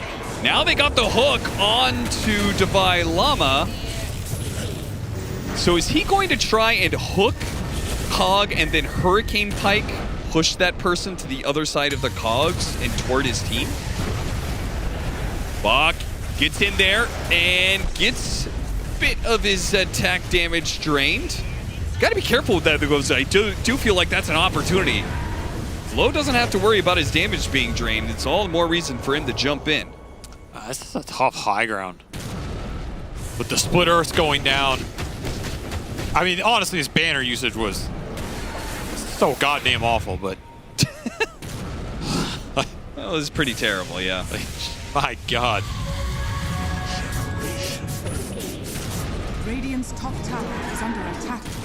I mean, I guess technically it gets the creeps up to the high ground where they can get vision. No, the whole point is while they're on the high ground, they're invincible, so you can player behind it. I know. They will get the Ember, though. These lassos, that is what has been working and for them. Ori's going to jump forward into the Split Earth. Uh-oh, this is a stacking Split Earth with a Static Storm to buy back on Divine Llama to make sure he stays there. That was not the follow-up you wanted to see if you're Azure Ray. Blindly jumping into Splitters, but Low, he's now going to get on top of Analog. Analog with the Wind Waker over the high ground. Can't stop that because of the BKB nullifier. Ori, though, with his own buyback. They got the scythe onto the Razor. Now he's dead. Another buyback available for Heroic. The BKB, the glimpse back does not send him away, but a save comes in from Schofield just in case. A bushwhack on a Low. Bach trying to crawl his way out of here. They got the leash on him. They're chasing after him, but Heroic cannot go too far outside of the base. They know that's when Low is going to strike. No buybacks on any of their heroes now. The next pickoff could be final. Did get Ori's buyback. That's something. Aggressive buyback from him. Will not break the high ground. And they do get the blink on Disruptor, so hope is thin here for Heroic in this Dreamleague, but they're holding on. There's a chance. There's indeed a chance. The rough part is that Azure Ray can play this chill and go for Roshan, and Heroic would have to either sit in base and let it happen, or they'd have to contest with no buybacks. They can also just keep playing off these lassos. It's felt pretty reliable from Tianming to just find a hero, lasso him, pull him out. Not much Heroic can do about it. Yeah. Just do that and keep doing it and keep resetting. Not much downside. Yeah, we talked early on in the game about like how the Azure Ray's only save was the OD, but there are no saves on the side of Heroic. And there's the Wind Waker, that's about it. Yeah. The last 25 here for Azure Ray, not the most impactful, but it is a very nice talent. Looking for another shard as well. Why not? Is anybody left? I don't think so. Yeah. But who doesn't like some extra gold? Sure. Little friendly hook shot in the base to boost morale. A fast Roshan. It says Heroic try to contest this without buyback. Or do they think that they can stall? I have a feeling they feel like with the spam high ground is like their best chance at winning a fight. See if they can get some tier 5 items. Divine Llama gets one of them. The rest of his team is going to push out to the Ancients on the other side. Don't go up that triangle, though. And don't go to that other camp. FY's watching you like a hawk. Sweet. Gonna try and sneak it from invisibility. Stygian Desolator, not one we've seen a lot lately, but does not seem bad for the Ursa at all. An OD with more attack speed, that is scary. But they did find one Book of Shadows, though, on Divine Llama. I feel like Book of Shadows is... They were looking for at least 1 or 2 here. Yeah, they need some sort of save bailout on these Ursa jumps. They'll get one. Giant's Ring for Analogs, Leshrac. Radiant are scanning. Look at him go. They at least need 1 for Hector. Schofield's going to try and get that. While Roshan is being done. Oh, we got 2 off that. Damn. Ooh. Feeling lucky today. Sent them both back for his team. What a guy. What can Razor get that protects him in this game? Apex. His own Stygian.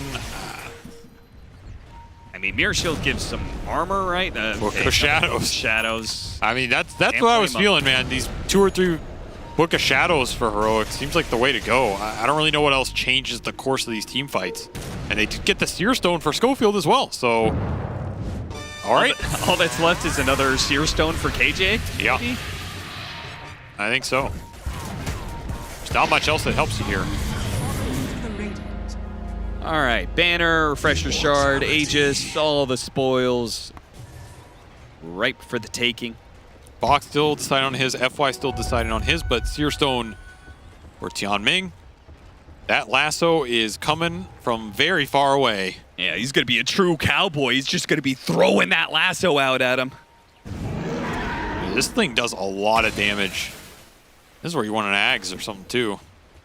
And Apex for Bach, he is a tanky boy. Goddamn. 5,700 HP. Lamp for the clock to bail him out. He's ever in trouble, but honestly, I don't know really what they've been able to do to FY in these fights. He is a nuisance. Still, more HP. Never bad. So you have to play around these Book of Shadows a bit. Some insane cast range. And of course, KJ still missing his, but might not be too sad with Telescope, to be honest. It's a big deal for their lineup as a whole. And the banner this time dropped a bit more forward. Can anybody dare to right-click it? I think it's still... It doesn't hit the creeps up the hill, right? No. It's like okay. hitting half of them. As soon as they get close to the Dude, towers. what is this placement, man? Just place it on the stairs, and if they try and hit it, you go on. That's the whole point. It forces them to hit it, so it gives you a guaranteed initiation. I mean, okay, what are we doing here? No, it's just going to give them 200 gold, Avery. Sorry. I feel like that's the strength of the item now, is it forces the enemy to give you that opening. I was meant to have this. All right, well, there's your banner. I guess we'll sit here for another 10 minutes for Roshan. You know what's so funny is that I feel like just any Dota player would place it where it's supposed to go, but somehow the pros are like outthinking themselves. I mean, the thing is, they're like, oh, they're going to kill it if it's there, but I feel like that's also the point. Yeah. And maybe that's not strong enough, but then I beg the question, well, how do you want this fight to start? Like, who are you... Okay, you can smoke in the base. You can smoke bottom through the base, start it that way. But I think you're just looking for a lasso, and you should be able to get it here. Oh, the push forward is perfect for Lowe to be able to get the quick snipe, but Bako's in even deeper. The rest of his team did not follow him. He has to refresh Wind Waker, pop another BKB, and will get the force out, but maybe a little bit of disjoint between what Azure Ray had in mind there and what Bak had in mind there. I feel like they should just smoke through his bottom lane and lasso jump a good target. I think just going head on into all these split earths, into the plasma fields. Yeah, the buybacks are coming back for Heroic. This is Heroic's banner from the second Roshan. Yeah, KJ was holding on to this one for a very long time. They have used it defensively. I don't know what the hell this achieves, but sure. It's a little morale boost for the creeps. I mean, honestly, you gotta give it to pro players, man. The banner usage, this patch, last patch, any patch. Jump in from Ori. He got nothing. Oh, he got... Oh, no, he did. Wait, he what? got the Leshrac. The Book of Shadows doesn't save him for long enough, and now the Gleipnir pullback. Wait a minute, they can get a glimpse back onto Ori. FY comes to the rescue, in with the cogs, but they can't stop K1 Hector. He's holding it, pulling him in. He still has the imprisonment, though. Is he going to be able to hop away? He will. He gets the blink back in time. A shot from Schofield. Oh, it's barely off the mark. Analog goes for the kill still. So does Divine Llama. They're trying to get this chain. They do manage to get him. That's going to be the first light. Meanwhile, Low, he rips into K1 Hector into Book of Shadows. For a little bit while. To the Static Storm he goes, trying to save himself, but a flame break pops him off. That's going to be his death, while Ori dies the second time, but he's got a third life in this team fight. A Yule Scepter going up, Heroic backing away, Plasma Fields revealing some of these heroes. A missed hook shot over the side, but Schofield's going to live. Now the side device, put onto the Razor, chunked down, over and over by Ori, drops the Sandy's Eclipse. Another one down, 3 down now. It's just Divine Llama, question mark to go, as Azure Ray will send you out of this tournament and back home for Heroic. They mustered a solid defense, but in the end it's not enough, as Azure just overwhelmed them in these late game fights. Too much firepower, too much bear, and too much meat, as these heroes were tanky as hell. Too many lives, an Aegis, a buyback, a TP back in, FY's a nuisance on the back end, Box just running around with Havoc. Sure, you get your Static Storm connection on Ori, but that's about the only thing that went right for you in that last fight, is Azure Ray managed to drag you out of your base and take that fight away from the split earths, away from the annoying Plasma Field high ground defense. Banner be damned. They break that high ground by, well, never breaking it. The ultimate high ground break is to just make the other team leave it.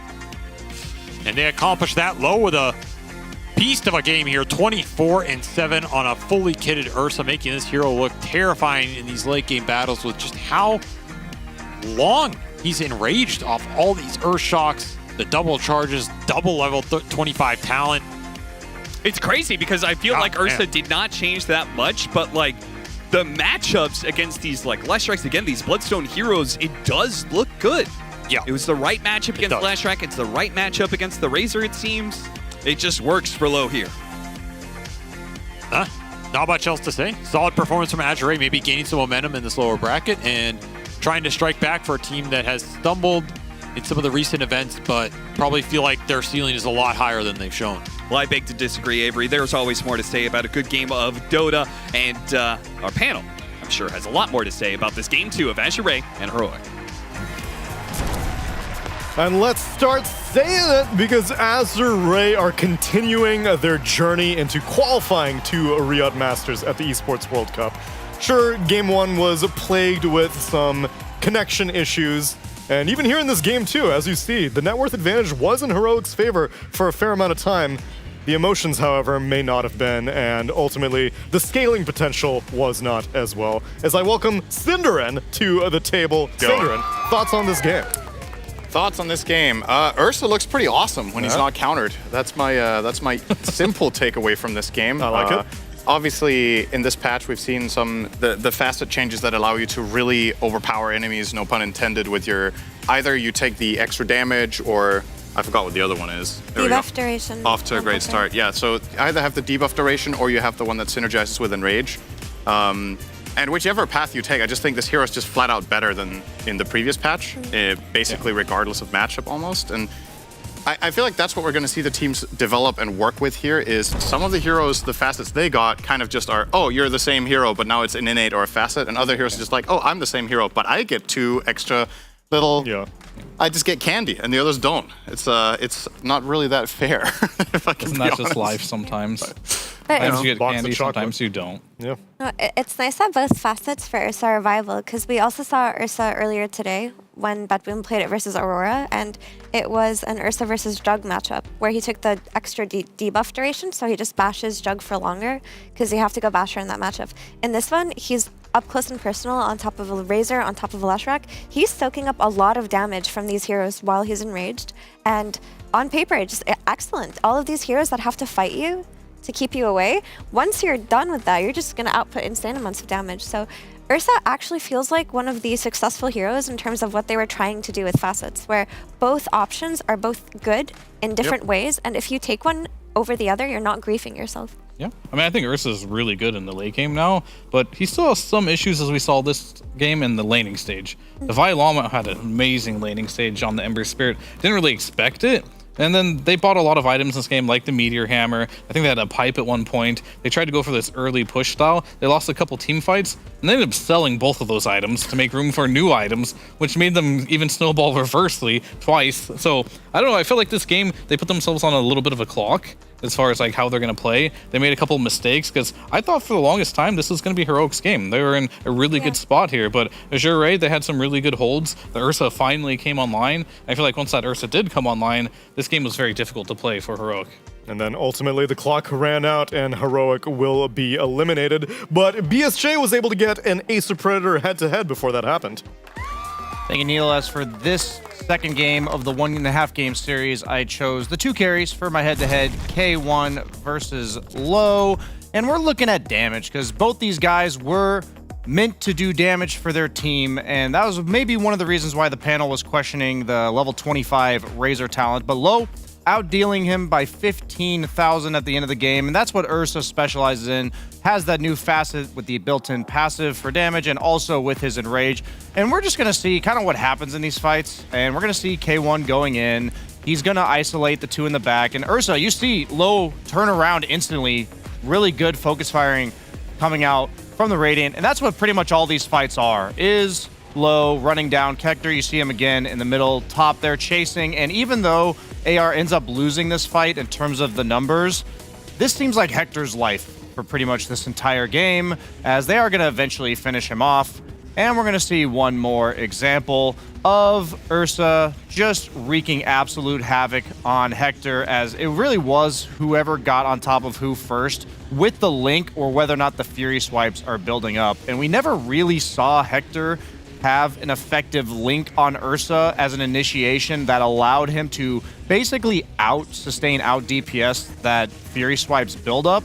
And that's a lot about what this matchup is. So that's why Ursa's damage was higher throughout the course of the entire game and gets to play cleanup crew on the side of low throughout the entire course of those team fights. And AR takes a convincing series 2-0. Thank you very much, Brian. Sometimes the Razors walk the dog and sometimes the Bears eat the Razors. Are there any matchups that you were... That's a common expression, Fear. I don't appreciate your confused expression. That's pretty sure eating razors Sometimes the is Bears very eat the lethal. Razors. That's what my mama always used to say. Just eat the razor, Neil, Just eat you'll the be razor. fine. Okay. It'll make the pain go It's just away. raised different. We saw a lot of matchups that we were skeptical about during the draft, Fear, where you revised any of your ideas on them, or most of your previously established ideas were confirmed? I feel like the OD died a lot faster than I thought it would to the Leshrac in this game. Okay. Like the whole mana allergy thing, I thought it'd be like more of like a hard counter. So I'm starting to think, no, the OD did have a place in this game, especially versus the Disruptor, but I didn't go and keep an eye on that one. As far as the Ursa, I knew it was a good Ursa game from the beginning. Looked really good. We're all on board for Azure, but we have to keep in mind that this early game went really badly for Azure, so keep an open mind to the offlane Razor. No, not offlane Razor, offlane Ember. That was my biggest critique, Yeah. but he kind of owned. No, I was gonna say that the offlane Ember posed a lot of questions, especially if you're picking it into Ursa, but they completely popped off. And with the changes to Ember, with having 4 chains, you have a lot of utility that you can provide from the offlane. All you do is have to secure the lane with a really strong support like Hoodwink or Batrider, and you can play into bad matchups, but then just have crazy value later on with just slight chains and team fights. It's a rare instance where we get a utility-oriented Ember Spirit, although, like Cap was saying, when the cast began, Divai Lama has a history of playing that hero from that position, but it's another aspect of Facets, which allows heroes that we oftentimes stereotype as one specific role to have more utility. Another thing Cap said was that Divai Lama had a 100% win rate on the hero. I can now say that is incorrect. It is now no longer 100%, because he lost, Neil. He cited like 3 games, so now it's like a 75% win rate, I would think. That's correct. I know my You math. were raised well, after all. I ate all those razors. Eating all from the those top of the razors brain. really, yeah, it's good for you. It's confirmed. Confirmed, very good. Yeah, I guess it's also, I guess one final comment from me on this game is how powerful it is to have players that play heroes that weren't trending, so that if you can very easily just pick up one of these heroes that turns out to be really good and just run it in a game, right? Low, in my opinion, is perhaps the best Ursa in the world, or at least top 3. He's like really good. So having that luxury of, oh, by the way, it's an Ursa pet. Awesome. I don't need to practice. I'll just, thought you meant the just offlane run it Ember. right away. The offlane Ember is another great example. Didn't win, Years though. and years of griefing finally paying off. Yeah. I don't think he will be the only one to play the hero in this tournament from now on, but I don't know if we'll see it much offlane. I feel like Ember mid could be making a comeback, because I think those facets are really powerful, actually, especially the one that Divai went for this game. Yeah, low benefiting, and maybe even the offlaner benefiting as well, as we're going to get a chance to talk to Bach, who is actually joined by Jin. Jin, what a pleasure to have you join us. Bach, are you going to speak in English or Mandarin for this one? I'll speak Mandarin. Oh, okay, perfect. Let's keep you employed, Jin. All right, then. I'll ask my first question. Primal Beast, how does it feel right now? Because we were very impressed by it yesterday. You ran it just now. What's your feelings? Jin, please translate. 好，八哥就是想问你，就是兽这个英雄现在感觉怎么样呢？新版本的兽现在也改了不少，就像你刚才打了一把之后，体验如何？兽这个英雄感觉蛮厉害的，路人感觉挺厉害的。然后，刚才这把打起来感觉没那么厉害吧？可能因为对面出了太多林肯。Primal Beast currently feels really strong. I've been playing it in my pubs a lot as well, and it's really strong in pubs as well. But it didn't feel that strong last game, probably because the opponents were buying so many Lincolns. Okay, makes sense. What else have you been trying in your pub so far? Because you've had around 36 hours to read the patch notes, play scrims, and then play pubs. So what's your past, 5 heroes been? 就能不能也透露一下，就是除了兽以外，你也试过或者练过哪些英雄呢？因为现在从版本出来到现在已经有36个小时了，相信你们也尝试了不少不同的新的英雄吧？就像你有什么愿意透露的吗？像什么夜魔军团，牛头，感觉都挺厉害，挺有意思的。I've also tried out heroes like Night Stalker, Legion Commander, and Earthshaker. All of these heroes just feel really strong right now. Yeah, Legion Commander, real original. I see every offlaner wants that. I'm going to pass you over to BSJ, who's got a question for you as well. Hey, Faith Beyond. So I've got a question about these heroes like Primal Beast and Ursa, who I would say have, like, you can go one of the two facets, and they also kind of change the playstyle of the hero. So I'm wondering for Primal Beast specifically, we saw Malrine yesterday play like the Bloodstone AoE one while you went for the Trample move speed. So is that something you decide because of the role, because of the game? What are your thoughts on choosing the facet for these type of heroes? 就想展开问一问，就是关于兽的这个命时啊，因为现在不是有每个英雄都有2个不同的命时嘛。然后昨天也看到Falcon 的 Marine， 他当时玩那个中单兽的时候，然后他就是选了其中一个命时，就是走，然后他就是走那个AoE 范围，就是那个血晶石。还有就血晶石的这个 AoE 输出流，然后呢，你这边呢就是走那个移速以及就是比较经典的3号位出装，就想问就是什么让你决定走哪一个命时呢？是按照你游戏里面你这兽的位置，还是对面的阵容？这主要是哪一些考虑？主要要看对面的阵容吧。就2种流派都挺厉害的，就一种是打输出的，还有像这个其实2种都输出蛮高的。然后这把比较需要移速吧，里面有电魂、老路这种需要很快的追上他们，然后所以选了这个加移速的。Both builds are really powerful right now. I think the key thing to us exactly picking which facet to go with really depends on the opponent's lineup. So for example, in this game, because our opponents were heroes like Lefrak and Razor, which are all pretty mobile as in rather high move speed heroes. So in this game, move speed is probably like the more valuable option. So I picked this just so that I would be able to catch up to them and be able to engage them in the team fights. Awesome, thank you. My last question pertains to your next matchup. You guys do not have a very good track record against Extreme because you've faced off like 3 times this year, and they've beaten you every time. So, Bach, tell me why this time in Dreamleague it's going to be different. 就想问你因为之前像今年以来你们打XG，你们已经对战过XG 3次了，然后3次都没有战胜过XG 嘛，然后所以你们可能对他们跟他们打的时候，对战他们的时候，你们的战绩不是那么的理想但是这次能跟我们说为什么这次会不同呢？会是你们有没有就是信心终于能战胜他们了呢？这次我们的网络比他们好吧？开个玩笑。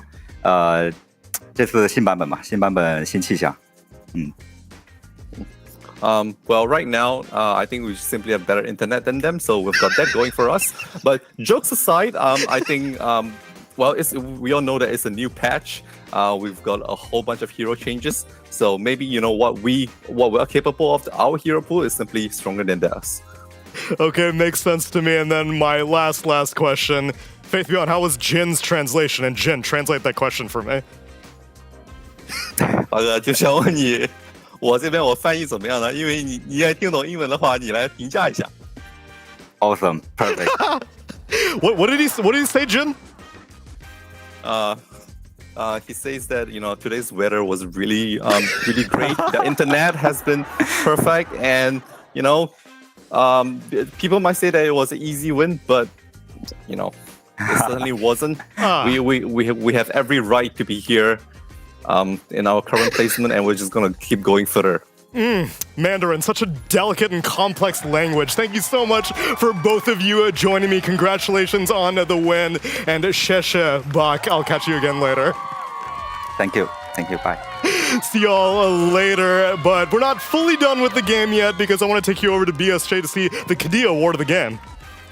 Thank you, Neil. Back to me we go for Kadia award of the game. This one's actually going to be a bit more tragic due to the fact that Heroic is going to have a sentry on the ground, you see, that barely misses this ward on the high ground, and they think that they de-warded that cliff because it was close enough to the sentry but not close enough to the ward, and that's actually going to eventually lead to this kill because Leshrac had just finished walking through that ward, and that was one of those pivotal core kills in the late game, which really snowballs the map control, as Leshrac's the one responsible for clearing waves and then connecting to his team. So that's just one of those, you know, darn it, the Leshrac not only gets killed by the ward, but they also think that the ward is gone. So the double-edged, double whammy. Sag, let me ask you one stuff. more layer. Do you think that warding is going to change much in this patch, or even things like IO with the innate for Watchers and stuff like that? I think that's really hard to tell about the Watchers and like the Marcy Couriers, stuff that's Right. like just affects general rules of the game. But for the fact that I don't think wards are going to change much because the map didn't change, I Right. think that the recipe for this patch is the heroes that do it are going to be better or worse based on the changes. So I think generic things like that will not change, which is probably for the best. Yeah. Because there's so many changes. I am kind of... I know that this man was definitely very sad that there wasn't any map changes over there, but I'm of the theory that we're gearing up for a TI patch, you know? Let's do baby steps. So I'm going to take a baby step over here to this very, very sad clown. What's on your mind, Excuse my me? friend? Well, I'm just matching the expression. You're just over here like, oh, man. Welcome, everybody, to the Social Media Corner, episode 17. I'm excited about that. Yes. Yes. Because guess what? In the Social Media Corner, we've been getting a lot of submissions from you guys, but guess what? Life is about more than just Dota, and we need to stay up to date with other things. So today, we're going to take a step out of Dota and make sure that we stay up to date with those social media in general. So today we've got the Reddit review. We're gonna see what's going on around the world, and we, just like you, have no idea what's happening. So here is, firstly, we've got from Mildly Interesting. My mom's calculator has a fake solar panel in it and was actually powered by a button battery. That's fucking awesome. Next. That's great. This is how I stay cultural. I cannot believe that is a real thing. All right, next. Why do Americans drive such huge cars? I've recently visited the US for the first time. I saw lots and lots of really big cars on the streets, like Ford Ranger, Chevrolet Silverado, and so on, even in big cities. Their trunks were empty in 99% of cases, so it's not like the people are hauling cargo all the time. A Ranger is a mid-sized truck. Fear, you live in Oregon, right? You must see a lot of trucks that are actually, are they used for work or are they glamour trucks? I do not live in Oregon Oh yeah, anymore, never mind. but You were raised in Oregon, That though. is true. I mean, so here's the thing. You need to have a truck available for when you need it. It's not like you're using it all the time. American mentality. And when would you need it? When a friend asks you to move. Exactly. Have you ever heard of overcompensation syndrome? I would like to say we focus on safety because as long as our car is bigger than the other guy's car, then if we get in a crash, we'll be the one that's fine. That Now sounds just really compound that stupid. for All 2 right. decades. Force equals mass times velocity right there. As always, NA Mass just times keeps on acceleration, winning, Neil? just Yeah, you're like right, in my bad. Dota, America's unstoppable. All right, next, in honor of World Turtle Day, here's my boy taking a sip of water this morning. Aww. Dude, that isn't that shell has no adorable? pyramiding whatsoever. This is a very good turtle keeper. Pyramiding, look it uh, up. It's a terrible thing that happens to tortoises and turtles. I think this turtle looks really reinforced. I'm pretty sure he could take on a medium-sized American car. Next. My new glasses, minus 17 prescription. Oh my goodness, I this saw is this actually one. very relatable for me. I also have terrible eyesight, but minus 17 is incredible. Wait, That's, but I never see you wear glasses. that's because I wear contacts all the time. Are they thick? Oh, you coming in for a kiss? I think they're real thick. I will tell you, minus 17 is an exceptional rarity, and this person should be proud to represent. I don't know where I'm going with this one. All right, next one. Seb has terrible eyesight as well, and he wins 2 TIs. Best plant to keep bugs off your patio. What are those? What is this? What are those? Are those bugs like hanging from the plant? Genuinely, what is that? Are those switchblades? fly traps? They look like shoehorns. I think they're switchblades. Oh, are those the ones that like close on the bugs when they fly in? Oh, like literal Venus flytraps. Yeah, I think they are. Wait, no. It's not a Venus flytrap. The flytraps are the ones that clamp. This one is It's like a bell like a thing, pitcher and- plant or something like that. Yeah. Those are manual attachments at the bottom. You're doing finger puppets. I don't know what that is. I have no think idea. it's called. It has like something sweet in it that the fly will go in, and then they'll fall into like a syrup or something. I think it's called a pitcher plant. I don't know. I think everybody is so happy to have been enlightened, and we really know what we're talking about here. So thank you guys once again for checking in with the Social Media Corner and now being up to date with what's happening around the world. Now you can go tell your friends and your family what you've learned, and they'll be like, wow, you really stay up to date with the news. Awesome. show us your favorite news article that you read recently in the last 24 hours, and you'll entertain our production staff, who has to read every single email that you guys send to dreamleague@efg.gg. That's what I'm saying. And if you want an elimination series featuring Tundra and Bat Boom Team, well, it's coming up next after the break.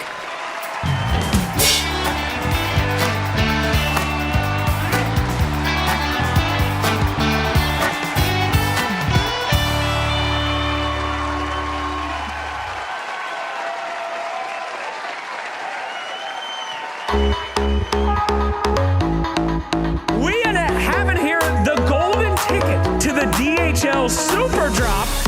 I'm gonna get the box over here.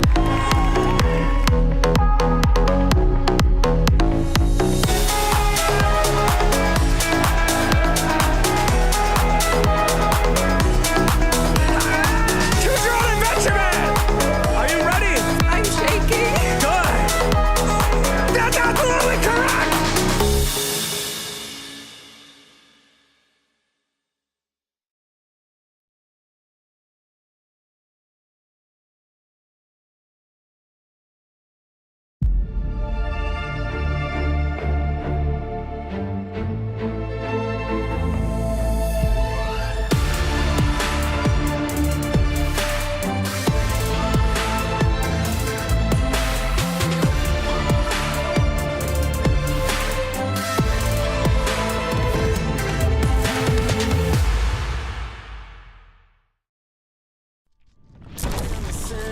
Down to me,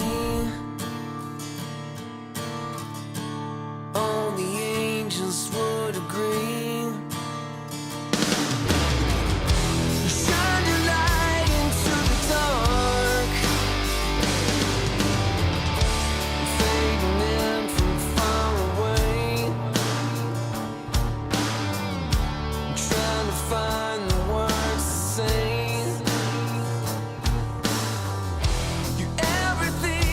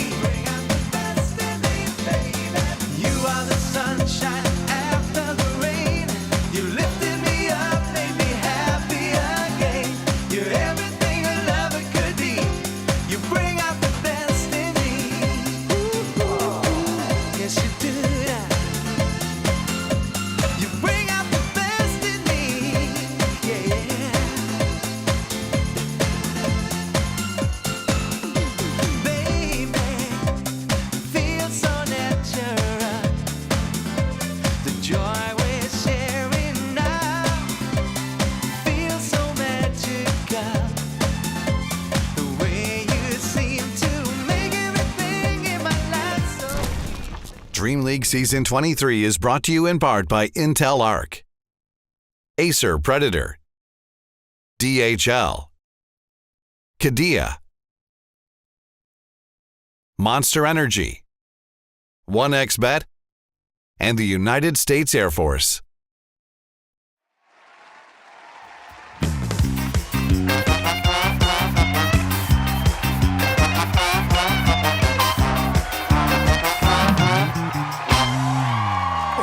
Had me on the edge of the seat right there for that resolve, but we're about to resolve this day of eliminations as we're taking Tundra head-to-head against BetBoom Team. BetBoom Team who already played earlier today against Aurora, which is why Purge has thoughts on that series, don't you?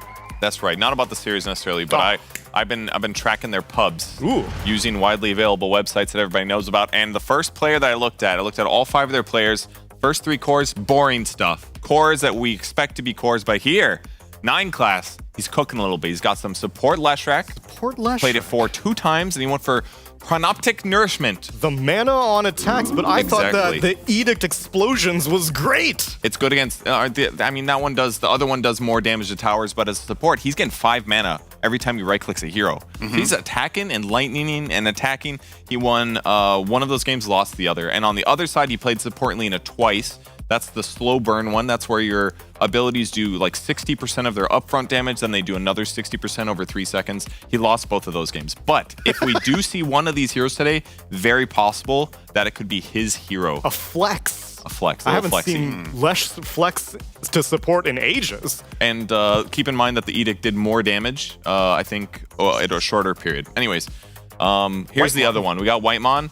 His was a little bit less spicy, played less games out of everybody. Only played 7. Everyone else had like 10 to 18 games. He played Techies, and he went for the Spleen Secret Sauce. That's the more damage with, what's it called? The Jumpy Jump.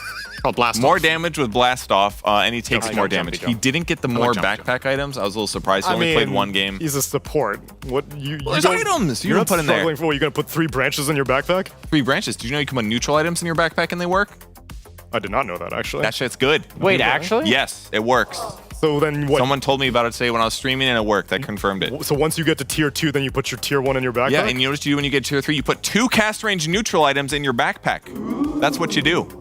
And then you're dropping your ulti 600 units away, Neil. Huh? You still think it's dumb? Well, don't I have egg on my face Yeah, now? I do think it's dumb, but it's good. But Yeah, it's dumb. Neutral items, Wraith bands, whatever you want. That reminds me of the patch where you could have as many neutral items as you want. Yeah, I was gonna say. There's some pretty cool combos, I'm sure. Yeah, but he didn't do that, so we probably won't see it. And the other hero that he played that was on the graphic, he played Abaddon. He won both games, and he got both talents. He won both times. Nice. Okay, well that gets me informed on the players, but what do the players think about each other? Well, we got a chance to speak to them before the tournament began on expectations. We played against BetBoom and then we played Falcon in the lower brackets of the last Birmingham tournament. Oh no! He got the timing all wrong. GPK to the rescue though. Hits him with a Rolling Thunder. Still Night Class hopping over that ball. Onto the Weaver. Got the stun and now he's dead with no buyback. They're really strong. They're very solid. I think they don't really make much like stupid stuff, I think they're just a very solid team. GPK is in with another touch to slows down. Tether across, but the torrent from Miro. He reads the tether play perfectly. That was sick. Я думаю, состав точно усилился, но стоит смотреть на деле, смогут ли они показать высокие результаты. Скажем так, я думаю, это стала точно стабильнее команда, нежели бы. Ванек, он хорошо играет на 1, но я думаю, вот когда он играл на 3, он именно выделялся, что он там делал хорошие мувы, там просто сносил челов, но сейчас... он сорит, конечно, но как будто бы это меньше заметно. Now bear in mind that this video was recorded well below the series earlier today, where some things maybe a little bit silly did happen from BetBoom Team, namely Toronto Tokyo perhaps enveloping his carry in a supernova. Yeah, there's not much worse. Like, as a carry player, watching that happen, I mean, Miro is probably more scarred than any of us. She's like a Grandmaster tier Phoenix player, and she said that is a Phoenix player's worst nightmare. You could see her in physical agony watching that happen. And as a carry player, you You die enough farming as is. I finally made it to my 6 items. I'm ready to kill people. He literally abyssalled an Underlord, was killing him when he got pulled into the egg with BKB going. Everything was available. It wasn't like he was even remotely close to dying. And Toronto, Tokyo. Yikes. Theoretically, that game could have ended up in Aurora's favor, but if you are just now tuning in, we've had a variety of internet issues plaguing a couple of our teams. Aurora was the biggest and most unfortunate recipient of it, as they were kind of coming back in game number 3, but could not get to a reconnection quick enough, and as a result, it ended up in a default loss. And then Heroic in our second series also had some issues, but thankfully the 2 teams involved here are not bootcamping in Romania, so this should be fine, right? Totally. Right. Unless those cities' entire internet also explodes, then it would be bad. But that would be really unlucky. That'd be Happen the same day, 2 completely different cities. That'd be a harbinger of even worse things to come. But don't worry about that. It's Dreamleague. Everything's fine Just around play here. pubs instead. Just play Avoid pubs. the bad things. Just don't pick Mirana, because if you pick the solar flare facet and then an actual solar flare happens, that could cut the internet, you know? But then we'd get better nightlight, whatever it's called, the green stuff in the sky. Man, my word grabbing Aurora is so Borealis? there we go. Nightlight. Aurora's no longer in this tournament. You know, whatever. I'm down. Someone pick Mirana. I want to see. It was really cloudy where I was when that happened. Are there any heroes that you would think they would be willing to debut in what is an elimination series? Again, today has been nothing but people going on the chopping block. And Tundra came all the way from upper bracket, got knocked down by Falcons, which, you know, no shame in that. Oh wait, was it Falcons? No, it was Gaiman, my bad. Other way around. They were knocked down by Gaiman, and it was 2 28-minute games, and they got completely smacked around there. But now they have read the patch notes, and they will pick Topson Pugna mid. But they were already doing that. But they will do it better today. They didn't do it. They didn't do that after the patch. They did it like you were saying before the What's patch. the most outlandish Topson hero you think he could whip out? I'm talking stuff that he hasn't you haven't seen in years. I mean, what even is the craziest anymore to put mid? The original Topson hero was Monkey King. Yeah, that wouldn't be that crazy. He seems like a good hero right now. Yeah, especially mid. Think of a support hero. Techies with the attack range. I can see. Oh, the techies. There's Yeah. no way it's good. He's never played that. No. There was a patch where he spammed techies. Oh, that's actually he did play it in pubs. I don't think he played it much in pro. Though. Yeah, he was not playing on a team at that time. That was when he was a streamer. How about Melee Lion? Dude, I'm gonna ruin at least one pub doing it. So I want to see somebody like show me it doesn't work here.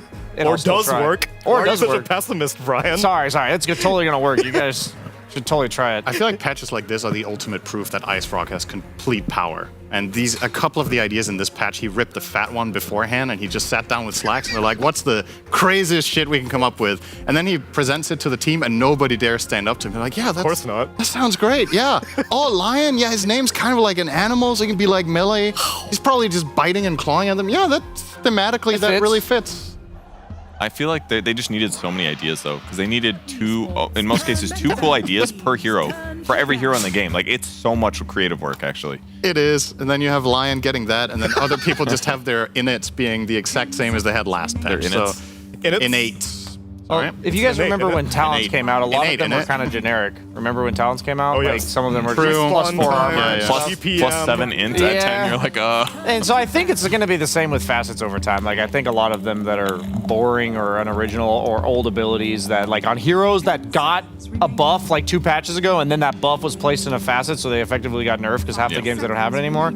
I think those are going to get changed eventually. I got news for you, Neil. Tell me. Thompson will not play Monkey King. It's banned. What? So he can't get to play it. That's fine. He'll play Crystal Maiden, right? It's banned. You see this IO ban as well from BetBoom team? One of Pierre's first games on the patch, he actually did play IO carry. Really? Yes. No, he actually did it. Did he go Kritzkrieg? He went Gleipnir and right-click items and Ags somewhere in there, and then. But which he probably took the attack speed one, right? Yeah, he went the normal talent for overcharge. Kritzkrieg. Yeah. I can't look up IO because it's just IO. Just look up crits, K-R-I-T-Z. You play TF2, Neil, That's right? right. Can you explain the reference? Like, I know it's from the game, but I don't know what it is. The medic class had 2 different types of mediguns that you would link onto any of your teammates. Very similar to Tether. Very similar to Tether. Right. The medigun was a regen thing where you could heal your teammate and make them invulnerable. And then the crit screed was a smaller heal, but the ultimate of it gave crits on all your attacks for like Okay, so that was a kind limited of period time. offensive. So yeah, okay. Exactly. Offensive versus defensive. Smart. All right, Tundra's going to grab Axe, who I believe we saw a graphic earlier today that you brought up, Brian, I believe. He had a 50%. very high win rate with one of his facets in particular. Yes, his strength, or his armor turns into strength when he's not near one of his teammates. So as long as you man up completely by yourself. But honestly, it's like one of those lingering effects like the Juggernaut one that if it's there, it's just bonus strength for free. And as the game goes on, you're a hero that builds like either BKB or Eternal Shroud, and you have a ton of armor, so giving you HP on top of that, it's like a ton of effective HP. It's like the holy trinity of defense, basically. It is. The only thing you're missing is maybe like evasion, but HP armor and magic resistance, like you're just resistant. And then your teammates can just leave him there by himself. And he's like, yeah, this is fine. I have like 15 extra strength. I'm a good player, and I probably won't die to one hero. Like, definitely won't die to one hero, probably won't die to 2. I thought the right facet was going to become the more popular one in pro play, actually. Yeah. But, I mean, it remains to be seen, right, how many games we get to play. But when I read the 2, I was like, okay, the other one just really makes you an absolute assassin, basically, against specific carries, which a lot of the time is what you pickaxe against anyway. I'm telling you, if the facet, the higher the uptime it has, the higher probability people will take it. Like, how often are you calling somebody compared to how often are you not near a teammate? Like, it's just... People are going to take the higher uptime or facets. I think that's just min-maxing in a nutshell. That's right. And also, usually plus armor, like heroes with high armor are good against minus armor. So you'd think like Axe would be good against Slardar in theory, but Axe's like damage and stuff is all from his armor. So if you reduce his armor with Slardar Corrosive Haze, I feel like that's kind of gimps his entire kit. So That's where you take the right facet and it gives you 5 extra armor in Berserker's Call. If you lower his armor past 0, does it lower his strength if he's by himself? Oh, would he have negative strength? Wait, that's actually a good question. I'm not logged in. It's worth checking. I forgot. That'll be funny. My bad.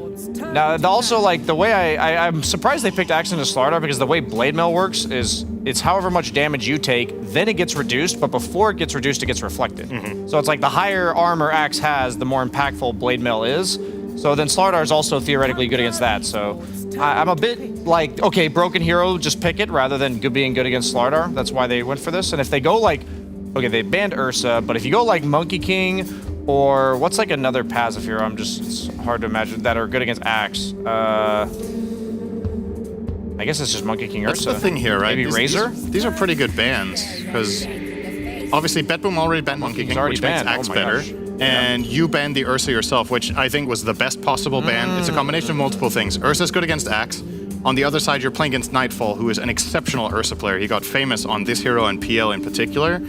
And in this patch, Ursa is way better than in the last one. So just plenty of reasons to get that out of there. And the other hero that Nightfall was running was Jug, who Axe is more than happy to he loves that matchup. Go into the face of. Ooh, maybe a carry Tiny, the status resistance against Axe. Could be Flex as well. Yep. Duraccio did run carry Tiny yesterday. In theory, it'd be good for getting the last hits against Battle Hunger, really high damage. It does lower his strength. It does. It does. If you have minus armor, you lose strength? Yes. That's if you have funny. negative armor, you lose strength. That actually makes it a double-edged... I mean, it's very niche, right? But it is one of the few facets that has a true downside. Yeah, actually. That's funny. You actually get punished for losing armor. I really like Enchantress's innate. It's kind of cute. It's that you get a neutral item, or you get an extra neutral item whenever you find a neutral item, if there's an extra one available. So you find the neutral items really quickly, and then they also buffed enchant, such that when you enchant a creep, if it's possible to get a neutral item, you will get one. So if a good Enchantress player, which I imagine, Toronto Tokyo most likely will be on top of it, he'll enchant a creep right at 7 minutes and 2 instant neutral items. Kind of cool.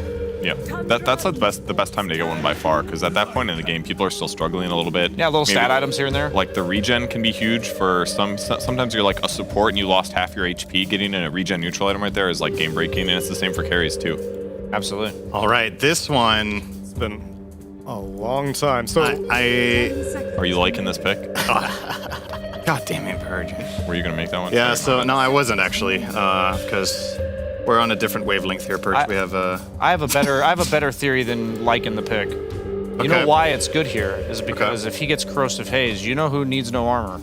Wolves. Oh, damn! You guys are coming in with all because the. they're untargetable? All right, Neil, you do a bad joke as well, and then I'll say what I had in mind. Okay, you each get one. Oh! All right, that was actually the best of the three. That's good. Okay, so there's a new possible path for Lycan now with the facets because you can choose Spirit Wolves as your right facet, which replaces your wolves with Spirit Wolves that are invulnerable, uncontrollable, and cannot attack. They basically just don't do anything. They're just like they're around you as like spirits that they empower you. They give you health and attack damage. So it's a way of playing Lycan as a carry. And I actually think this is a hero that Pure absolutely loves to play when he can. He played it in the offlane sometimes when he was playing 3. This is a potential viable path. It's either that or it's tops and mid Lycan. I think this is not going to be the usual Lycan that you've seen in the last month or the last year. They will take a completely different approach in this one. It's going to be my prediction on this. Is that particularly good against Slardar though? Like this? That's a good question. I don't know. I'm just saying, like, why else would you pick this with No, Axe? I agree Is the with Axe you. mid, maybe? I mean, well, you probably don't pick Lycan into Enchantress, right? She can just take a wolf in lane. She can just. Unless you take the correct talent. I'm saying I'm saying you wouldn't pick summons Lycan into Enchantress. Yeah. So I just feel like if I'm like a melee hero with no stun, that's not exactly what I'm going for against Slardar. This is a really good Timber game, though. Yeah. The fact that they got this to end the second phase. We saw yesterday Malrine just completely obliterating on Timber, and it was an earlier pick. Now this one is looking absolutely scary. Amazing against Axe, amazing against Lycan. I just feel like this Bet-Boom's team's lineup just looks way better. I'm not sure what Tundra's What about really that thinking. Jakiro, guys? It does a lot of damage. Yeah, that's the thing, Brian. You look at the lineups, you're like, man, Bet-Boom's lineup looks so much better, but then you need to remember it's the past you telling you this. It's Where? all your experience. Where's your it telling experience in your mind is saying, man, if I played these lineups a week ago, I would have loved to play Dire, but it's not a week ago anymore. Things have changed. It's now. Time is now. The time is now. Jakiro is insane. It got even better turn rate. It's almost turning like a normal hero now. Well, it is also really weird. Like the double attack is just super strange. I don't know if you've played it yet. I mean, it technically doesn't matter. The double attack, like your attack is the same technically. It's harder to last hit, but like the damage block is the same. I mean, it's good against TA. It's good at dewarding. It's only good for dewarding and theoretically against like Phoenix or Undying or something. It's really cool though. But it's really about, do you want Liquid Fire or do you want the Icy one? The Icy one slows movement speed, it amplifies the damage you deal with your other skills, so hypothetically as a support, you could do way more damage to follow up with other things. You can defend yourself that way. With that said, attack speed slow against Slardar is fantastic. Yeah. So there's some trade-off here, but it's certainly a support to be explored. I mean, I've barely seen Jakiro in the last year or two. I feel like it just hasn't been popular as a support. There's been so many bigger heroes. I just feel like this is going to be a first pick Slardar that just kind of owns. You know, I think the Jakiro matchup is at least somewhat rough. Like, usually Slardar's bad matchups in lane are attack speed slowers. Jakiro has 2 of them. That's probably why they picked it. I mean, I'm assuming it's a direct I really feel target. like I only care if the carry's like a Drow or a Troll that's also hitting me. Okay. Do you know what I mean? Like, I don't think Lycan's hitting him. I'm still entertaining the idea that neither Lycan nor Axe are in the safe lane. I think it could easily be one off lane and the other one mid. Okay, you think either of them's laning against Timbersaw? That's the thing. Like, now you're kind of forcing yourself to lane against Timber on one of them, which might be too rough. So perhaps you kind of have to. I think that's also a part of why this pick from Bet-Boom is so good, is that it kind of enforces you to. The last pick either has to go mid against Timber or one of them has to go against Slardar. And You know nobody it's loves really it. good against Timber. Pugna. I was gonna say and Slardar. The Pugna. The Ward owns Timber. Sign it up, Thompson. So one of the primary things that happened to Pugna in this patch is that you can use items while you're life draining. And it means that in a lot of situations where Pugna would struggle to stick on its target, you can just decrep drain, and if they start running away, you can force staff or blink after Can you actually blink after them? Yes, and your drain That's continues. cool. So the hero can just fully cast any item during the drain, and it doesn't interrupt it. Yeah. Other than Blink, the big one would be BKB. Yeah. You don't necessarily want a BKB before you ulti unless you could save a second or something, but now it's like, oh, they're committing to me, just BKB and keep going. Yep. It's if you pair it with even like an Ags build, which Thompson has done with his Pugna core in the past, a long time ago, but in the past, it could allow you to steal a lot more spell amp. Could be a solution against Timber, frankly. Just lower his pure damage.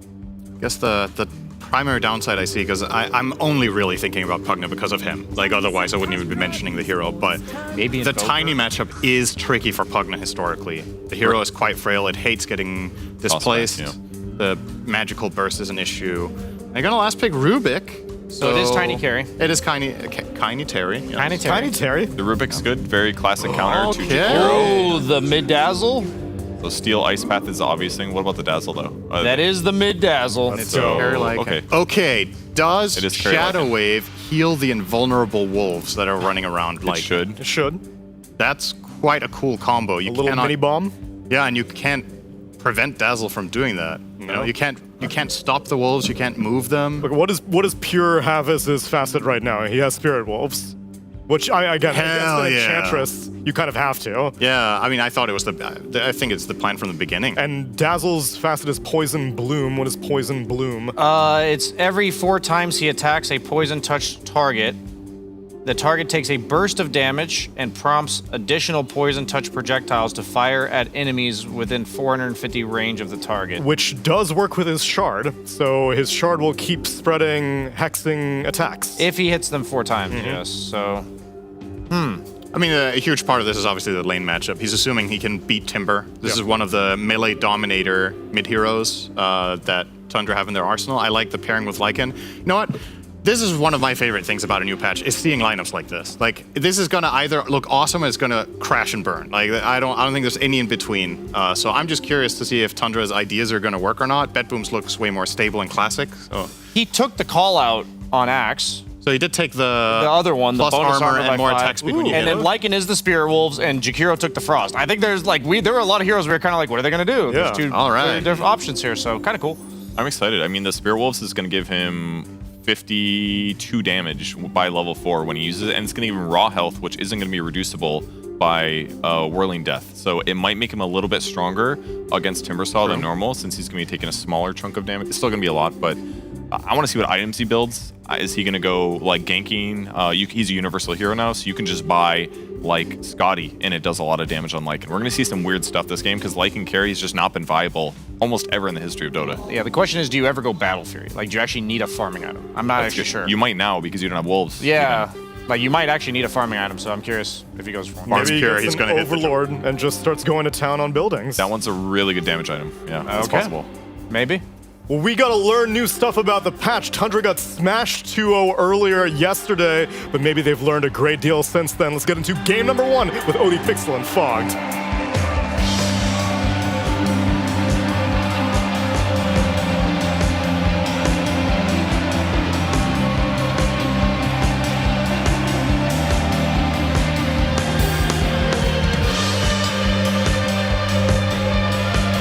Hello, ladies and gentlemen. Good evening to you, and indeed welcome to Tundra versus Betboom. I'm ODPixel here with Fogged, and I can't wait to get stuck into this one. Another game, another exciting adventure into the patch to see what these 2 teams have got cooking. Oh, yeah. Fogged, as always, let's go through some of the heroes here just to give our beautiful viewers at home a recap of what's exactly changed and what they can expect to see. Let's start off with old Mr. Pure on the Lycan. What have we got going on with his innate ability and his facet? Farms fast neutrals, but also in lane. This hero you're going to see have insane damage. The base damage and HP in lane, I think what I saw yesterday, I got to play versus this a couple times. I got to play 12 games at least and watched a lot of games too. You're sitting at like 1800 HP with treads and double bracer. Just with that alone, with this, you have insane base damage, insane amount of health as well too. Super strong, very cool. See the potential for carry. Absolutely. And we'll see if the heal works on Exactly, which it should, because there's might. new units, they might not be targetable, but the Shadow Wave should detect that they're around. They show on the map. That's why I feel like they should, I right? think they should. I think you're absolutely right. Okay, next up, obviously going over to Ramses. He's playing the off-lane Axe. What do we got going on with the innate and the facet? And of course, interesting to note with this facet, we have seen some Axes in the other games, but I believe they've been going for the other one. Yeah, I think this one is just, he's playing versus Tiny, wants to get that extra attack speed with blade mail timing and stuff like that, so we'll see if that one works out. And then, of course, getting the armor. And then the other thing that Axe, besides just his innates and everything, his shard is ridiculous now. The Aghanims was pretty much moved to the shard, so tons of things that we can talk about for that one. Okay, then next up, obviously down on the bottom lane, we've got Whitemon on the Jakiro. What's changed with him? more damage. Just feels like he dishes out way more damage, and they want to play. It looks like on Tundra they wanted to have double attack speed slows in their side lanes, is what I took from Jakiro and Muerta picks. Indeed, yeah. Talking about Muerta, the other support here that Tundra's running for 9 class. We're seeing this one a few times this patch. Yep. Seems like we're only really seeing it with this facet. That's the only one we've seen. So it's strong. You just respawn. You get to save your TP to be able to help out your lanes. Yeah, it definitely seems cool. It's a good one. And of course, the man of the hour here in the mid lane on one of the heroes that he was running mid many patches ago. He's happy to do it again here today. The Dazzle mid for Topson. What's he got to play with here with his facet and an 8? All right, we'll have to see if this one even works. I'm going to see this one in practice too much just yet. Obviously, we've only had it for so little time. But versus the Timber, you can see why he wants it. He's trying to be able to get that bullying going, especially when he gets the 4 hits. You'll see that extra bit of damage. And this hero got Weave and a few other things built into it that he used to have, which is also nice. Okay, a lot of fun tools for Topson to play around with this game. Over on the side of BetBoom, we're seeing the safe lane Tiny. I believe we have Gaming Gladiators try this the other day. What do we got? Nothing too crazy, but definitely things that could make this hero a bit more viable in these higher priority positions. Absolutely. Now it's back to old days, right? We used to see the Echo Saber SNY kind of build, status resist up the Wazoo Tinies. It's back. It's definitely back. Okay, and then on the other side of the map, also over in the mid lane, of course, as we were just seeing, taking a bit of a beat down from Tops, a GPK on the mid. Well, we've got to watch bottom lane, though, for now, because indeed, Puro Miro, who's going to be the first to go. It's going to be Miro going down. Pure's able to survive, getting around the tree line, so first blood for Tundra down in that safe lane. Anyway, back to business with the facets and the innates. We're nearly there, boys and girls. We're getting through them all. GPK on the mid Timbersaw. We're seeing this hero already in this patch, and I'll be honest, indeed, it seems like some aspects of this hero, for whatever reason, they kind of made him even crazier. Yep, feels like he got buffed, and now, as far as I've seen, the exposure therapy is innate, actually works, so you do get mana when you're killing trees, unlike you were before. White Mine sticking around a bit low, as BetBoom come back into the lane, they'll get themselves a bit of revenge, taking Whitemon down. And of course, Miro now with that crush and the bash, he's going to be able to dive under the tower and get another. Talking about Miro on the slaughter, what do we got? This guy, he's not skipping it. Nope. You get to move really fast, don't have to worry about any slows or anything like that. So versus something like Jakiro, definitely have an extra counter. And yeah, we used to see the Slardars versus most of his melee carries, and we started to see it a lot more in the last patch. And he is versus a Lycan, so could have some success down here from Yarrow. Absolutely, and laning up with a save on the Rubik. This hero, a lot of cool stuff going on with it right now. Yeah, he seems really, really strong. You can just read the ability, right? AoE bonus on his spells, duration, and he just gets stronger and stronger just to be able to hit. This hero hits. He actually can attack now. I feel like for a long time you actually could not hit as much. You do hit, but it was kind of pathetic. Now your hits hurt. And then last but not least for BetBoom, up at the top, not a hero with the most exciting innate ability. I see a lot of people sort of poke fun at this one, Fogged. Yeah, but I feel like for team games especially, right, for the tournaments, at 7 minutes, at 17 minutes, you just get those tokens immediately for your allies. Sure. I think it's pretty cool. And as we've seen, you know, this patch isn't completely shy of the 60-minute plus game, so could come in handy if we get that far in to get those instant tier 5s. All right, we made it. We did. And Dazzle is owning. So far, Topson, he wanted this matchup. He expected it to go well, and it is going very well. He's bought the double nulls, got the sustain. And sort of what's your overall read of this sort of draft then? As you said, you've got to see a lot of games, you've been playing a lot of games. If you're jumping into a game right now with these two lineups, what sort of screams out at you as maybe a team that's sort of got a grasp of something that could work really nicely in this patch? I feel like BetBoom kind of stuck to older things a little bit more, except for like the Tiny carry in particular, while Tundra's is just completely new, right? Very new style with the Dazzle. Tell you what, this bottom lane, Lycan, they're getting quite a lot going on down here, BetBoom. They're able to take down Whitemon, and indeed with this rotation, they can absolutely look to pressure Pure as well. GPK with a very early move here, level 4, comes down to the bottom lane, make sure the Miro continues to clean up down here. 3-1-1 on the off-lane Slardar. Back up top, we're going to see BetBoom try to take down Ramses. Good bounces as well here with the acorn shot of this pine cone that's very angry. Blood grenade, not going to hit though. A little bit short on that as Ramses will be able to back off. Ton of damage though. Yeah, these lanes, at least bottom lane in particular, Miro is doing very, very well, but they're very volatile. Ramsey's still farming very well versus the Axe, even though he is getting put low. Oh, as the Axe versus the Tiny. Tiny's still farming, but cool. Very, very cool. I'm really cool. It's really interesting to see like the style change, just how much information you get from even one day of patch, and BetBoom just deciding, you know what, we're not going to vary too far outside the box, right? Save playing his Rubik, but he's playing versus Jakiro, so you can understand why he'd want that one besides just being strong with Slardar. see how much of a problem this is going to be from the mid lane. Thompson, massive difference. Clearly getting complete free farm. Sure, GPK makes the movement down bottom. We'll see top lane. Ramses goes for the call on the TP, and he's out. Mid tower is getting pressured. They're also setting up for the power rune, so Tundra's playing fast. Yeah, I mean, this, as I say, this Dazzle's going to be out of control. Thompson having a completely free lane. Getting so much more out of it than GPK. I mean, you can see already just straight up on the level difference, on the CS difference. This Dazzle's going to potentially be a huge problem. We've seen Thompson run away with games like this before. And his lineup works pretty well with it, right? When he's playing with Lycan, as we mentioned with the heal before. But just besides that, the weave. The weave is back. So everybody getting that minus armor thrown onto them will be making that Lycan a lot stronger. Tower defense. They're going to bring some heroes in if they want to try and slow this down. They're going to lift up onto Thompson. They're going to try and start things onto him. They're going to have the safety here. Good dead shot from 9 class to push back Miro. Tokyo. Healing Whitemon up. It's hard for these 4 heroes of BetBoom to really get in on top of any of the members of Tundra, especially when Thompson's standing at the side, ready to heal them up and get them out there safely. So BetBoom, they'll be able to stop the tower going down for now, but they're not really able to get their teeth stuck into any of the heroes from Tundra. Unneeded rotation though, right? Like Miro, he leaves bottom so early. Like, don't want to lose your mid tower at 7 minutes in. It just gives too many options open. Enchant was used. It is 7 minutes, so an enchant on a creep would have benefited him getting 2 neutrals, but going for a kill. Ramses, with his braces and the chainmail, decently got him. cranky. Get another call off. It's close. Oh, it's a good dead shot as well for 9 class. It's going to be able to push back Nightfall. And yeah, Toronto Tokyo is not going to be able to finish off the job. Ramses is fine.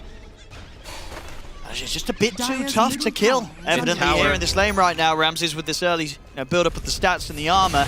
The 2 heroes, they just don't quite have the damage. Now, 7.5 minutes in, Thompson and Whitemon pretty much taking this tower out. Again, BetBoom, they've got the 2 of them mid. I mean, but sure, last time they brought in a lot of heroes, they were able to stop the push, but they can only do that so many times. They're just looking to play around that power right now of Thompson. Whitemon just sticking around the mid lane, playing for power runes. GPK, he's still level 5. It's going to be a tough game for him to catch up with as well. This is one of the slower starts you'll see for Timbersaw, so I see for GPK for sure as well. Normally in his mid lane, he's having quite a hot start. This is a slow one for him. Here comes Miro again to try to stop Thompson. Oh, 9 class. He's going to hit the dead shot onto Toronto Tokyo. The heals coming out will keep him safe. It's very hard for Miro to play aggressive around here. Into this Dazzle at this point with the levels that Thompson has, it's pretty difficult to sort of run in and hope to get a kill as a Slardar right now. Yeah, absolutely. I mean, Pure is probably saying, thank you, Thompson. You're owning the mid lane. You're pulling this Slardar out of my lane. Giving him space. I'm able to recover. Can he trade back with a Slardar with Corrosive Haze? Does feel pretty hard. Let's see. He's going to pop the ult. Okay. Lock for a second. And I don't think there's going to be an ult and run away. That's not a fight that Pure wants to take. Maybe Wolves do need armor. See top lane. Thompson and Whitemon. Oh, they're surrounding. Nightfall. They want to try and find the carry. They've got Ice Path at the ready. Pure's here with the ult. ult. There we go. Look at that. He's going to make something happen with the shapeshift indeed. Heads through the Twin Gate. Very cool. And he's going to get some good use out of it. Ice Path into the dead shot. These supports, they don't miss their spells.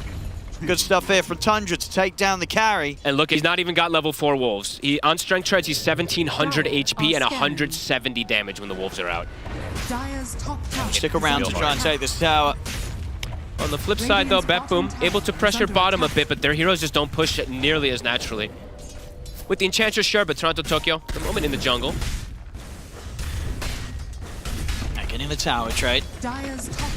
Starting to bringing TP top. heroes. They want to try and consider taking a defensive fight around their own tier 1. There's a lot of Tundra heroes up He was here. able to start his save, heads in, but he's immediately caught by the Ice Path.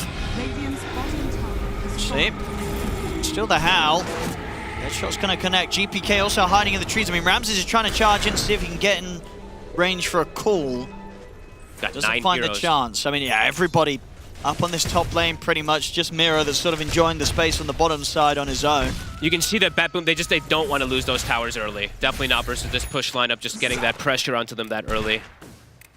We'll be able to keep onto it. And Miro, as you said, didn't move. Top of net worth. His blink timing is going to be very fast this game. So being able to get to the backline, being able to get to Dazzle, could be pretty big if they have some type of follow-up, which might take some time because of how poor GPK was earlier. He's starting to catch back up, but still, yeah, 1,200 behind his counterpart. Thompson, gonna have this Axe very early. It's gonna be opponents.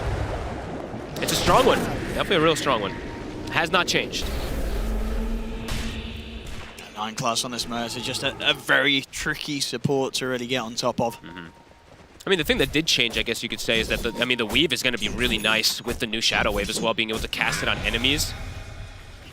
They're just always going to have that extra minus armor, and you can just cast the weave on them, and it's physical damage, so that's going to be pretty cool. Glad to see a little bit of a difference compared to just, I think I saw like 4 Lash Racks. So Yeah, no more Lash, thank you. Yeah. You just need to get very exciting changes right. Oh, look at Apia. Get some mana when he hits people. He's stronger. Fantastic. He's just stronger. That's about it. Exhilarating gameplay. No more Lash. 2 to 4. Slow paced. Tundra attempting to make the early tower pressures, but BetBoom with good responses. They are. Have kept himself in a good spot. Besides, yeah, Timber being poor, he's trying to find his recovery outlet. That's not right. Thompson's bullying him. He denied every CS versus the Twisted Chakram. Oh, that's pretty mean, actually. I mean, denies as he have 26 up on the Dazzle. So that's 1k away from having the full Ags hit. So we have very, very quick timing for Thompson. super tanky too. His damage is nothing to laugh at either.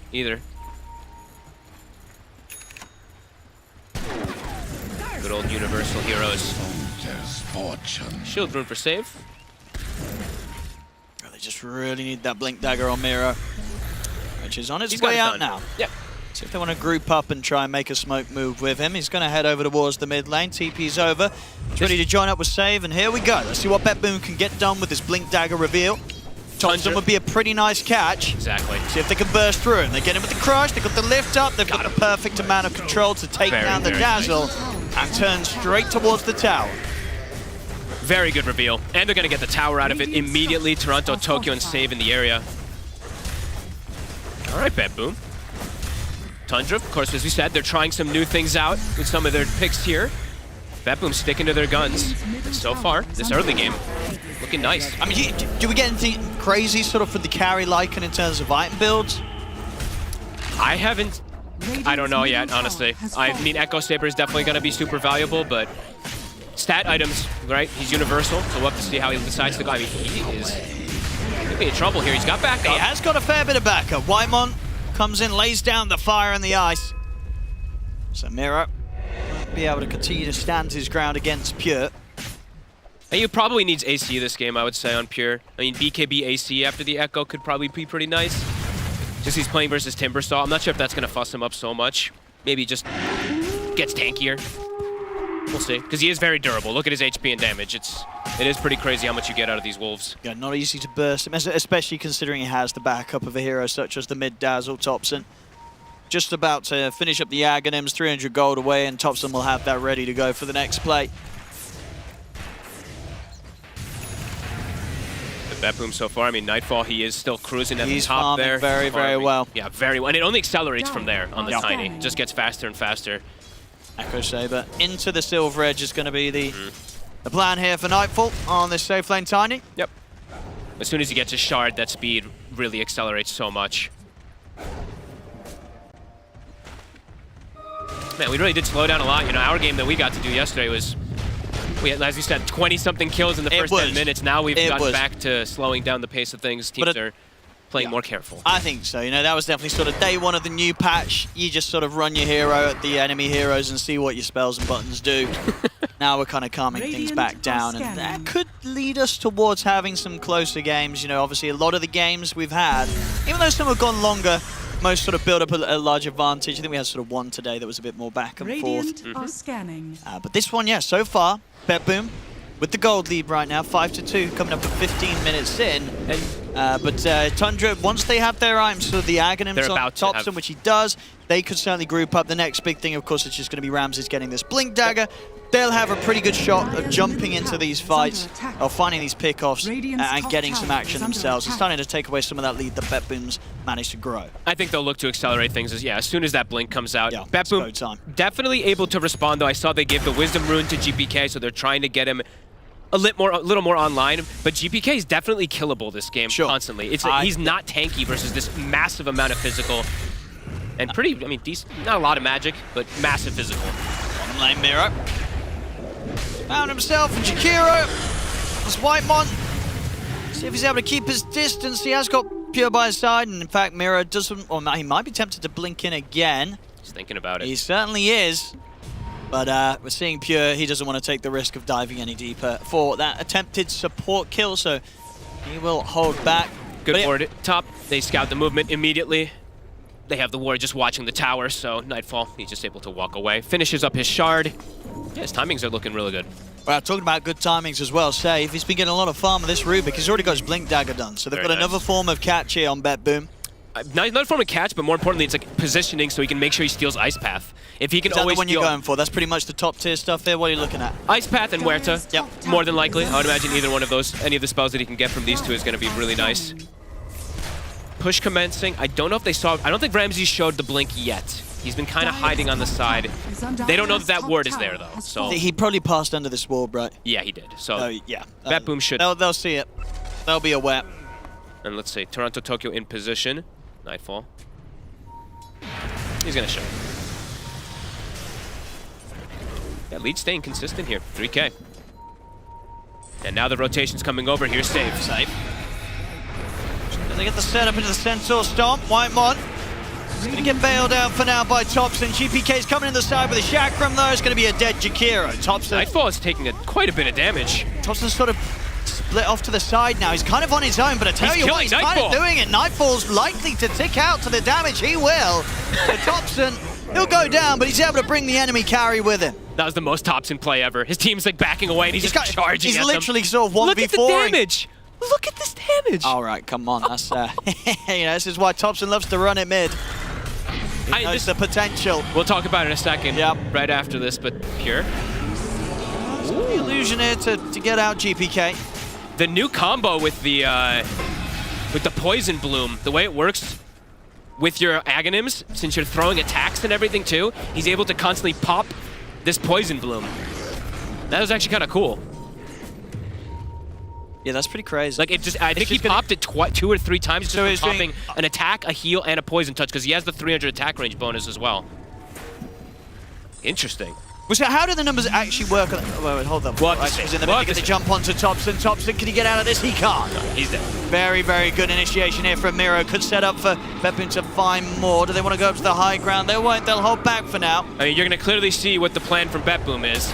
Kill Thompson at the start of these fights. Don't let him do this. Absolutely, because any sort of prolonged team fight that he can live and keep on hitting, you're going to have a problem. So it's just jump again onto Nightclub. I tell you what, Miro, he's getting some fantastic initiations here. He's pretty much setting up everything for the team here. Each and every time Miro on his Slardar, they got to be a bit more awake, it feels, on Tundra. They're getting caught quite a lot by this Slardar's jumps. I mean, they need Ramses to get involved. He's got this Blink and Blade Mail. He's 0-0-0 this game so far. He's got to start looking to try to play behind his teammates to try to save it, predict the movements perhaps of Miro, because Miro right now, he's just cruising. Level 12, he's got a shard as well. Just literally crushing them. Yeah, literally, yeah. Literally. They've got to be a bit more prepared for him, because, yeah, Miro's doing quite a number here. And he's got shard already finished up too, so the burst potential of, if they're next to the Slardar, especially with the Tiny, anyone's going to get popped from the combo. Really good jumps and very good aggressive wards we've seen from Bet Boom. First, the protective ward they had up top earlier, but then the deeper wards elsewhere. So yeah, we see that. Those kills all over the place. Really well played by Miro. And now look at GPK. By the way, what happened to... Oh, he's top net worth. Yeah, that's a concerning sign here for Tundra. You know, they may have had this start where Thompson was having a free lane, GPK was sort of struggling to keep up, and indeed now it looks like that never happened. Yep, and really cool too, like just the build that he's going to go down. He's like, yeah, they have massive physical damage. I'm going Aghanims. I like it. So he's just going to be pretty invulnerable until they have some type of Dispel. Yep. It's going to be really, really nice against the damage that sort of the Thompson's trying to do in these sort of longer fights. Yeah. So just to confirm with these numbers, with this facet. So Poison Touch, when you get it on them, obviously keeps going them as much as you hit them as it did before. It's doing 52 damage per second. So the split damage is 100. Does that mean if you get 4 hits on someone that's taking 52 damage a second, now they're taking 152 damage a second, and then you hit them 4 more times, and now they're taking 252 damage a second? I thought it just splintered, and then he just keeps ticking. And then if you hit them 4 more times, every 4 attacks, the poison will deal additional damage. So I'm guessing that number is the additional damage. Maybe, I don't know. We'll have to see. We'll have to no idea. The ramp up does seem pretty crazy then. Dazzle by those specialist, numbers, if you can keep hitting. Let us know. Yep. who's tested it, because I did not test this. I mean, that's how it reads, right? If it does say additional, I read it as it splits, and then you continue splitting every 4 hits. Deal additional, I know what I'm saying. I mean, and then the confusing thing is it says it deals additional and splits, and then obviously on the numbers it just says split damage. Where it's like, well, what's the additional damage? Either way, it's a lot of damage, and either way, as BetBoom has shown us, the way to deal with it is just simply kill the Dazzle. Get on top of Topson, get him out of the fights, and that's sort of a huge part of the overall damage that Tundra's trying to kick out eliminated. So if Miro can keep finding these jumps, BetBoom's going to be in a pretty good spot. Topson, and look at this, it's Topson again. Look at this indeed.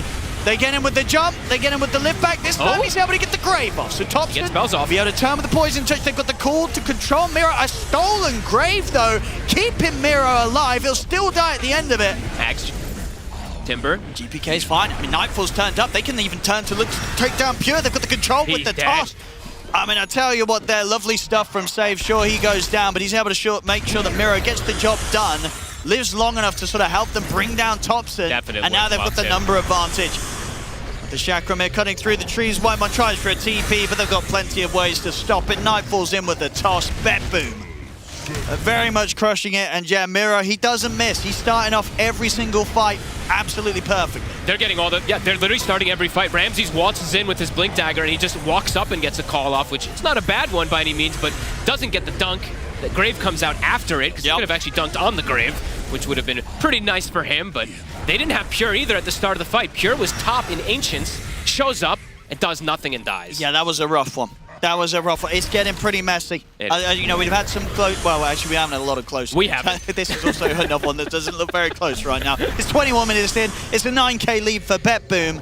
And it seemed like, you know, sort of 5 minutes ago, with the timings that Tundra had, it wasn't terrible, right? There could have been potential, but it feels like that potential may have been missed, because now BetBoom, they're getting the jumps. We're yet to really see Tundra able to set up and look to initiate and start something themselves successfully. Absolutely. I mean, Miro has kind of just been full-out MVP, right? Absolutely. Getting every single catch that he stuff. needs to, and yeah, GPK is probably like, great job, everybody. You know, you guys have salvaged my game completely. He's 4-0-6. He's got pretty much the items that he needs in this game to survive, and now he can go aggressive items. Really good game plan so far for BetBoom, and they're scaling. That's the other thing too. Their lineup scales. Oh, they really are. Even Tokyo. Yeah. You look at the supports, you look at Save in particular as well. He's nearly got his Yule Scepter. Yep. He's nearly caught up to the farm of Ramses. I mean, it really feels like Ramses on the axe this game.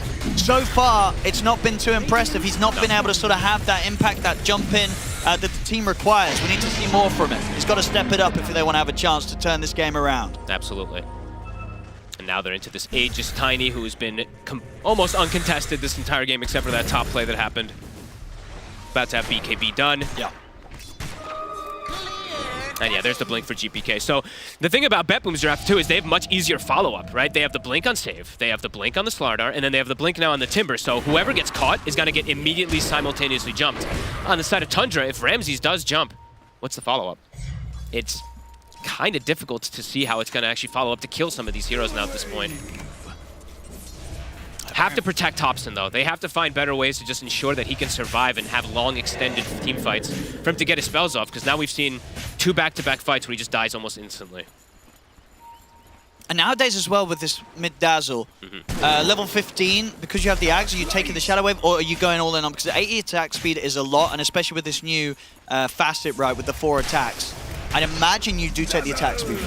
Can he even stand still and get the attacks off, though, right? Like, he's just playing around spamming his spells. It feels awkward then, right? Because it feels like, obviously, one of the reasons why you want to play this hero mid and go for it, and you go for this facet, is because you want to build up these 4 attacks and keep splitting and building up the poison. But you're playing your heal attacks when you use it on him. Sure, right? So you're playing around. but yeah, I mean, the increased damage of the heal isn't speeding up the frequency that it's splitting and increasing damage. You know, I will see what he takes. He took the heal, but indeed, you're right. Just taking the numbers for the heal damage. I think standing stone attacking versus tiny Slarded Timber at this point just feels like you're setting yourself up to just die. So I feel like if anything, are you saying as well? You feel like this facet's kind of an underwhelming one? Maybe there's better ways to protect him. Probably, though. Unsure. Needs more sample size needed. Yep. On top tower, BetBoom, they're going to be able to take it. They're going to be able to push for quite a bit here, likely, with this Aegis now on Nightfall. Still 3 minutes, of course, with it.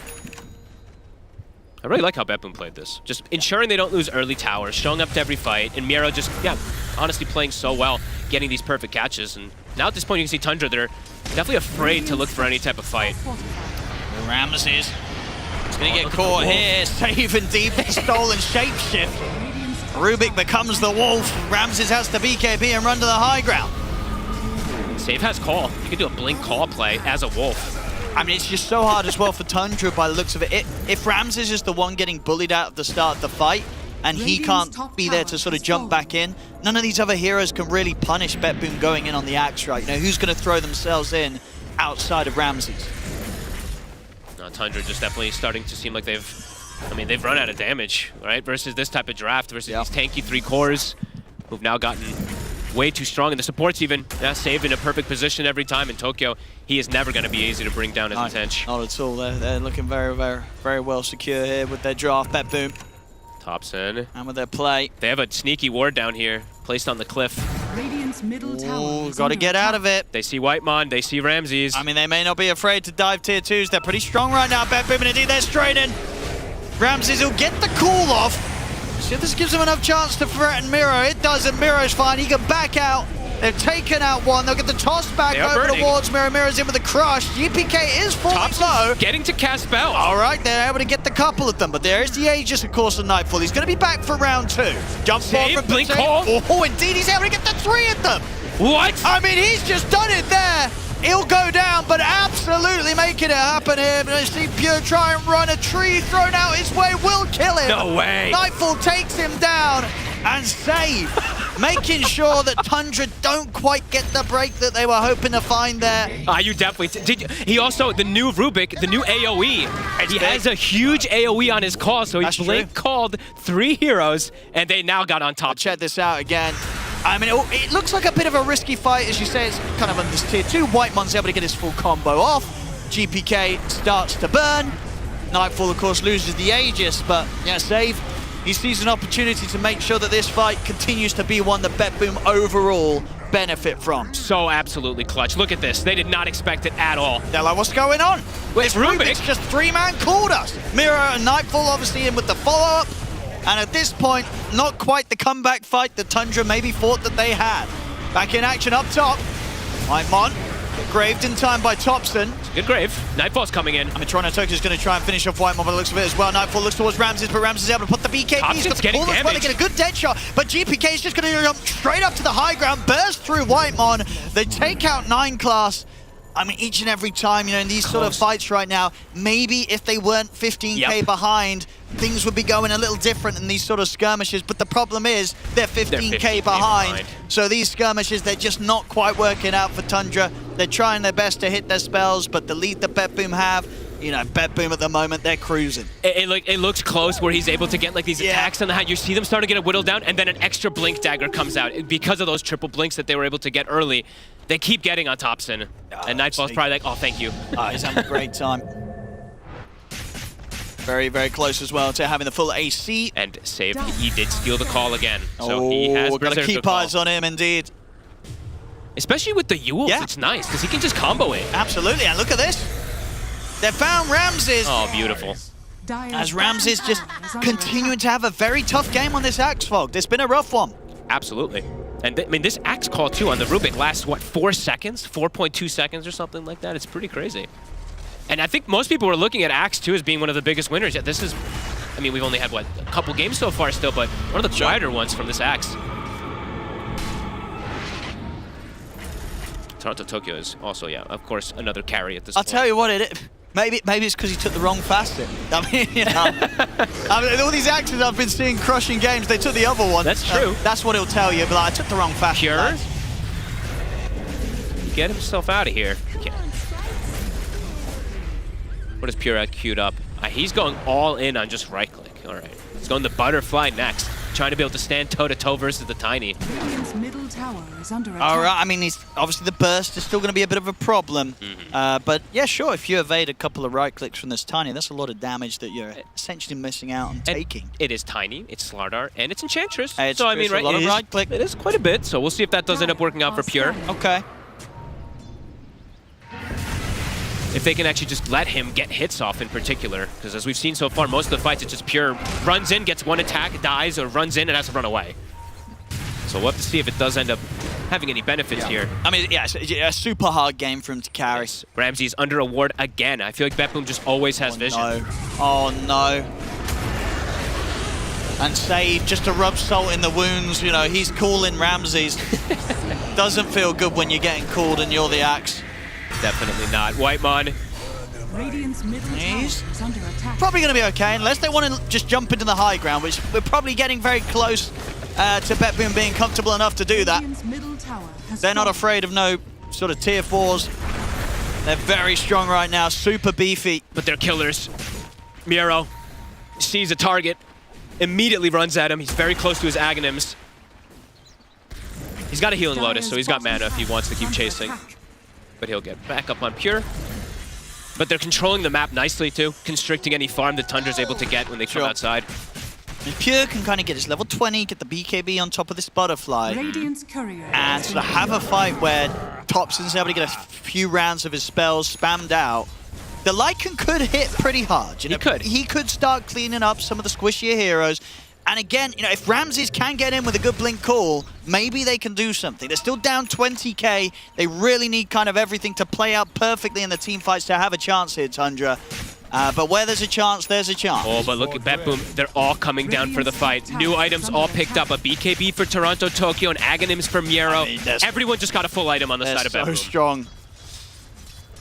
Well, this team fight could be about to get a little bit painful. Yep, Ramsey's only level 15 too. He is very underleveled. Radiant are scanning. Toronto, Tokyo leading the charge.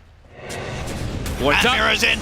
It's going to make the jump straight away towards 9 class. 9 class is going to get healed up. Ramses jumps in with the BKB, but the BKB's already out from Miro. He turns straight over towards Ramses. Nice grave. Shallow Grave comes out from Topson. He'll be able to heal up Ramses a bit. 9 class getting focused down by Toronto, Tokyo, but another round of heals comes in. Doesn't matter. 9 class still goes down. Pure tried to get in on the fight, but of course it's still at a point where he doesn't have his BKB, so he's going to get caught by the stuns. Miro's in over towards Topson. They're taking out both of them. Ramses is down. 9 class is out. Miro bashes up Whitemon. It's going to be a cleanup. It's going to be a team wipe, and that might be it. It might be. It definitely feels like it. They killed it's getting nobody. Very close to.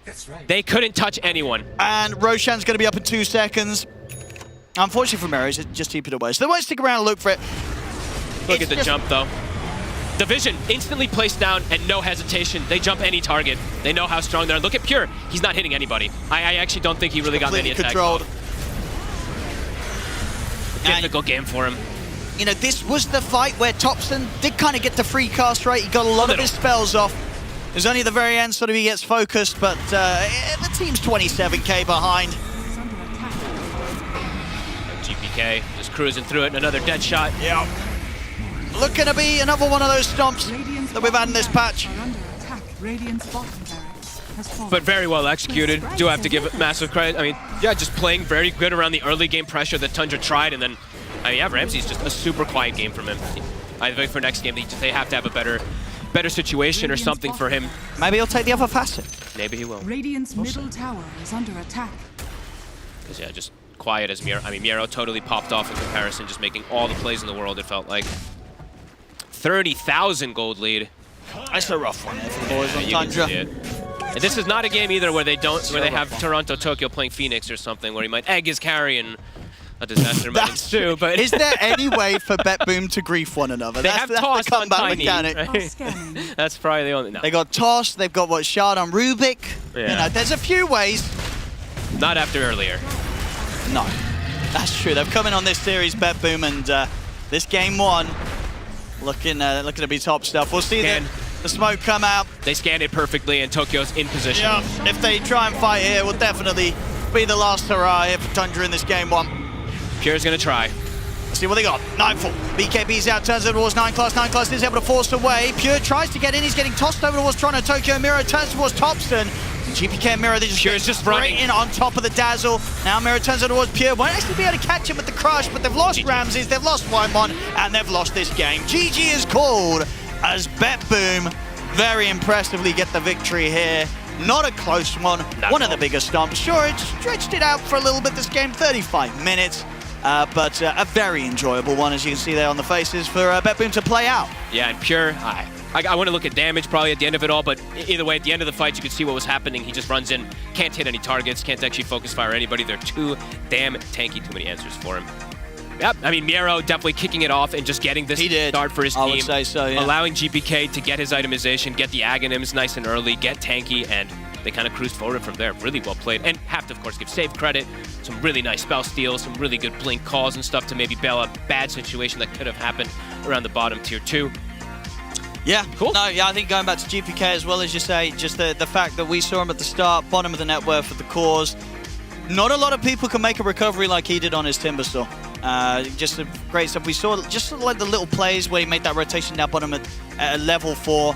You know, sometimes you're against this matchup in mid, and you're not against a fun hero. You know, nobody wants to lane against the Topson Dazzle. It's not fun to lane against. Topson, he had a great lane, but just not able to do much more after that as things really fell apart for Tundra. BetBoom coming in hot here. This game 1 of the best of 3. It's all theirs. And that now makes 3 consecutive officials where Tundra just don't really have a grip on the patch right now, as BetBoom dismantles them systematically. And I know BSJ is MAD. Why, Brian? Not necessarily MAD, but I'm disappointed. Spell it out, please. Thank you. Yeah, DISAPPOINTED. So what? basically, I'm going to give the opposite of the most improved award to Pure for the worst player on a new patch that I've seen in a long time. Okay. All 3 games he's played the last few days, if you go back and watch them, his first game of Troll just kind of died in lane a bunch. Second game, he picked Bristle into Axe. Later on in the draft, absolutely useless. Picked Lycan into Slardar. These are actually just really bad matchups. Like, really bad matchups. I don't know what else to say other than I am just mad and disappointed, Neil. So you were mad? Yeah. You were right. Came got full it out circle, of him. Neil. Came we full got it out circle. of him. I gaslighted him into being mad. Now that I wasn't talk mad about before, but then I talked to Neil. You're like, now I'm real mad. Yeah, I am mad. You're right. Yeah.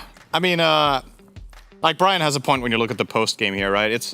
I'm not gonna talk too much about Pure's individual performance in this game, but just look at like what the hero did overall in the strategy. He had the lowest hero damage in the entire game, and he's carry that is picked after having multiple pieces of information. It wasn't like a first pick Lycan in the draft, and they even tried to build their lineup around him.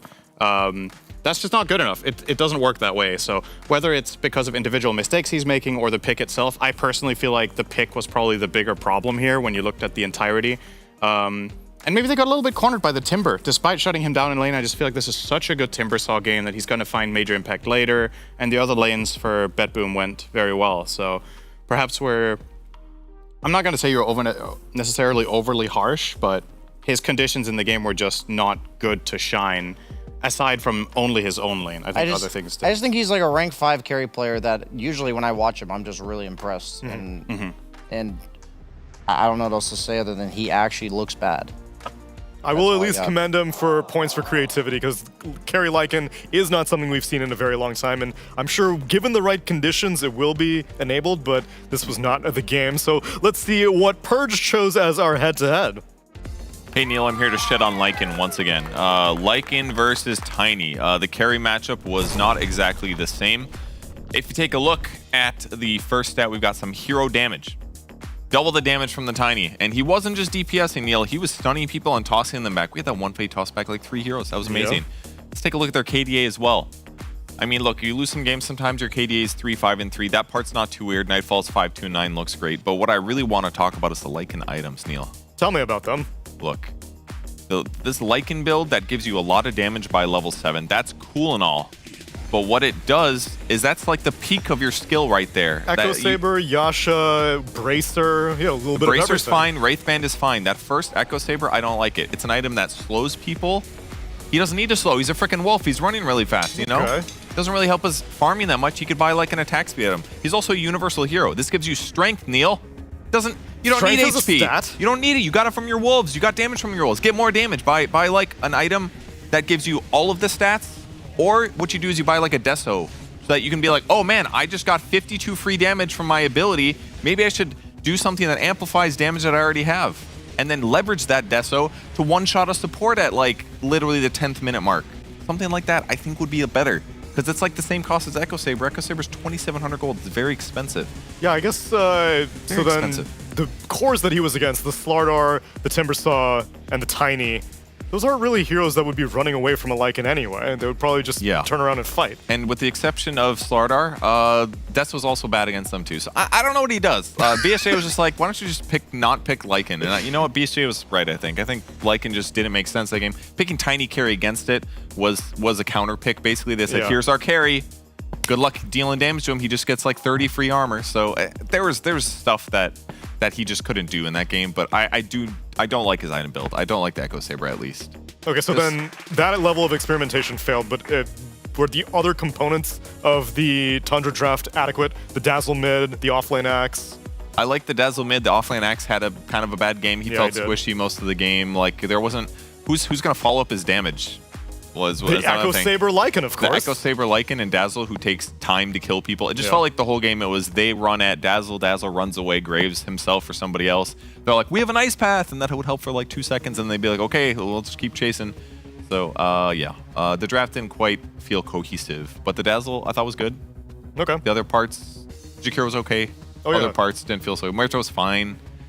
We've seen Muerto plenty. I've been offrendaing all day at this point. Yeah.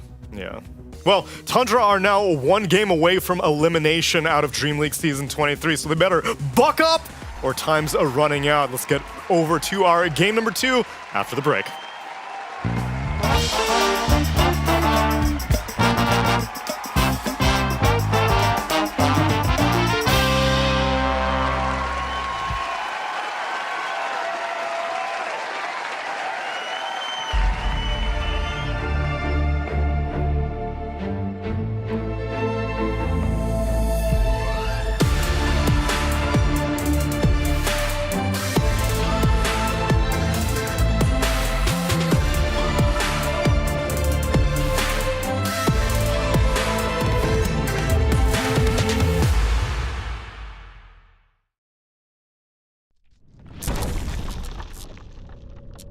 You should own this game, Queen. Stupid puck on roster. I feel I'm so useless. Hello, people. We're gonna fill in grids. How's it going, gang? I'm Quinn. That's Anton. I don't know, or no, that's Anton. I don't know if this is in post either. So, woohoo! Secret and Cole. What's that? I can go Secret Mouse and Secret EG. Sartizi and Boroki. Okay. Who the heck played on Secret? Okay, I'm trying. I should think of the Secret eras. So Fly. Oh, it's Fly. It's Fly. Okay, I don't know about Complexity Gaming, so you can write Fly. Okay, Ninjas in Pajamas. Who do you say it in Complexity Gaming? Swindlemelon, Z-Freak. I think it's Z-Freak, maybe Charlie. Charlie never played in Cole. So it has to be that one other like really old NIP. That was like Swedes. I think it's probably like Hanskin or Limp, realistically. I also think in between two, because I don't know other players. Okay, I feel like it's Hanskin or Limp. So we can just YOLO Limp or what? I think Hanskin. Go Hanskin. There we go. Easy. EG NIP. That's an easy PPD. Mao's NIP. Okay, it's not the new Maos. It's none of the new Maos. It's the old Maos. I only know Kuroki from the old Maos. Maybe Limp, no? Did Limp play with Kuro? I feel like there's no way Limp played with Kuro. Sing Sing was not on NIP. Do you wanna try Pycat? No, Pycat was never on NIP. I think it could be some Sweden player, because NIP loves Sweden players. Alright, you wanna YOLO Limp? We can YOLO Limp. I don't think it's him, but we can YOLO one. I'll press it anyway. Yeah, it's not him. Go call Cloud9 now. Eternal Envy played on Complexity for a little bit, I think. I can try it. I think this is an EE. This is Aoi. This is Aoi. Okay, Giga Chat, bro. And then we're back to being Mouse. Stupid puck on roster. Okay, I feel like Sing Sing played on Mouse. He also played Cloud9, maybe, yeah. Poggers, we got it right. Bro, this Mouse team is a total blind spot for me, man. Canadian players, EG, that's Aoi. Canadian players, OG. There's so many OG rosters. Miracle. Oh, is Moon Meander's Canadian? It's Moon Meander. J-Storm Canadian players. Okay, is 1437 Canadian or is he American? I feel I'm so useless. I only guess Kuroki and Arteezy. I feel like 1437 is Canadian. Let's go. You want to go 1437? We go 1437. Yeah. Oh, it's right. All right, nice. We're owning. Pause 5 players, EG. That's a PPD. Pause 5 players, OG. I mean, that's a no-tail. That's pretty free. Pause 5 players, J-Storm. I believe 1437 played 5 for that team. So did... I'm gonna guess EG Beast Coast Whisper. That's what I know. Easy clap. OG Beast Coast Whisper. J-Storm Beast Coast? I have no idea. Okay, so there was this one Beast Coast game with Brax, Mandy. I have no idea about this place. And I think Mandy played on J-Storm. I think this might be Mandy. You can guess this one. It's wrong. It's not Mandy. I cannot go say that we are fuck up. We did a nice job. Thanks for watching us, guest players. It's me, Duracho and Queen, somewhere here. We try to guess all of them, but we fuck up a little, so sometimes it happens. Thank you. Bye.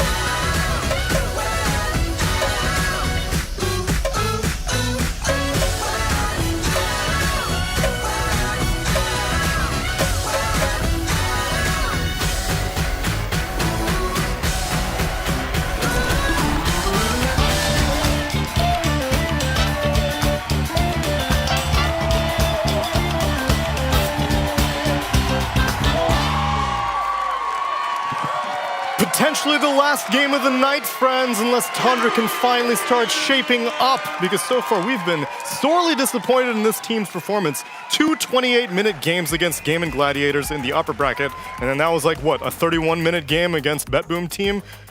It's progress, but it's not good progress. I'm not encouraged, Purge. You know what I think happened? I think in their first series, they were like, let's throw the fishing lines out. They played too much Dota fishing, of course, and they threw the lines out and they picked like 5 different heroes from the new patch that they thought were going to be good, and their opponents picked like Gladiators. They picked like relatively standard crap, and they just destroyed them in those 2 games. And this game, they're like, all right, let's play a little standard, guys. They picked the Muerto, which is now deemed as safe. Axe. They picked Axe safe, and then they lost. And then they just let Thompson do his thing. And I guess they picked a Jakiro or a Lycan. Sorry, Lycan carry a little bit weird, but like it's like they need to be more creative, maybe. Or maybe they're just worse. I don't know. Okay, no, I'm with what Brian's theory was, which is let pure be standard, let the creativity come from Topson, and like maybe that. even like Maybe the Whitemon. sports. Yeah. Because like Whitemon was doing work on Clockwork and Elder Titan during Birmingham. Those are trending supports right now. For the majority of group stage, Whitemon was on range supports because I guess that was just the post-Wallachia meta. But Birmingham was pretty good for them. Go back to that. Yeah, I don't know. I feel like I said before this draft, or rather before the game started, that this was either going to look great or terrible, right? And it's just, I feel like they were actually quite creative with this one, but that it just, the creativity, it's almost like their lineup was pre-planned in a way. It's like, okay, we've practiced this, we're gonna run it no matter what, almost, was what it felt like to me.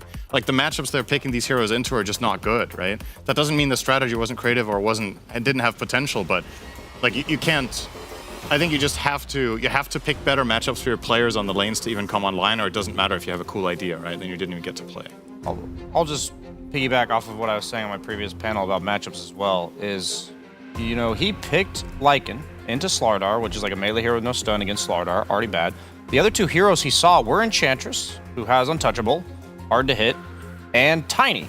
He saw these heroes. You saw it? He saw Tiny. It wasn't a counter pick? Yeah, Oh, he man. saw Tiny. So he saw 3 heroes that were incredibly difficult to right-click.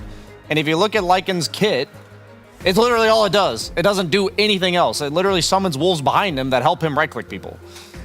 So I will say, like, I think something about this patch has psyched him out. I don't know what it is. I don't know why.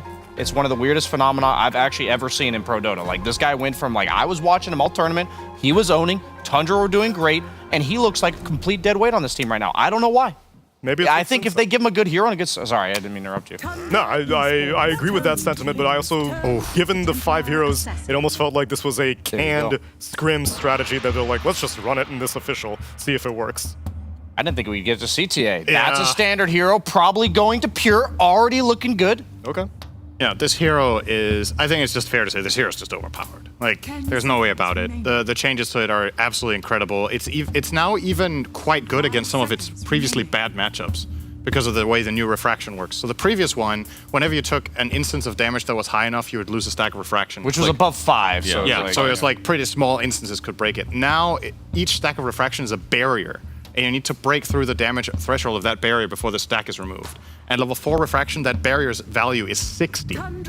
So each damage instance you need to break 1 refraction is 60. So if you do 90 damage, does it break her blink? How do you mean? Like, if she has 5 charges of defensive refraction for 60 each, and you hit her for 100, does it break her blink? Because or does it bleed into the next barrier? Overkill just removes the stack. It removes or the stack. over damage. Yeah. So it has to be over that. It's like, it has to be over that 50 for that barrier to go away and for 1 refraction charge to be gone. That's just when she loses a charge. A charge. Wait, so if you do 1,000 damage, load it up, Purge. It's just like refract. Yeah, if you do 1,000 damage, she loses a refraction charge, just like one last single patch. one. Yeah. Yeah, I mean, it's that's the basically same like as in the last patch, right? It's just that the small ones don't remove a stack now. But I didn't realize. Yeah. Unless I misunderstood something. I think it's when really. I read it really today, like it was the same thing. Wow. It basically makes refraction what it's supposed to be, which was blocking a source of damage. It was just countered by a lot of damage over time. A lot of different damages over time in the past that really wrecked her. So is Viper not all that great anymore against it then? They did pick it still on Bedlam. Depends how much damage it does. Also, because it's a barrier and not a damage and not like a damage block of the past, that means that your resistances will help it block. So if you can get the number that if you're taking 90 damage but you can reduce it to below 50, it should take then 2 hits instead of just 1. Jesus. So there's some like mid-range of damage that would be quite good. So that's probably why she just feels good right now, because no matter what. I had no idea that's actually how it worked. I thought it was weaker defensively and just better offensively, but it's actually just straight up better. Right, and unless I misunderstand it, this will also make what a lot of heroes used to do against TA not nearly as valuable, which is buying Manta. Because the Manta attacks don't deal 60 damage. So you need to, like previously, if you hit with a hero plus 2 Manta attacks, you would break 3 stacks of refraction. Now you might break 2. Yeah, and also, on top of all of this, while she's farming, TA used to take damage. Like, when you would just be casually jungling, you would lose HP. Yeah, you should. But now you just shouldn't lose HP. No, right? they need to hit you a lot of times before you show lose really one. briefly, or is it not important? What do you think? I'm curious. I'm a visual learner. I would like to Can see we this. just very briefly? I got a level 1 dual breath, and I got a refraction on TA. It's gonna take 10 seconds tops. Let's stare at the Bedboom players. Toronto. Very good. This guy looks like he could definitely break kill his everything. carry. This guy looks like he'd put a bear in an egg any day. It's behind us. All right, let's see this interaction. So you press took- refraction. This is level 1 dual breath, which does 20 damage per second. Oops. This is her first barrier, by the way. Oh my gosh. So that is going to One break refraction just down. 1 refraction. One refraction and down. If I give her a cloak and cast it again, let's see what it does. It's less, yeah. Wow. Yeah, that's quite good. So And her other facet is if a charge gets taken off of refraction, then it gets turned into a damage charge. That's the one people usually take, right? Yeah, so then whenever you lose a defensive charge, you get an additional Yes. attack charge Yeah. as well. So she just gets 10. You could get 10 if you're taking damage during fights, yes. Or you get the side blade slow, but so yeah, very, I'm not very actually good. sure which one's better. She's incredible. I Slayer kinda hype. genuinely think this hero cannot be countered by one hero right now. I don't think there's a hero in Dota that counters TA. That's such an oversight, I think, to give her that. Like, I think you could have made the barrier 20, and it would have been fine. Yeah. Because just make it I so think raw damage over time doesn't proc it. I think is it 20, 40, 50, 60 or Yeah, something? I think it's 20, 30, 40, 50. I think that's what it is. It's actually 30 to 60. Ah. I remember it being 60 on the highest level, but I didn't remember if it was fully linear. Anyway, this also means that BetBoom's Viper pick, which usually would be really good against TA, I think it's still one of the better heroes just because slowing her attack speed and generally just crippling her is very annoying to deal with. But Viper will take way longer to kill her at the very least. Yeah, what's weird And is you same still for have Pudge. to counter it with damage over time because you don't want to hit her for 300. You know what I mean? Like you still have to counter it with damage over time. The perfect solution is to have damage instances that deal just enough to remove a barrier pack. Stack, right? So But, Purge, can like, you who does that? Can you Laguna Blade this Templar assassin and show what happens to her charges? Yeah, let me get it set up. We need to resolve what happens with overkill damage. He loses one charge. No matter how much. I believe it should work like It's like the old refraction. That was the same, right? Yeah, it was. Well, It was- I skilled the wrong thing. I got slow burn, so it's probably gonna be wrong. But there's the 5. Yep, just one. Although this was actually quite good. If you get slow burn on Lina, it does some of the damage for 3 seconds afterwards. So I actually broke 4 of her refraction charges with 1 Laguna Blade. Oh, the initial Lina. burst was only a single charge taken off. Correct. Yeah. So there's some potential. It has to be a meaty enough DOT that it breaks 1 refraction charge after reductions per tick. And that's it. So you just need a simple like 100 damage per tick ability. Anyone got any of those? I guess this, for example, you see Radiance isn't gonna work, for example. Rot's not gonna be Yeah, enough. you see on the side here, I think the Pudge matchup against TA is a lot worse than it used to be for Pudge now. Yeah. It used to be good for Pudge a lot of the time, but it was kind of a double-edged sword because TA was one of the heroes that could kill Pudge really fast if she got to attack, but now Pudge's counterplay against TA, which... Dismember is good though. Does I guess- 80 to 100 damage per second. Perfect. Per So that's tick, gonna break. yeah, that's quite good. Potentially 3. Yeah. And he's got Rot running in the meantime. That's probably going to break another, right? Yeah. Rot's Probably. 120 damage, isn't it? Yeah, 120 80 to damage a 120. second, right? Okay, 80 to 120. I got one more thing for you to test, Purge. You put an aphotic shield barrier on top of Templar Assassin. Do you have to go through the entire aphotic shield to start burning off? Yeah, that's how it used to work. I'm pretty sure that's how it would work, yeah. But now that it's a barrier, usually it unifies barriers into like 1 HP bar. 1 bar. My guess Well, then the logic is would be the it's same, whatever right? the It oldest should. one is, but how should I test this? Do this. Yeah, and then now put do an aphotic. that. And then I It think doesn't you just- even show. I'm just gonna ult here. It's doing refraction first. That was first, so that makes sense. Oh, it does refraction first. Well, that was the first barrier, so I think that's how it works. These will run out in a second. But and it then we'll doesn't retest. proc the aphotic shield. Let's try it because it didn't do enough damage because it saved her. He's saying that the order of application matters. The order of application does matter. So if you put confirmed. aphotic first, then aphotic will pop. If you put refraction first, then refraction will pop. Yeah. Does that matter that much though? Yes. Why? Because the aphotic shield just doesn't get broken then. Why does that matter? Like, it just doesn't get It broken. looks when- nice cosmetically. Yeah. I mean, if I'm TA, I feel very secure if I have if an you're aphotic TA, shield you on want me. the refractions to go away sooner if you want more damage charges. That's one thing.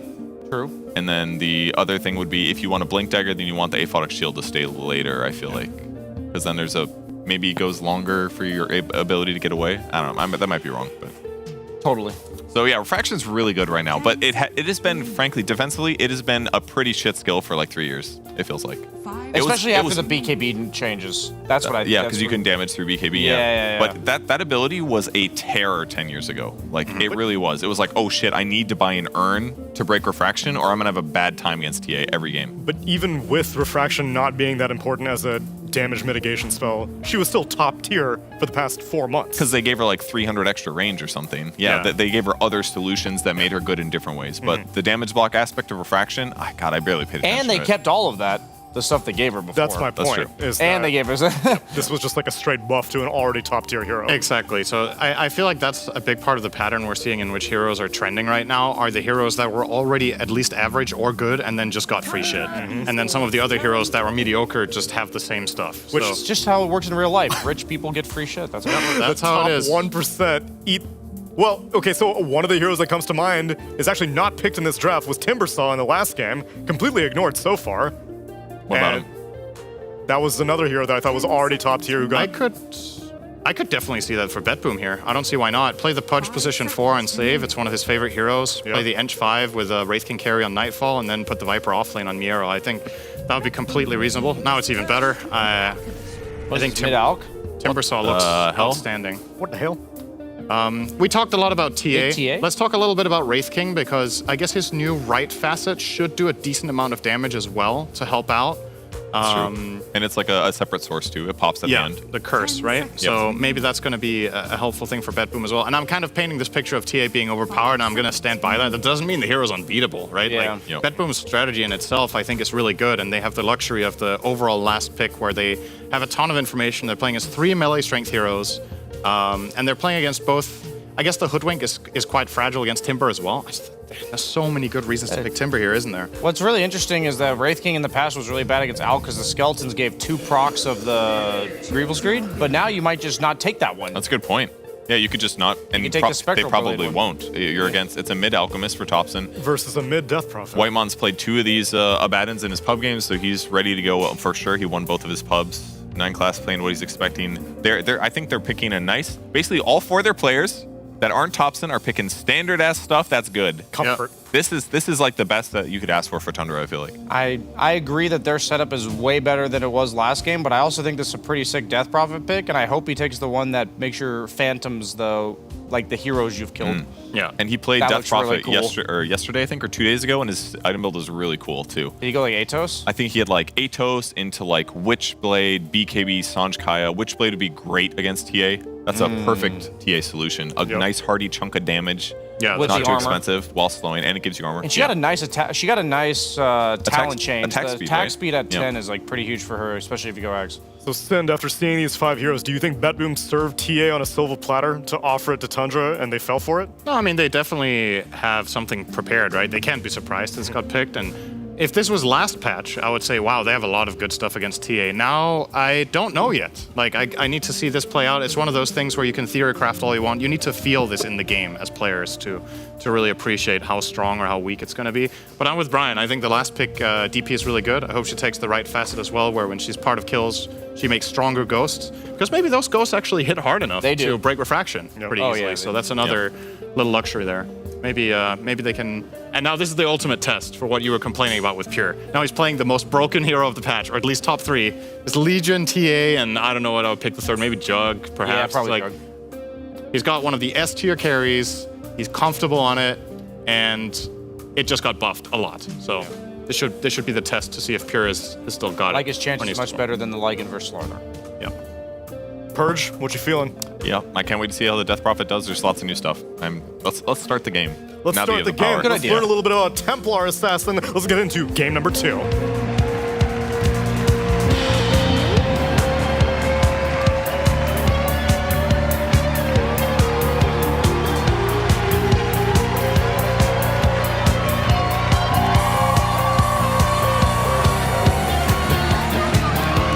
And hello, ladies and gentlemen. Welcome to game 2 now between Betboom and Tundra. We'll see if we get ourselves a bit of a closer one, because, of course, that game 1 was a bit of a stompy McStompson by Betboom. This time around with the drafts, what do you make of it? And, of course, let's go through some of the stuff. Some of the heroes, of course, we have seen, and I'm sure you've seen from earlier ones, but who sort of jumps out and who's got very notable facets and innate abilities that we should be watching out for this game, Fog? They just talked about it ad nauseum, right? There's the TA. That's one that's going to be really interesting. I haven't gotten to see this one in practice too much, especially now with an Abaddon. So I'm wondering how barriers work, because it always was like refraction went first. So I'm wondering if that's going to change. And then Death Prophet. I think that's the other one that looks super interesting to me. Your ghosts are pretty much just amplified if you get fights. You know, if you get kills during the fights and stuff like that. But GPK has played this even before the patch. He was. Hero that he does really like to play. And they have a very strong, well-rounded draft again. And it's going to be up to Tundra to put the test, because they've lost every game that we've casted. in 30 minutes about. It's not been an easy patch at all for Tundra, and they've got a hold on this game. They lose this, they're out of the tournament. Yeah, and they are playing versus a strong draft and a comfort draft from Bet Boom with their Pudge on save. Here we go. Setups there. It's an easy hook. 4 save. Whitemon is going to try and run, but the shield, it won't save him. First blood. It's only going to go the way of GPK on his mid DP.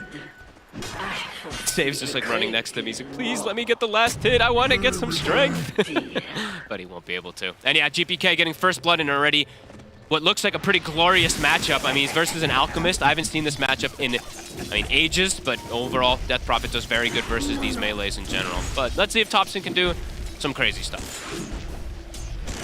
Of course, trading very nicely under the Acid Spray, but as the lane goes on and with the Spirit Siphon, should be a lane where GPK is kept safe. Looking at the Wraith King, we've seen a few different Wraith Kings today in the patch so far in terms of the facets. Of course, this game, we're getting Nightfall going for the Spectral Blade, so no skeletons today. Yeah. Did you guys get skeletons earlier? We got some skellies earlier. You guys did, okay. We got both. In fact, we had a series where one game was done with the skellies. Okay, I missed that. They won that game, and one game was done with the Spectral Blade. They lost that game. Okay, I've only really seen the Spectral Blade. Spectral Blade myself too. It's definitely the more popular of the two. Yeah. So what do you make of it? This should what effectively what's it doing for the hero? Just makes him do more damage. It reduces his farming overall. That's the one thing. The skeletons will always let you farm more, but this maybe lets you fight a bit better overall. Thank you. I think GPK dropped down a branch and Thompson was able to eat it himself. So a little bit of a donation of a tree in the mid lane. Hey, and Thompson is, he's just shoving the wave in. These first 2 waves look good. Gotten all the last hits. And indeed, as the panel talked about, basically the facet that GPK is going to have going is he's involved in kills, or I think it's like a 2,000 radius. If heroes die, it will build up charges on his exorcism, and basically when he uses his exorcism, some of the generic ghosts will be replaced with the ghosts of heroes, and those ghosts do a bit of extra damage. Yeah. So it just gets buffed up the more kills and stuff, if you're able to secure them. And the other thing, of course, is Death Prophet did get several changes as well. Not just talking about that, but the innate. The W, the silence no longer slows like it used to, but now she gets also passive movement speed from her innate rather than from her ultimate skilling up. So it'll be coming from different things, but yeah. The hero just got pretty much buffed, it feels like, besides just not having slow on the silence. Top lane. Yep. He's going to get the kill onto save, but of course quickly after he'll die himself. And he's struggling on CS already. That's true. Lowest CS right now out of the cause. And Brian is I'm going to be watching because Brian's going to be very critical onto Pure, especially after that last game. I mean, he's not wrong. Pure's had a rough patch so far. Sure, it's early days, and it's to be expected, right? We get a crazy new patch. Some players are going to be able to adapt a bit quicker than others. Absolutely. And yeah, we see there the Viper, new one being pointed out as well, too. You get insanely tanky. So it's pretty sweet. See how Pure is able to withstand. Honestly, it breaks it so fast. The damage over time still feels pretty damn good versus it. For sure. I think at the end of the day, even though Refraction in a lot of scenarios is going to feel pretty crazy, some of the classics like Viper, it's still going to be a solid answer. Absolutely. At the least they have Whitemon, right? You can remove them once it gets to like the 4th stack up and stuff like that, but still a lot of pressure being put out as all 3 lanes, top of the CS. Oh, cheeky little angle there from Save. Save's is he just committing for it? Okay, he won't. Shield is still up. Gotta watch out for these hooks from Save. I tell you what, I don't think he's missed one so far. Not quite yet. I mean, this man loves his Pudge. Might be able to get someone under the tower if Whitemon's not too careful, but keeping just enough of a distance. Hero's getting mana up. Can they break the clarity? It's actually pretty important if they're able to. That's a hook. Under tower. I mean, that's a lovely one for Save and a pretty easy one. I mean, Whitemon's got the Aphotic Shield. Hero's taking a lot of damage. And Mira's going to be able to back off in time. Save, can he chase down the kill? He can. Plus 1.4. I'm going to tell you what, this man, he don't miss. He don't miss. I mean, that one there, I think Whitemon's going to be sort of kicking himself for that one. Just got a little bit too dangerous of a spot standing around and allowing himself to get hooked under tower. Nightfall's able to get the stun off. And with these last few seconds of Rainfall, he actually gets the kill. And 9 class might go down as well. He's got a self, he's okay. Able to get the kill down there as well. All right, but some early brawling in the lanes. Looking at the mid lane CS situation so far, both are getting farmed, but GPK getting a fair few denies out of this. Oh, the tree. The water rune. Not going to do anything to save him. Thompson goes down, so yeah, GPK. I knew that was coming. Well, the instant tip and the thank you. That is true. That is true. There's, but at the same time, friendly bit of banter, of course, because from Thompson it was also a friendly bit of banter, and the tip will be returned. So both having a bit of fun in the mid lane, but GPK definitely having a way more fun. Getting this solo kill, getting this amount of denies, he's going to be zooming ahead in XP and in levels. Let's see if he does the same build he did the other day. The Atos did look very good. This one has a little bit less merit for it, but Phase Boots looks excellent this game versus the physical damage. Just that little bit extra he can get even versus Acid Spray is nice. We'll see if he does go down that route. Ramses. Once this Hellbait smash it dead. 9 class, he'll get the last hit. Ramses put low HP though. He has to be careful how he steps up the next time versus this Wraith King. Yeah, I mean, looks like, Toronto Tokyo bringing the Enchantress in on this new patch. Looks like this hero still does pretty annoying things, right? It was a super solid last patch, and reason to believe that it's still going to be just as annoying this patch, Volk. Honestly, it feels just as good. Yeah. It feels pretty much exactly the same. It's Enchantress that scales. Ramses and always secures stop your off lane. in time. Oh. I mean, he's going to be fine, but it's a relative term. Up on the top lane, Pure will manage to take down Miro. So it looks like this time round, the two of them are able to push forward. He's got a stun ready to throw out Thompson. He's going to throw it the way of GPK. I mean, if Save can hit the hook, I mean, he may not even need to. Yeah, Thompson's sort of just surrounded and cornered here by the three of them. He's gone. This mid lane continuing to be a beautiful part of the map for BetBoom and GPK. We'll go back up to that kill top that we missed earlier. Pure and Whitemon simply able to dive with the refraction and the aphotic shield. But this mid lane, it's becoming quite the problem. Yeah, mid's a problem, and bottom starting to see that Wraith King. Also there it is. Look at those. Look at those here. Look at those spirits go. Oh, that looks. You can see the Alchemist and the Abaddon swinging around there. That looks so goofy. Oh my god, that's And now they look to Whitemon.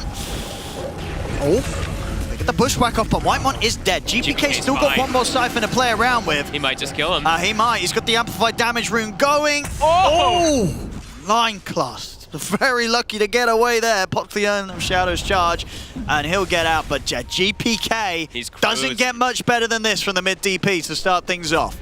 This is on the flip side. Last time it was Thompson who had a 2-level advantage. Now it was GPK for a moment, and Toronto Tokyo able to steal the rune. It doesn't matter if he dies here. He got the job done. They get them both. And he'll make them work for it. I mean, he's still got the Warpipe Raider with him, but the burst is there from Ramses.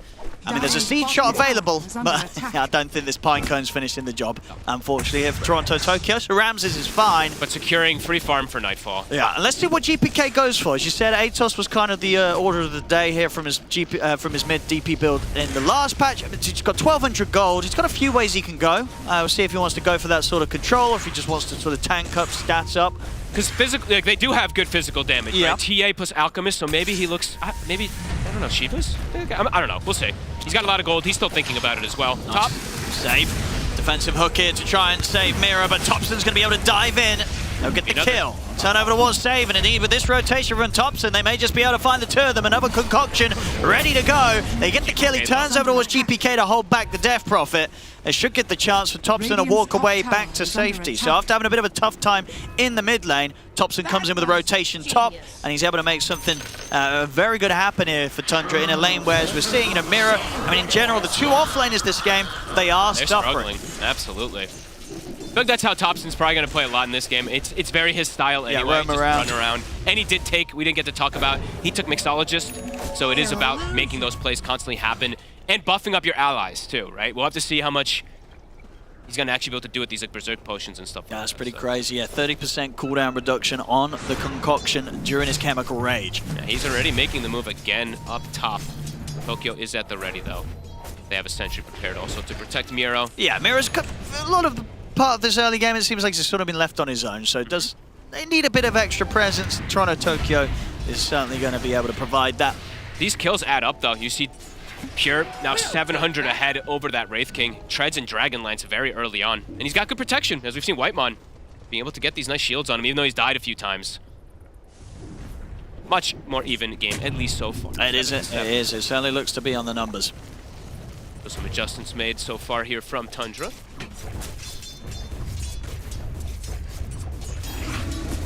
Nine class. It's close to picking up his 6 in the mid lane. Save.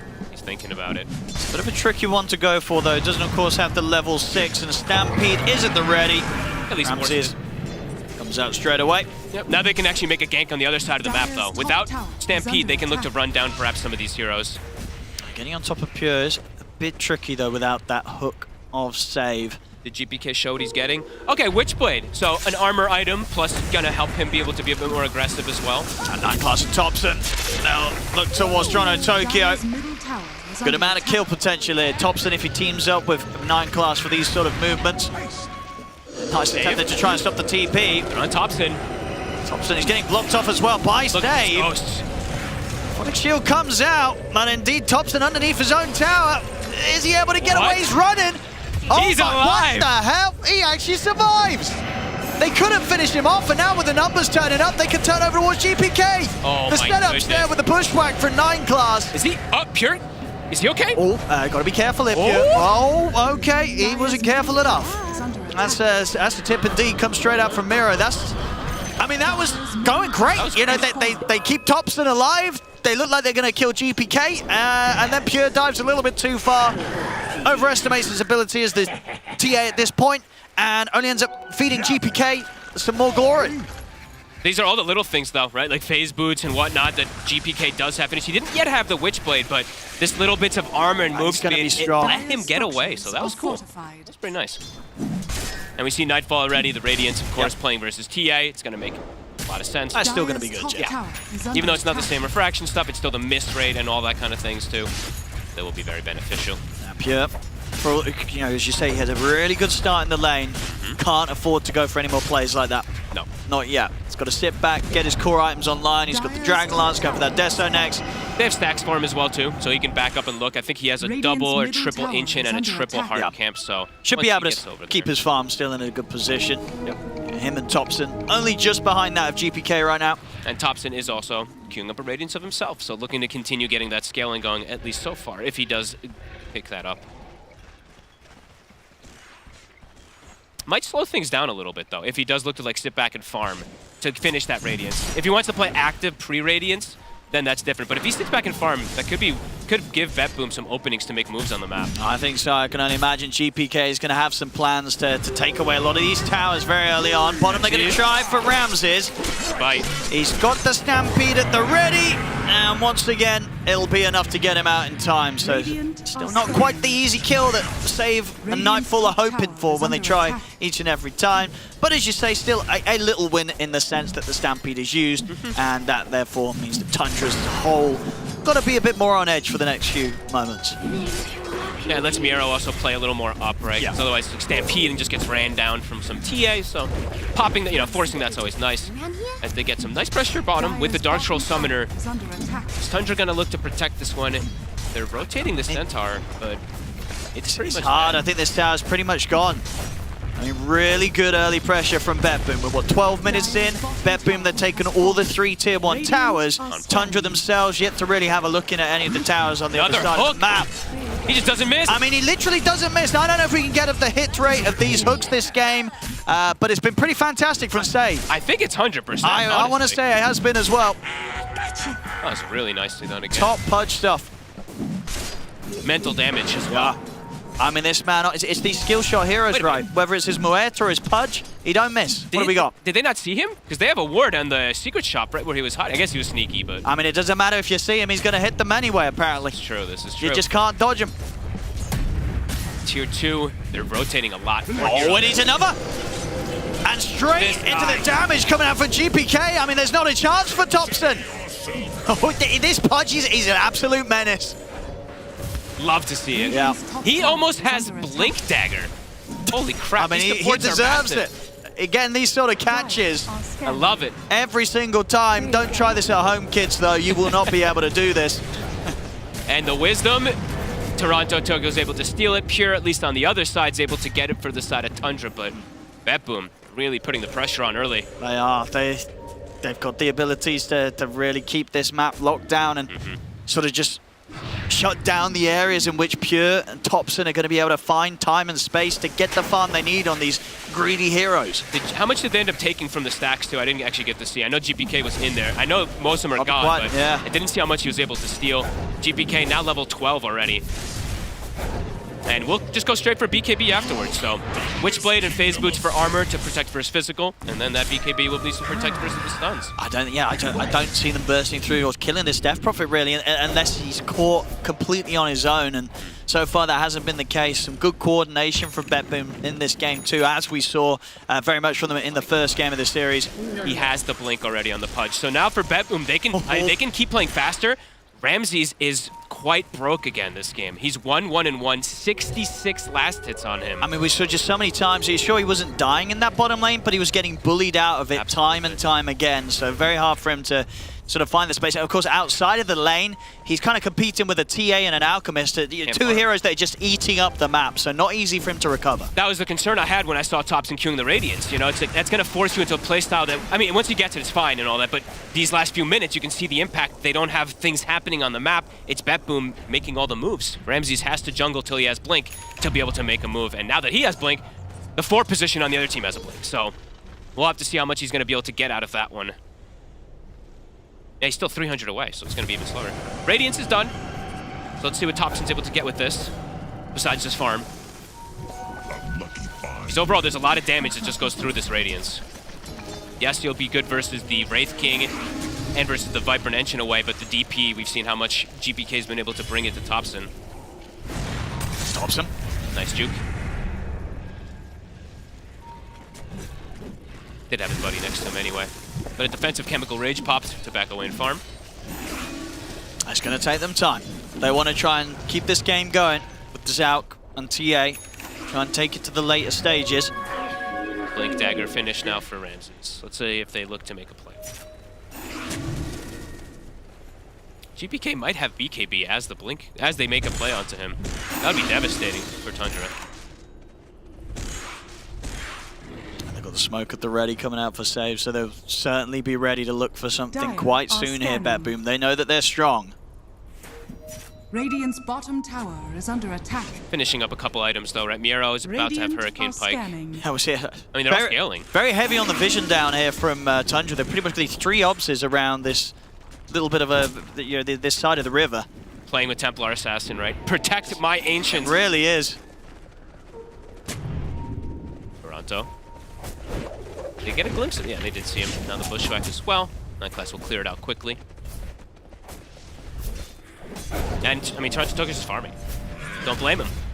He's an Enchantress. We've seen how much he can scale still. And these neutral items now being grabbed quickly. Pure does get a Grove Bow, so gets the best one he could have got. Sure. I mean, he's got his Grove Bow, and he's got the Blink Dagger on top of the desk, so the question is... He's strong. Do you try and turn up now with this TA? Because it still doesn't feel easy, right? A blink into the wrong place, you're getting caught underneath this DP, this Pudge, this Viper. I mean, any of these heroes, right? It feels like there's still a lot of threats for this Templar Assassin. Top as well, look at this save. He's on the hunt for Topson. Oh, look at this move. I mean, they've got GPK, Toronto, Tokyo, Miro here as well. Topson is even able to get the concoction.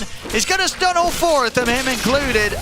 Oh my goodness. But he is very dead. The 5-man rotation there to absolutely destroy Topson. And what's next to them? They've got Roshe if they want to, or they can look to port through and fight. There's a ward right on top of it. Does Tundra want to take this? Tundra, they're going to consider it. Ramses is in with the burst. Over towards Toronto, Tokyo, but it's not enough to kill him. Here. Toronto, Tokyo is perfectly fine. And now with the Exorcism out, they look towards Ramses. Tundra, they've got to use the Exorcism to attempt to... Sorry, the Stampede to get away from the Exorcism. But Nightfall's got the Rave Fire Blast onto 9 class.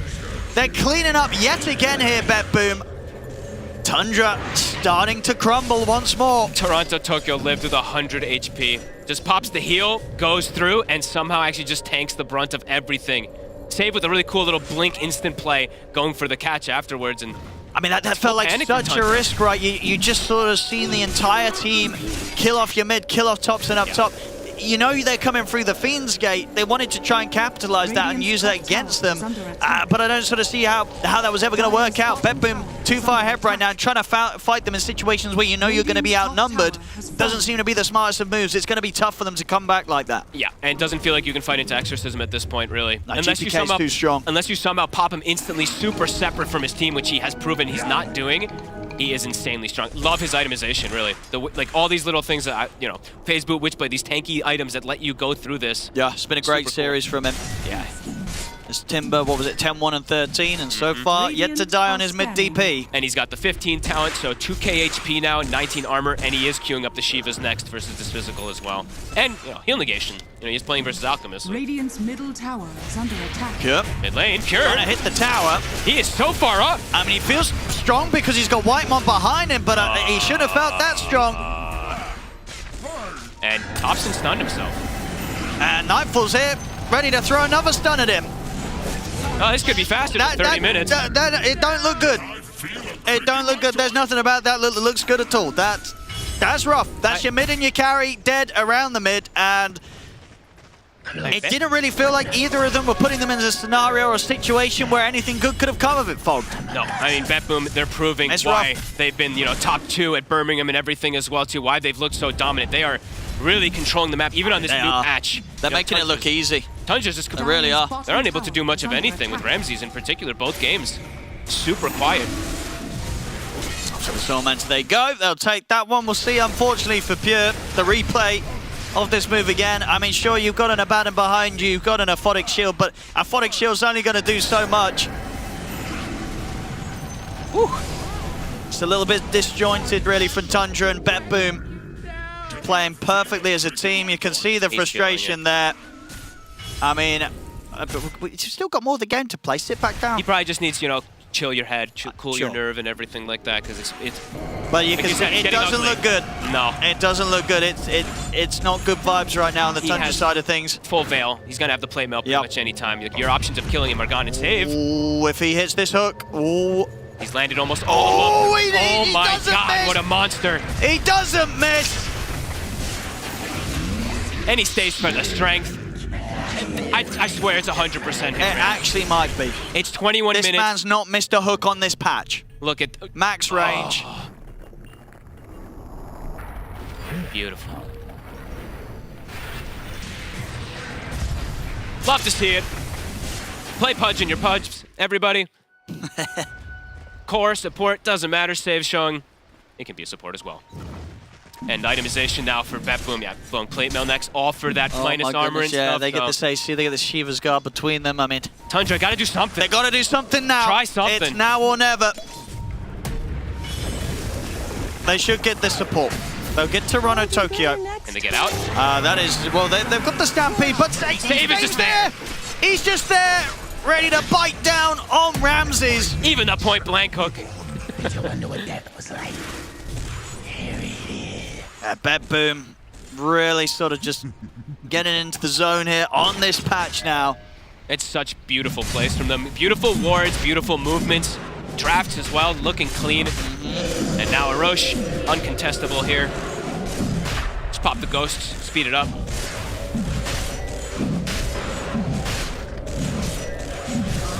Tundra, I mean, are we close to any sort of core items? No, really. BKB so far for Pure. Ramses, even if he gets BKB, doesn't feel like it's gonna do much. And Thompson may be able to get a blink, but as we've seen, blinking into these fights does not seem like a good idea versus this Death Prophet. No. Or versus many of these heroes on them. Pure. They'll finally get the tower, but not. It got denied. It got denied. So gold gained for it. So objective complete, but not in the way that they really tried to push for it there. So unfortunately missing out on a bit of the gold. 700 gold away from the BKB for Pure. Brutal stuff. BetBoom looking to be cruising again once more here in this game too. Not quite at the same velocity as that of game 1, but not far behind it. No, but they could look to end pretty soon, right? When they the have AC the comes, push. They have the push. GPK might be level 18 as well for the push, and he looks like he's gonna... it's still a little bit away, but he's gonna maybe have Shivas as well too for all of it, so... Bunch of items coming together. And Toronto, Tokyo, of course, gets blessed with a shard for more scale. It's got a lot of money as well, 2,700 gold in the bank here for this Enchantress. He has now surpassed Ramses, and I believe Save is getting very close to surpassing him too. It's been a rough series as a whole for Tundra, and yeah, Ramses has had a rough one. Yeah. It's never really sort of been out. I mean, I guess he's been bullied in the lane, right? This one he got very BetBoom, they put a lot of focus on shutting down his off lane. And he has a TA, and then he has an Alchemist going Radiance. There's a lot of indeed. There's a lot of greed on his team. That counts as a hit. Even if it's not a hit. Absolutely. He has never missed the intended target here, Save on his Pudge. Thompson, Jukes. Nether Strike. Oh, Nightfall's just in. Sorry. He's ready to go. Forcing the fight, it I mean, feels. backup's coming in. Oh, He missed one. Finally a miss, and maybe that's the beginning of a turnaround. They turn, they kill or save, they get Miro. Question is, can they deal with Nightfall and GPK? GPK's on Pure. Indeed, he's got to put the BKB. He's going to have the shield popped up as well. He's going to try and turn towards GPK. Ramses gets back in. They get the pushback on the two of them. Thompson There we go. jumps forward over towards Nightfall. They kill GPK. The one. Nightfall. He's going to be going down. He's got a bit of time with the Wraith Farm to turn and take down Thompson with him. See if they can deal with GPK, because once the Exorcism's out, things start to get a little bit spooky for Tundra. They've got to keep their distance here from the DP. They're on the retreat. That was pretty beautiful so far. If they can get out. That is indeed absolutely the best fight that they've had so far this game, so far this series. And they take the gem. That's the other thing too. Nightfall. Maybe forcing the issue a little too much. GPK's Exo was still on cooldown at the start because they'd used it on Roche. I mean, is there any way they can try and turn and deal with GPK now that the Exorcism coming to an end? They're thinking about it. They certainly are. This is one of those rare opportunities in the game where they have the number advantage against BetBoom. Pure. GPK. Sling with the blink out. And they're going to bail out. They don't want to try for this anymore. The respawns are coming in from BetBoom, but absolutely. And, you know, just as luck would have it, the first time Save misses a hook, things go horribly wrong, Pudge. Pudge? Fogged? I'm Pudge as well, too. Thank you. Pudge. Yeah, I mean, beautiful stuff. Nightfall, as you said, playing a little bit too over-aggressive, not having the AC just yet. He went in. Up. And GPK, yeah, Exo was on cooldown, so perfect timing for Tundra to get that fight. Can they do it again? I mean, 60 seconds on cooldown. Pressure on save. It would be the time to try to go for that type of play again if you saw that success there. Because they got the gem, right? So Ramses was able to snatch that one up in the fight too, and has BKB done to be able to maybe reset and get a second jump as well. Down to 3K. Hey, how you going in here? Good farm on Pure and Thompson. Need to keep their cool. Still need to I still think the name of the game is probably just be careful around Exorcism, but if you can play around it or burst GPK somehow, could perhaps be a way back into it. It seems still at this point until they sort of get their next major items done. I feel like killing him is hard. That's not going to happen, but definitely trying to sort of force situations where Exorcism gets popped and you can kind of step back, maybe use the Stampede to reset. That could occur. Thompson though, he split. He did not expect Save and Nightfall and Mirror to be here in his jungle. It's an easy kill for BetBoom as they take the pick off there. Wards win games. Right on top of Thompson. GPK, it's got eyes on Ramses in the mid. Ramses will have to use the Stampede to get away from this one. So it's actually BetBoom able to force out ults from Tundra in this scenario. Exo at the ready. BetBoom are very ready to fight with this. Yeah, they're still super strong. It's going to take a few more fights as of the bottom one that Tundra were able to find to get Tundra back in on this. BetBoom still with the advantage. And Nightfall switches the build after that last fight too, feeling like he needs just BKB to be able to stick on targets as well. Dire's top tower White is Mud. under attack. There's a ward on him. Save. See if he gets back to hitting them. He's got. He might not need to. Might just need to just get in with the blink. In fact, a break. We'll put the borrowed time still. Makes them work for it. But there will be no escaping. The Wisdom Rune secured. Mira's able to grab it. More strength. This Pudge is tanky now. 2800 HP. Oh, Tundra. They tried to go in on the mid. GPK, he's ready to just pop the ghost. Now Tundra have to back off. If they can just sort of kite this out, play with the fact that that's Exorcism gone.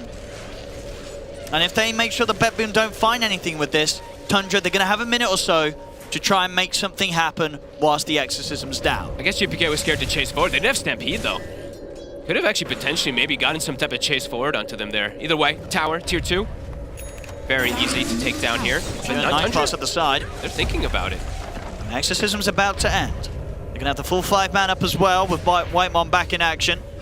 Yeah, I mean, whenever now should be go time. If they've got a smoke, Tundra, they want to try and punish this. The Exorcism's gone. No Spirit Vessel charges at the moment on 9 class. They can get a kill to start things off. That's a 90-second window. Nice. Let's have a look, Tundra. What can they find? They have one ward placed up top. They see Miero at the moment. How do they want to make this jump happen? Ramses, does he want to go for it? He does. He's going to get in on top of Save. They're going to have to follow up here, and they've got the burst, but no, not enough. Save! Scepter. He's able to turn with the Dismember. They try for the jump. They've got the Stampede, and the BKB's out from Pure. Pure, he'll keep this distance from the fight for now. It's a 1-for-1 so far. Nice pike. I mean, Thompson is trying to run, but indeed taking a heavy damage here from the impetuses. Nightfall turns towards Whitemon, but the borrowed time's out in time. Things are getting awkward. And they should be able to pick off 9 class to the side here. Chancellor from Toronto Tokyo comes in. Not quite able to get that clean of initiation as they hoped for. Getting in on top of Save, but he was still able to get that Ghost Form off and turn with the Dismember. Yeah, he's still very tanky. All that strength as he's been able to gain from these kills. 2,800 HP. Yeah, his armor was low, but did allow him to get the Ghost Scepter and the bite off. And now they recovered their gem again, too. Ramses was still holding it, so all those traps, all those wards that are perhaps giving extra information that Tundra needs will be able to get taken out. And now Exorcism, 15 seconds. It looks like they'll just give GPK the gem also to hold. He is the most important, it feels like, in this game, so make sure that he is as protected as possible.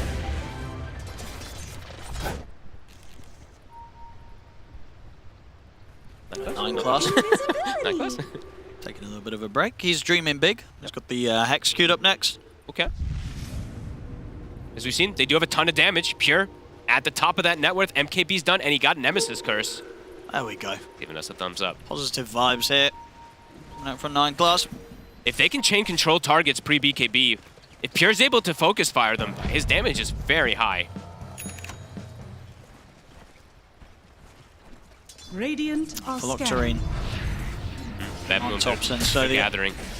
The concoctions are going to be flying out left, right, and center. What is that cooldown, actually? It's probably like 8 seconds. But during the chemical rage, Yeah. it's going to be pretty Very crazy. low.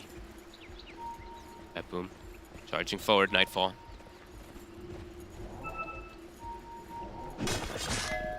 Still no AC, because he went that BKB, of course. So his armor a little bit low. Tundra on the high ground. Nightfall charging in. Oh, he's straight in. He's going to try and get in straight away on top of 9 class. He's got the backup. He's going to get held in position for now. There'll be the Dismember here from Nightfall and in attempt to save Nightfall there from Save, but Save will die for it. They're on top now of Pure. The Exorcism. Pure needs to try and keep his distance here from the Death Prophet. Can they get him away from GPK? They're closing in. Another round of the silence. Nightfall staying in on top of the TA. Pure, can he get up to the high ground? The Euphonic Shield is there in time. He is Pure, up. he's going to get saved. He'll live for now. Some of the stun now over towards GPK. They're seeing if they can bring down this Death Prophet. They brought him down to half HP. They're going to go for another jump, and the Manta dodge from Miro's there to stop the concoction from connecting. Jumping from Ramses. GPK? Only going to be onto the illusions. He's got a Siphon. He's going to get forced back to the side. Ramses is in on top of them with a double edge, but the Siphon comes out. Ghosts are coming back. GPK starting to heal. He's back up to full HP. Thompson, he attempts to go in on top of him. There's going to be the quick man to dodge and the Viper Striker to blink out. Thompson gets away, but Pure is gone. Out for 70 seconds. Nightfall, he's ready to go in for more. Knowing that Tundra without their carry, they don't stand much more of a chance at all in this fight. GPK cleans up Whitemon. Tundra trying their best here to get these fights going their way, but Bet Boom just able to sort of dance around them. GPK still just outside of the realms of them being able to possibly kill him. Damn, it was close though. It was. They got him down to what, like 100? Some cool reset coming out from Tundra, but then Bet Boom with the 1-up kind of reset from themselves to be able to keep their buddies alive. Yep. Nice little jukes and dodges from the Mantas and whatnot. I mean, little things, right? Hurricane Pike to force away the TA, I think from Toronto Tokyo there to protect his buddy too. Dire's bottom tower is under Really attack. cool individual stuff coming out from both sides, to be honest. But Bet Boom reigning slightly supreme, of course, having this advantage, and now they'll have an AC on Nightfall. I mean, it's just massive. This That's is gonna help a going to lot. go. There is a Tormentor if they want to try for that, but could be risky with Tundra respawning. Probably don't need to go for that there. They're going to hover around. I mean, they could still take a potential fight if Tundra do come out sort of split up from one another. They want to try and push for the Tormentor. They do it very quickly. Okay. Ramses, does he want to jump for this? He won't. GPK is going to get the free shard. And he has an Arcane Rune. Arcane Rune plus Octarine Oh, for his Tundra. next Exo. They're going to try. How long till Exo's up? It's up right now. Oh. Uh-oh. And he potentially could get, okay, I was going to say Defiant Shell or the Craggy. He gets Defiant Shell, so even more armor now on GPK. This is a risky fight from Tundra. Aghanims on Miero also, so a disarm boy. as well. Oh, no longer disarm, sorry. Thompson is going to show he's going to get caught by the creeps. They've got good information on his position. See the jump though. They get him with a burst. They're going to try and burst with Toronto Tokyo, but Nightfall's in on top of Pure. They drop the Viper Strike down on the Pure as well. Pure has to back off to the side of the fight. Nightfall still continuing to push back on towards White on the borrowed time comes out. But with the ghosts out, this is such a tough fight for Tundra to try and fight into. They'll use the Stampede. Thompson attempts to get back into there on top of Nightfall, but they cannot commit to do enough damage to bring down Betboom's cause right now. They've got to continue to run. Pure is able to jump up to the high ground, but Thompson's now surrounded by GPK, Nightfall, Toronto Tokyo, and Miro. It's 2 dead again on Tundra. A save. He may even he's found them a bonus. He's found Ramses's and he's got the hook. The TP's cancelled. Double kill for Nightfall. I mean, Tundra, they really wanted to try and catch them by surprise, storming down that bottom lane here with the smoke, but it was such a risk. They're going into a team that had all their timings at the ready. The Ghosts, they were back online. You're fighting into this Death Prophet, and that's never going to be easy, Fog. And new timings, right? The AC was finished, so a lot tankier when they just charge in on the King. I think he might have his number. Oh, he does. He sees him. Oh, he does. We'll snipe the courier for Toronto Tokyo, but if they can kill Pure for this, it's all worth it. He's going for the TP out the beginning, but the hook's up again. Save. Completely crushing him. So the one fight that saved Mr. Hook, they lost the fight. Every other Pretty much, it really was. So for Betboom's sake, let's hope he doesn't miss any more. And if he does, maybe that's what Tundra need to give themselves a chance in these future fights. Because as it stands, 29 and 15's 16k lead. Things very much back to business once again here in this game 2 for Betboom. Even Toronto Tokyo has now bought himself a Witchblade. Of course, it's projectile speed and all that for the impetuses, but armor, right? They're all just getting more and more armor because they know it's only that physical damage from Tundra. And yeah, actually, so what the hell does Nosedive do now? I thought it no longer disarms. I learned that today. It's just what it just splatters and it just hits a gigantic radius now. Okay. Okay. Because I was like, oh, he's got a disarm for them. Maybe he thinks so too, because I never see that it removed the disarm, but. I mean, explain this to me. How is this good then? If I don't know. Disarm? Like, what's kind of the new hot thing about it? I'm reading his other abilities and trying to figure it out. Anything crazy with the synergy of something else? Because yeah, if you're losing the disarm on that, I mean, what's going on? It'll be it's just attack speed slow up the insane amount of attack speed slow. But I don't know. Okay. Okay. Whatever. We'll take that. It's still good in this game in a way, right? Not as much as a disarm, I guess, but cool.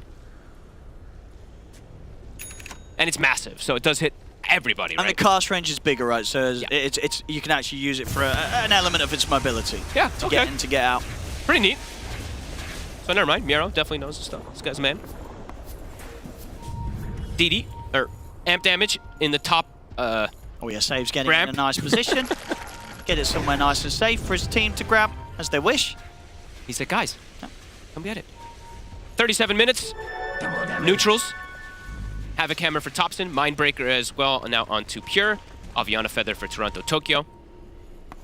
Has he been using Enchant to be able to... I think he hasn't been using the Enchant to get the double neutral tokens, but maybe I'm just missing it every time. Maybe he will now, right? I think he's been using it more aggressively. Tokens to find. Parasma. Okay, nice. Done on GPK. Timeless Relic now from Miro. Oh my... Dude, he's going to do an insane amount of magic damage. I mean, yeah, this Viper's going to be incredibly annoying. Yeah. Dire's top tower is under attack. Good. Dire's What neutral did you get, Nightfall? Havoc Hammer, okay. He's going to have a lot of strength to play with. That overwhelming blink can be sent out to him now. Nightfall. They're getting the push going. Tundra, they're going to have to do something. Boom. Thompson, he's smoked, looking for a flank. He's going all the way around. Who can they jump and burst? Thompson, he's going to see. He's going to look towards Toronto Tokyo, send the illusions in. They're all just unbelievably tanky. I mean, the base is just dying. Ramses in with a jump. Let's see. Going to try and burst through Mirror. They were able to get him with the bushwhack. The Manta's out. They don't quite finish him off, and of course, every single time, Save's ready to swallow him up. He's got the headband and the Aether Lens, so always going to be able to get those saves from a distance. And they saved the cheese as well, so it doesn't have to use it until that next go. It's just so hard to stop this push from Betboom. Where's their gem? Okay, there it is. Looks like GPK ran out of space for it, but... It's incredibly strong. It's the Ghost. Yep. Trying with the melt jump. There's going to be Nightfall Nightfall straight in over onto Pure. Pure's going to get forced to the side. Get him out of the fight for now. Hooks from Save's going to miss. We'll see if that's an omen of things to come. As you say, last time round, a missed hook meant a good fight for Tundra. The concoction's in off the back of the bushwhack. He's going to get swallowed up by Save. Save's able to get Mirror out of the fight. That's the reincarnation gone here from Nightfall. Betbim's still ready to push forward. Another missed hook. Uh-oh. Thompson. Concoction over towards GPK, but again, he's forced far enough back. And should be fine. The heals are going to come in soon from the Exorcism. What is, I mean, the distance of that save. I mean, Miro does get bailed out again from it. I'm going to say saving. I mean, save, yeah, he's clutching it. He's doing everything. Aggressive hooks, a couple missed there, but either way, does save his buddies. He's making sure they lose no one in these fights. Tower drops to 20%. Exo down, they'll back up for a second here. Claim the high ground. Save continues to be maximum efficiency. You see that swaps the Philosopher's Stone in instantly as soon as the fight stops. Love it. Very close to having the BKB, and at that point, you're just not going to be able to stop him from saving each of his teammates. And they have 5 cores, Owen. Toronto Tokyo just continues to grow and grow. He almost has BKB after the Parasma as well. Tundra held their BKBs nicely in that last fight, so we'll have it for the next upcoming push as well. 12 seconds, it's going to commence. That's pretty wild. And yeah, not often really or ever that you see a team with the double Parasma. Of course, 2 great heroes to have it on. Especially when it's not like some absurd amount of like magic damage or something you have in your draft or something. I think it just goes to show how much BetBoom are kind of cruising right now. They feel that this one's in the bag, and as you say, Toronto Tokyo, he wants to be his own core, his own carry. I feel like that's the one that definitely is like, Probably could have looked for a couple other things, but he's looking to have fun as well too. As you say, the sort of stat element of it as well, making a good sort of argument for the pickup. The Witchblade, I mean, yeah, absolutely. I mean, either way, it gives armor, it gives attack speed, so whatever. I mean, it's gonna be good. Thumbs up there from 9 Class. You know, they've still got a chance. More of a chance, really, in any of the other games that Tundra's had this patch so far. They've had a lot of rough ones. Right, it's 40 minutes in. They did get here. Indeed. It does look not still as quick very of a difficult, but if anything, let's see if the high ground can be held. Let's see if they can kill GPK. Of course, still yet to die this game. That is true. And in the series as a whole, only died the once in that game 1. Oh, and Pure, again, the ward that caught him earlier. No. Save is right there. Caught by the silence. Pure, I mean, if he can get out of this, they'll be happy. Now, Whitemon, he'll be left behind. He won't be escaping, but at least this time, Pure will get out. It really is insane how much Save has been able to do on this Pudge. It's like, it's GPK is owning this game so hard, but Save, I feel like with these wards, as we saw Top when he caught Thompson earlier, this one that's caught Pure like 2 times before, the one on the left side also. It's pretty wild stuff. And yeah, as you mentioned, BKB, it's pretty much done for him too, so. And we've got the Dream. Now, Pure. Got the Rapier queued up. Okay. It's a lot of money away. But maybe if we get there, we can have some crazy stuff go down for Tundra. Exorcism's up. BetBoom. They're going to be in no mood to allow Tundra to have that sort of time. They're ready with the push once more. Dire structures are fortified. Save is just always waiting in the wings. Dire's Tower middle gone. tower has fallen. Ooh.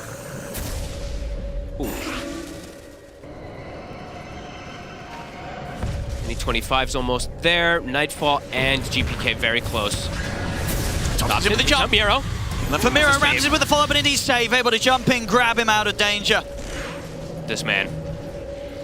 Always ready to protect his buddies. So first level 25 hit, Nightfall. GPK now wanting to be able to push the issue forward, get in there with his Exorcism. He's bought a Blink Dagger now on the DP, and he's very close to his 25 too. Get the Ags ready for Nightfall for the next push. The Wisdom. He's gonna have it for the next one. Yeah, Nightfall has the Axe. Yeah, he's been able to farm it after that AC. So good luck stopping the push from the team now. Towers will fall. Barracks will go. Turns Wraith into an aura, allowing allies heroes to turn to Wraith when slain. Extends Wraith duration. Heroes who die this way respawn at a faster rate. Oh, you also get the reduction. So that's the kind of the new change right there. A little bit. Only a 10%, but hey, 10% can make the difference. Still that ability to live on and fight on. Exo back up in 5. Level 25's been hit. Dire's bottom tower has fallen. Thompson. He's going to try for a jump soon. Concoction's out to Nightfall, but Nightfall's just going to blink and aggressive straight over towards the poor old Hoopwing. Hoopwing's able to back off in time. The barracks, though, they're falling. As they'll take another step here. They'll take the melee ranks. They'll get the grab back onto Miro. Save. Every time. He's ready once more. Grabs him and blinks him back out to safety. They turn towards GPK with a Concoction, but they cannot chase in for him. They've got to stay held on the high ground here, Tundra. God, you got to do it. I don't know. You got to find this punch somehow. Got to stop him from getting these saves. Miro. You have to get the Viper Strike down on towards them, Pure. Blink out in time, save. Not going to hit the hook this time. But they're getting the damage done. They continue to progress here, BetBoom. Taking out the melee racks. They did not pop the Exo, though. GPK held on to it. Oh, an Arcane Rune bottom. That's going to be lovely for him. Trust me, I know how to handle such power. Also got the Tormentor back up, so BetBoom, they could look to steal another one of those. Tundra. They still have this ward on the high ground. They're trying to get out on the map a bit, but they're a little bit split. BetBoom just playing to protect that ward. Pure, he's doing the same thing. He's trying to find any farm that he can to finish up that Rapier. I mean, if they get the Rapier, maybe there's a hope here for Tundra.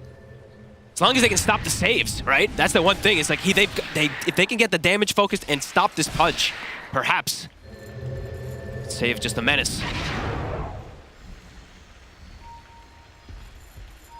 BetBoom will respect it though. Another Wisdom Rune. Who wants it? Anybody close to anything big? Maybe they'll give it a Miro. Keep him scaling. Can slow things down. They can take the Roshan. Does make its way toward top. Radiant Does mean that there are is scanning. we will see the Rapier. He's gonna get time for it. We will be able to see it. Okay, what's he gonna switch out for it? Ooh. Probably So just a the boot? Treads, yeah. I guess, yeah. Gonna be a little hard for him to stick on some of these speedy targets as we've seen, but Maybe relies on the Stampede, you know? True. True. I mean, that's gonna be his Ramsey's going for the Ags. I was checking that literally at You know the what I exact mean? same You got time a you said TA it, with a but- Rapier on your team. I feel like it's kind of on you to get that Ags for him. Keep him safe in the car. Hey, he's too poor. Ramses hasn't been able to get that type of farm this game, really is. It dies so fast. Aegis on Miro, he's been kind of frontlining. Yep, cheese on GPK if he wants to. Andra. Actually, where did the cheese go? Dire are scanning. Oh, it's just about, he's actually passed over to Miro, so giving Miro everything to sort of just survive at the front. Aegis and the cheese. He is the one who whittles the towers down without having to pop and extra them. He that's whittles true. them, right? He pokes them. It's very kind of low investment for them as a team in terms of resources for them to just tickle away at the barracks. That's the word I was looking for. Pure. Pure? They saw the Rapier. Oh, Toronto, Tokyo. The start to Pure is going to get taken off by the Aphotic Shield. Oh, save! Oh my goodness, he nearly got it with a hook. Won't quite get the hit. So Tundra will be allowed to step back. And their lanes, they had the illusions pushing out mid. Bottom pushed out also. That's true. Oh, look at save. Oh my god, that is so sneaky. He's prepping for the next move. Oh, he is. He's ready to hook that TA, get that Rapier. Hero. Big damage, of course, coming in from Pure, but saves him with a hook. Miro out to safety, tops in trying for the Concoction, but he's not going to be able to get in range. Jump back in with Miro. They got the Viper Strike in on top of him. Silence as well. You have to use the Stampede to get him back to safety. How long is that? 60-second cooldown. It's a pretty important one, especially when you don't have boots on your TA. There's the Exorcism gone. But as you say, this ward that Save was able to get down into the base is definitely going to get things tricky to sort of defend around this top side of the base. I mean, that's such a sneaky play. I love it. Another ward, too. They still have this ward on the high ground that they probably want to try to protect. Tundra trying to get stepping outside of the base a bit. Nightfall nearly getting the jump in onto them. Very risky here for Tundra. Now Thompson, he's in. They're going to look to try and burst through the punch. Save is in trouble. They do get him. They're going to be able to get him. It's top 4 for Ramses as well with the Hoostomp. Thompson's getting fully focused here by the team. They surround him. He's healing up though. And in fact, he's going to be able to step away. Whitemon healing with the Taking the Axe. Aegis out of Miro. This could be the chance that Tundra need to potentially begin a bit of a turnaround. Pure, she's going to melt up. There's the jump forward again. Thompson's falling low. Pure steps back with the BKB. Turns over towards Nightfall. It's going to be immediate buyback from Thompson. Whitemon also ready to buy back buyback straight away into the fight. GPK, he's got the exorcism, but Thompson's in on top of him. Pure offering up the damage. They should be able to burst through this net profit. They do. Tundra, they'll have to use the 2 buybacks, but they keep this game going. They got the pudge. They got the pudge at the start of it all. Honestly, save. They finally find this guy that's been bailing every single one of these situations from BetBoom that could have gone bad. Get themselves some nice big kills. It does require 2 buybacks. It does. Let's see what they can do with this. Let's see if there's a little bit of time. They're trying to use the Stampede to turn this into any additional kills, but as it is, BetBoom, they've already got everybody out of this top side. This Mirror at the moment still in the triangle around these Ancients, but he'll also start to back off now, so they won't find him. GPK high-fived him while he was dying. It actually comes up on the kill, on the fight recap. I didn't even know that, actually. But... Hey, who got the money for that GPK kill as well? Was it? I think it was Pure, right? Yeah, Pure was wailing on There it, you go.